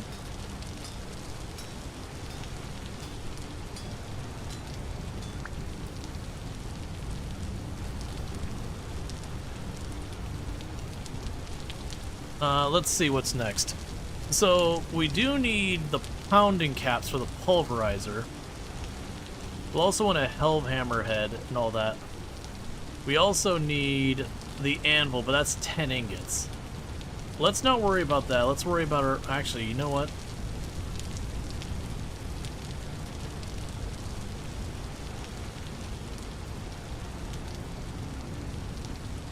Pulverizer. Yeah, so you need... the pulverizer frame, which needs 2 pounder caps.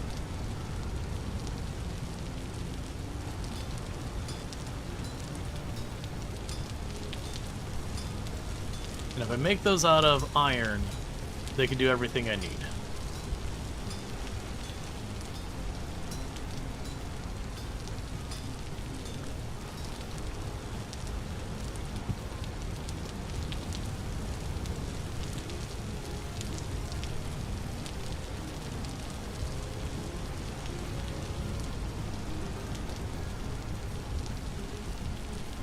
Because we got no shortage of iron.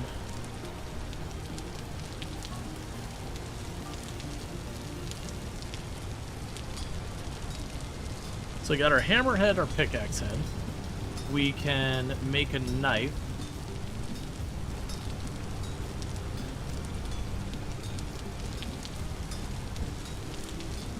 But it'll be really curious, like how substantial of a difference it makes quenching and all that. I'm hoping it's significant, like 20% or something like that.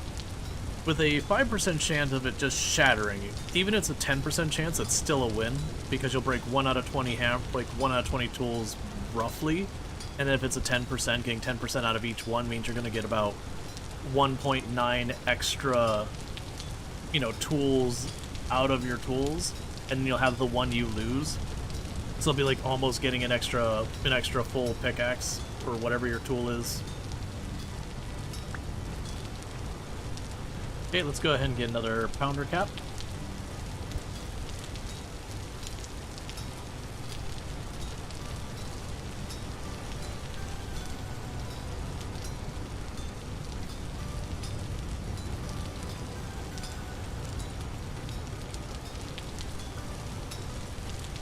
That means I got what I need for my pulverizer.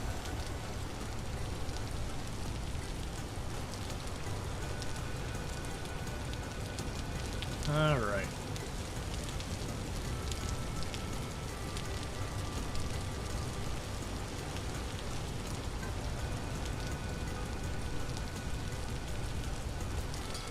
Okay, so the question is what I'm doing next.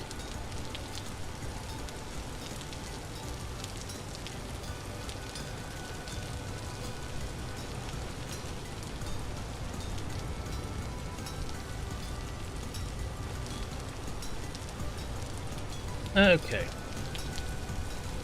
But yeah, and what are we doing right now? If we get a Hellhammer, then with a Hellhammer I can literally just have the Hellhammer like knock it out. I have not heard about that, Phoenix. 500 player event. I assume it's just like, you know, a server where they're gonna throw an army of players at doing stuff.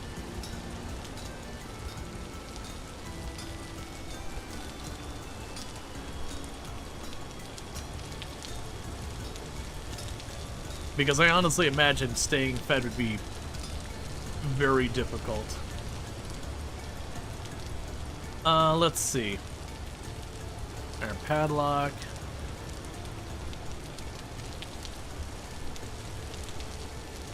We can do axes and all that.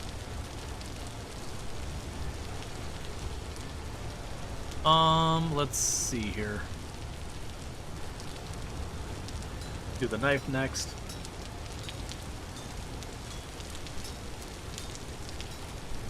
It's also curious that I wish I knew what the quantity so far as the power versus durability bonuses to the stuff, because then it'd be a question on what gets you farther. Because it could be the power means it takes less hits to break a block, therefore you get more mileage out of it.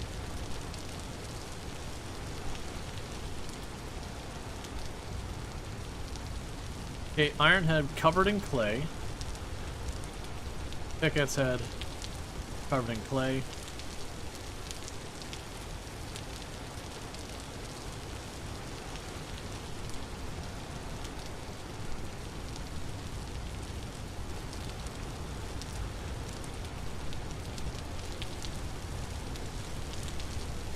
It happened 2 weeks ago already? Gotcha.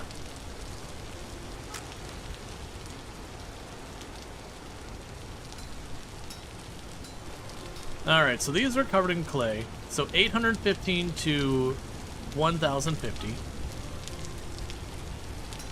So we're gonna have our first contestant for quenching. It's just the head of a hammer. So we need to get it between the 800 and the 1000 temperature. And then once I do that, I grab it off of there and we shove it in the water. And 1 out of 20 chance it shatters immediately, otherwise it gets stronger. Have you thought about opening a Vintage Story server? Not really. It's pretty rare I do like multiplayer servers. Not never. We did Project Zomboid for a while way back. Generally speaking, though, I tend to prefer doing solo stuff versus jumping in a bunch. I'm not against it. Like, I jumped onto Yuka Minecraft server and had a really good time. I've jumped on a couple of servers that Ultrasaurus hosted and had a good time. You know, honestly, just go on the pile. Okay. So, 850 to 1000 whatever.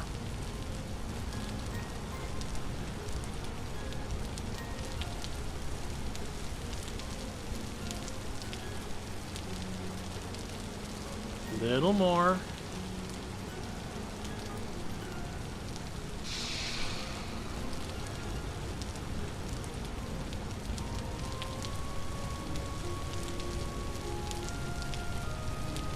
Alright, so we gained 20% durability. I'm down to see where this goes. Now it's a 10% chance it shatters. 20 is really good. 20% is a massive bonus. So I do want to see if it is another 20% we will get, or if it's like only a little bit more. Because that'll start to determine like where you should draw the line with that. Meanwhile,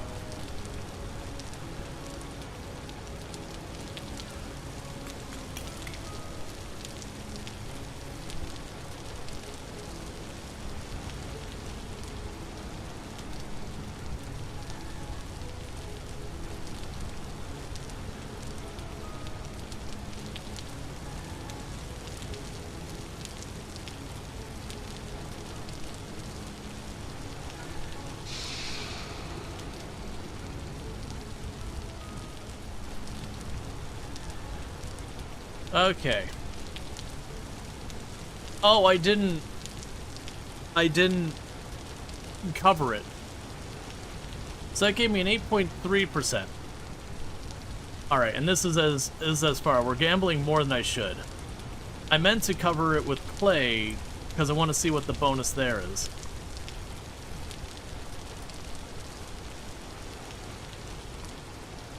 And this is already getting greedy.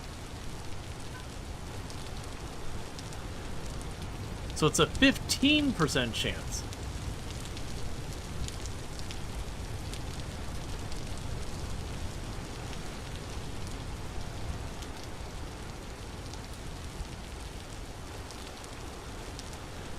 You want to temper it in between? My understanding was, we can double check this,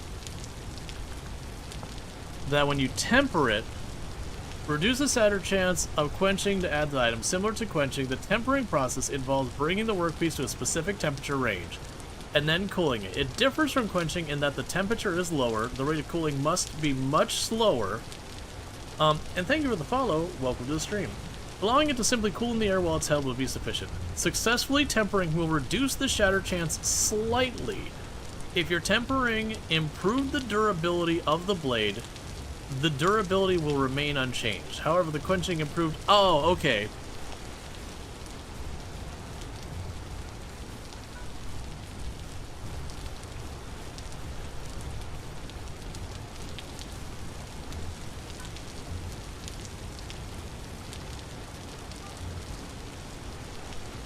Alright. So that should allow us to temper it.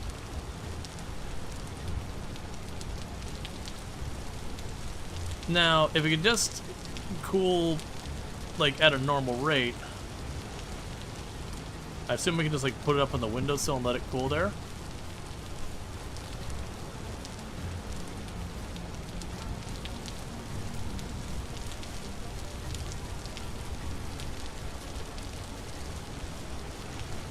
Alright.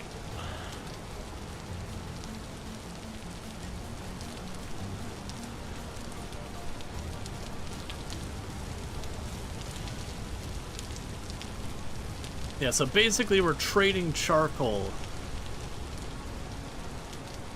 for the process. So we take this thing, we get it up to about 900, and then we quench it.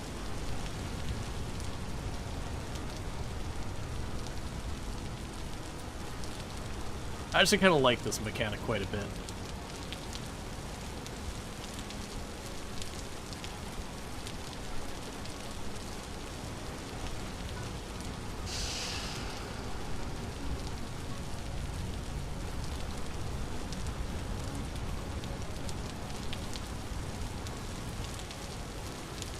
Alright.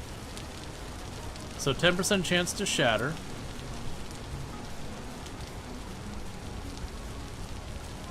Should actually check. So 550 to 700.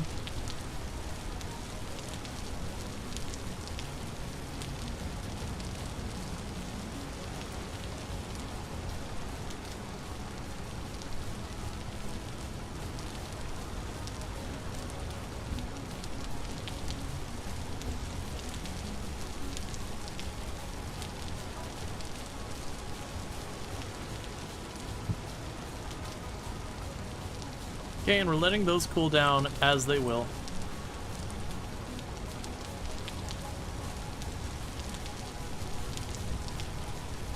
So 815 to whatever.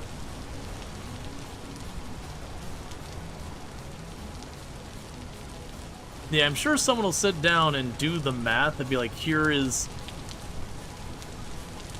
like the you know, the sweet spot for that, like, oh yeah, do 5 tempers, because statistically it works, like, to be the best. And it wouldn't even be that hard to do the math, because it looks like it goes up by 5% per instance.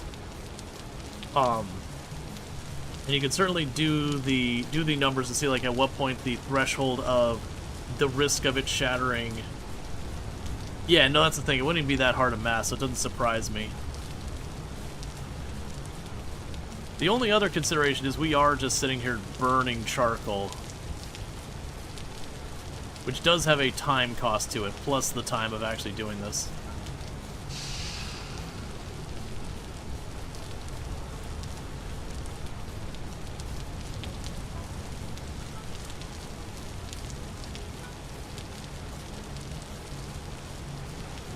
Works every time, 50% of the time. Yeah, there's only 2 possible outcomes. It works or it doesn't. Therefore, 50-50. I do like this gives me something to do when it's pitch black out at night. Or I imagine if you're dealing with, like, the storm or whatever.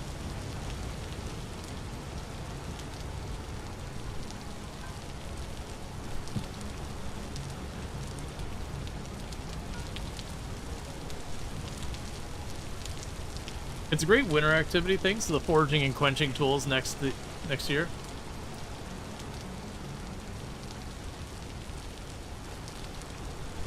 I also like the idea that we got all these tools, we're just like setting them, letting them cool off. Because at first I was like holding him like, wow, I want to hold this for the next 10 minutes.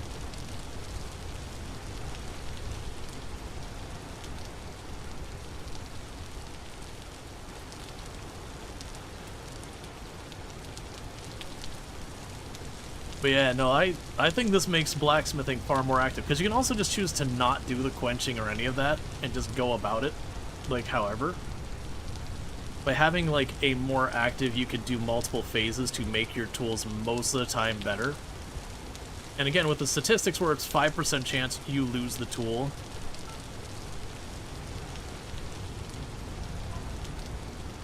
versus, you know, 20% increased durability.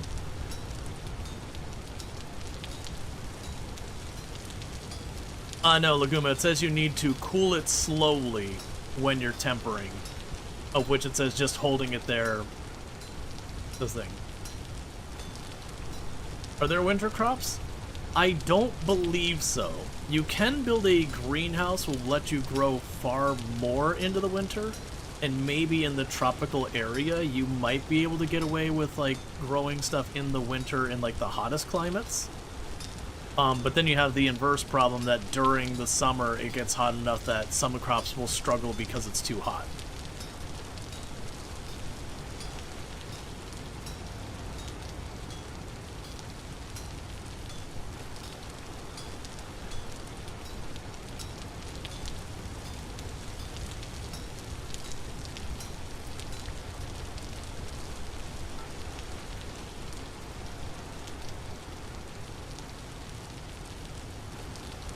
Okay, after this one, it'll be time to see about the,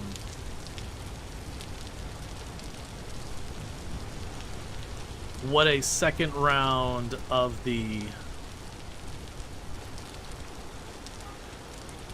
tempering does for the hammer.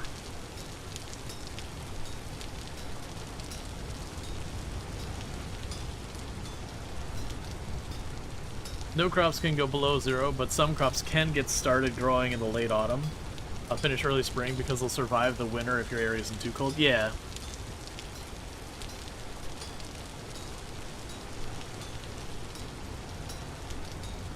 Just chill blacksmithing vibes.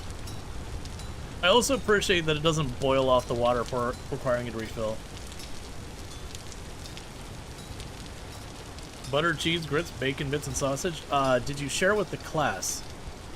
Because, you know, there's a tax if you're going to talk about food. I can get behind that. I've said before, grits for me is always one of those ones that's very iffy. Good grits are really good. Okay grits are pretty awful. Bad grits are truly an abomination.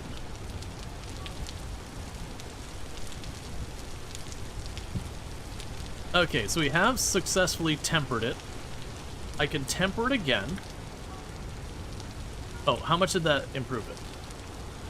That reduced the shatter chance by 3%.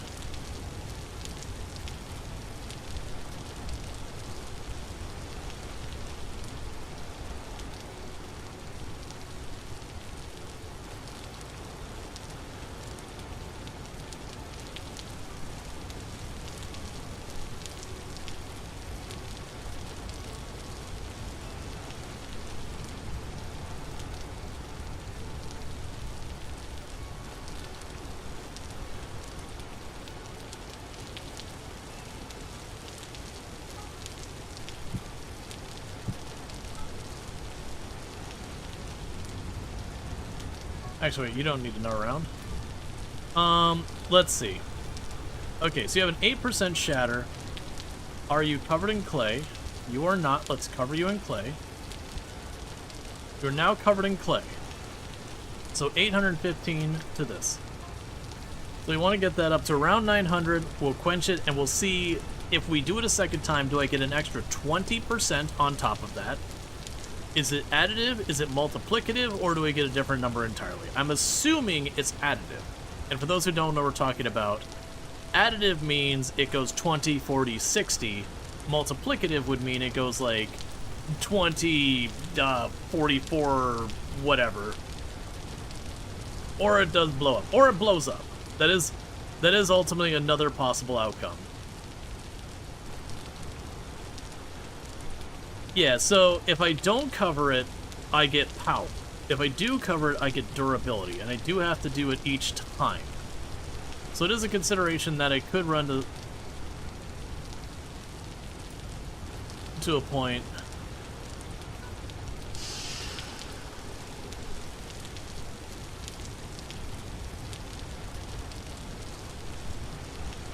Okay, and 36.7. All right, so you don't get the full thing each time.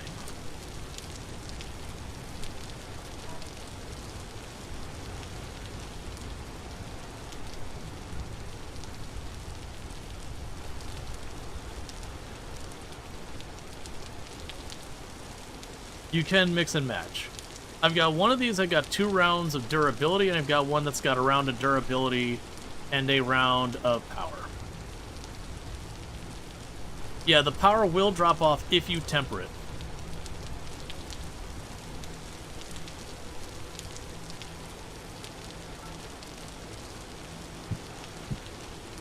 Is that right? Yeah.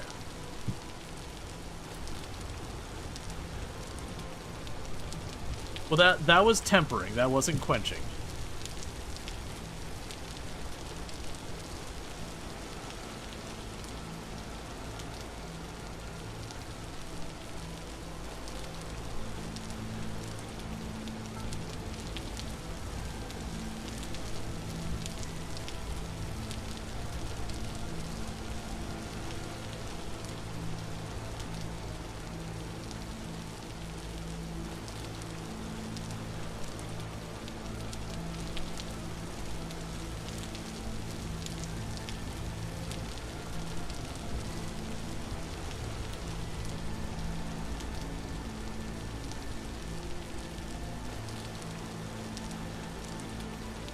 The other thing I'm realizing is if you do this, you could burn through some fire clay wicked fast.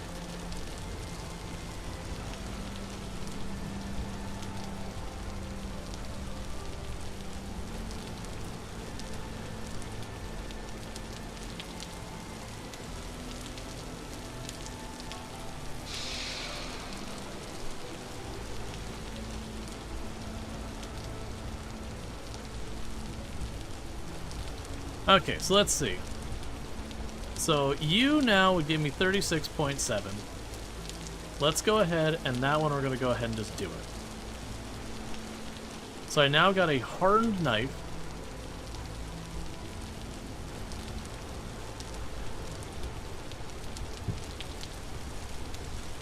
So you're tempered twice. So you still actually have a pretty low chance. I'm going to do this one more time, because I just want to see, like, the quantity on how this works, which is a certain amount of risk we're taking with this, but I mean, we gotta learn the mechanic, and the only way to learn the mechanic is to engage with it. Or to pull up a wiki. I prefer to engage with it. So you're covered in clay. Now, with how many times I've done this, and most of them have been hovering around 10%, we are due for a shatter. We're not like, if it doesn't shatter, we're not like outside of a reasonable statistics or anything. But we are coming up due, because I'll have done that one twice, the other one twice, this one will be 3 times. So we are getting into that range. I'm hoping it'll go to about 50%. But the thing to think about is how much clay have I used on this? This will be our third piece of fire clay for this one thing, not counting what I needed to make the initial iron and all that. Not now. Not now. Stop it.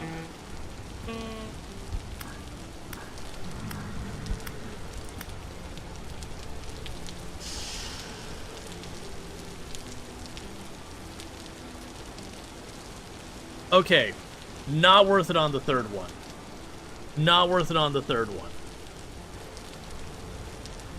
Yeah, so 1 is good, 2's okay, once you hit 3, not worth it anymore. And that might have been affected by the fact that I got attacked in the middle of it.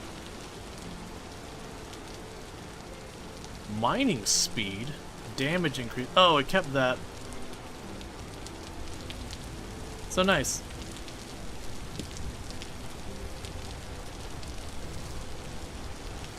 The armor I have is plot armor.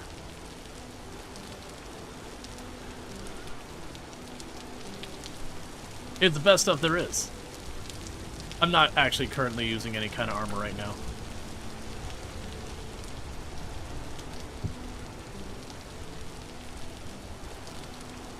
Okay, so 36 point whatever.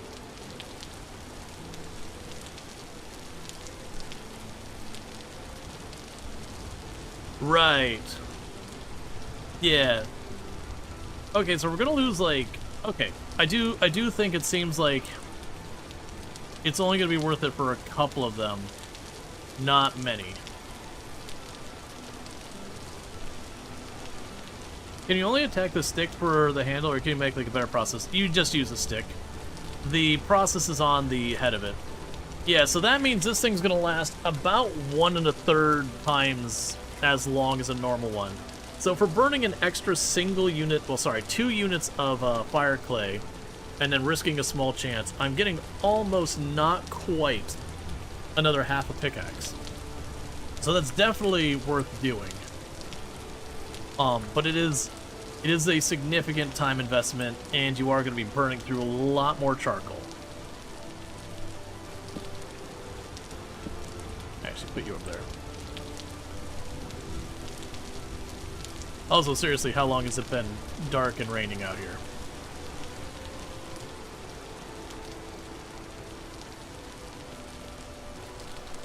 Okay.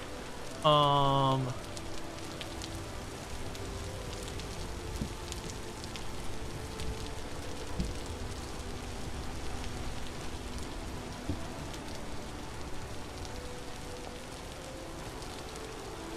I have to scrape them first. 1 second.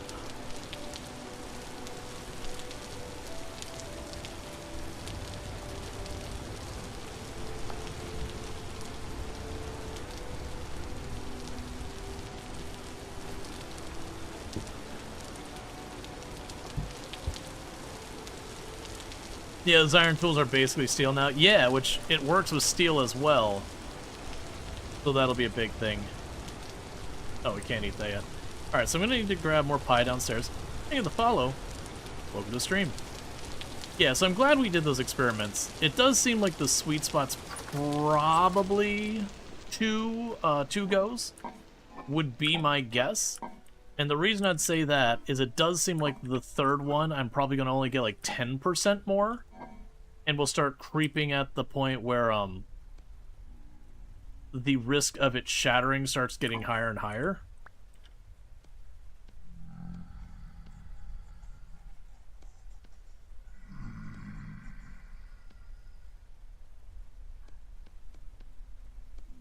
Okay, we're good on all this. Put you up here.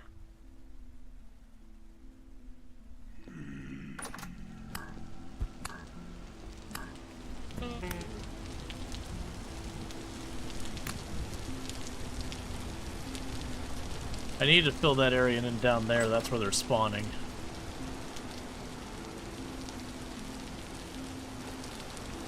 Oh yeah, and our max health keeps going up because we're eating better and better food. Let's see. I've got a bunch of food for the journey. So I got some choices. I can run over the shore, hop on a boat, and just go south.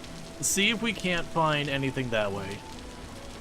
We can just run in a direction we haven't explored, just start putting down pins, hoping we get lucky. If we were to run in a direction, northeast, northwest would be good.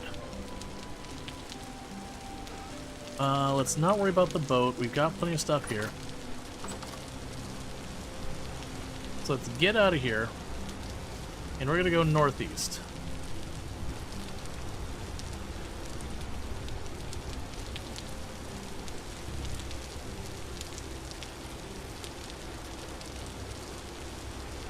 It's only 7 degrees Celsius out here, so if we didn't have our clothes, we would start freezing to death.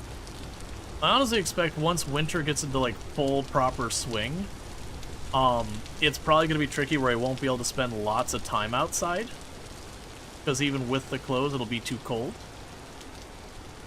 I do suspect during that time we'll, like, run out, hunt a little bit, come back in, probably do a lot of blacksmithing, that kind of stuff. Things we can work on to kill time.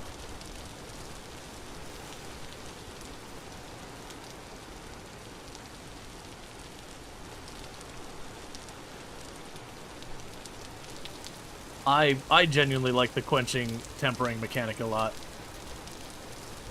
I think it's a good addition to the game.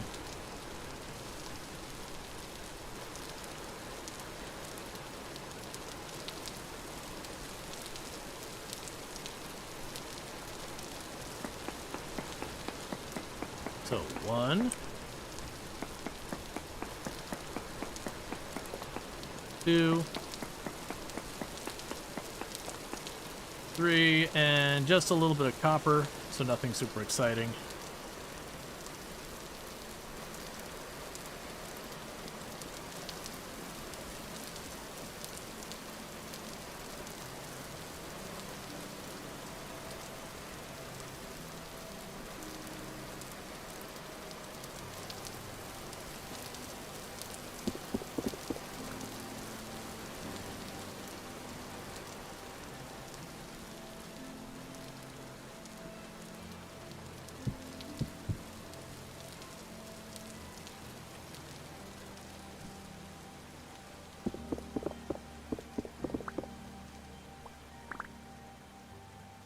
Okay, we got a ruin here.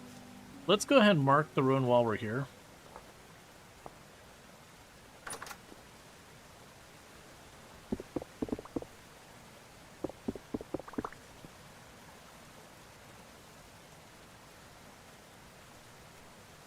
Well, I just used the previous marker, which we called large ruins. Gonna go on a limb here. I don't think there's a very large ruin. Also, was not much exciting in here.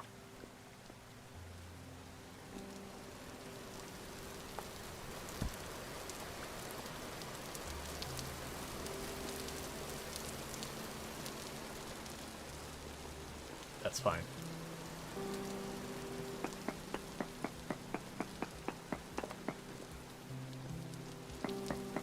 There could easily be more to it.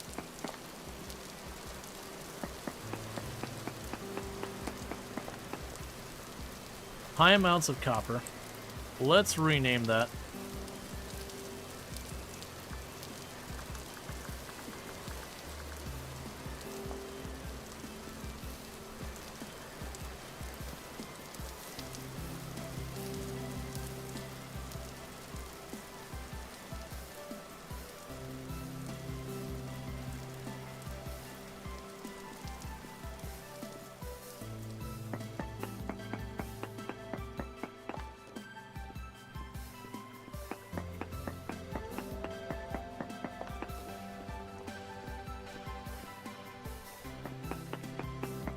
Heard the howl when I saw a chicken. I thought we were dealing with one of the same.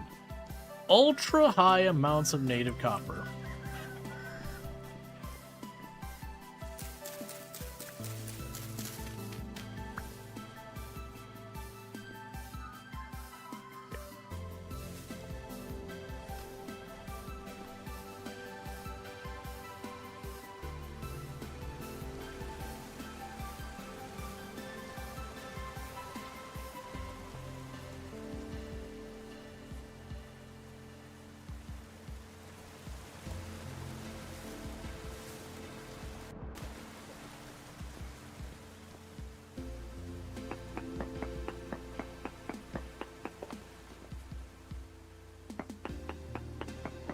Okay.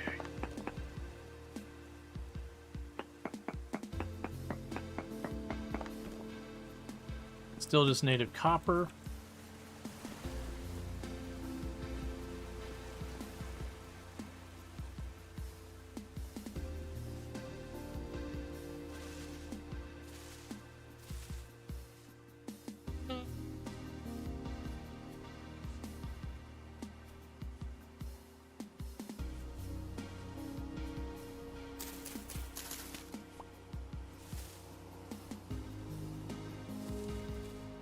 I remember when I wasn't finding bees so much, so I was excited to hear bees. And now I just hear bees like, yeah, that's another set of bees. Not gonna bother marking it anymore. I've got like the bees I already own, and then like 8 backups that I'm already aware of, kind of thing. Chicken in the woods.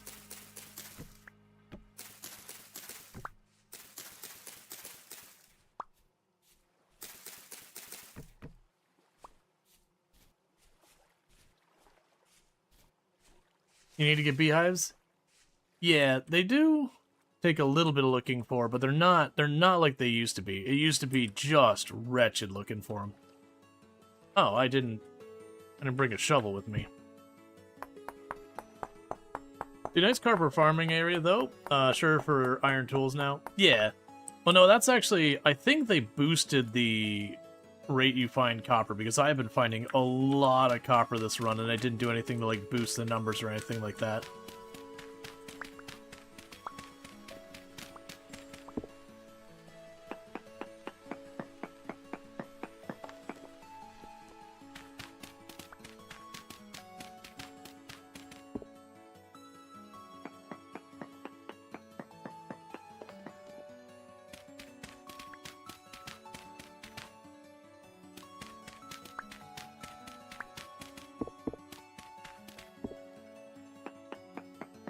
And we can check this way.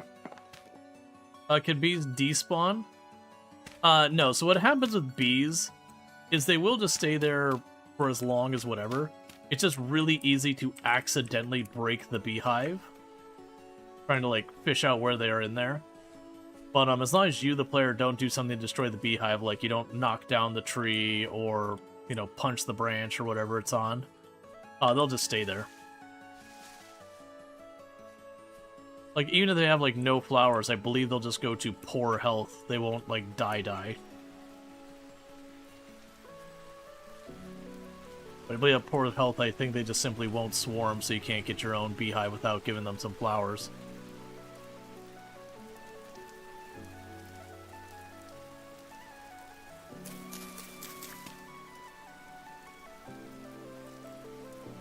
You saw the beehive and you're worried to break it. Oh, that's a very valid thing to be worried about.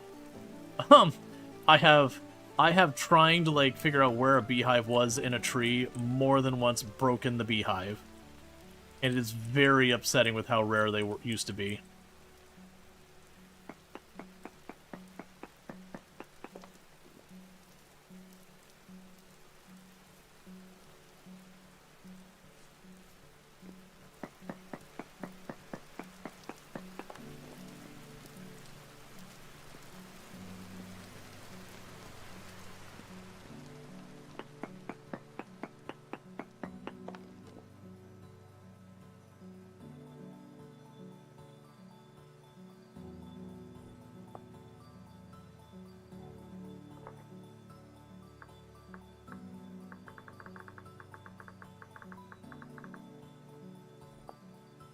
There's something down there. I don't have a good way of getting to it. But I kind of don't want to jump and climb the whole way down there right now. If I had rope ladders, this would be an easy one. But if we go all the way down there, I'm going to be digging my whole way up. But there's definitely something suspicious down there. Like, you can see the outline. It could just be a deeper hole. But that is a significant area down there.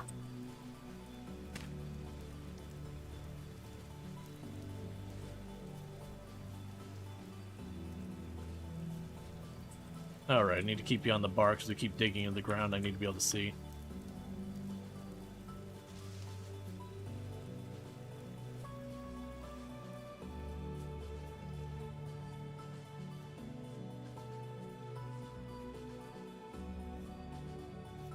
Just underwater, like, I mean, it could be like an underwater, like an underground lake or whatever.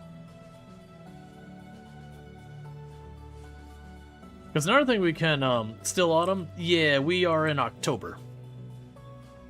So we're on that fence of, is it fall or is it winter?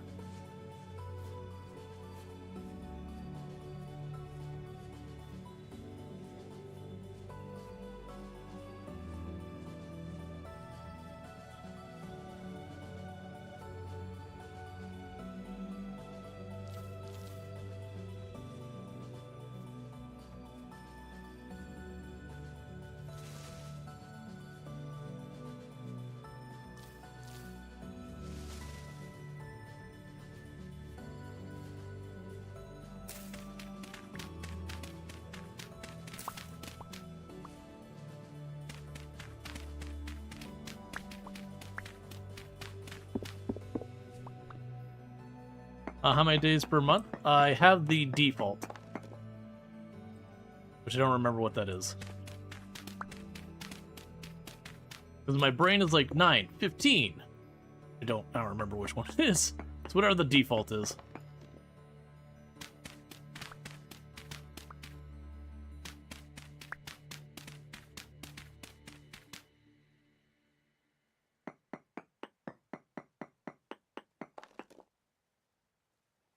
Alright, absolute crap. I think it's 9. Okay.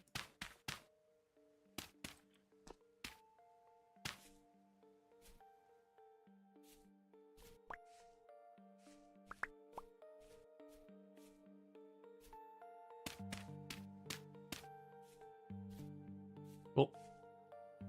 I thought it was terrible numbers. Ah, poor Bismuthite. Yep, so we're gonna keep going northeast.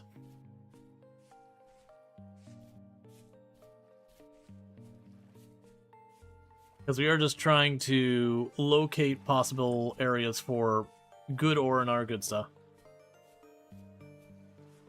Yes, so when you prospect, it automatically puts a marker, and this isn't a mod, that's just base game. It'll tell you what your results of the prospecting were. The mod I have is if, say, for example, I found copper, like I physically found, you know, copper in the wall, I could punch the copper, and then it would mark it. These are redwood.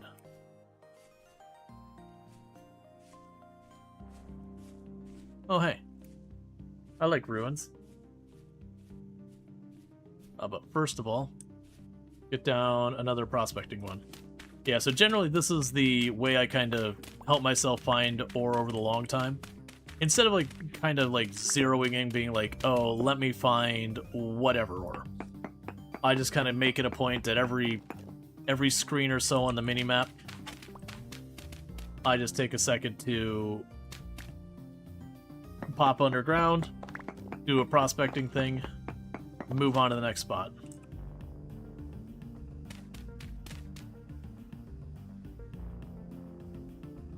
Pretty annoying.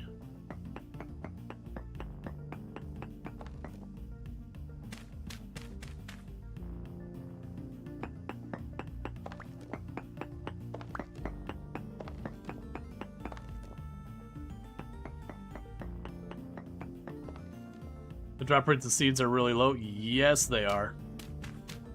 For trees, that is. The plants actually felt fine. I ended up with more than enough plants.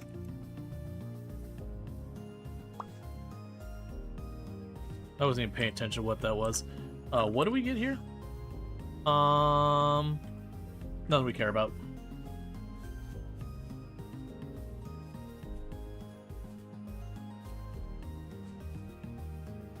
Yeah. No, even then, like, breaking the leaves, I was finding about every other tree I was getting a seed. Which means a net loss in seeds over time. But that was also using, like, the little snipper things, like, pull up a bunch of leaves at a time. It might be better if I am doing that. Yeah, I was using the shears, and I was getting a net loss. With the birch trees, primarily. Because that's just what I had in the area.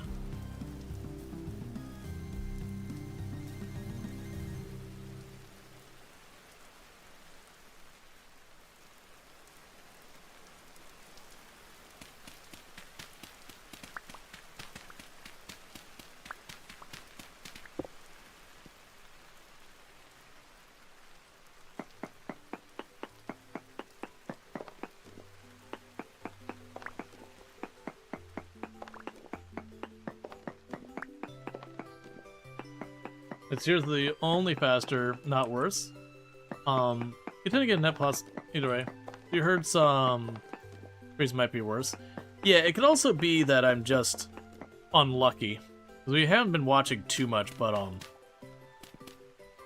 I've had some pretty not amazing rates on the trees seeds. I haven't been worried about getting them that much. It's just an observation. It's like, man, I'm not getting nearly as many seeds as trees I'm cutting down. Yeah, who knows? It could just be bad luck. It could also be like maybe seasons matter or something like that. I don't think it would, but you never know.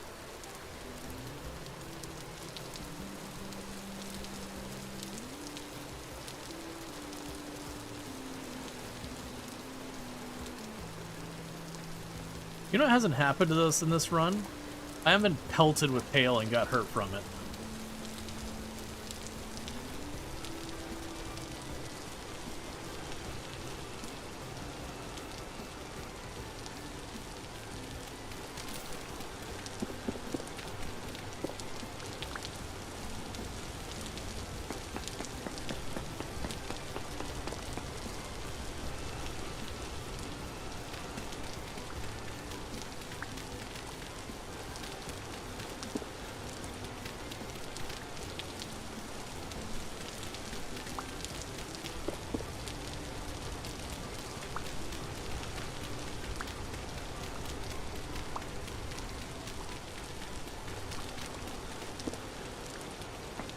I'm not trying to dig up all the quartz. I'm trying not to destroy all the quartz either.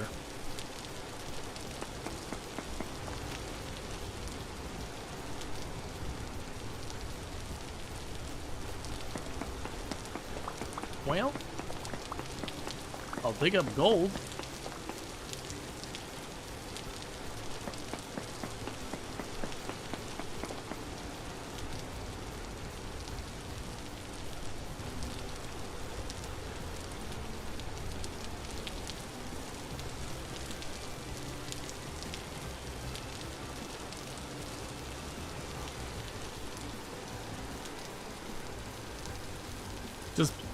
Just a chunk of gold.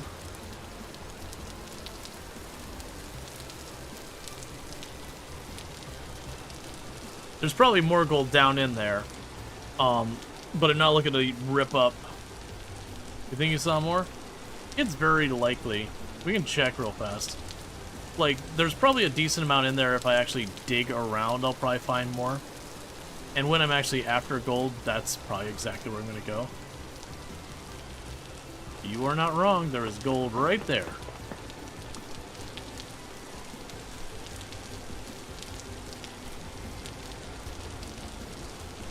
Okay.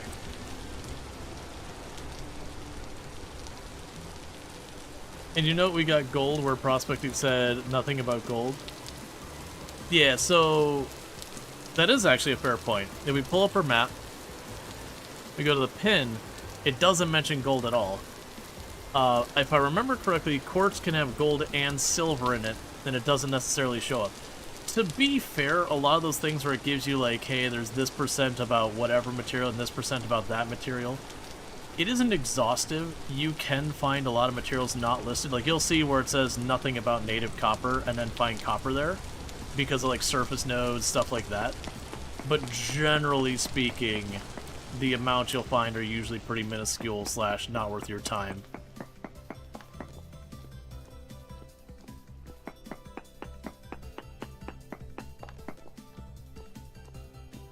So minuscule amounts of borax.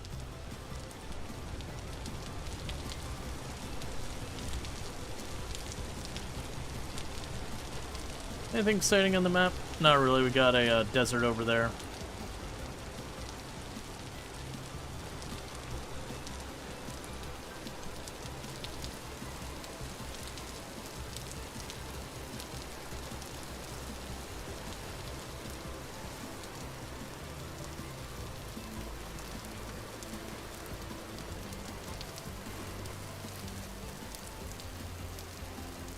I'll lug all that back home. Be rotten before I get there.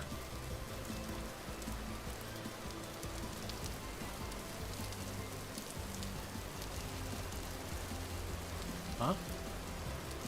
Oh, I've got berries in my inventory. It's pretty unlikely I'll be back to the house with all these berries. Oh, I should put down our point here.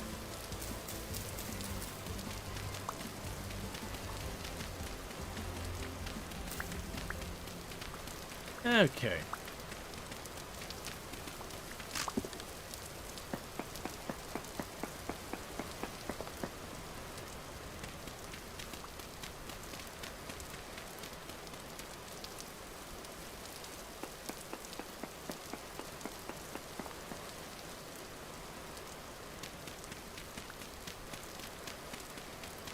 Like, low-key, you actually really end up wanting rot.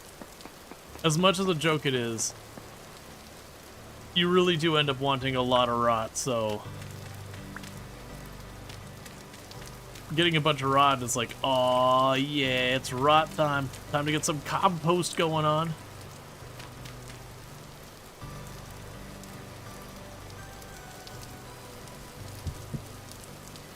Okay. Need a new shovel to replace the one I broke.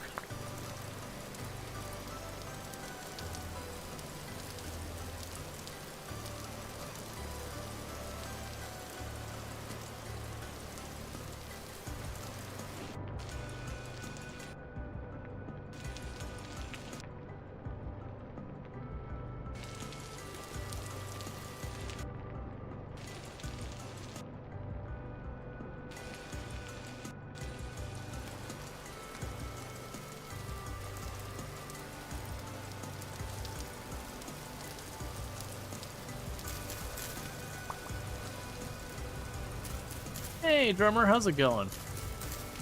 Thank you so much for the raid and all that stuff. What are we prospecting for?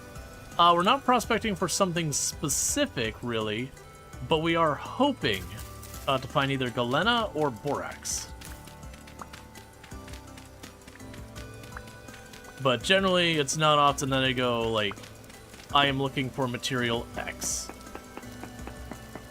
Playing some War Thunder. I hope you had fun with War Thunder and all that stuff. But yeah, so generally I just kind of go around and, you know, prospect around the map. And then when I need something, you know, I try and pull up and see if there's pins. If I don't have it, we just keep expanding our, you know, area that we have put down pins.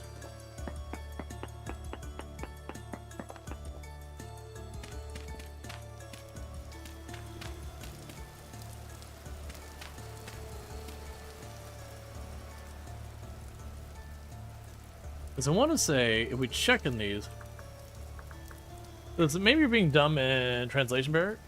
What's useful with borax? You use it for steel. You can also use it for leatherworking, but it's primarily you make borax into powdered borax, and you use that to seal the lid onto things for making steel, as well as use it to fuse the top half and the bottom half of the iron anvil there. Oh, you just joined their Discord. You wish you have add a vintage story? I can add a vintage story area. That's not a problem. But yeah, so you see it's under leatherworking and steelworking. So what we can check here is it shows that it could be in shale, claystone, limestone, conglomerate, chert, sandstone, and chalk is where borax shows up. So where we have all this anderstone and all that, borax can't be there.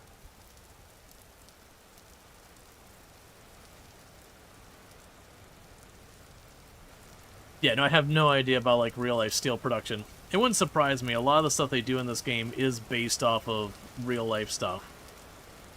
So it makes sense that they went out of their way to be like, here's this thing, borax, you need to use it for steel.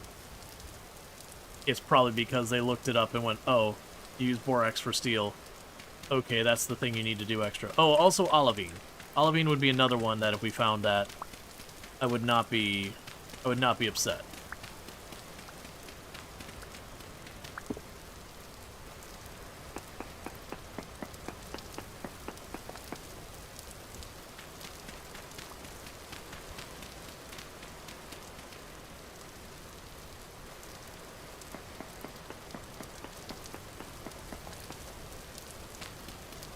Okay.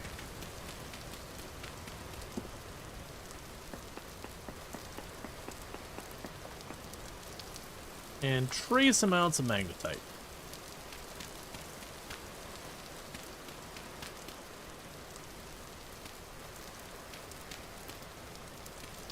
Yeah, no, the run I did with the island, like ocean run, that was one that genuinely I could not get rid of the olivine. It was everywhere. Couldn't find. I think that was the one I struggled to find iron. But like olivine was no problem.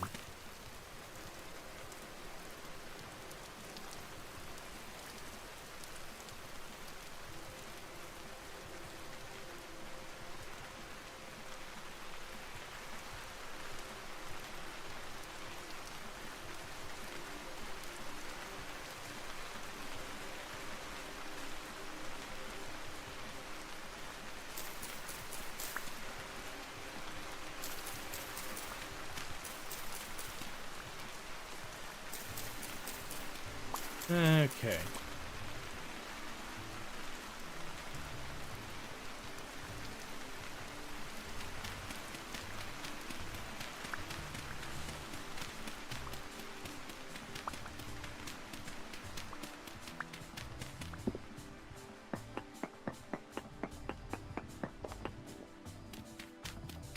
And yeah, so we're doing pretty good on getting a lot of our stuff sorted. This is kind of the part of the game that can get a little bit slower, is when you're trying to make the jump to steel. That's a significant jump. And then also, like, it is kind of like the last of the major materials in the game.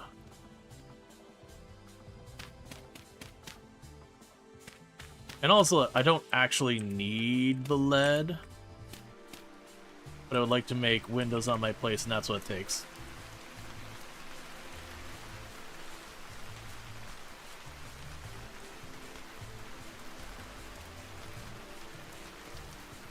So what annoys you a bit is you can't plant berry cuttings in the forest floor. You need to dig it up and place it as low fertility first. Well, yeah, well, the berry bushes actually use fertility in the soil now, so you do want to avoid... I thought you wanted to get better soil. I could be wrong in that one. Someone by all means correct me.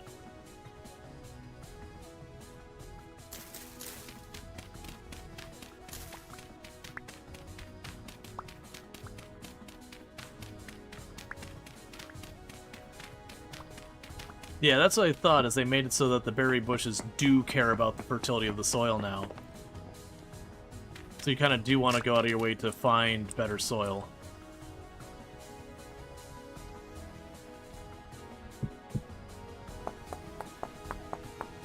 But you just make cuttings and place them right where you're exploring? Oh, gotcha. Interesting. Oh, you're just basically expanding the number of bushes at large. It's not a terrible idea.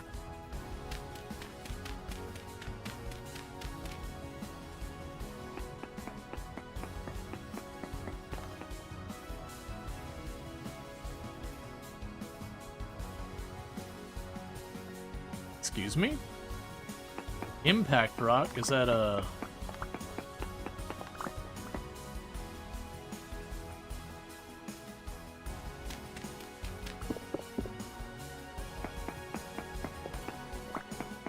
One, two, three. Yeah, no, it looks like there's a meteor impact. We'll go to the top and get the meteorite. Meteoric iron. Anything coming from this below? We'll likely see a little dip here somewhere. I don't actually see the little dip. Maybe here?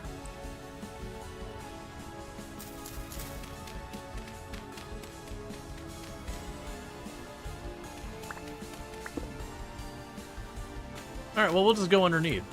Because usually a lot of times you can see the meteoric impact site. You'll see like a little dip in the ground.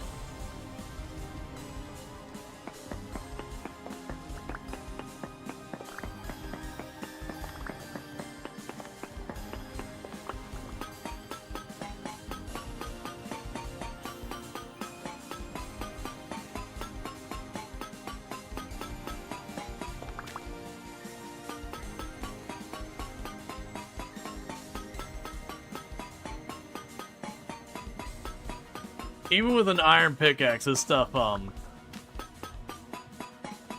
takes some abuse. Let's make sure... I wonder if that shows up with this. So we can make sure we get it all. Okay, so meteoric iron does not show up on anything.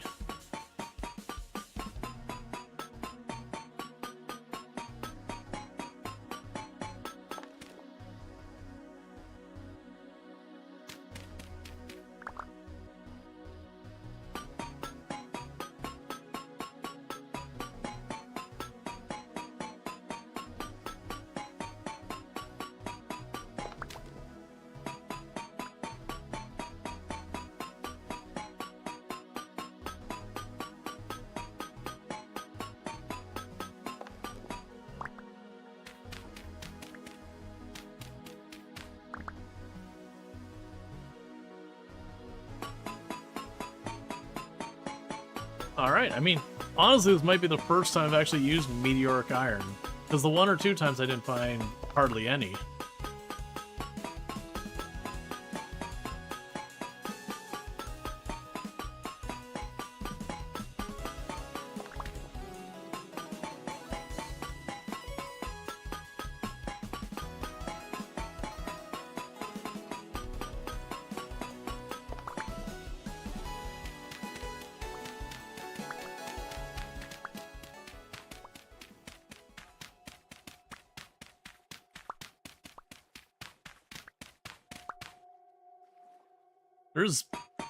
There's a lot of meteoric iron here.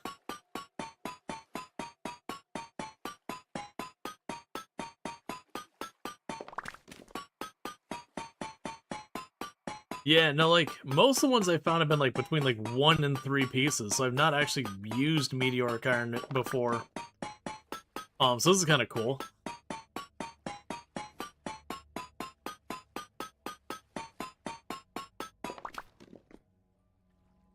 Alright. And just since we can't use the detection thing, we're gonna go ahead and dig just around a little bit.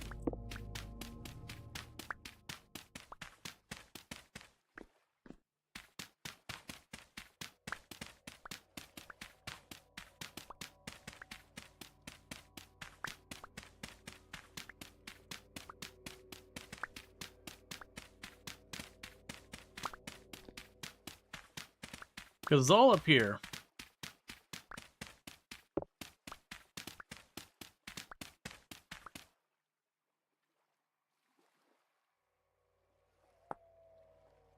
Because it's partly a melted material, likely formed at an event impact. So we can make it into various cobblestone and all that. But ultimately, it doesn't look like it has its own special recipes or anything like that.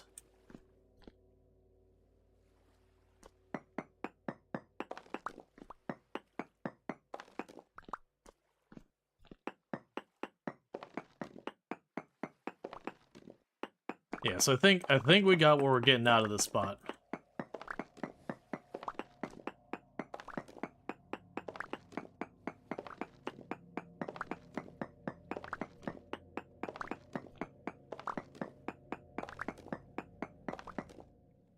There isn't like a polished one that's even better, right?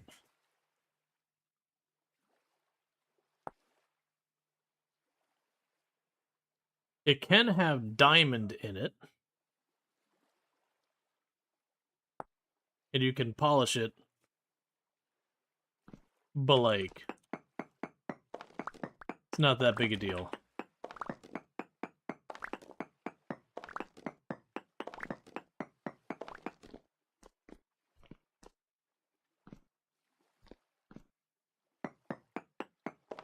Honestly, with how far it went that way.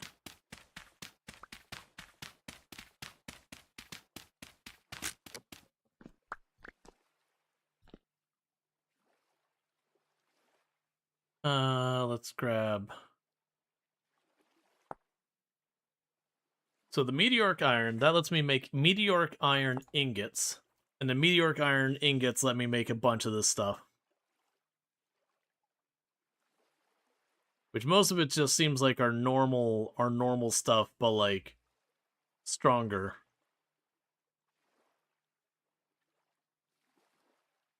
Meteoric iron anvil. Yeah, so it looks like this just makes better equipment. I'm assuming it's just tougher than the base stuff.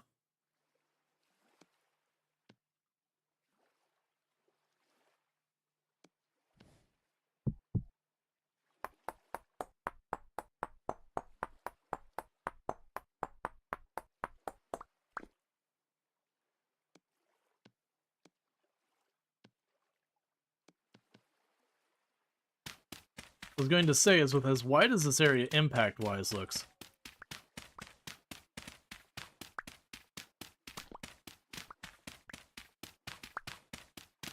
I was curious if we were going to see any more meteoric this way. So this is where... Yeah, so let's go back out here and go to the exact spot we saw the star. like where it's marked on my map.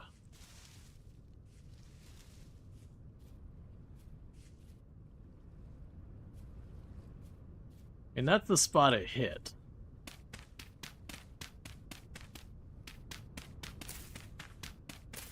But it's not necessarily the super obvious one.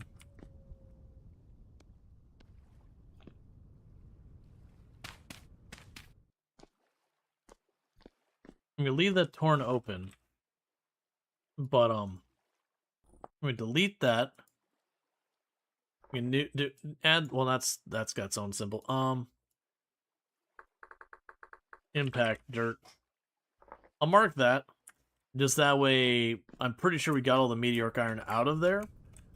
But that way, like, in the future, if I'm like, oh, I want more of this impact whatever, we can just find that. Hello, you look odd on the map.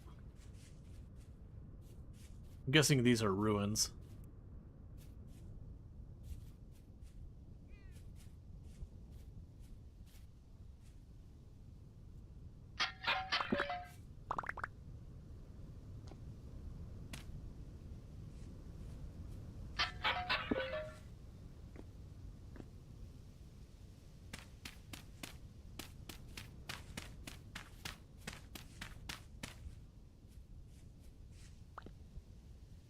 He gave me stone axes.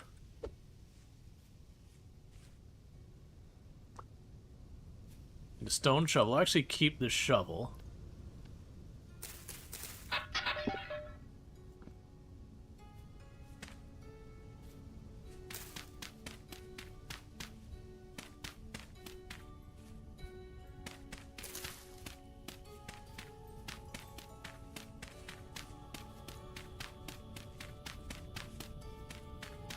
Just trying to get rid of all this dirt without being deleted from existence.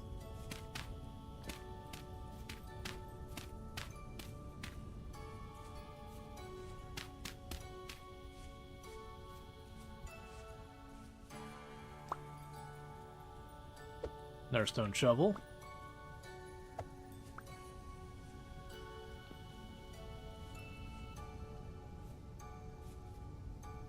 Got a bunch of bony soil here.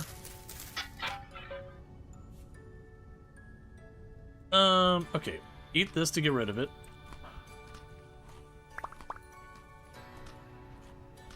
Eat all these. Should have compacted it first. Oh, cabbage seeds. We don't have those before.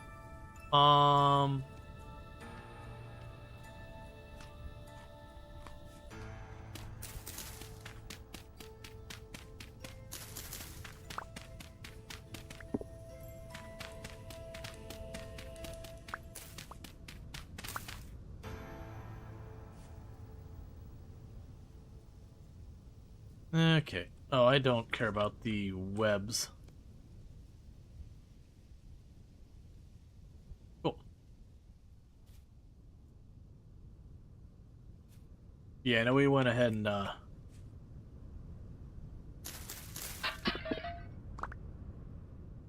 took the Liberty Mushroom and ate it.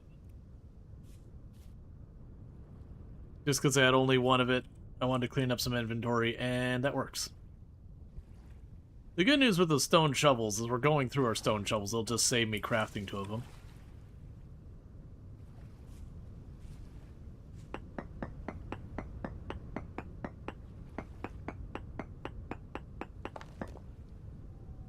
So, Lost, can you lightly explain hide curing to you?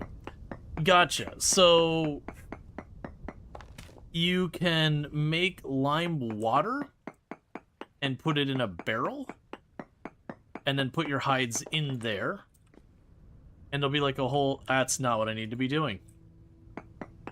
I was like, why didn't it work? So you can put the hides in a barrel with lime water, or water with borax in it. And then once you've done that and you seal the barrel, it'll kind of cook for a little while. And then you'll get, like, the next step, which you can then scrape it and put it in with tannin, and then you go and you put in, like, the stronger tannin. I believe it'll actually walk you through the whole process here. Like, yeah, so it goes, get your rawhides, put it in lime water, scrape it, seal it in with weak tannin, and you seal it with strong tannin, and then weak tannin you just make with water and oak. I can give you more, like, I can walk you through more detail than that, but you said you kind of wanted it light. Gotcha. Yeah, the guide will walk you through, like, here's the different steps. Where do you find lime? You need to find limestone or chalk, or if you're really desperate, you can use seashells, but the seashells is basically agony because you need so many to get anything. So it's pretty much going and trying to like wander around till you find limestone or chalk.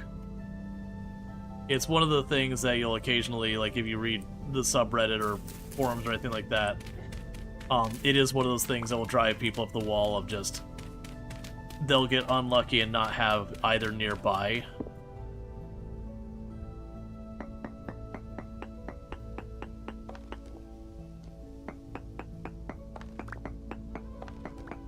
Oh yeah, no, you're good. I don't mind like explaining, because I mean if you're asking, someone else might. It's just when you went like lightly ask, it's just being like, okay, are you trying to have me not spoil it, but you need like a nudge? That's the reason there's like a little hesitation there. It's like, okay, what amount of helping hand are we looking for?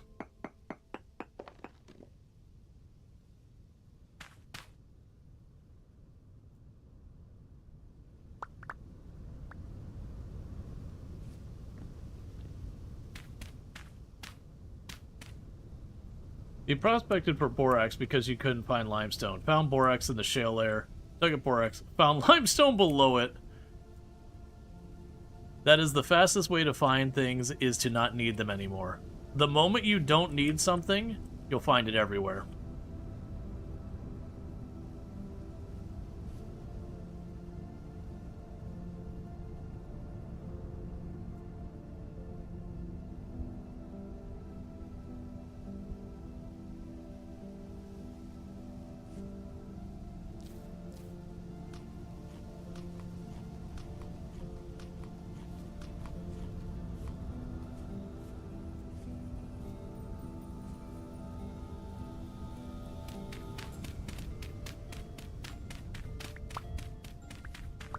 Yeah, no, definitely it's one of those things, like, obviously if borax is what you can find, you use the borax.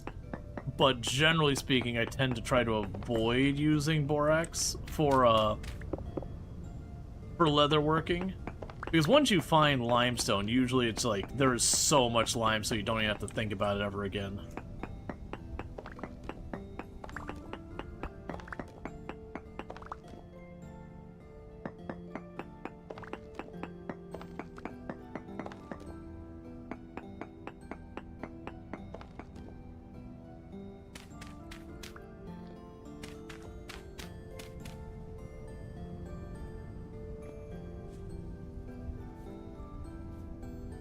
We are not having good luck in what we're finding.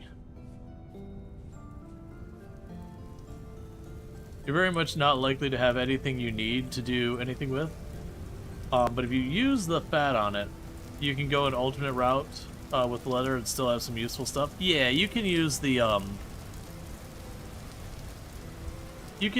fat to make stuff as well.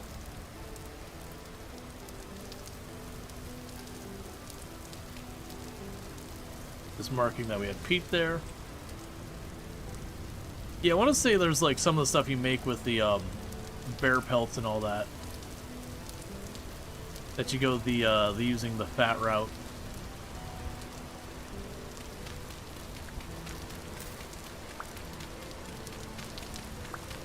Yep, you have to render fat now.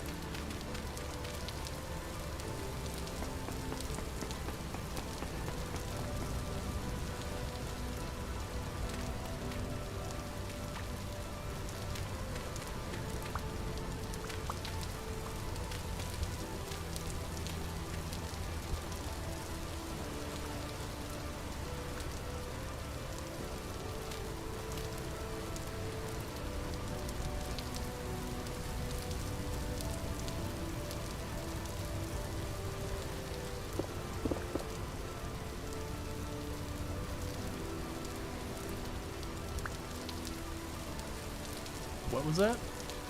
Oh. Actually, wait. I don't think we've seen blackberries yet this round until just now.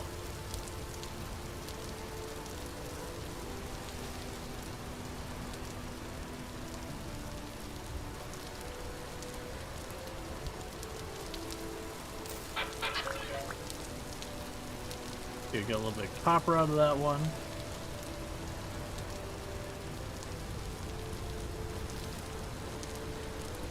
Pretty soon you have to replace my weapon.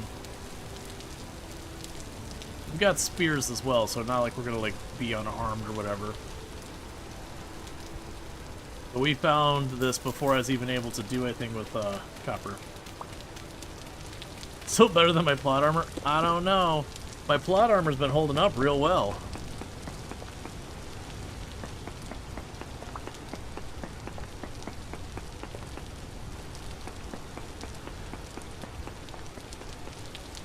Have you ever tried being the main character in something? It's really an effective way of surviving. Unless it's a tragedy story. Definitely don't be the main character in a tragedy story.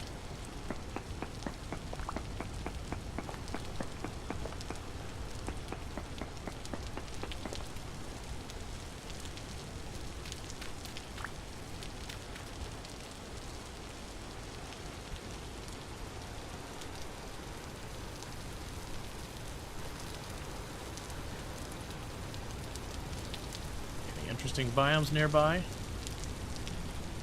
We've got straight north of us. Got something that's like solid. Well, it might be getting to be like the top of a mountain and it's starting to snow. Doesn't look like snow to me, as best I can tell. Looks like it might be like chalk gravel or chalk gravel or whatever.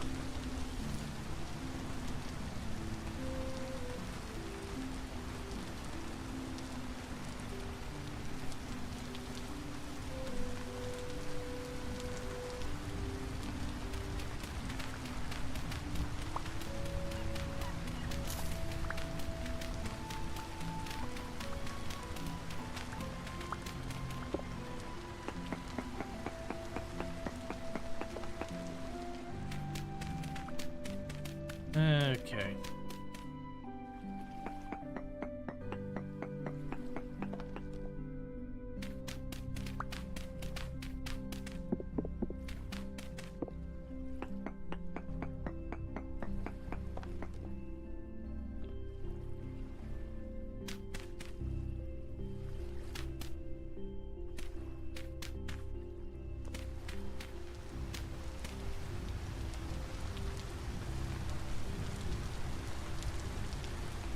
Still nothing good.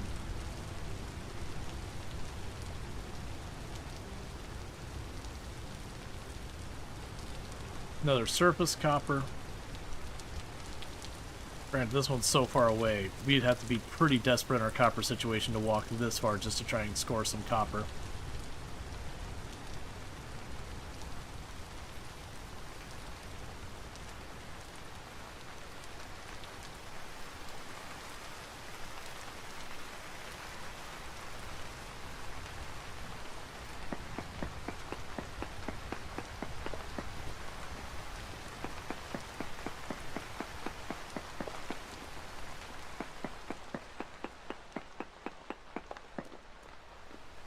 Alright, so decent magnetite. I don't need magnetite right now, but that's good to know that there is actually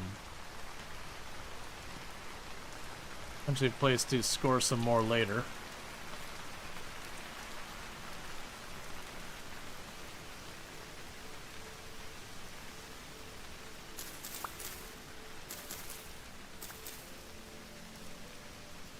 Haha. That's a fun one.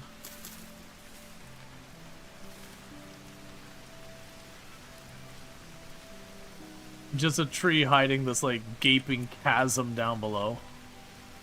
A lot of funeral bell.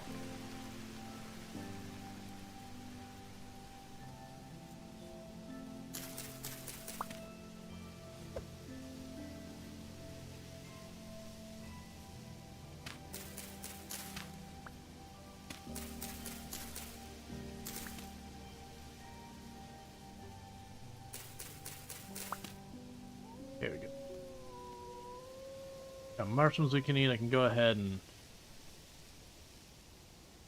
So you're good for 6 days. Let's go ahead and put you there.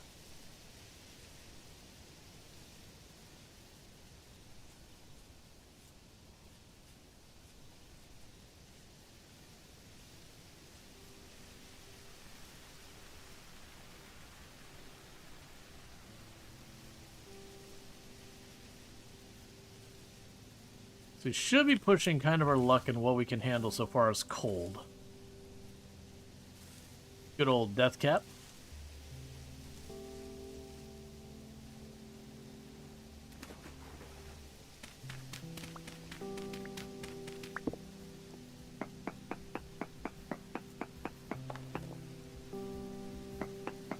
So 1, 2.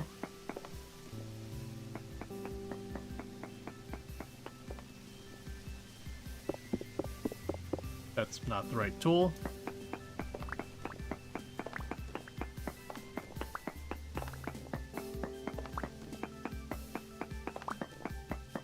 Two, 3.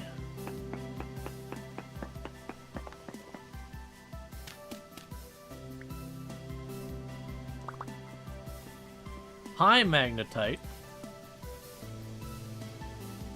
So the good news is this looks like if I need iron again, like if we tap out our current one, this would be a good place to check. I'm still good on iron for a very long time, but it's good to have options. Granted, this is a hike for it, but that's fine. That's just something you do sometimes. You travel a long ways to get a good source of material.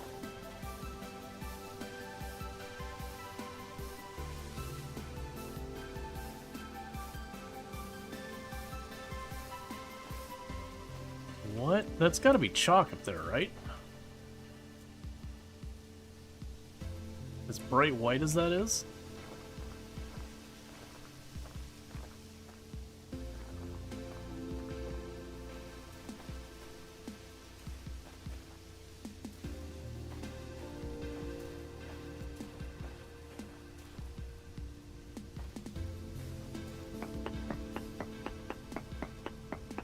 So 1.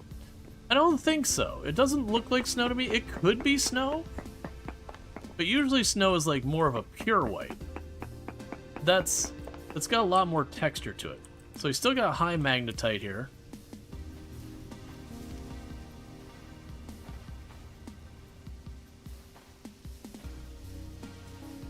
It might be. You might be right on it being snow. That is way up there.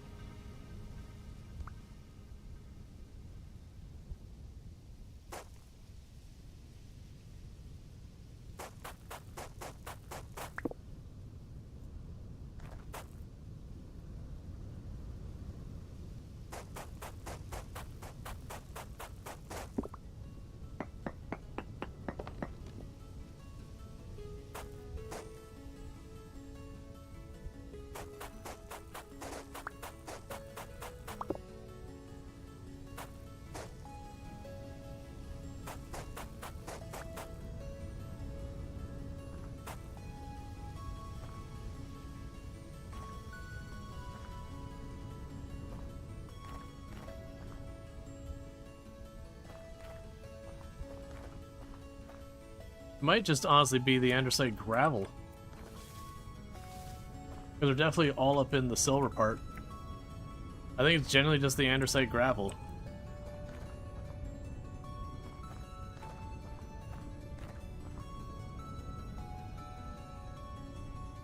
Enhance. That's the opposite of enhance.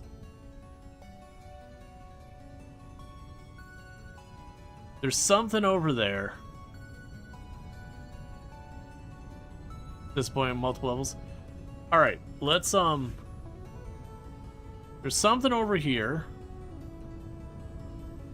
I have no idea what to put for like a... I don't know. Yeah, de-enhance. But there was something on the other one. It might be a ruin. It might just be like a weird geological formation or whatever. Is your third playthrough? Third or fourth, something like that. So it could be one of the ruins.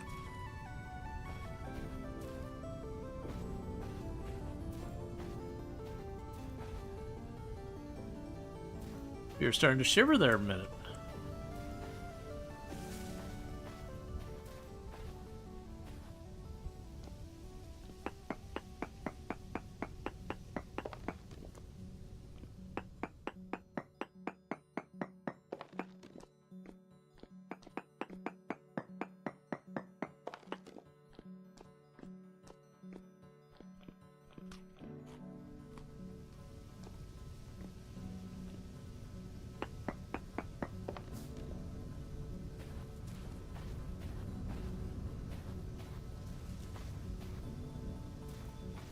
So you definitely kind of don't want to deal with climbing that. That looks like a... I think that is a structure. I can't really see it very well. Like, you know, we went into one ruin where we had to get, like, super deep, like, super high up in the mountains, and, like, the thing went on for, like, ages down below. Or I'm just going mad, it's like a tree up there.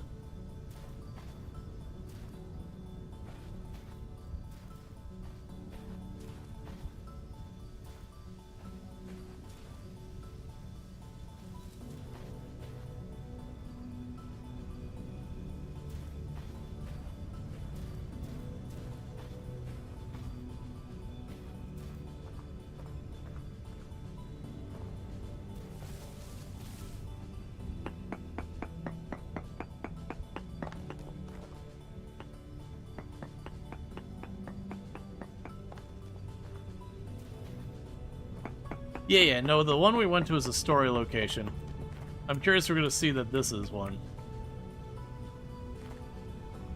Or if I'm just, like, seeing a tree from super far away and, you know, it's literally a nothing burger.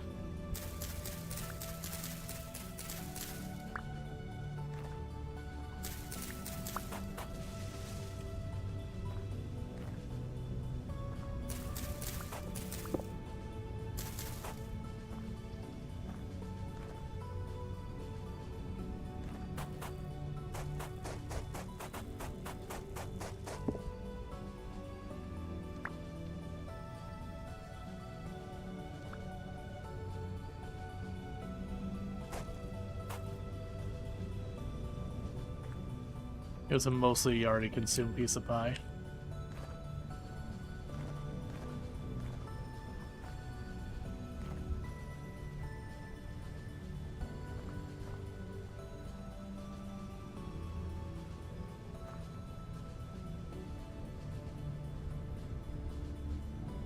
Yeah, that's the thing. Like, I was trying to get a look at it, and, like, right as I started to focus in on it, just this fog rolled in. Is like, alright, I see you, game.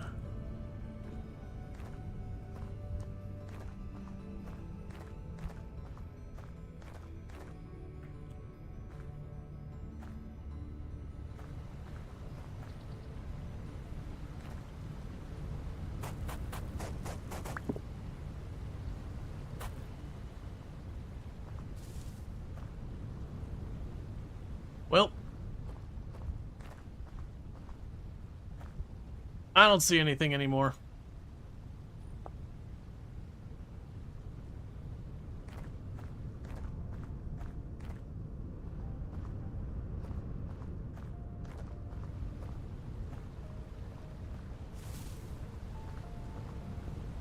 And unfortunately, it looks like we might be having to turn back.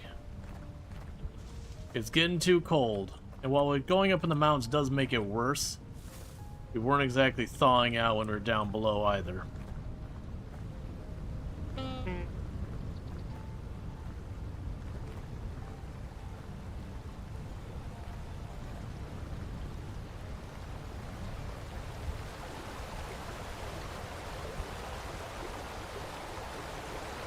That's some fast-moving water there.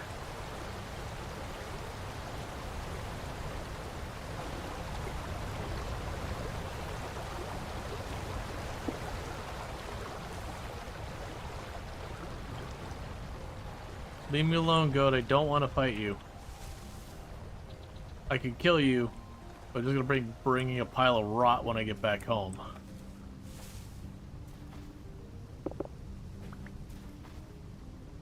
Okay, I need the lead. I'll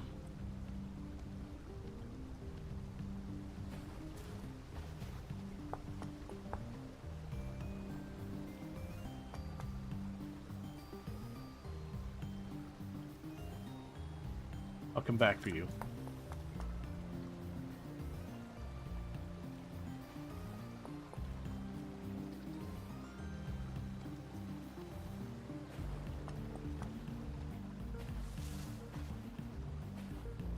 So it's like right here.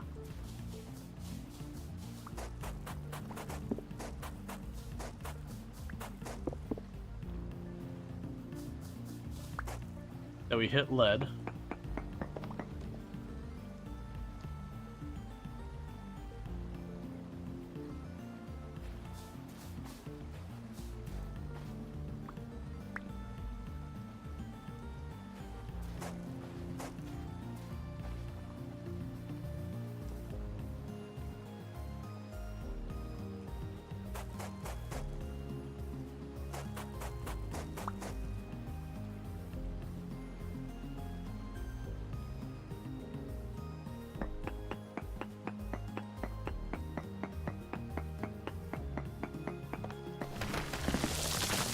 So trace amounts. It doesn't look like we're getting a lot of lead.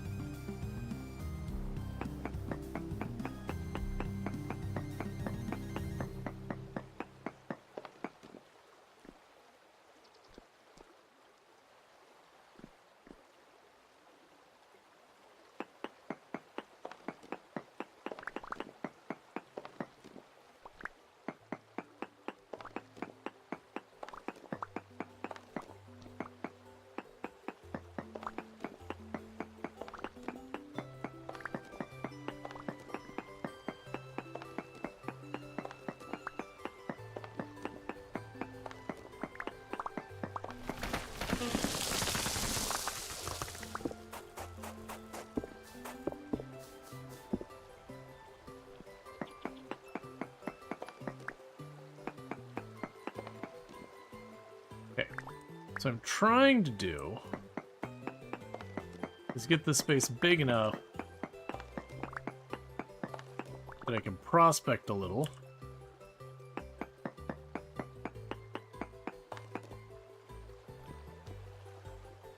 Let's see, 1, 2, 3, 4. 1, 2, 3, 4.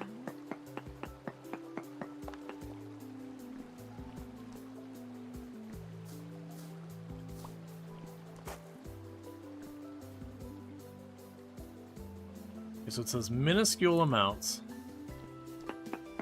We don't have cave-ins turned on. Like sand and gravel will collapse. Small amounts of lead.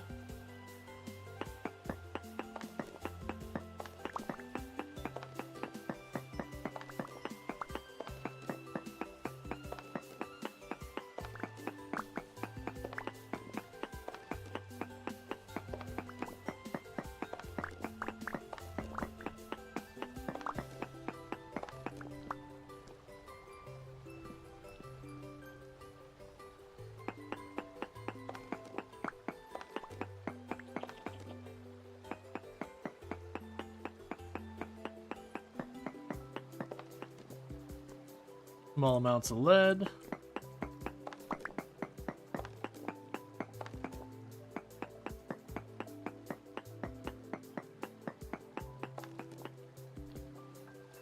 Medium amounts of lead. All right, keep going this way.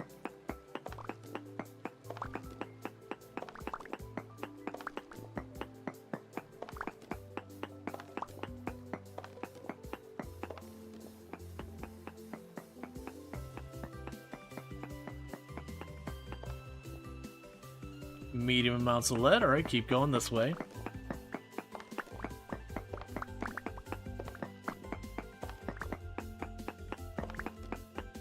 Okay.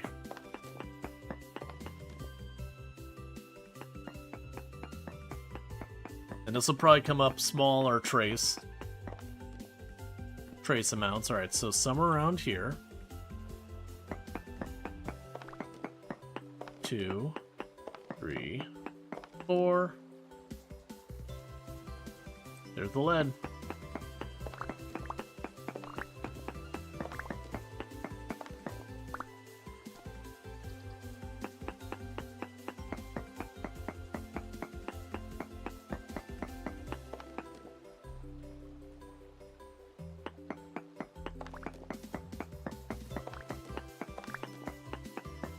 So medium amounts, but it's like scattered everywhere.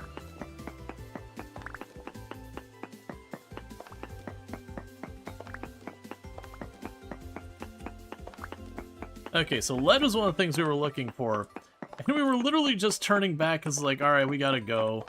You know, inventory is full. The cold is getting to be a problem. Let's get out of here. And right then was the exact moment. It's like, oh, there's your lead.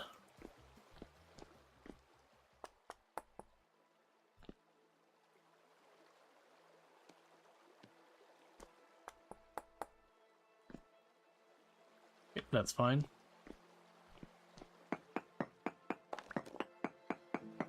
Because we get the lead, I can put windows on my house, which should help us not freeze to death.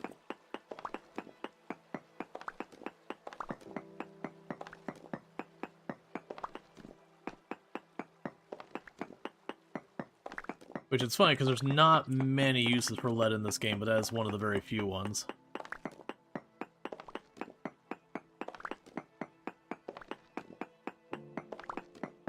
Okay.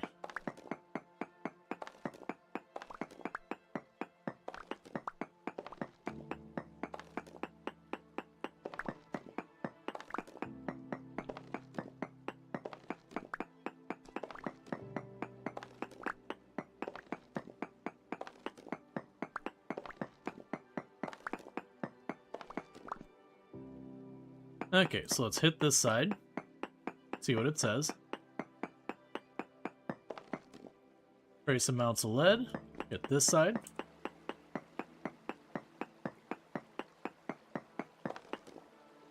Trace amounts of lead.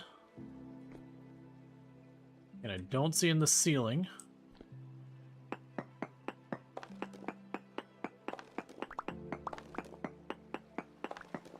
The ground's all jacked up here. So we might find lead directly above us.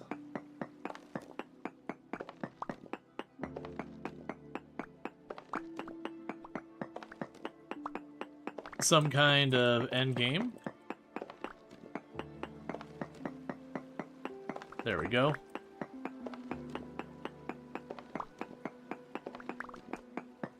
Mining lead is one of the healthier pastimes, I'm sure. Bro, it's fine.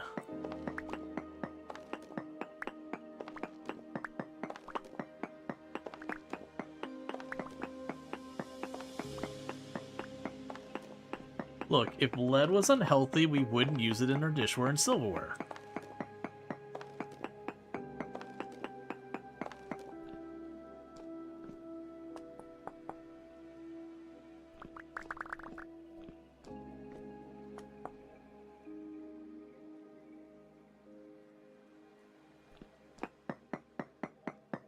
Who the corporations knows best. Exactly.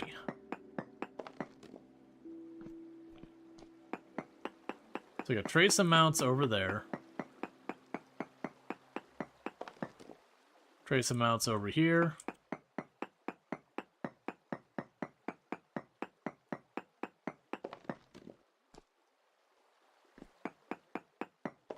And over here. And I'm assuming it's just because This is a very mountainous spot, which can really jack up surface nodes quite a bit. I'm assuming that's what we got going on, is there's some lead like in the ceiling or something like that. We're gonna start by winding the room just a little bit.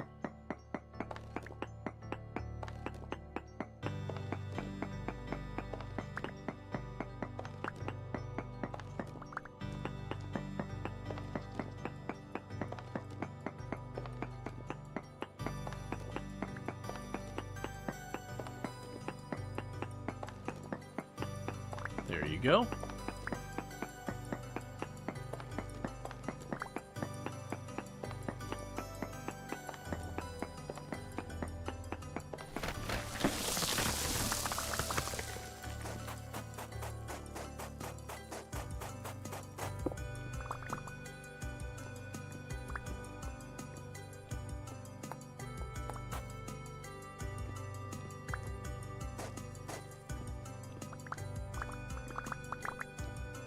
It's not my first time digging under a desert in this game. Okay. So check here. Trace amounts. Check here.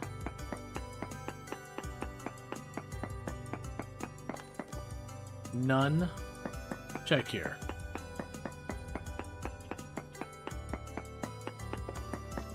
Trace amounts. Check the floor.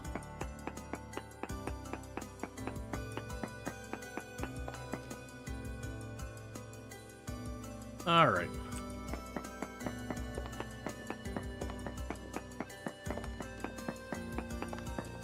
So the implication, that says that's over here somewhere. Does that explain why I detected on one side but not the other?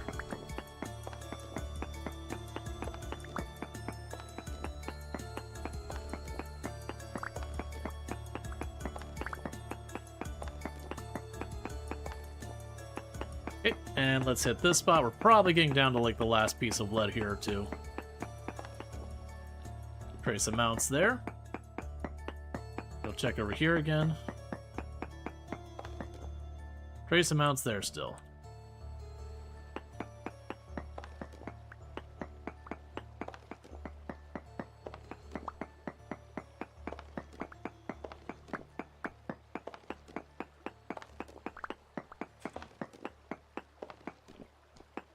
Okay.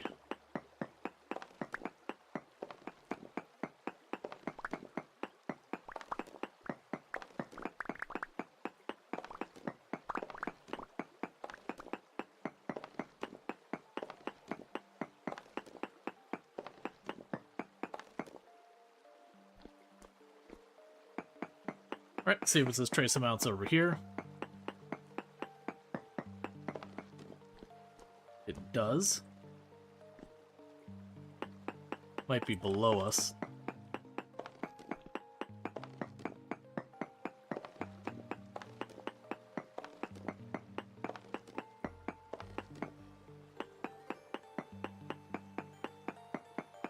Pretty wifey.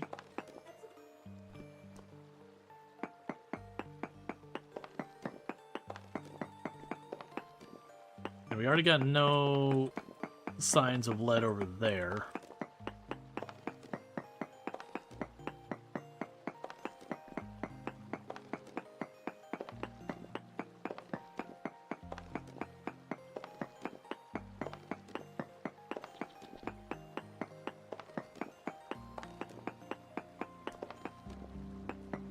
Check down here.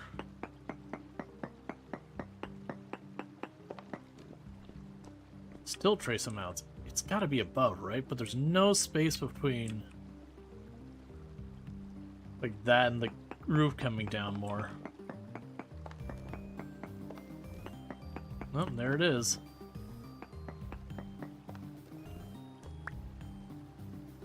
Okay, check again.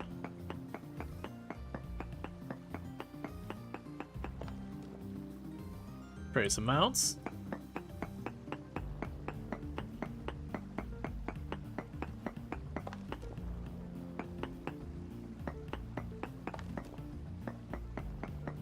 Check down below.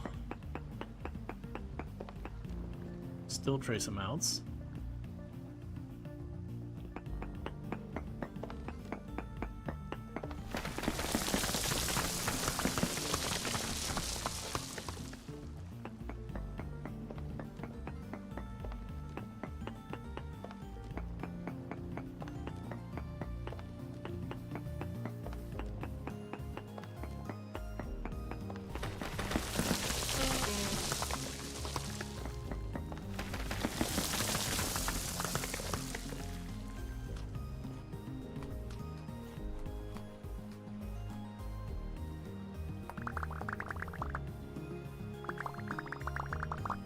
And I think I am satisfied that if there is more in here, probably not worth my time.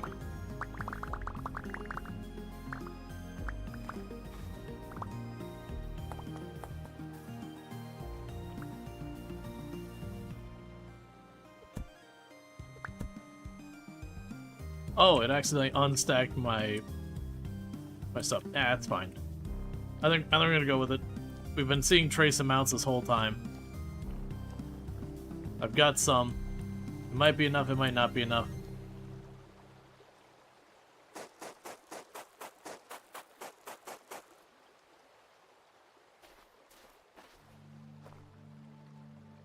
Yeah, no, I'm aware of that one. It was just...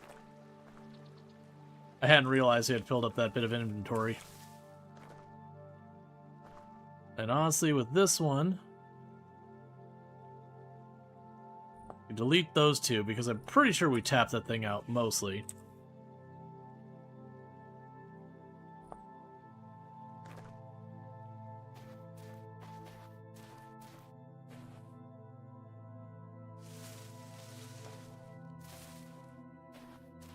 I'd like our character to get back home before we wrap up for the night. I've already gone longer than I probably should have, but, you know. I'm about to be like, don't be more lead. Don't do this to me. Yeah, we got some Galena. We probably have enough for maybe a couple of windows. We'll see. I don't really know the, like, you know, rate of everything.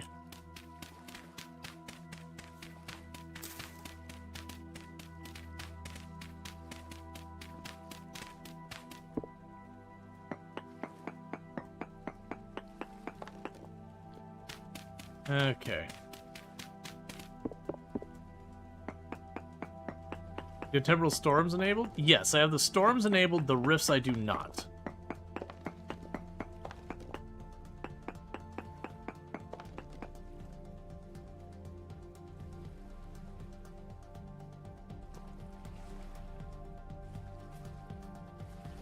We've had, it's either 3 or 4 storms we've had happen to us in this playthrough. They've all been light, though, so far. Why not rifts? Honestly, what happens, the rifts just spawn nearby the player, and so you end up with the annoying thing of they're always around your house, constantly making enemies spawn at your house. And it's not really interesting from, like, a play-counterplay. It just basically means you get inundated with enemies constantly attacking you, and it gets pretty obnoxious.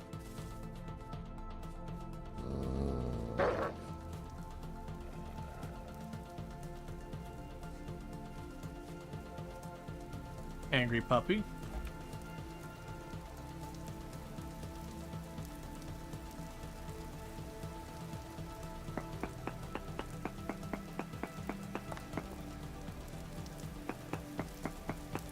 Yeah, no, it wouldn't be so bad, but, like, the rift can spawn, like, if you build a house, it could spawn on your roof, which means if you're in your house, your stability just crashes, which means your only counterplay is to leave your home. Like, you can't, like, go in and fight the rift and take it down, at least that I'm aware of, or anything like that. You kind of just go, oh, well, I guess today I don't get to be at my house anymore. It can just be kind of annoying if you're trying to get stuff done. You're like, oh, well, it spawns nearby the player, and I'm going to be nearby my house probably more than anything else, which means the rifts are going to perpetually spawn nearby the house.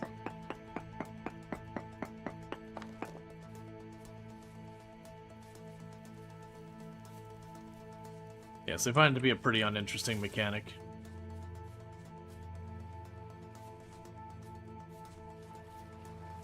Like, it's kind of a thing with the way the combat works in the game right now. Part of me, like, juggles being like, do I want to just turn off the drifters entirely? But if you do, it kind of takes too much away from the game, and I always find myself waffling on that one where I do not like a lot of how they're implemented. There's just not a lot going for them. But at the same time, their absence leaves a little bit too much missing.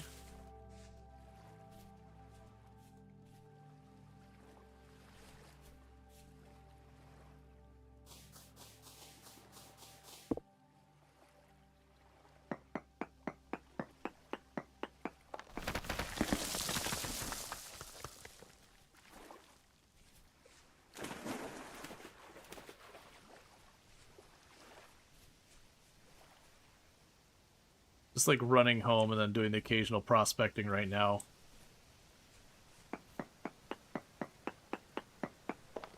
But the good news is the things we were going for, I did find one of them. And then added bonus on top of that. We did, you know, get a lot of the area mapped out.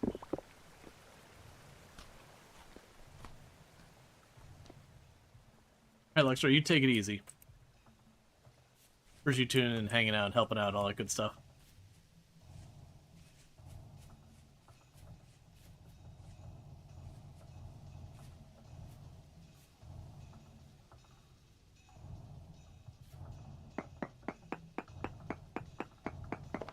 One, two, three, and four. One. Probably clear.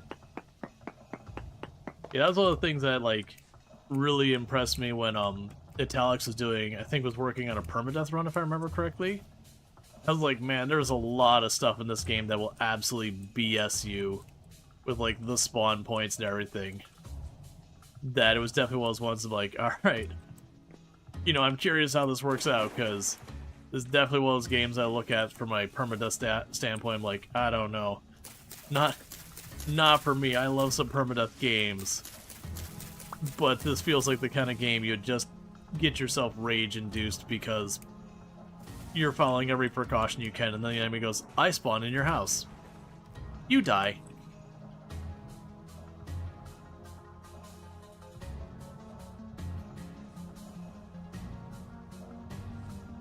There's a reason Italix doesn't come back to the game. I see.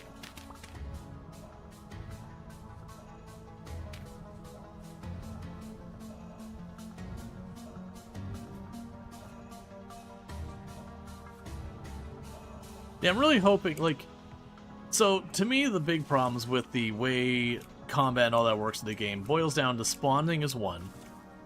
Like, the player needs to be able to do stuff to influence the spawning, such as, like... Aw, it's a little baby wolf. More than likely mom and dad around here ready to maul my face. But, you need to be able to do...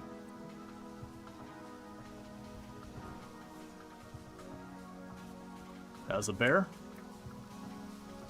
Pretty sure I heard it aggro. Hey, Bassett, how's it going?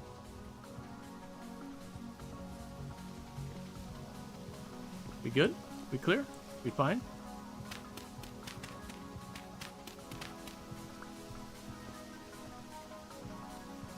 Yeah, like, I'm down with the drifters, like, appearing in the night, being spooky, yada yada. Like, that's all fine. But, like, there has to be a play-counterplay kind of thing going on with it. Which is one thing that's really lacking. Because, like, they're like, okay, you have these rules. None of the rules are explained to you in any meaningful way. But, you know, you have them. You play the genre, you probably can guess a good couple of them. But, like, those rules don't apply when there's instability. And the rules don't apply when there's a rift. And the rules don't apply when there's a storm. And the rules don't apply on days that end with Y. And the rules don't apply, you get the idea. It's just one of those things that, like, you've got the rules, but there's so many exceptions to them, it's very hard to gauge things. And then with the stuff like the light and all that, the light from spawns to does not spawn is extremely difficult to tell as a player without mods to help you out. And then with, like, torches burning out, it's very, very hard to keep that going as well. It just ends up being a thing that is, like, so incredibly difficult to know when and where enemies can and cannot spawn. And then also, like, there's not really much of a range around the player that the enemies can't spawn. So you will literally have an enemy spawn right next to you. Like, you can make a 1 tall, or 1 wide by 1 deep, 2 tall space. Block yourself in, put on a light, but if a rift spawns too close to you, or stability gets too low, or there's a storm, then you just suddenly have something appear in the room with you. It's a low chance. Most likely you'll be fine. But it can spawn right there in the room with you. And if it's a storm or whatever, it can spawn the harder versions that only show up underground. And with the scaling and armor and damage and how that works, it can spawn in the room with you and then one-shot you before you have a chance to even react. And it's like, okay, that isn't fun or enjoyable or engaging. Like, there's not a way for you as the player to prepare for that. Like, and for the record, there is ways to get around it. There is ways you can make ground so it doesn't work with spawning by using certain types of tiles. But that's more like shenanigans, whatever.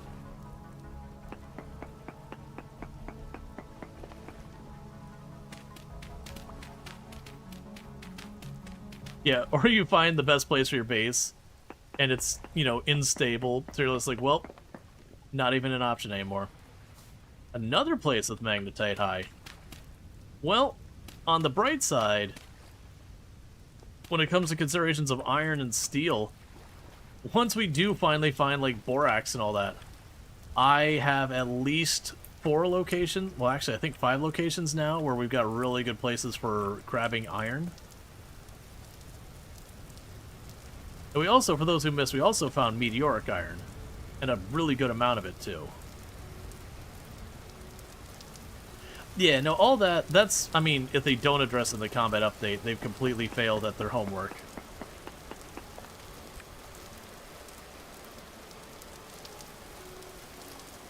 Like, they've missed the entirety of the point.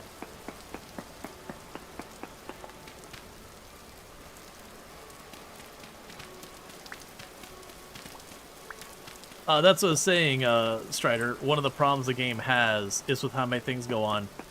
You can do the, like, 1 by 1 by 2 space. And during a lot of circumstances, you can have stuff spawn in your 1 by 1 by 2 space. Even with the light on and all that. And that's kind of the big problem.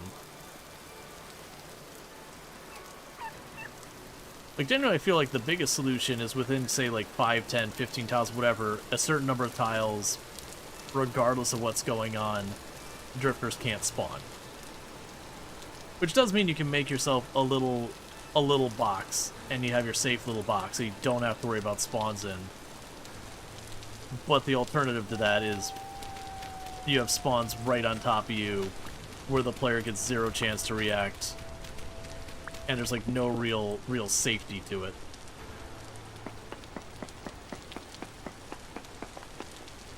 But this ends up being a feels bad, man.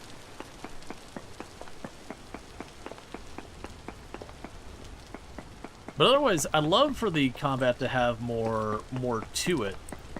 Like, right now, it's mostly melee, bow, and then you can throw your spear. Where, if we look at a game like Hytale, which is actually one I'd say in this genre that does a really good job at combat, you've got, like, lunges and stabs and all sorts of, like, things, block. We got a bunch of different ways of interacting with your weapons.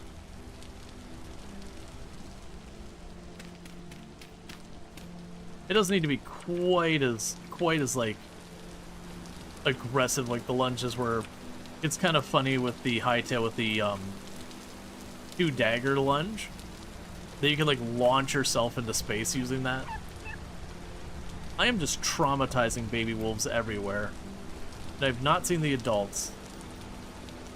But we keep running into one baby wolf after another.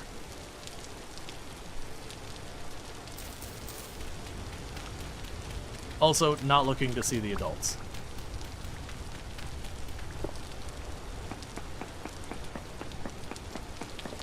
Very, very close to vanilla. We do have one mod that gives a quality of life with crafting to make it a little less a little less click heavy, save your fingies, that kind of thing.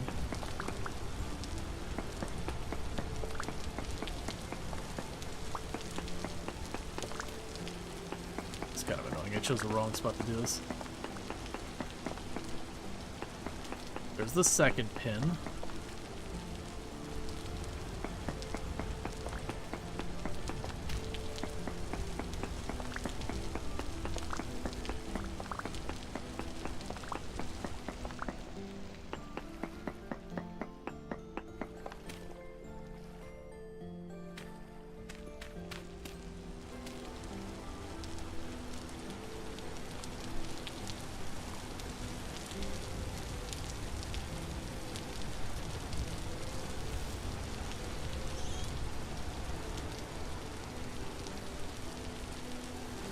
Yep. Yeah, I've got Napster. We keep it turned relatively down, so I don't like to do the thing where like instantly place it or place a bunch. I have it only able to do one block at a time, so I can go much faster than it can by doing it properly. But then there's also, I mean, other than blacksmithy one at a time can still be quite a bit faster. But it's also just a thing. I have done a ton of crafting this game. It's a mill chai between Minecraft and whatever. Cube World? I'm assuming you're referring to another game because, like, I'm unaware of this Cube World one.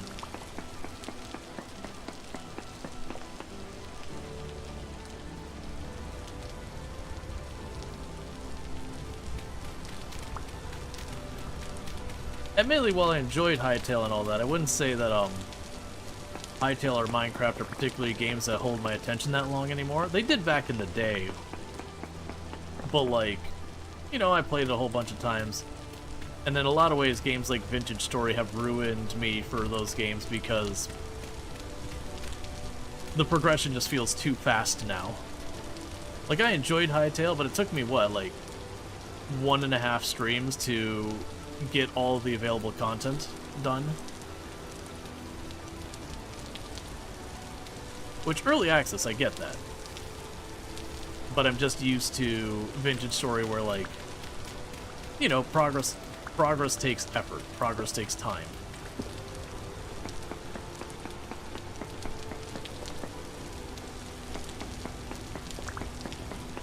Two.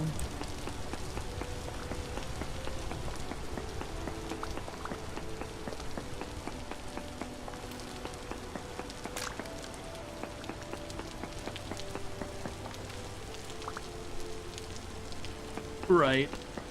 And what I was saying, Darkstrider, is that for me, you know, like, I enjoy Minecraft, but I tend to drop off it this year because it's nowhere near as in-depth. I'd actually sit there and say, as part of what actually helped me enjoy Hytale more was there was a lot more to it than Minecraft. So far as, like, the crafting going, needing, like, a bunch of different benches and all that kind of stuff. Obviously early access, so there wasn't as many layers, there wasn't like enchanting, right? These are things that add a bunch to Minecraft. Oh. Punch that to mark that clay.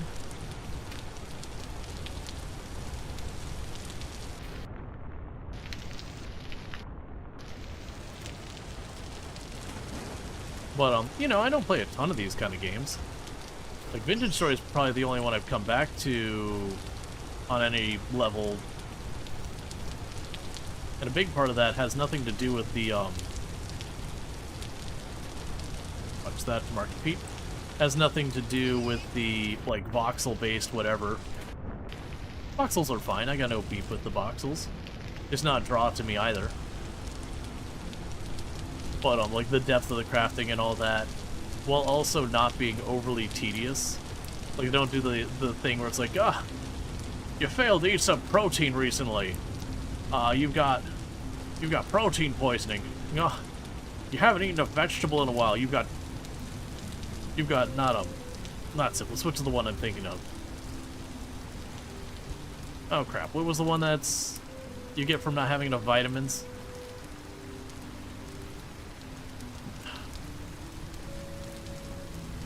Not rickets, that's not the one I'm thinking. That might be like the common name. Scurvy, that's the one.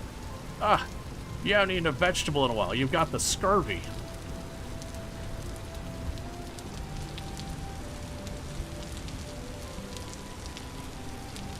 You dared to sleep in the dirt. You got worms.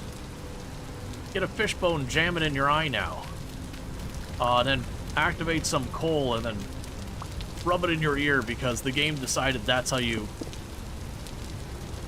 fix that.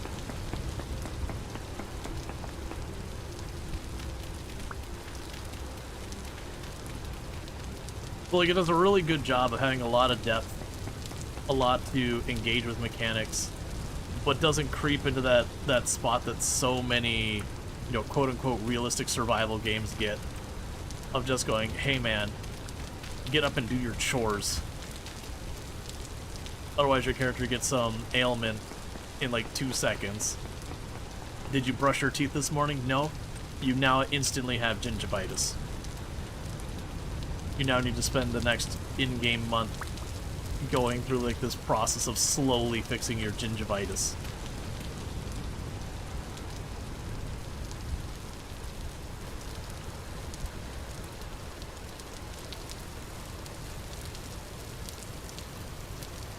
I was even paying attention. What was in the area? Ah, bismuthite. That's fine.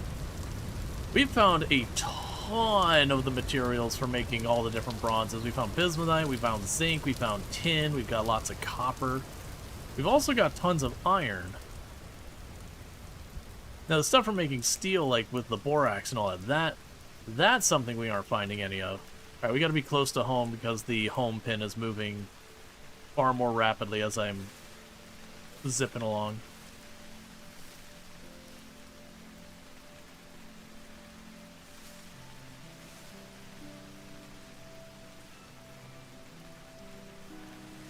Is that a bald cypress I see? It is.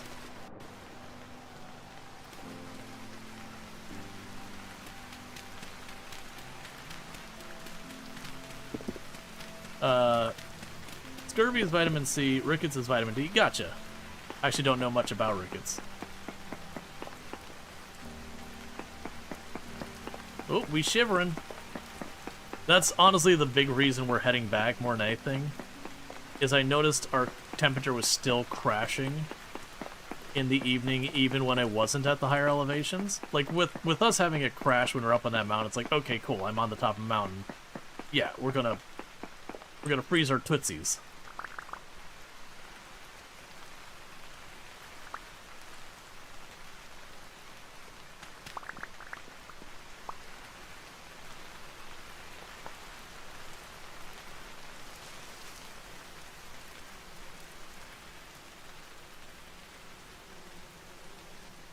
Hi, bees. Bye, bees.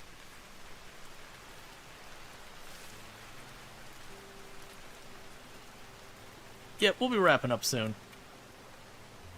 That's another reason I'm starting to, like, rush back.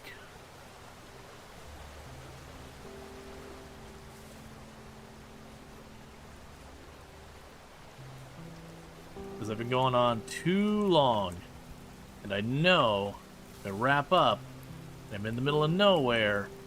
Well, I can certainly use the map to find my way home. I'm not going to remember at all, like, the navigation around any of this place.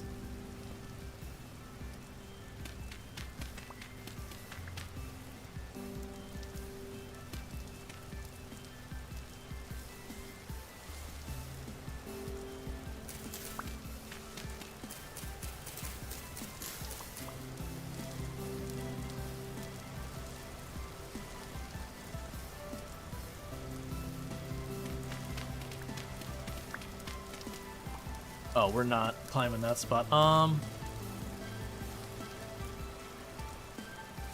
Not super helpful how... Okay, map. Alright, so we just... Okay, if we go south... or west, we should ultimately get there.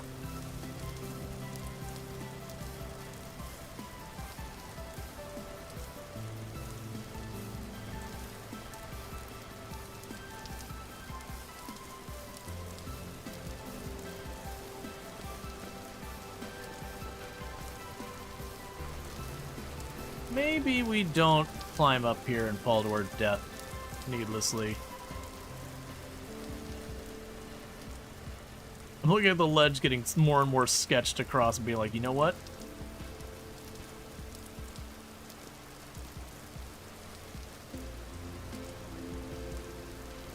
We can just work our way west.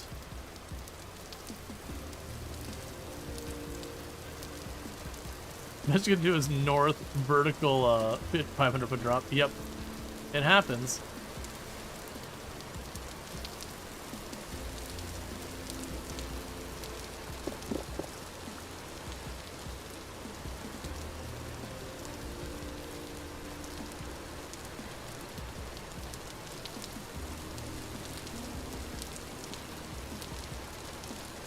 That might cut through. 25-hour stream? Nah. I'm generally not the kind of person, like, I did a 24-hour stream or two way back when I was early into streaming. But it's kind of one of those things came to very quickly realize, like, oh yeah, it doesn't do you any good. You do the 24-hour stream, maybe you get, like, a boosted viewership and all that because you're doing that.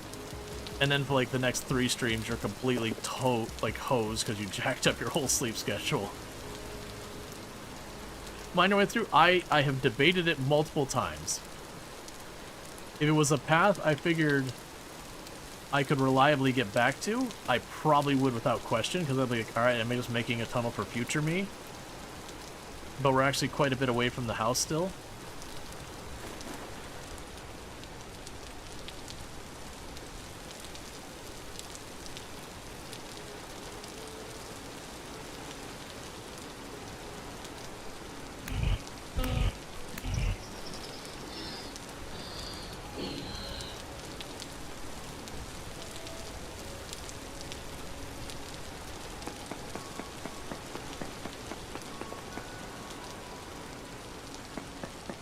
Yeah, if you stay up for 24-hour insomnia, you're screwed for a few days. Yeah, that's kind of the thing.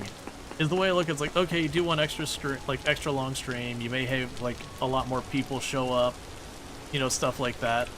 But then ultimately, like, the next N number of streams really, like, really kind of, you know, suffer. So I mostly found it's like kind of a net loss when it's all said and done.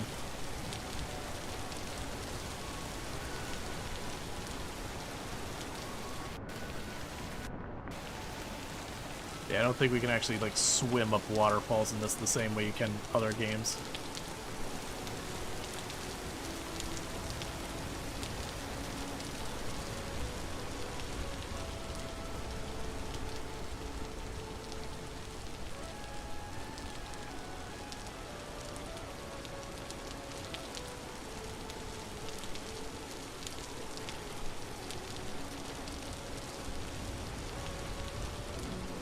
You can, but you gotta really hug the wall? Gotcha. Well, the good news is, I got around that part. We're no longer in the mountainous part, we can just cut right on down in here. We should only have, like, one more mountain, hill, whatever between us.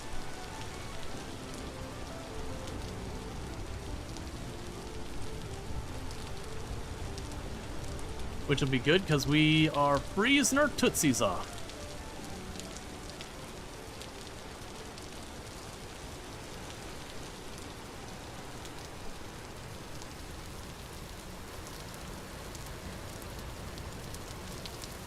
There's home. That's a hole.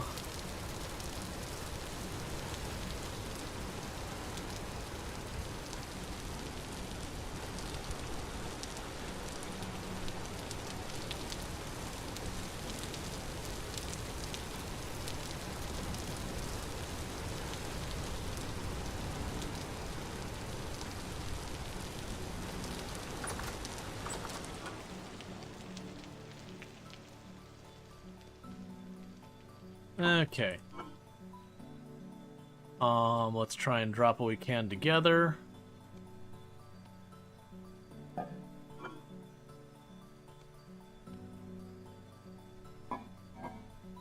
Grab you out. Ow, stop it.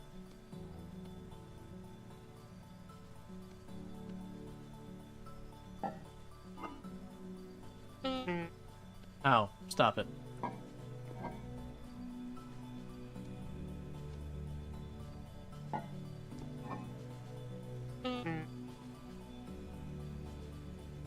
Oh, well, those are all different types of mushrooms. I guess just starting another thing with mushrooms in it. And I do realize we're slowly freezing to death. Are windows difficult to craft? Not really. The biggest thing is you need lead. You can also use just quartz windows and all that, which helps. Okay, so I need to not freeze to death.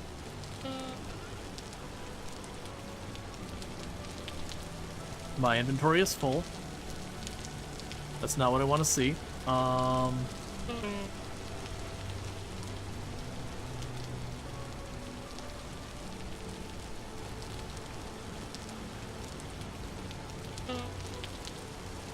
at a loss to even what move around. Okay, we can drop you in there because I'm not growing anything. It's just much too cold. Why is my inventory always full?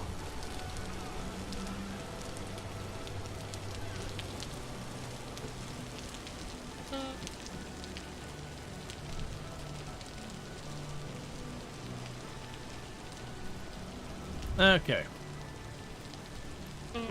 It's not even your inventory. Very Cloud as recall. Pure quartz is a little better. Yeah, we can make actual windows. So first thing we need to do is not freeze to death, which we're already resolving. So we've reached the time of year that I am going to need to probably hang around the base more than going out for like major mining sprees. Because as you can see, I can only handle temperatures at 10°C or warmer without the clothes. So this allows me going down to 8°C. That allows me to go down to 5.5°C. We'll just call it 5°C flat. So I can go to about 4.5°C in temperature before we start having problems with us having our body temperature crash and all that kind of stuff. So this does mean what I'm going to need to doing is running around and taking care of that. We don't have anything in there going. I do have a prepared hide.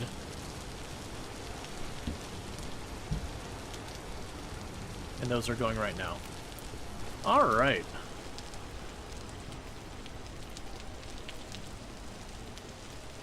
Yeah, no, I can probably make the straw hat. It's not too bad. We made it in the last playthrough. But yeah, so this shouldn't be too bad. So we did get a bunch of, galena.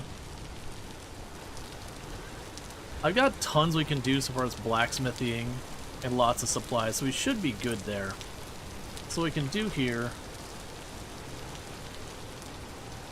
Are you my worn out one? Yeah. So gold, gold, lead, lead. Then I got meteoric iron. Drop you in. There's that. There's that. So we have some lead.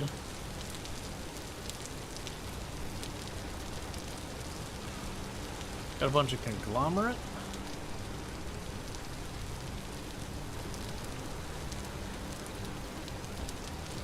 Okay, that means I need...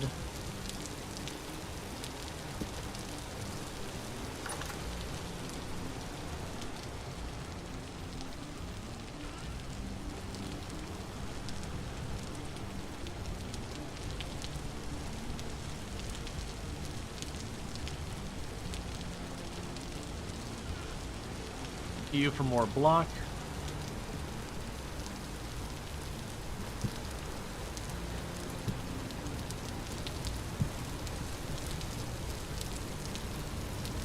And then we can just pop on down here somewhere and just chuck this dirt in here.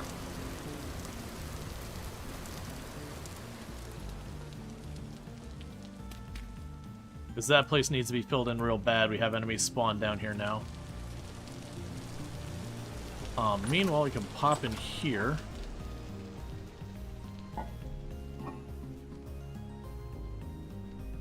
Grab 2 pies.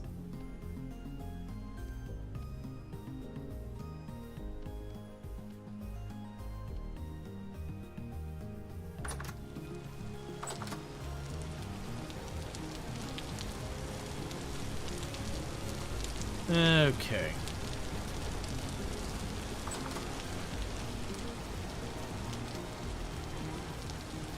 Alright, what's moving in here? Let's grab the gears out of there. We can chuck the seed in there. We go over here, chuck the gears in there.